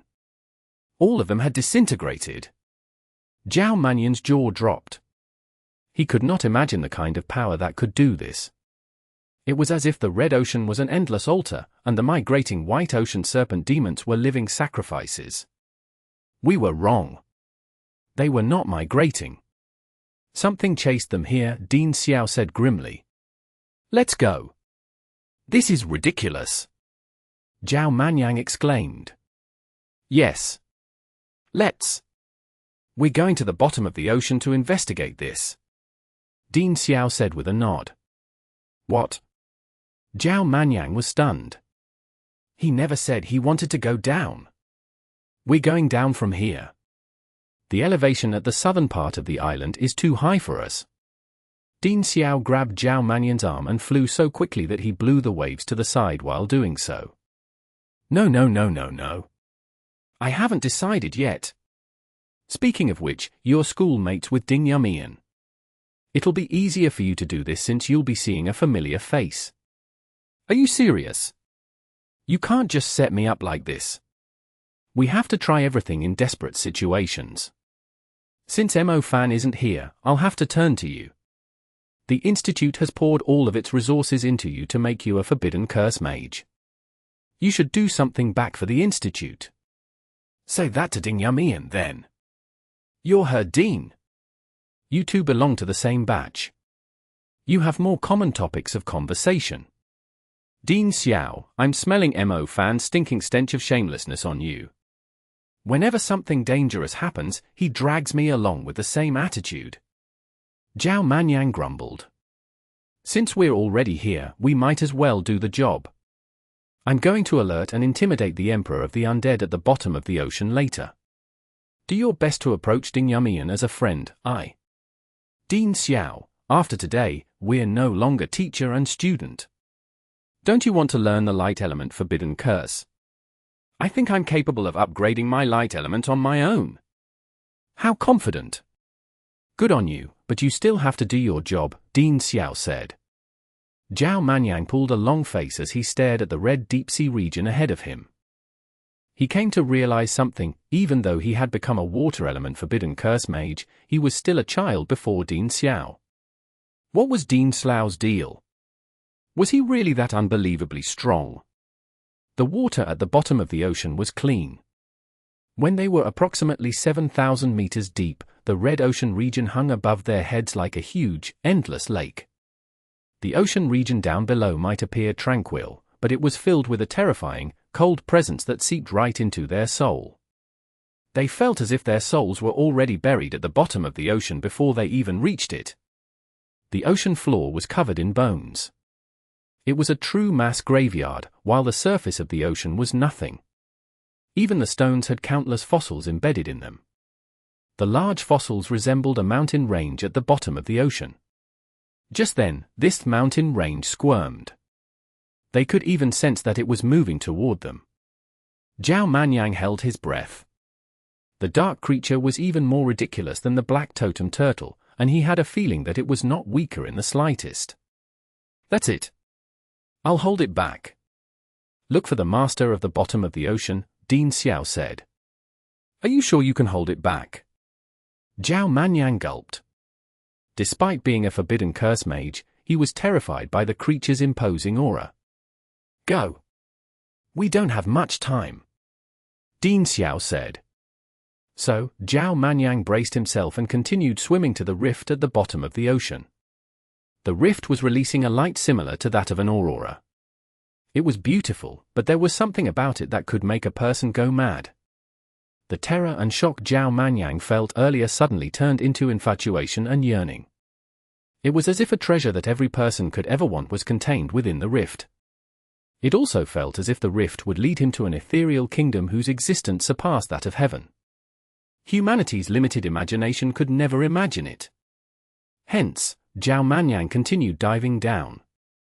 The sides of the rift were not covered in cold stone, but they shone with a brilliant, flowing light. There was more light deeper down the rift. This light was even more enchanting and reminiscent of a fleeting galaxy in the vast universe. Zhao Manyan could not believe what he was seeing. Was this really the bottom of the ocean? Was it really not the shore of the universe? Was this how the mysterious region that humanity had never reached looked like? It was infinite, brilliant, mysterious, and sacred. Zhao Manyan even forgot about the terrifying sight of the white ocean serpent demons dying at the surface earlier. Perhaps the unique nature of this gate to the mysterious region made it necessary for it to be opened in such a mysterious fashion. Welcome, Witch Empress! Suddenly, an ancient voice rang out from the rift of flowing light. Zhao Manyan was certain that he was not listening to human language, but he could somehow understand what was said. In shock, he looked over and saw someone near the rift. This figure was graceful and bewitching. She looked as wickedly charming as a mermaid queen but also gave off the awe-inspiring nobility of an ice queen. She turned to the side, and Zhao Manyan saw her face. It was Einherjar, the current ruler of the undead at the bottom of the ocean. Who was welcoming her? Where were they asking her to go? Although Zhao Manyan was still in shock, his mind raced. Something chased the white ocean demon serpents to this region of the ocean. Once they were all sacrificed, a gate opened. Is this gate welcoming Einherjar to some other place? Is Cold Moon Evil Eye in cahoots with the undead at the bottom of the ocean? This is bad. Zhao Manyan instantly thought of this possibility. The undead at the bottom of the ocean were already extremely powerful. After Einherjar became an empress, the undead became even stronger and had a general commanding them. Following the disappearance of the ancient king and the banishment of Khufu, the strongest king of the undead could only be one person, Einherjar. A bringer of disaster was bound to create a ruckus no matter when they showed up in the world. Even if they turned into an undead, they would still be spiritually superior to all other beings. Einherjar. Don't fall for Cold Moon Evil Eye's tricks. Look, we can set a Spirit Blossom Festival every year to commemorate your soul. Oh, no. She's leaving. Zhao Manyan saw Einherjar walking forward. She was heading toward the galaxy, and it was obvious that the gate did not lead to a good place. Einherjar might have been blinded by whatever lies Cold Moon Evil Eye had told her. She might have even lost her humanity within the dark ocean depths. Even so, he could not let her meet up with Cold Moon Evil Eye no matter what. He had to do whatever it took to stop it. Einherjar, we've been giving you offerings every year. Don't do anything stupid. Zhao Manyan raced over to the bottom of the shining rift. The shining rift was even larger than it seemed. As Zhao Manyan sank into the light, he felt as tiny as a plankton. He shouted, but his voice could not travel at the bottom of the ocean. The only thing he could do was keep charging toward the gate. He refused to give himself any time to regret his decision even when he saw all the light being sucked into the gate. Zhao Manyan could not resist the power of the suction, and his body was pulled into the gate where Ding Yumian had just crossed over. When Ding Yumian stepped through the gate, she did so in a fashion that was different from others who had been accidentally dragged in. She took each step voluntarily. No matter how strong the voice that called out to her was, she could resist it if she wanted. This way. An ancient voice came from within the gate. Ding Yumian then disappeared behind the gate at the bottom of the ocean. Did you hear something that sounded like a human? The ancient voice suddenly asked. You will not be disappointed by this trip. The ancient voice stopped dwelling on the other voice and smiled. Ding Yumian walked over to the ancient voice and glanced at a corner of the flowing light. Over there, she saw Zhao Manyan struggling against the powerful light like a moth that had fallen into water. She flicked her finger discreetly. It created a hole in the gate, and a large amount of light shone through the hole. Zhao Manyan was pushed in another direction by the river of light, and he disappeared into the new hole. Once she was done, Ding Yumian approached the ancient voice. The vast starlight at the bottom of the ocean felt her citizens who were enveloping her as she walked toward an illusory throne. Chapter 3143. Fish Zhao Manyan out. Mo Fan stood at the edge of the galaxy of the Yin energy god and stared at the terrifying sight before him. It was so similar to a black hole that goosebumps broke out over his skin. If he accidentally fell inside, who knew where this ocean would bring him? It was a pure fear of the unknown. The twisted waterfall Mo Fan previously saw was not actually made of water that fell from the sky. Instead, it fell out of a dimensional whirlpool. This whirlpool was like a whirlwind that continued spinning on the spot, and it was connected to the sky. However, its conception was due to the suction force from the galaxy of the Yin energy god, which was right beneath the ocean. From where Mo Fan stood, it looked like he was seeing a strange gravitational collapse in the ocean ahead. The dark seawater collapsed inward to form a huge waterfall in the underworld, and the waterfall fell into the bottomless ocean to form a beautiful yet terrifying galaxy. That was the galaxy of the Yin energy god. Honestly, Mo Fan wanted to bypass the area. This place was one of those places where just one glance would entice you. No matter how far away you were, you would never be safe from it. It was no different from a large, majestic volcano. If you went to the edge of a volcano, you would feel terrified and anxious. You never know when the volcano would erupt and drag you into its destruction. Mo Fan cast a few glances at the place and saw dead bodies floating within the galaxy of the Yin energy god. Some of them were as big as mountains, and some appeared to be the skeletons of darkness creatures from ancient times. Others were darkness creatures that looked like they had been thrown into a blender because they had traveled in a group when they were sucked in. We have to swim over, Asha'ruiya said. Are you kidding me? Mo Fan screeched. You're actually scared. Asha'ruiya chuckled. I'm not a good swimmer. The water here is just like the water in the Nether River and 9 Serenities. It gives me the creeps, Mo Fan said. At his current level, his divine sense could predict dangers for him.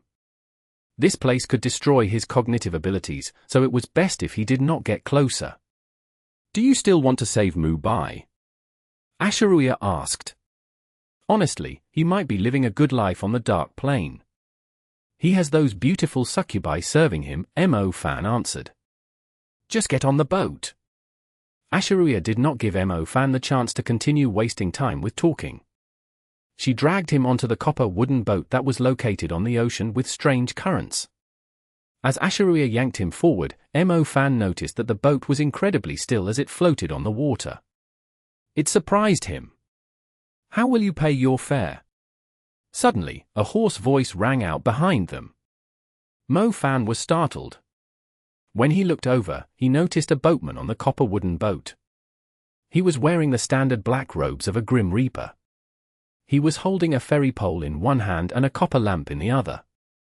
The dim light illuminated his entire body, but his face remained shrouded. "He's paying," Asha'ruiya said as she pointed at Mo Fan. "I don't have nether coins," Mo Fan exclaimed. "You can pay with whatever you want. It can be something you treasure and value or something you hate and despise. So long as you say its name, you can use it as your boat fare," the boatman said. "I don't like coriander. Can I offer you all the coriander in the world as payment?" Perhaps he had a screw loose in his head because Mo Fan suddenly decided to crack a joke. "Of course. Your boat fare is the coriander in the entire world." The boatman nodded. While they were unable to see his face, they could tell that he was smiling in satisfaction. That worked. Mo Fan could not quite believe his ears. Was the boatman carrying out some kind of unique law? Was he really going to take away all the coriander in the world? That disgusting thing he simply could not stomach, but plenty of people praised to high heavens? Mo Fan did not know what to say, so he remained silent. The boatman moved the ferry pole and slowly brought Mo Fan, as well as Asha'ruiya, to the other side of the galaxy of the energy god. While on the boat, they could not sense the terrifying nature of the ocean beneath them. Instead, they felt a sense of tranquility. "What are you waiting for?" Asha'ruiya asked. "I'm waiting for him to cast some great spell to make all the people in the world forget about coriander," Mo Fan said. "Tee-hee." Asha'ruiya giggled charmingly, and her cheeks turned red from laughing. It made her look incredibly beautiful. But she soon rolled her eyes at Mo Fan and said, "Don't worry. He only likes collecting people's likes and dislikes." "What do you mean?" Mo Fan could not understand. "The boat fare is cheap. He only wants one of your secrets, like your preference in food, or something you like but can't say. In short, he just wants information," Asha'ruiya explained. "Ooh? It's that simple?" Mo Fan asked in astonishment. "Yes and no. He's carried countless people and gods across the ocean. One time, a forbidden curse god told him that he had fallen in love with another forbidden curse god's wife. As this forbidden curse god status grew, more people on the dark plane started laughing at him," Asha'ruiya said. "So, he suffered a social death on the dark plane. Hang on a second. I'm going to become the eternal evil Saint King. Doesn't that mean everyone will laugh at me for not eating coriander in the future?" "You don't eat coriander? That's pretty cute." "Ha ha ha ha." Asha'ruiya laughed so hard that she bent forward. "Hey, wait. It's not that I don't eat coriander. I have another secret to tell you. I don't eat beef."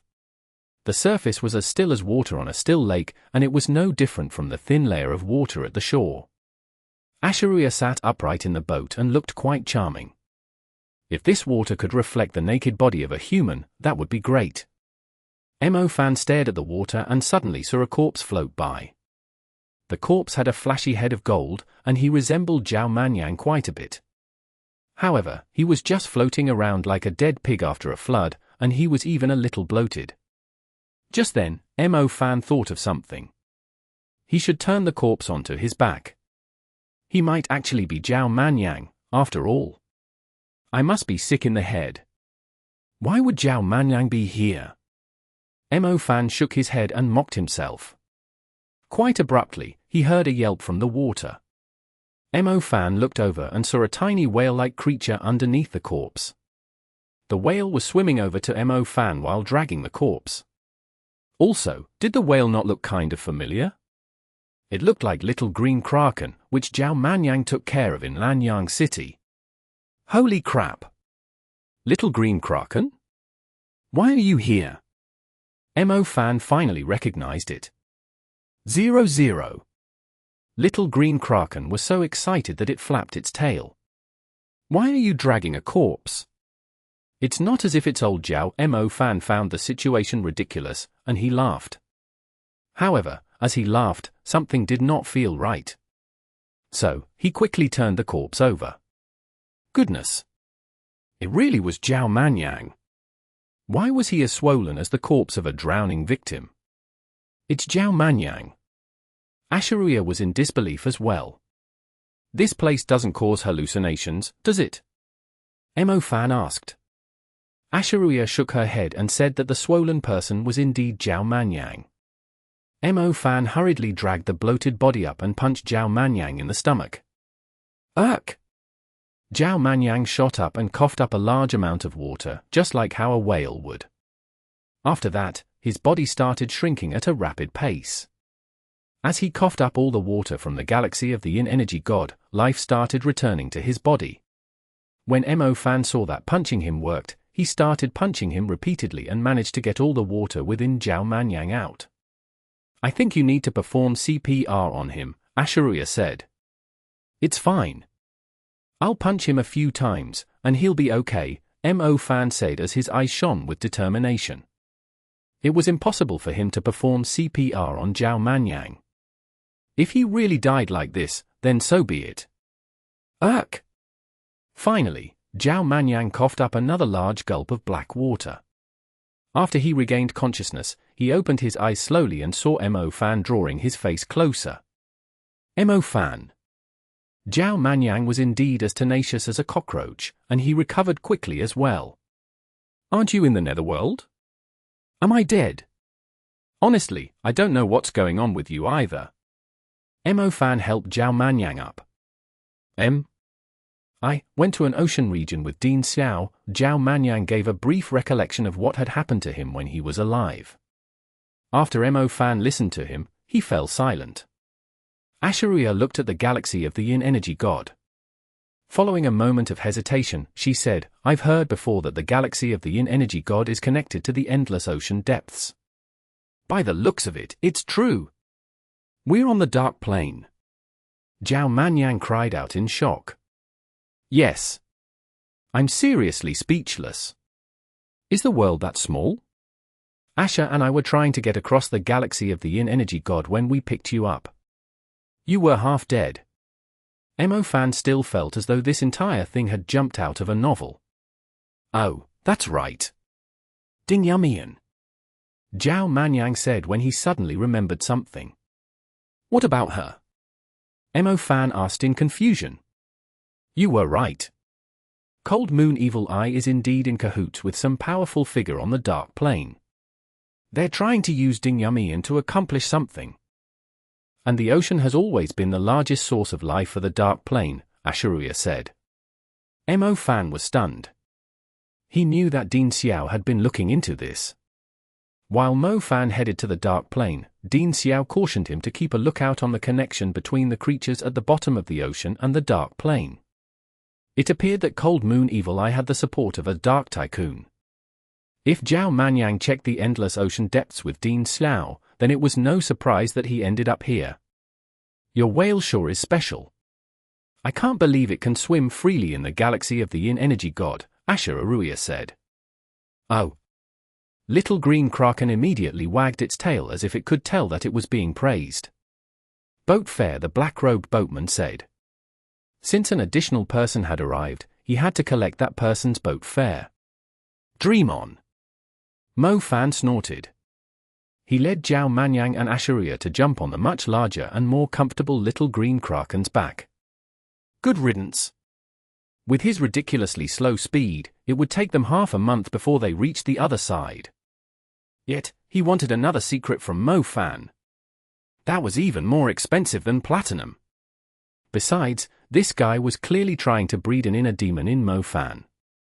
He was definitely not as he seemed. Chapter 3144. Ancient Dark City. Zhao Manyan recovered quickly, as expected of Buddha Zhao. Besides, the divine medicine Mo Fan brought was really powerful. Soon, he regained his vitality. You did great, Kraken. Zhao Manyan patted his capable assistant. He had a divine beast that specialized in defense with him, the black totem turtle. However, it was too aloof and stern. Zhao Manyan experienced no joy in taking care of a pet like that. Little green kraken was the cute and obedient one, and it could also hold its own in a fight. Just wondering, How did little green kraken find us via scent when the Dark Plains galaxy of the Yin energy god is so huge? Mo Fan was quite surprised by this. Clearly, their meeting was no coincidence. Little green kraken had managed to accurately locate Mo Fan on the vast dark plane and dragged Zhao Manyan's body over to him. Most powerful people would lose their way on the dark plane. Their divine senses would be largely suppressed. Under such circumstances, a person would already be considered strong if they could sense certain amounts of danger around them. As Zhao Manyan's divine pet, little green kraken had only been in contact with Mo Fan a few times, yet it was able to locate him with such great precision. This was an amazing ability. I wasn't expecting my darling kraken to be so strong either. Do you remember Dingyumian's scent? Should we go to Dingyumian? Zhao Manyan asked. Zhao Manyan was still feeling troubled. He was worried about Dingyumian walking down the wrong path. Little green kraken shook its head. It could not locate her scent since it had never been in close contact with her before. Zhao Manyan sighed and said, "You already did great. At the very least, you sent me to Mo Fan. Hasn't little green kraken met Mu Bai before? Should we have it locate Mu Bai's scent?" Mo Fan asked. "Makes sense," Zhao Manyan said. 00. Little green kraken quickly used its scent sense and started searching for Mu Bai's scent on the dark plane. Mu Bai's situation was different from Asha'ruiya's. She had completed her parade and returned to the dark plane on her own. She still had a place on the dark plane. However, Mu Bai had not completed his parade. He had been devoured and dragged back to the dark plane. That meant he had died once, and his status as a fallen angel had basically been removed. He might even need to be whipped and punished by the Dark King. Of course, Mo Fan was not entirely sure of the specifics of his current situation. He could only have Asha'ruiya guide him in his search for Mu Bai. However, with little green kraken around, they could locate Mu Bai straight away, and that was great. Little green kraken seemed to have detected Mu Bai's scent because it suddenly wagged its tail and swam at full speed. The galaxy of the Yin energy god was cold and frigid, but to little green kraken, it was as warm as a hot spring. The temperature was gentle and comfortable. The water in the galaxy of the Yin energy god also had mass, and its density was much greater than normal liquid. Otherwise, it would not have been able to cause a dimensional whirlpool to appear in the sky. But little green kraken was still unaffected by the water's mass. It swam quickly and cut their journey on the galaxy of the Yin energy god short by a large margin. "We managed to reach the other side in a day," Asha'ruiya could not quite believe it herself. While they were on the boat, they did not have an accurate sense of time. Some people would end up floating about for a century on the galaxy of the Yin energy god and be completely lost in it. Little green kraken was a unique creature that existed beyond the three planes of existence. It was not bound by any rules and lived freely. When they arrived on shore, little green kraken even flew in the air. The Dark Plains roads were actually quite similar to pedestrian roads in ancient palaces. All government officers were not allowed to ride on horses and were required to walk on foot. The Dark Plain did not allow anyone to fly either. If they did, they would experience a huge magnetic pull that would make them waste a large amount of demonic energy. Hence, Mo Fan and Asha'ruiya walked on the Dark Plane even though they could fly in other worlds. It had been a month since they arrived, but they were still on their way to save Mu Bai. This was precisely because of the unique limitations set on the Dark Plane. However, little green kraken was the exception. It could swim at will. The Darkland, which was the galaxy of the Yin energy god, and the bloody, upside-down sky could not suppress its nature to move about freely. "If I had known that your kraken possessed this ability to travel freely, I would have brought you along," Mo Fan lamented. Heh. Zhao Manyan did not even have the energy to make a sarcastic quip. He would not come to this place even if someone pointed a gun to his head. There were no beautiful ladies, good food, and music here. It was devoid of fun. He would have to live like a monk. Speaking of which, this is similar to the pilgrimages written in your texts, Asha'ruiya said. "Ha ha. You're right, Rabbi." Protect our rabbi, disciple. I'm going to see whether there are any demons causing trouble up ahead. If any demons come and attack us, just throw your clothes at them. I'm sure they'll hit like bricks. Mo Fan laughed and patted Zhao Manyan on the shoulder. Since Zhao Manyan's clothes were still drenched, they weighed a ton. It would indeed hurt like a B***tch if he threw them at someone. Shut up. Go throw your own clothes at others. Little green kraken did not feel tired. Sometimes, it would open its mouth and suck in the nether mayflies flying around the dark plane. Then, it would continue swimming in the air. Little green kraken, are you sure Mubail's here? Asha'ruiya stared at the long, ancient city up ahead and asked in surprise. What's this place? Mo Fan looked over and saw an ancient city that resembled the capital of an empire. Myriad Ant City. You've seen the king of the place before. Asha'ruiya frowned. Clearly, she did not like this majestic dark city. Who is it? Mo Fan asked. The one who played chess with us, Asha'ruiya said. That one? Him again? Hasn't Mubai broken free of his control? He fell into the dark abyss because of me. He should be exiled and punished. Why did he end up in that guy's hands again? Mo Fan asked. I'm not entirely sure. Maybe he just can't let Mubai go. Asha'ruiya said. Who's this guy you're talking about? Are his chess skills really good? Why is he playing chess on the dark plane? What chess game is it? Backgammon? I'm great at that. Zhao Manyan said. 0-0. Little green kraken cried out as a sign that Mubai was within the ancient dark city, but it could not locate his precise location. Since we're here, we can talk once we're inside. Who cares what lies there, anyway? Mo Fan did not want to bother using his head. If he treaded carefully in everything he did, he would grow old before he could get anything done. It was better for him to just get off Little Green Kraken and get in. Since they were in the ancient dark city, they had to follow its rules. They could not fly around in their skies. Interestingly, their city guard was a minotaur. It had the huge head of a black bull, and it was really built. If Mo Fan had not destroyed the previous minotaur's nose, he would have thought that they were the same individuals. Identity, the minotaur asked. Six-winged, Asha'ruiya answered coldly. The minotaur immediately looked down at the thin layer of water and saw Asha'ruiya's unique skeletal reflection. It immediately smiled apologetically and offered her all the goodies he had gotten from others who had entered the city. It was as if it was trying to get into Asha'ruiya's good books. However, she scoffed at the bribes from the dark citizen. She pointed at Mo Fan and Zhao Manyan and said, "They're my retainers, Mo Goku and Zhao Hakai." Both Mo Fan and Zhao Manyan were stunned speechless. "Let them in." The Minotaur beckoned at the guards behind it to make way, which they immediately did. Once they were in the city, Mo Fan noticed that the wide streets were just as lively as the streets in the human world.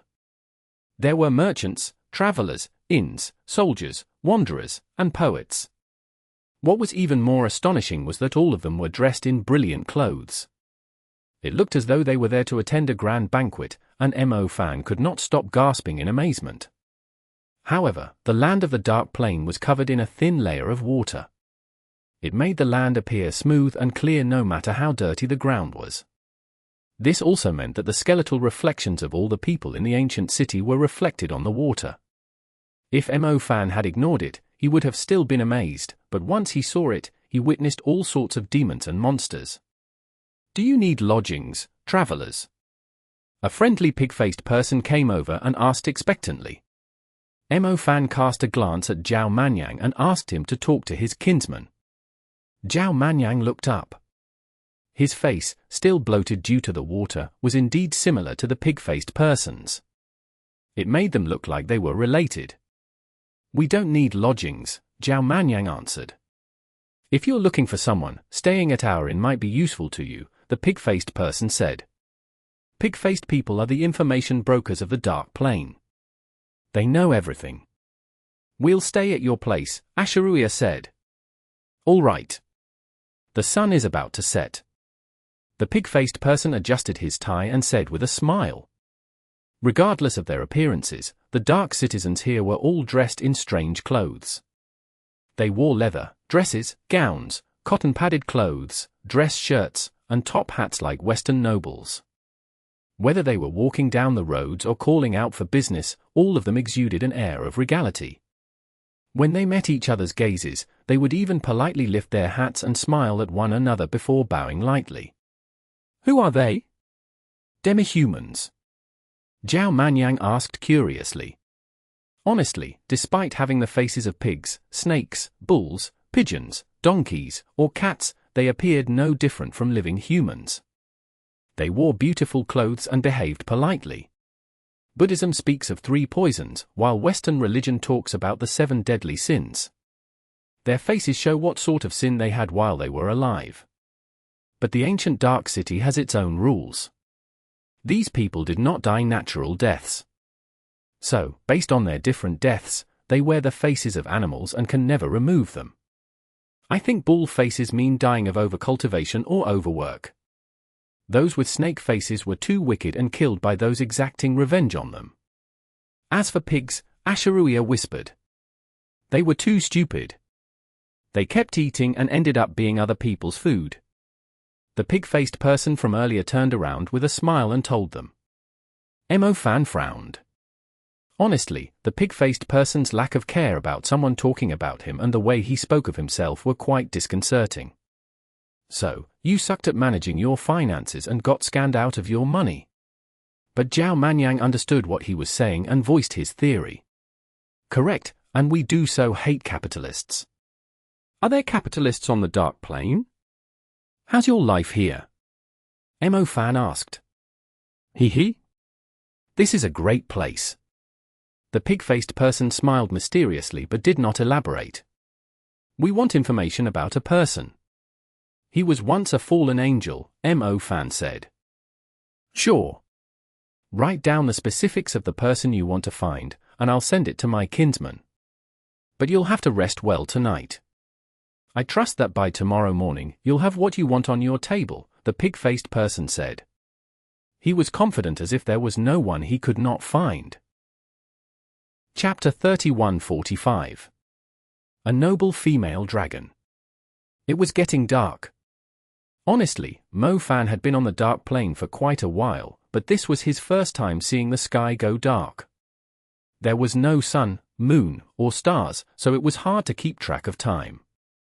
Once regular creatures ended up there, their bodies would start to decay in various ways. Hence, the only way to tell time was to observe the stages of decay in their bodies. They would be infested with maggots and eventually turn into dry bones. Mo Fan wondered how the ancient Dark City created day and night. The place was bustling with activity during the day.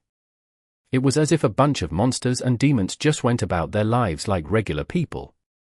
At night, however, the whole ancient Dark City went silent. It was strange. Everyone closed their doors and locked up their shops. It almost seemed like a curfew in a chaotic city.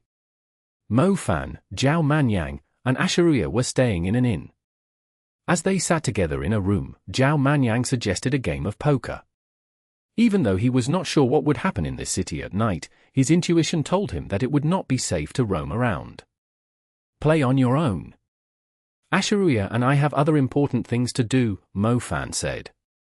He patted Zhao Manyan on the back and implied that he should rest. Having spent so much time in the galaxy of the Yin energy god, Zhao Manyan was probably still not in the right state of mind. He needed some time to recover. Wait! Don't leave me alone. I don't know anyone here. Zhao Manyan protested. Old Zhao, there are no people here, Mo Fan said meaningfully. With that, he and Asha'ruiya left the room. While the information from the pig-faced person could be helpful, they still needed to gather more information about Mu Bai on their own. The place belonged to the person who had played chess with them, and with his power, he probably knew about Mo Fan and Asha'ruiya's visit. Therefore, they might not have a peaceful night. As someone who possessed the evil Saint God's divine state, Mo Fan did not casually roam around on the Dark Plane. In the same way that the Bright Blood King tested him, other Dark Kings would likely welcome the new king in their own unique ways. Whether they were good or evil, it was hard to tell. Since Zhao Manyan was alone, he was hoping to get some sleep. Unfortunately, he kept hearing creaking sounds from the wooden corridor outside his window. It was normal for people to check into the inn late at night or pass by his door. However, in this eerie place where even ghosts would not come out at night, it seemed odd for new guests to arrive. Zhao Manyan opened his eyes and looked around in the dim light. He noticed something lurking by the semi-transparent window, like it was searching for something. The shadow on the window resembled a pig. Why was there a pig? Was this inn involved in something suspicious? Feeling uneasy, Zhao Manyan could no longer bring himself to sleep. "Hey, who's there?" Zhao Manyan asked loudly. "No one." "No one," the figure quickly replied with a panicked voice. In response, Zhao Manyan broke out in a dance to ward off evil spirits. "Go away," he shouted. After his outburst, the noise outside finally died down. Zhao Manyan had lost all sense of sleepiness, but Mo Fan and Asha'ruiya were gone. He felt quite bored during the long night. On the other side of the room was a locked window facing the street. Zhao Manyan was puzzled. Why were people not allowed to go out at night in the ancient dark city? It was busy during the day, so why was it empty at night? What was the deal with that? He decided to take a look. Curiosity had gotten the best of Zhao Manyan's fading rationality. He walked over to the locked window and opened it slightly. He wanted to see what nighttime looked like in the ancient dark city. If there were monsters and demons in the daytime, what would he see at night? The quick peek satisfied his curiosity, but it also left him feeling a bit disappointed. The streets of the ancient dark city were empty, with not a single monster in sight. It seemed that the locals followed the natural pattern of resting when the sun set. Dong! Suddenly, what sounded like a gong echoed through the deserted streets of the city. Zhao Manyan was about to close the window when the unique sound immediately caught his attention. A group of people slowly entered through the city's entrance. Some were carrying a sedan chair, while others were riding horses. However, they were all beautiful and graceful women with long hair flowing down to their hips. Zhao Manyan had only intended to peek out with one eye at first. But seeing this procession of lovely ladies made him almost lean out of the window. Wow! They were all breathtaking. These women each had their own unique style and clothing. They came from different backgrounds and came in all sizes. Zhao Manyan was a playboy, who often mingled with models in international beauty pageants. However, he had to admit that these women were even more beautiful. They appeared to be a part of an ancient royal procession. Aside from being stunning, they carried themselves with grace. Amidst all this activity, Zhao Manyan suddenly realized that they were surrounding a noble woman. The noblewoman was sitting in the sedan chair, which was being carried by many women in revealing clothes. It had a spacious platform, and it was almost as wide as the large bed in Zhao Manyan's villa. The sedan chair had no curtains. Instead, it was covered in vibrant red spider lilies. The sweet scent of the flowers drifted through the deserted streets and even reached Zhao Manyan's little room. As the women in the procession moved gracefully, he could not help but wonder where they were heading to. To him, it looked like a queen was inspecting her city and watching over her people. Who are they? I can't believe there are such stunning women on the Dark Plane. This trip was worth it. If he had known that there would be such attractive ladies on the Dark Plane, he would not have been afraid of its dangers. Zhao Manyan watched them in fascination. Interestingly enough, a few other house windows were slightly open too. He could see pairs of greedy and eager eyes through the gaps. Clearly, they were all drawn to the procession of beautiful women. Eventually, the procession arrived at the inn where Zhao Manyan was staying. The noblewoman in the sedan chair began to look in his direction. She seemed to be aware of his presence as a special spectator. She had a charming gaze and appeared to be showing him some attention. Zhao Manyan suddenly felt energized. He was proud of himself. Even on the Dark Plane, he managed to capture a noblewoman's attention. Come here, she beckoned to him. No, thank you. Despite having inappropriate thoughts, Zhao Manyan declined her invitation. He had to. He was about to settle down soon, so he tried to avoid doing anything that would disappoint Duke Elaine. I'm telling you to come over, the noblewoman invited him again. Sorry, but no. Maybe next time. There was a struggle between his impulses and his ability to reason. Seeing him shake his head again, the noblewoman chuckled. Kill him, she calmly ordered her followers. As soon as she gave the command, Zhao Manyan saw two serpentine figures slither into his room. They had a strange appearance of being half human, half snake-like Medusa. But unlike her, they had snake heads. What the heck? Honestly, their bodies were impressive, but their heads were not as pleasing to the eye as Medusa's. Zhao Manyan had been in the galaxy of the Yin energy god for too long, and his power had not fully recovered. The most terrifying part was that these two attendants were incredibly powerful. With icy stares, they warned him that if he shook his head again, they would surely kill him. Zhao Manyan's heart sank. This was bad. The witch had targeted him. What should he do? Where did Mo Fan go? I got it. I shouldn't have hesitated to accept your generous invitation. Zhao Manyan quickly made a wiser decision and reflected on it in his mind. He did not want to accept the invitation, but the situation did not allow him to do that. Finally, Zhao Manyan got onto the sedan chair. The noblewoman was picky. As soon as he boarded, she tore off his clothes. Then, she enjoyed some mysterious wine while assessing him. A bit thin, she said. You better be talking about my physique. Zhao Manyan was a little annoyed.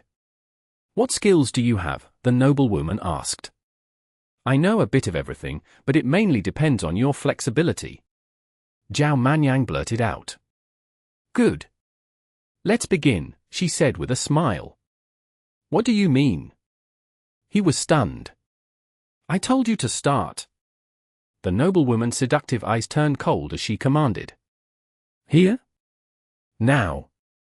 Zhao Manyan was in disbelief. Is there a problem? She asked in return. He was shocked. Was she for real? Despite his wild lifestyle, he had never done anything like that in public. They were in a public procession, and she wanted him to do it there. What kind of joke was this? Were all the women on the dark plane so open-minded? Can we do it at your place? I just got here and haven't gotten used to it. I can't bring myself to do it here, Zhao Manyan said. You're being annoying. Wait over there. I'll find someone else, the noblewoman replied coldly. She did not hesitate to switch to another man. A while later, she found her next target. At that moment, Zhao Manyan faced the most traumatic experience of his life. He used to think that the male leads on adult film sets would be the most tired. For one, they had to perform various difficult poses as required. Later, he realized that the cameraman had to work very hard as well.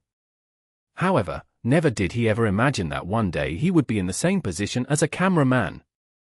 He stood by and watched a scene that shattered his romantic notions. Honestly, it was incredibly strange. There was no excitement at all. Instead, he felt a little nauseous.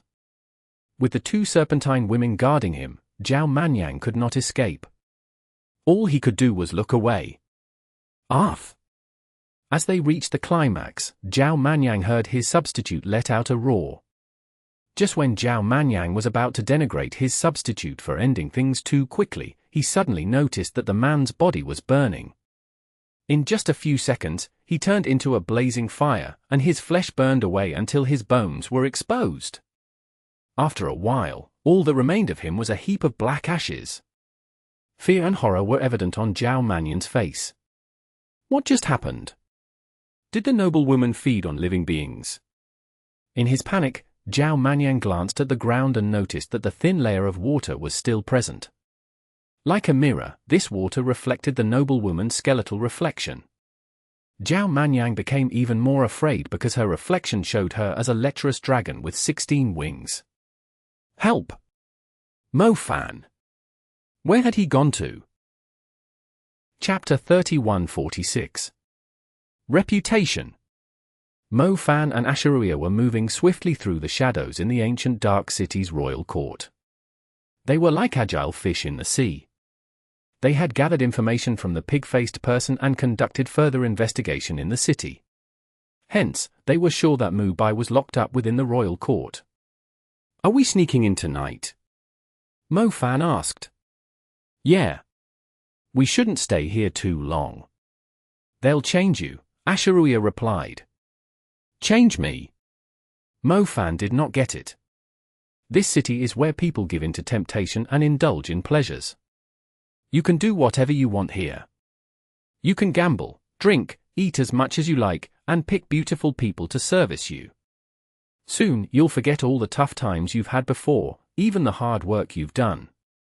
You'll just become a part of this place, Asha'ruiya explained. "Well, that doesn't sound too bad for some people, does it?" Mo Fan commented. "There's no such thing as a free ride, especially on the dark plane. Pleasure only lasts for a short time. Those beings we saw with pig faces, snake heads, and bull-like appearances were once like us. They used to look like humans. But after their souls blended into this place, they couldn't leave anymore. They've adopted a different face and become servants here. They go against their conscience to please, deceive, and obey newcomers seeking pleasure and pull them into this foul swamp of corruption to trap them forever," Asha'ruiya explained. "Isn't this similar to some of those gambling cities?" Mo Fan asked. "That's why there have always been places in the mortal world resembling hell. They just have fancier names, and unlike here, people there don't reveal their true forms," Asha'ruiya said. "Should we bring old Zhao with us?" "I don't feel comfortable leaving him alone at the inn," Mo Fan said. "Don't worry. As long as he stays inside the room, his willpower won't be broken for 2 or 3 days, Asha'ruiya reassured. "You might not understand Zhao Manyan very well," Mo Fan added. Just as he finished speaking, eerie music started playing on the street. Mo Fan glanced over and saw a procession of witches, temple maidens, female monsters, female demons, and other creatures. They seemed difficult to deal with, even though they were all beautiful. After Asha'ruiya glanced over, she shook her head in resignation and commented, "It looks like you know your friend best." Zhao Manyan, who should have been in his room sleeping, ended up boarding the Dragon Duchess's sedan chair.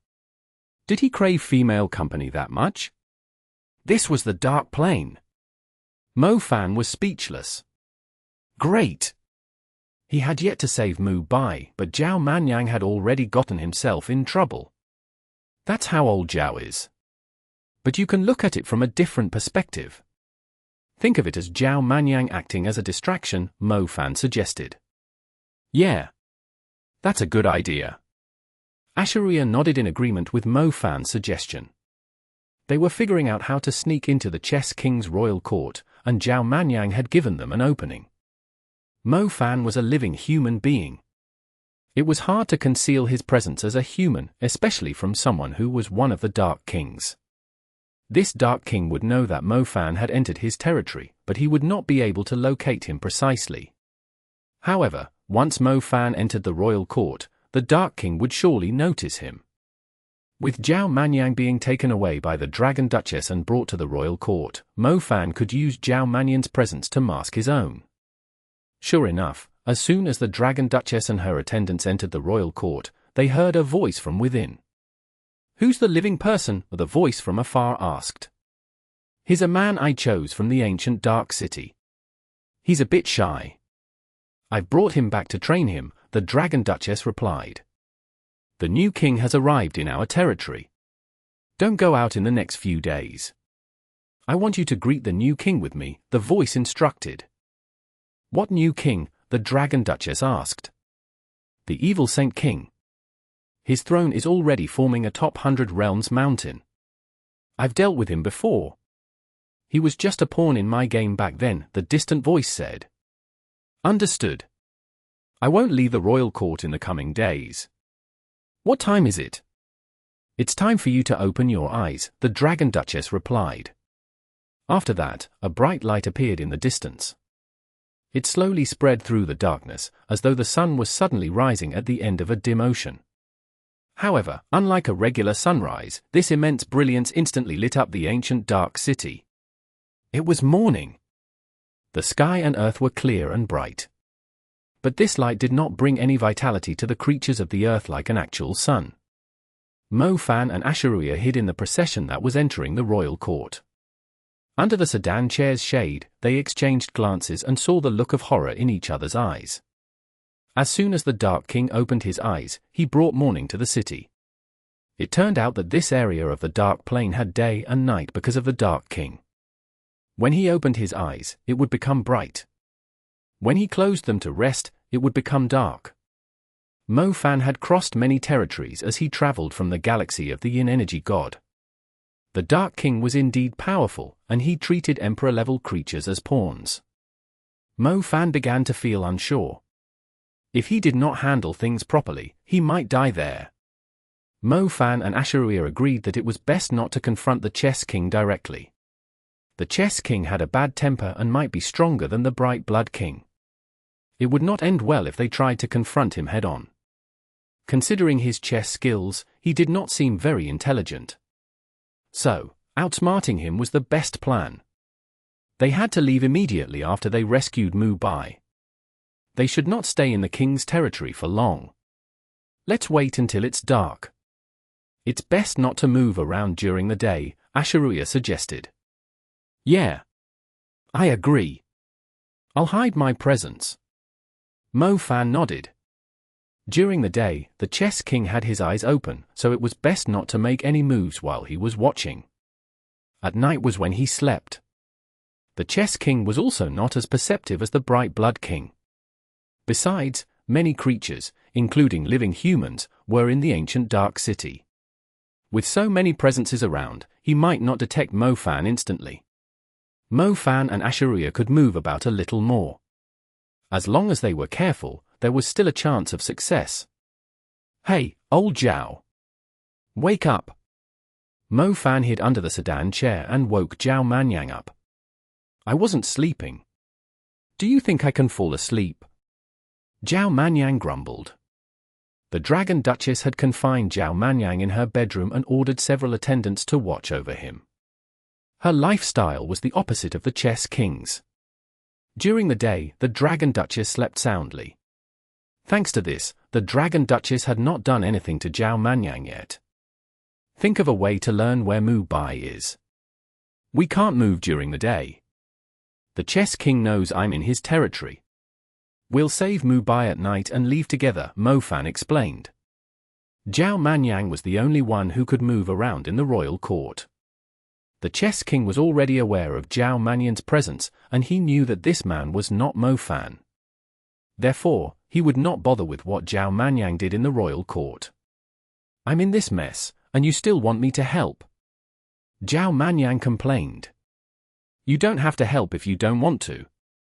We can only wait for now. When night falls, Asha'ruiya and I will search for clues again. You just need to keep the Dragon Duchess occupied. I believe in your stamina. Mo Fan said. Shut up. Zhao Manyan replied angrily. Not only was Mo Fan not saving him, but he was also expecting him to help. It was ridiculous. Zhao Manyan tried moving around. He noticed that the Dragon Duchess's attendants were all sleeping on the ground. They were not paying attention to him. There were not many guards in the royal court either. After all, the Dark King opening his eyes was enough to scare off troublemakers. Hey, who are you? Suddenly, someone called out to Zhao Manyan on the royal court's main avenue. I'm a guest of the Dragon Duchess, Zhao Manyan replied. Oh. The person who spoke was also a female dragon. She was not a giant dragon but something more like a cross between a lizard person and a dragon person. Honestly, Zhao Manyan had never seen such a beautiful half-dragon before. From her eyes, he could tell that she was just a pure, innocent young girl with little worldly experience. It's my first time here. Could you show me around? I've admired the royal court for a long time, Zhao Manyan said. You can explore on your own, the dragon girl replied. I'm afraid that I might accidentally wander into a restricted area, Zhao Manyan said. There aren't any restricted areas here, except for the Heart Palace, which is over there. My uncle doesn't allow anyone near it, the dragon girl said. Oh, thank you. Zhao Manyan immediately smiled. A clue at last. Teenage girls were so easy to deceive. Zhao Manyan then glanced at the Heart Palace. A crimson palace was floating above the gardens of the royal court. This palace resembled a giant heart, and it was connected to the ground by what looked like blood vessels. Zhao Manyan continued to wander round casually. He discovered that the royal court was not very large, and he soon reached its edge. The most suspicious place was undoubtedly the Heart Palace. Mu Bai was likely trapped there. After he returned to the Dragon Duchess's bedroom, Zhao Manyan told Mo Fan and Asha'ruiya his discovery. At night, the Chess King sleeps, but his daughter, the Dragon Duchess, will wake up. The Chess King specifically instructed her not to go out recently. It's probably to prevent us from sneaking in at night to save Mu Bai, Asha'ruiya explained. I'm curious about something. Does the Chess King sleep deeply? Mo Fan asked. I asked about it before we came. The day and night cycle here is very regular. The Chess King rarely leaves this place. Even if he does, it's through his duplicate. The one we met before was his duplicate. Let's just think boldly for a moment. If we act at night, perhaps he won't wake up even if we fight with his daughter here, Mo Fan suggested. That's possible. After all, if the Chess King could wake up, why would he ask the Dragon Duchess to stay in the royal court? Asha'ruiya agreed. Hey. Don't you think you're taking a gamble with this plan? Zhao Manyan interjected. We don't have many options since we're dealing with the Dark King. The more we try to sneak around, the more likely he is to notice us. It's better to take a calculated gamble. If we succeed, we'll escape immediately. Mo Fan said. But what about the Dragon Duchess? We'll follow the original plan. You'll distract her with your stamina, Mo Fan said. Screw you. We need to outsmart him. We can't beat him in a fight, so what else can we do? You might not realize how powerful the Dark King is. Even Sulu was just a pawn to him. Mo Fan emphasized. The Dragon Duchess is no different from women in the mortal world. She likes shiny things, music, and art. You don't have to bring her straight to bed, all right? Asha'ruiya advised. Yeah, aren't you good at those things? Mo Fan asked. I've stopped doing such things for a long time, Zhao Manyan replied. Anyway, focus on delaying the Dragon Duchess as long as you can. We'll save Mu Bai as quickly as possible. You can turn against her the moment we have him. We'll help you deal with her, Mo Fan suggested. All right. Just make it quick, okay? I don't want to ruin my reputation here, Zhao Manyan agreed reluctantly. Alas, he did not mind doing it. After all, it was to save Mu Bai. Zhao Manyan had stopped fooling around with women for a long time. But this time, he had to do it for his friend. After they saved Mu Bai, he would make Mu Bai thank him. Don't worry. How could we stand by and watch you suffer? Mo Fan said. Only if he sees it as suffering, Asha'ruiya added playfully. Hee. Mo Fan and Asha'ruiya secretly high-fived. F*CKU2 Chapter 3147 Betrayal. As night fell, the royal court became unexpectedly lively. Many half-humans in lavish robes and crowns showed up at the main gate. Despite their scary, greasy, and strange faces, they were all well-dressed. They looked like nobles attending a ball if one ignored their heads. Zhao Manyan woke up amid this joyful atmosphere. He realized that he had dozed off somehow. His stay in the galaxy of the energy god had made him weak. Just then, a woman with a rabbit head said, "You should get up and get ready." "I'll dress myself." "You don't have to help me," Zhao Manyan replied as he flipped his golden hair. He was giving off Loverboy vibes. "Okay, that's better." We thought that you wouldn't cooperate and that we'd have to cover you in spices, the rabbit-headed woman said. Where's the Dragon Duchess? Zhao Manyan asked. He remembered his mission well. He needed to distract the Dragon Duchess. Her power should be second only to the Dark King's. When she walked through the streets at night, everyone in the ancient Dark City stayed inside their houses. So, she had to be really terrifying. She's getting ready as well. Many nobles are coming to offer gifts today, and there's going to be a big dinner party. The Dragon Duchess thinks you look handsome and wants you to be her companion tonight. You're the only one she has chosen, the rabbit-headed woman said with a smile. She has good taste. Zhao Manyan nodded. He tried to appear more obedient.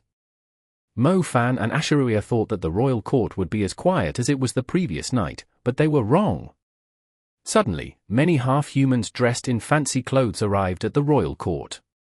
They seemed to be celebrating something and appeared proud to be there. What should we do? Asha'ruiya asked.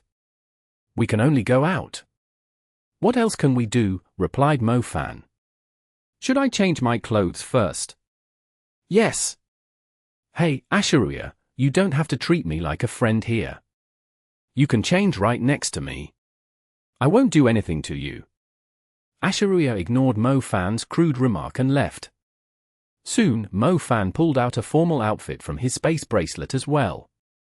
Luckily, these half-humans initially looked human. Their faces only revealed their true evil nature after they stayed there for a long time. As such, even though Mo Fan and Asha'ruiya resembled humans, they would not stand out. After all, many travelers in the ancient Dark City still looked human. Mo Fan slowly stopped suppressing his presence. He needed to confirm whether the Chess King was asleep or just napping.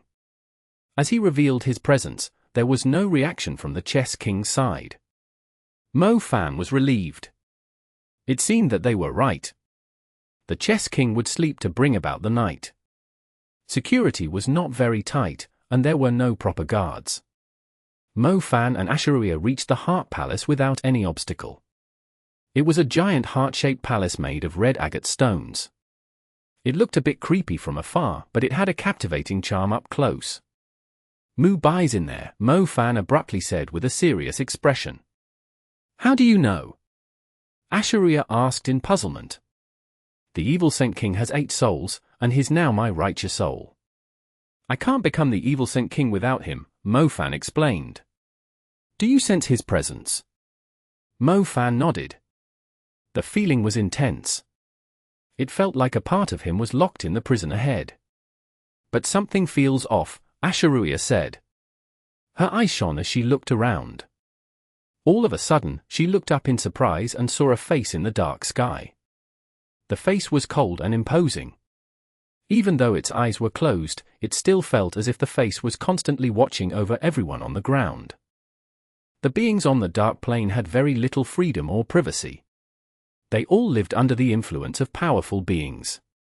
Unlike a place where growth and social advancement were possible, the dark plane was controlled by an unseen force that divided society into distinct levels of power and authority. The thin layer of water clearly depicted who held the power and who were the commoners. Asha'ruiya trembled as she realized that the Dark King of the ancient Dark City was quietly waiting for something. Mo Fan, can I go in first and check the place out? Asha'ruiya asked. Why? What if it's dangerous inside? Mo Fan was baffled. I have a bad feeling, Asha'ruiya explained. In that case, we should go in together. I don't want you to get hurt because of me, Mo Fan replied. There aren't any strong guards inside, Asha'ruiya reassured him. I know. Trust me. Let me go in first, Asha'ruiya said seriously. I know you have a bit of that old-school male mentality and don't want me to lead the way. But sometimes, you have to trust a woman's instincts, Asha'ruiya said.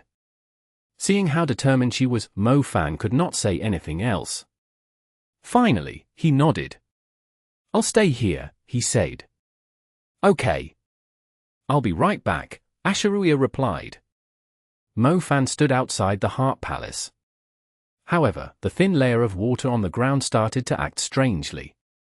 It was usually as calm as a mirror, but it began to ripple. As a result, Mo Fan's skeletal reflection became blurry. The wind started to blow, and even the tall city walls could not stop the chilling cold. Mo Fan sensed the odd atmosphere.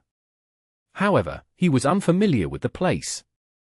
Unable to come to any clear conclusions, he decided not to dwell on it. Either way, he had to save Mu Bai. He could only face whatever came his way. Meanwhile, Asha'ruiya made her way into the Heart Palace. Inside, she saw a person suspended at the center. His chest was bare, and he was covered in wounds. However, his severe wounds were not the most horrifying part, it was the layers of wounds that he had. It meant that this was not the person's physical body, but his true soul. His true soul had been pulled out and locked at the center of the palace. He had also been punished and reconstructed repeatedly, which resulted in layers of horrifying wounds. Even so, he was still alive. The look in his eyes was firm but indifferent. Normally, a true soul enduring such punishment would become numb, but he was different. When he noticed someone entering, he did not even look up. He seemed used to different executioners from the Dark Plane coming to torture him every day. Yet, he never lost himself during this ordeal. Instead, he grew stronger, and his soul shone brighter. He sensed a familiar presence and felt that it must be someone he had met in the mortal world. Right then, he raised his head. Instead of looking at the person, he looked at the skeletal reflection in the rippling water. It was a fallen angel who also paraded the mortal world. Mu Bai was surprised to see who it was. He did not expect her to be working for the Dark King. "I'm sorry," Asha'ruiya apologized with a slight bow and a hint of guilt. "No worries. I don't mind it being you. Seeing a familiar face makes things a bit more cordial at least. It reminds me of my days in the mortal world," Mu Bai replied. "I'm not here to torture you," said Asha'ruiya. "Why are you here then? You're not here to save me, are you?" Mu Bai forced a smile. "I made the choice you were unwilling to make," Asha'ruiya explained. As soon as she finished speaking, Mu Bai's eyes turned cold. Clank! Clank! Clank! The chains on his body clashed loudly as he struggled, and his damaged soul tensed. This resulted in bulging veins and more apparent muscle lines. For a moment, it seemed like he could break free from the everlasting chains with his own strength. You made a deal with them," Mu Bai said angrily. "If I had refused, wouldn't I have ended up like you?" Asha'ruiya replied. "How could you betray your friend?" Mu Bai shouted. "I'm a woman and a treacherous one," Asha'ruiya replied. "Where is he?" Mu Bai demanded. "He's just outside the palace. Can't you sense him?" Asha'ruiya said. "You're the one who led him to the Dark Plane and brought him here." Mu Bai asked. "He asked me to be his guide on the Dark Plane," Asha'ruiya explained. "You wicked, despicable woman. When I become the king, I'll destroy you and cast your soul into hell." Mu Bai cursed her. "It's true that you're strong. Even with such harsh punishment, your will remains unbroken. In the future, you'll surely be the ruler of the Dark Plane. But not everyone can endure this like you. The ancient Dark City has thousands of beings. They were once brilliant geniuses and heroes. Yet, they ended up with ugly faces and wandered as beasts for a small chance to survive in this world. I'm no different. Isn't betraying a friend the easiest thing to do?" Asha'ruiya calmly said. Mu Bai's eyes turned red as he glared at the stunning woman. Even though she had a captivating appearance, her skeletal reflection showed that she was slowly gaining a fox's cheekbones. It seemed that she would eventually bear a fox's head, a symbol of deceit and betrayal in hell, and endure the punishment of 1,000 blades piercing her heart. "6 wings, I'm giving you a chance to change. I'll forgive you. When I reach the peak of power and rule over this prison, I'll spare you. Just go out right now and tell Mo Fan that this is a trap set up for him. I swear on my true soul that I'll forgive all your wrongdoings." Mu Bai said. "There's no guarantee that you'll become the king. There's only a 1/3 chance of it happening. You should know that if you make the wrong move and fall into my hands, I'll make you suffer the most severe and enduring punishment in the 9th circle of hell. Mu Bai took a deep breath, and the look in his eyes was chilling. He did not seem like a prisoner undergoing punishment but a saint enduring rigorous spiritual practice. We, the people of darkness, are all helpless, Asha'ruiya replied. What did you betray? What did you betray when you were young? Mu Bai suddenly asked. Chapter 31:48. The figures in 8 directions. You've got to understand this. I come from the most renowned royal family in the world. My father owns the magic sanctuary, my mother is Holy City's 16-winged angel, and my adoptive father is the biggest hero the Parthenon temple has ever had. He sacrificed himself to the darkness for the greater good and became the Dark King. So, think about it. What could I possibly need when I was young? Asha'ruiya asked. Nothing, Mu Bai replied. You didn't betray anything. You willingly embraced the darkness and became its follower. I naturally leaned toward the darkness, and when Wentai joined it, I followed, Asha'ruiya explained. Wentai, Wentai. Mu Bai repeated the name. Then, his eyes burned with fire, as though they could turn a 6-winged angel to ashes. Are you saying Wentai's involved in this plan against Mo Fan too? There were rumors that Wentai's willpower remained unmatched even when he joined the darkness. Even though the followers of the Parthenon temple thought that a man could not become the temple's master, he still chose to build its foundation in the darkness. That was what made him truly remarkable. If he still had noble intentions and the desire to save the Dark Plane, why would he join those corrupt kings in killing Mo Fan? Was it because Mo Fan was the new evil Saint King, and every dark ruler wanted a piece of him? Who do you think can order me? Asha'ruiya asked assertively. If your father is targeting Mo Fan, he's not as noble as people say. Get out! Both you and Wentai are my enemies. Mu Bai's eyes turned icy once more. Asha'ruiya left the Heart Palace and looked around. There was a vast crimson sky beyond the ancient dark city, and light from the galaxy of the Yin energy god was just on the horizon. The whole scene looked like a sunset without bright colors. There were also tall blurry figures in the distance. Even the far-off barren mountains barely reached their knees. These figures were in all 8 directions in the sky, and they looked down like VIPs in a coliseum. Right then, the ancient dark city felt like a sandbox. Despite their noble appearances, they revealed a craving for blood and other strange things. However, the napping face was above the figures in 8 directions. Asha'ruiya knew that he could wake up at any moment. Their previous attempts to hide had been useless. They could not escape the eyes of these kings. Asha'ruiya took a deep breath. It was her first time seeing a gathering of the kings of the Dark Plane. Their powerful presence made every being feel small and afraid. She knew that Wentai was one of the figures in 8 directions, and he was watching her. The guide was also the tempter. Mo Fan. Asha'ruiya acted like nothing had happened. What did you find? Mo Fan asked. He's inside, and he's been through so much torture that he's lost his physical form. But you should know that as a rare righteous soul, he has achieved sainthood. So, he can become a king in the Dark Plane. Just like you've become the evil Saint King, he'll also become one of the Dark Kings, Asha'ruiya replied. I don't get it. Do you know why Wentai became a king on the Dark Plane? For righteousness? Mo Fan guessed. Close enough. There's no real heaven in this world, but there is hell. Those who become kings have unmatched willpower. Mu Bai sacrificed himself for righteousness and achieved sainthood on the Dark Plane. The fact that he has achieved sainthood means that he qualifies to become a Dark King, Asha'ruiya explained. That's a good thing, isn't it? Mo Fan replied. But after achieving sainthood, he has to go through a grueling process that might erase his humanity to become a king. Only those who withstand it come out as kings. Those who don't will disappear, Asha'ruiya explained. Is he going through that process now? Mo Fan asked. Yes. Asha'ruiya nodded. How is he? What can I do to help? Mo Fan hurriedly asked.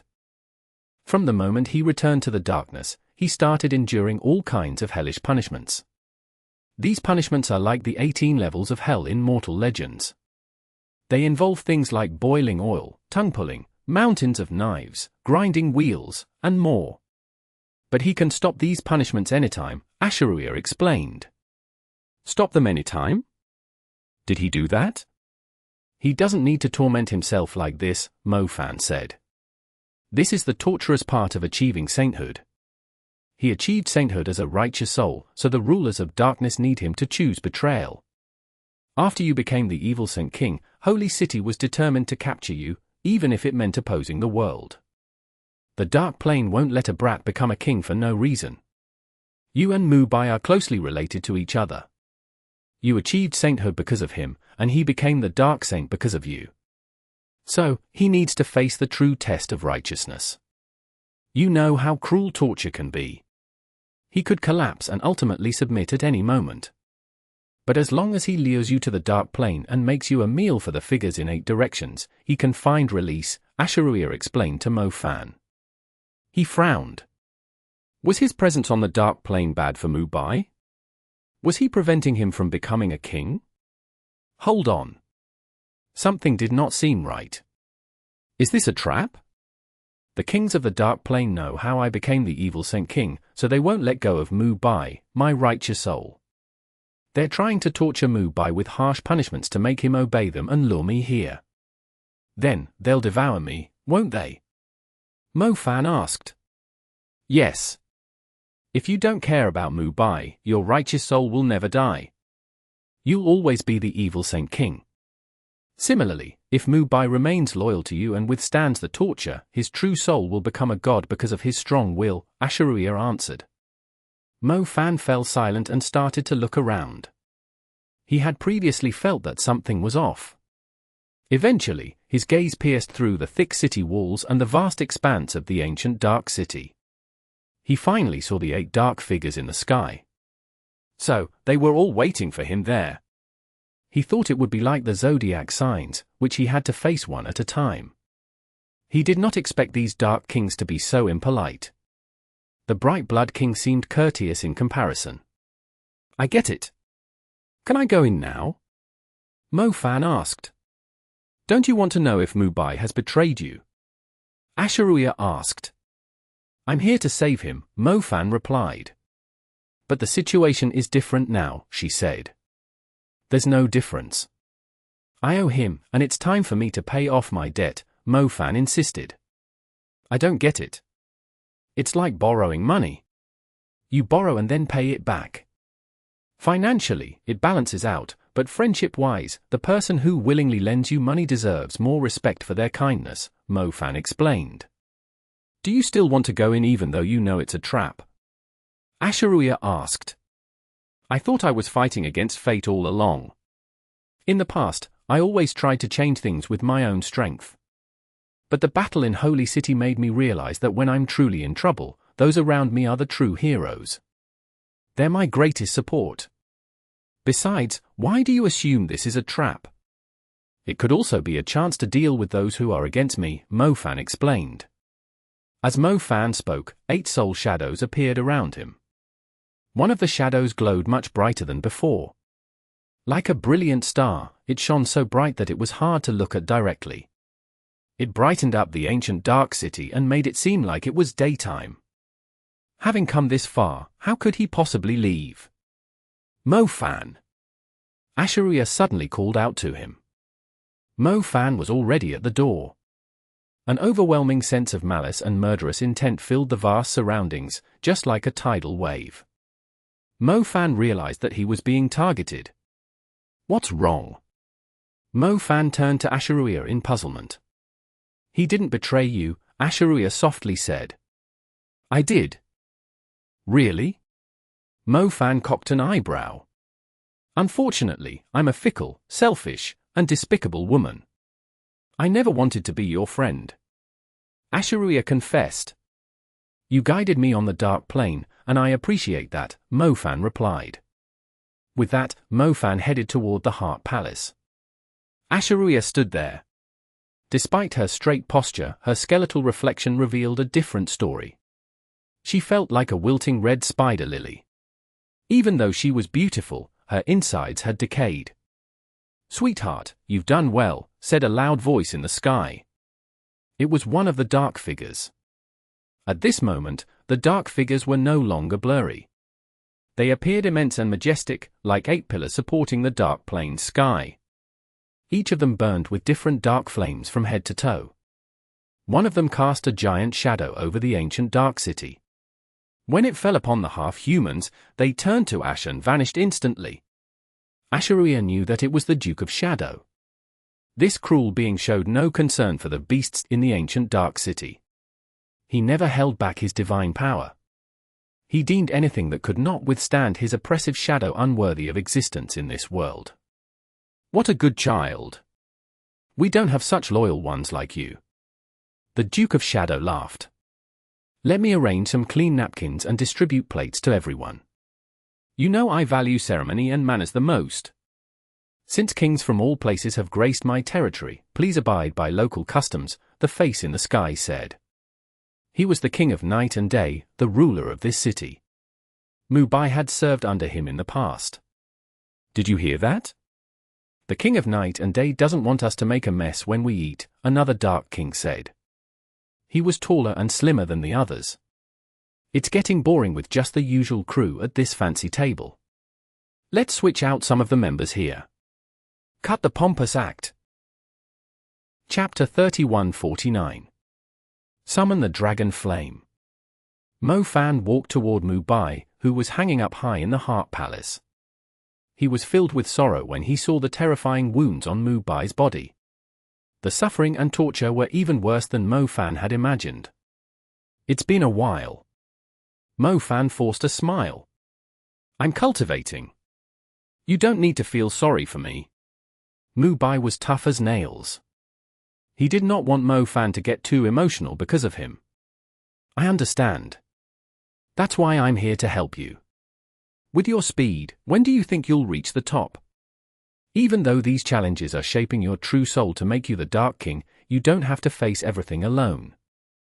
We've gone everywhere and always caused chaos. Why shouldn't we do the same here? This is just the Dark Plane," Mo Fan said. "We three." Mubai paused for a moment and used his divine sense. Coincidentally, he soon heard a familiar scream coming from a distant palace. "Help me, Mo Fan. Why aren't you here yet? I can't hold on much longer." Mubai was momentarily speechless. Zhao Manyan had come along? This place was like hell. It would not be easy to go back once they were there. At this point, there's nothing more to say. The number of rulers on the Dark Plane is limited. You're the evil Saint King, and I'm also on the verge of completing my Dark True Soul. That means 2 spots have to be freed up on the Dark Plane for us. So, while they're sitting back, they're waiting for my consciousness to be destroyed and for you to meet your end, Mubai said.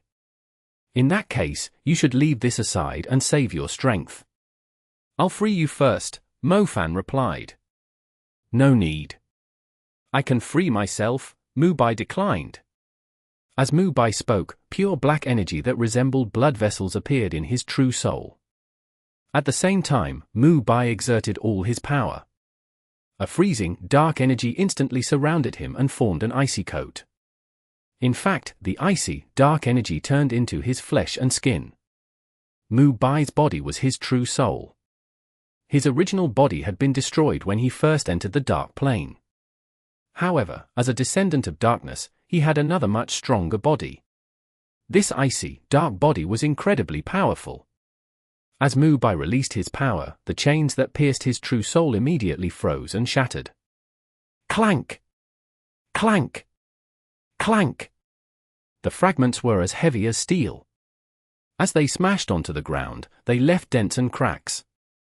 Mubai came down slowly. After countless sessions of torture, his eyes had turned a dark silver. They shone brightly with vigor and power. How many of them are here in their physical form? Mubai asked. I'm not sure. They all look like they're in their physical form, Mo Fan replied. That's unlikely. Some of the kings can't possibly do that. Mu Bai shook his head and disagreed. Let's go out and take a look. Okay. They walked out of the Heart Palace and noticed that there was a fire outside. The ghostly fire had turned the surrounding palaces into ashes, and the previously crowded royal court had become incredibly empty. In the distance, the ghostly fire had engulfed the ancient dark city. The fire was everywhere in the long, ancient streets. Inns, shops, homes, taverns, and restaurants were all burning. The ghostly fire did not produce thick smoke like regular fires. What made it scary was the sight of people with pig, fox, dog, and ox faces greedily gazing at the royal court amid the burning city. They held knives and forks as if anticipating a food distribution, while their eyes glowed with a sinister green. Even though the ghostly fire burned as high as skyscrapers, it did not block their view that much. The fire was clean but also terrifying. Mo Fan never saw this coming. After he and Mu Bai left the Heart Palace, the ancient dark city changed and revealed its original hellish form. Stepping on the soul-burning fire, Mo Fan only felt a piercing cold. He looked up and saw the figures in 8 directions taking on actual forms. They were huge and magnificent like gods. They seemed out of place compared to the locals in the ancient dark city. They did not enter the city but sat outside. However, the towering city walls did not even reach their knees. The ancient dark city looked just like a big sandbox. Let's have some appetizers. These locals are being kept for a reason, the King of Night and Day said. He enjoyed games. The King of Night and Day's greatest joy in this world was to toy with living beings. At his level, he was close to being immortal, and nothing could pose a threat to him anymore. All he could do was treat living beings as his playthings. I grant you the power to tear them apart, the King of Night and Day said to the locals of the city with amusement. Roar! Kill them! Kill them! Eat them! With permission granted, the locals got excited. The strong and muscular ox-faced humans were at the forefront. They looked as savage as ox demons from hell when wrapped in the ghostly fire. With that, the group of cannibalistic locals headed toward the royal court and destroyed its walls. Mu Bai gave the ox-faced humans a cold look. Suddenly, the ground sank, as if something was swallowing it. The image of a devouring beast appeared in Mu Bai's eyes. At that moment, the devouring beast opened its mouth beneath the ground and swallowed up the ox-faced humans who were charging forward. The ox-faced humans had intended to feast on the newcomers but ended up becoming the devouring beast's prey. The speed at which the beast digested them was astonishing. In the next moment, it spat out a large number of white bones at the burning ancient dark city. The bones soared high into the sky and showered down on the city. Mo Fan stood at the side and glanced at Mu Bai. That was impressive. It looked like Mu Bai had truly achieved sainthood. He was much more powerful than he had been in Holy City. If you want to play, I'm up for it. Mu Bai looked up at the face in the sky. Then, he slowly raised one hand. It appeared as if he was holding up the ancient dark city. With a sudden firm squeeze, the massive city began to shake violently. Giant cracks swiftly materialized at the city gate and traveled to the royal court. An increasing number of crisscrossing cracks also expanded in different directions. It was as though a knife had randomly cut through the ancient dark city, like it was slicing a cake. After the ancient dark city was cut open, a chasm appeared. Countless smaller devouring beasts emerged from it, and they all had eyes similar to Mu Bai's dark silver ones. Under the command of the giant devouring beast, they started hunting throughout the ancient dark city. The King of Night and Day kept many locals just for his own entertainment, so he did not care about their lives. However, Mu Bai's ability to effortlessly summon an army of devouring beasts from underground made the King of Night and Day reconsider this game. After all, Mu Bai used to be just a pawn for his entertainment. Yet, Mu Bai had seemingly earned the right to be his opponent. He never intentionally granted Mu Bai this privilege. Mu Bai had achieved it through his own efforts. It looks like your appetizers didn't quite hit the mark. Let me spice things up a bit, the Duke of Shadow suggested. The Duke of Shadow could not wait any longer. He reached out and covered the ancient dark city with his giant hand. Just like that, the shadows of the locals and devouring beasts were revealed under his palm. Surprisingly, as the Duke of Shadow flipped his hand, their shadows separated from their bodies and turned into ghostly shadows. These ghostly shadows quickly gathered and formed an army that obeyed the Duke of Shadow's commands. "Kill them," the Duke of Shadow said coldly. He pointed at the royal court, and the army of ghostly shadows immediately surged toward it like a black tide. Mo Fan was astonished.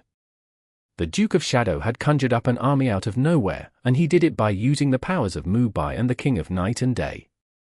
This meant that the strength of his ability depended entirely on how strong the others were. Interesting.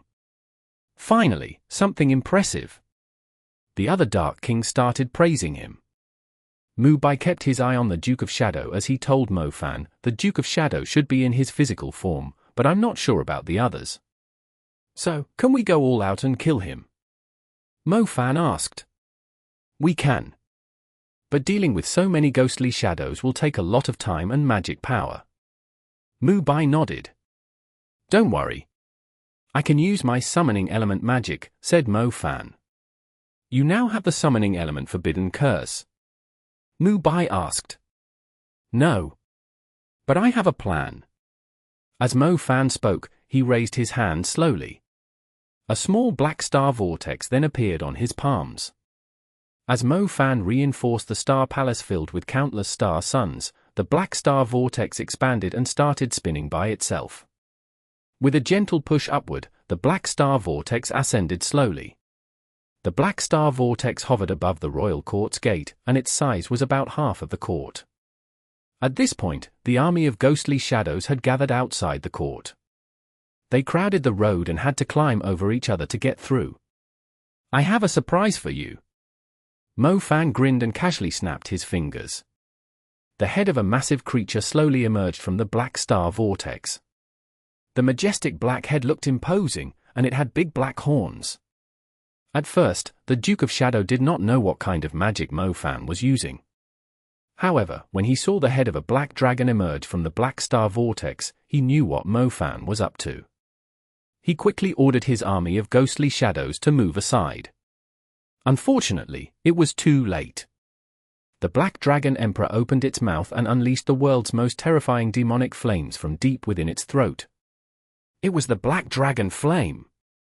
The Black Dragon Emperor did not physically appear, but Mo Fan had asked it to help by unleashing its flames. The burst of Black Dragon Flame was akin to pouring a sea of molten lava onto the ancient dark city. Compared to the ghostly fire, this flame was much fiercer. It swept across the city from one end to another and wiped out the massive army of ghostly shadows. Chapter 3150. Pick the Weak King. What the hell is that? The Duke of Shadow had been sitting confidently outside the city. When he realized that the Black Dragon Flame was aimed straight at him, he quickly moved aside in a panic. The flame ripped through the empty land outside the city and turned it into a blazing river. Is he using the summoning element, the soul element, or something else? A tall, shadowy Dark King asked. The Dark Kings could not figure out what magic Mo Fan was using. Darn it! He has stolen my collection, the King of Night and Day exclaimed angrily. He was talking about the Black Dragon Emperor, Austin. In the past, the King of Night and Day had taken the Black Dragon Emperor's soul and buried it under his royal court. The Black Dragon soul was tough to control. The King of Night and Day had planned to subdue it by stepping on it for 100 years, but Mo Fan had managed to awaken it soon after arriving in his territory. When Tai and Asha'ruiya were surprised to see the Black Dragon soul. The Black Dragon Emperor used to follow when Tai and Mo Fan learned about it from Asha'ruiya. However, they did not know that the King of Night and Day had secretly stitched up and sealed the Black Dragon soul, which should have been freed, under his royal court. King of Night and Day, you've gone too far. When Tai expressed his displeasure. Do you think the Black Dragon Emperor still belongs to you? The King of Night and Day replied nonchalantly. The Black Dragon Emperor was just a collectible from a past battle. He had put in some effort to put its soul back together. The actual consciousness of the Black Dragon Emperor was gone, and its soul was damaged. Nevertheless, it could still blow out flames as strong as its original form. This attack was deadly in Forbidden Curse battles. The King of Night and Day never expected Mo Fan to get help from the Black Dragon Emperor. It looked like the Black Dragon Emperor's original consciousness was already more obedient to Mo Fan. Mo Fan possessed a full set of Black Dragon armor. He had initially planned to use summoning element magic to call forth a bunch of creatures to fight for him. But as he opened the star vortex, he felt a powerful dragon soul responding to his call.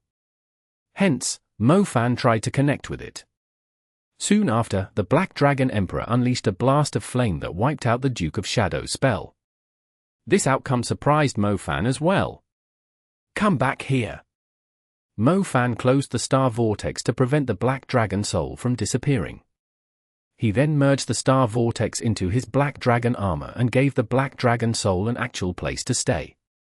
With the soul, the Black Dragon armor evolved once again. It became an invisible aura and surrounded Mo Fan like the soul shadow. With a mere thought, it would cover his body in armor. For a moment, Mo Fan felt like the Black Dragon Emperor was not just a broken soul but more like his contracted beast. He still remembered his battle with Su Lu.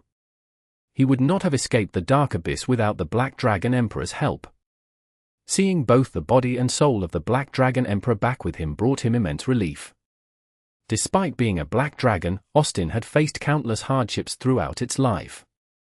It finally found a place to call home. Summoning the Black Dragon Flame was not just a one-time thing. Mo Fan could summon it again in upcoming battles when the time was right. Once the opportunity came, he would summon the Black Dragon Emperor's fiercest flames. The flame he had just summoned was just the appetizer. While lower-level emperors posed little threat to the Dark Kings, they could not afford to underestimate the full power of the Black Dragon Emperor's flames. At this moment, Mo Fan felt more confident than ever. "Mo Fan, I can confirm that the Duke of Shadow and the King of Night and Day are here in their physical forms. The others could be in their duplicate forms or physical forms. But even if they're duplicates, they're still powerful," said Mu Bai. "Got it. We don't need to fight all 8 Dark Kings. If we get rid of 2 of them, the rest will accept us," Mo Fan replied. "So, the rules are simple. We'll fight the first 2 who attack us with everything we've got. We won't stop unless we die," Mu Bai added. "Since you're sure the Duke of Shadow is in his physical form, I won't hold back," Mo Fan declared. "Sure. That's what I'm thinking too. Let's get rid of the Duke of Shadow first. He's the key to their defeat." Mu Bai nodded. Wen Tai was standing in the east, with his green eyes hidden under a classy black robe. Although he did not have the biggest, he had a dark presence. As he rose high into the sky, Asha'ruiya unfurled her 6 wings and hovered next to his shoulder like a black fairy. "Since you've made up your mind, don't hesitate," Wen Tai said. "I get it, but the Duke of Shadow's power." Asha'ruiya expressed her worry. Wen Tai and Asha'ruiya had already figured out Mo Fan and Mu Bai's plan. They were going to get rid of the weak ones first. If Mo Fan and Mu Bai were to become Dark Kings after they died, 2 of the present figures in 8 directions would need to be removed. It was smart of Mo Fan and Mu Bai to go after the Duke of Shadow first. However, they were still facing one of the Dark Kings. Even the weakest Dark King was not someone ordinary humans could take on. "Stay calm," Wen Tai said. "I guess seeing Austin affected me. I didn't expect it to follow Mo Fan. It's not a bad thing. Perhaps the Dark Plane was always this complicated. Battling for the throne was the most common source of conflict." Mo Fan had mentally prepared himself when he decided to enter the Dark Plane. He kept his eyes on the Duke of Shadow. Even though he had no personal grudge against the Duke, he still had to fight him. On the Dark Plane, everything boiled down to the survival of the fittest. Only the strong were respected here. Since Mo Fan and Mu Bai had disrupted the order of the throne on the Dark Plane, they could not avoid battle. Otherwise, the Dark Kings at the bottom of the ranking would not be at ease. No holding back, Mo Fan reminded himself. He followed the river of fire that the impressive Black Dragon Flame created, and he walked toward the Duke of Shadow, who was still in a panic. Duke of Shadow, you're the dirtiest, ugliest, meanest, and most disgusting Dark King I've ever seen.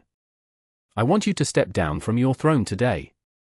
If you're willing to submit to me, I'll spare you. But if you refuse, I'll kill you. Mo Fan pointed at the Duke of Shadow's figure as he spoke. His words echoed throughout the Dark Plane. Challenging a Dark King was like asking for death. Black magic existed in the mortal world because of these Dark Kings. They were the ones who gave humans this power. You could also say that black magic existed because humans looked up to them. The Duke of Shadow was the ultimate master of the shadow element. Mo Fan was basically challenging its founder. The Duke of Shadow sat there with a grim expression. Why did Mo Fan say he was the dirtiest, ugliest, meanest, and most disgusting Dark King? Why did Mo Fan not confront Wen Tai? It was Wen Tai who had tricked him into coming to the Dark Plane. Was it because the Duke of Shadow was weaker than Wen Tai? Or did Mo Fan decide that among the figures in 8 directions, the Duke was the only one he could challenge? Mo Fan was picking on the weak one. Even though the Duke of Shadow was considered weak compared to the other 7 kings, someone who had just achieved sainthood had no right to insult and disrespect him like that. Do you think you're on my level just because you inherited the evil Saint King's legacy? The Duke of Shadow started mocking Mo Fan. Listen up, everyone. I'm challenging the Duke of Shadow to a battle. If anyone interferes, I'll fight you. Even if I can only defeat your duplicates or injure you, I still won't hold back. Mo Fan made up his mind and warned the other 7 Dark Kings. The locals of the ancient Dark City were not the only ones watching this battle of the century. Many dark heroes were also watching from the sky, the ground, the dark mountains, and underground. However, due to the intimidating presence of the figures in 8 directions, they dared not approach the ancient Dark City. They knew that the Dark Kings were feasting. Anyone capable of making the Dark Kings appear together was no small fry. They were curious and eagerly awaiting this battle. The Dark Plane was about to see some changes. The ranking of the Dark Kings was going to shift. He he he. Ha ha ha ha. He he. Whether they were in their physical forms or duplicates, the Dark Kings merely responded to Mo Fan with laughter. His challenge was met with arrogant mockery. As the future evil Saint King, you're quite bold. It looks like the Bright Blood King's kindness has given you the wrong idea about the Dark Plane. We don't have to respect you, a tall and thin figure said. It was a female Dark King. I'm just stating my conditions. What you all choose to do is up to you, Mo Fan replied. The female Dark King was probably the Cursed Queen, the most cursed Dark King. Back when Asha'ruiya guided Mo Fan on the Dark Plane, she had talked about the Cursed Queen, who was almost as strong as the Bright Blood King. The Cursed Queen and the Bright Blood King were sworn enemies, so they would never show up together. Sure enough, the Bright Blood King was not there. Her absence showed her stance. She acknowledged Mo Fan as the evil Saint King and would not stop him from taking the throne in the future. Handle your business on your own. It's not your place to tell us what to do, the Cursed Queen said. Maybe I should choose you instead. Mo Fan suddenly changed his target and glared at the Cursed Queen. She trembled slightly when she heard this. How bold! Mo Fan's sudden hostility toward her surprised her, but she wore a sharp gaze. Although we might not defeat every one of you even if we give our all, we can surely kill one of you. So, think twice before you speak or act from now on. Mu Bai showed no fear toward the Dark Kings. If all 8 of the Dark Kings were there in their physical forms, Mo Fan and Mu Bai would certainly die. However, Mu Bai had already realized that not all of them were in their physical forms. Some were just duplicates. While the duplicates might be much stronger than ordinary emperors, Mu Bai knew that if the 2 of them did not put on a fierce fight, they would be devoured. The Cursed Queen suddenly fell silent. She did not expect Mu Bai and Mo Fan to target her. They were the new evil Saint King and the undying Dark True Soul. No one knew what abilities the Dark Plane would give them. Despite being one of the Dark Kings, the Cursed Queen backed down, and her silence caused a stir on the Dark Plane. Even the Dark Kings got scared sometimes. Duke of Shadow, you're still the dirtiest, ugliest, meanest, and most disgusting fellow I've ever seen. I'll kill you. The awkward atmosphere was gone following Mofan's shouting. The ultimate showdown was about to begin, and the Duke of Shadow cursed internally. Mofan's heroism was nothing but a show. He only went after weak individuals.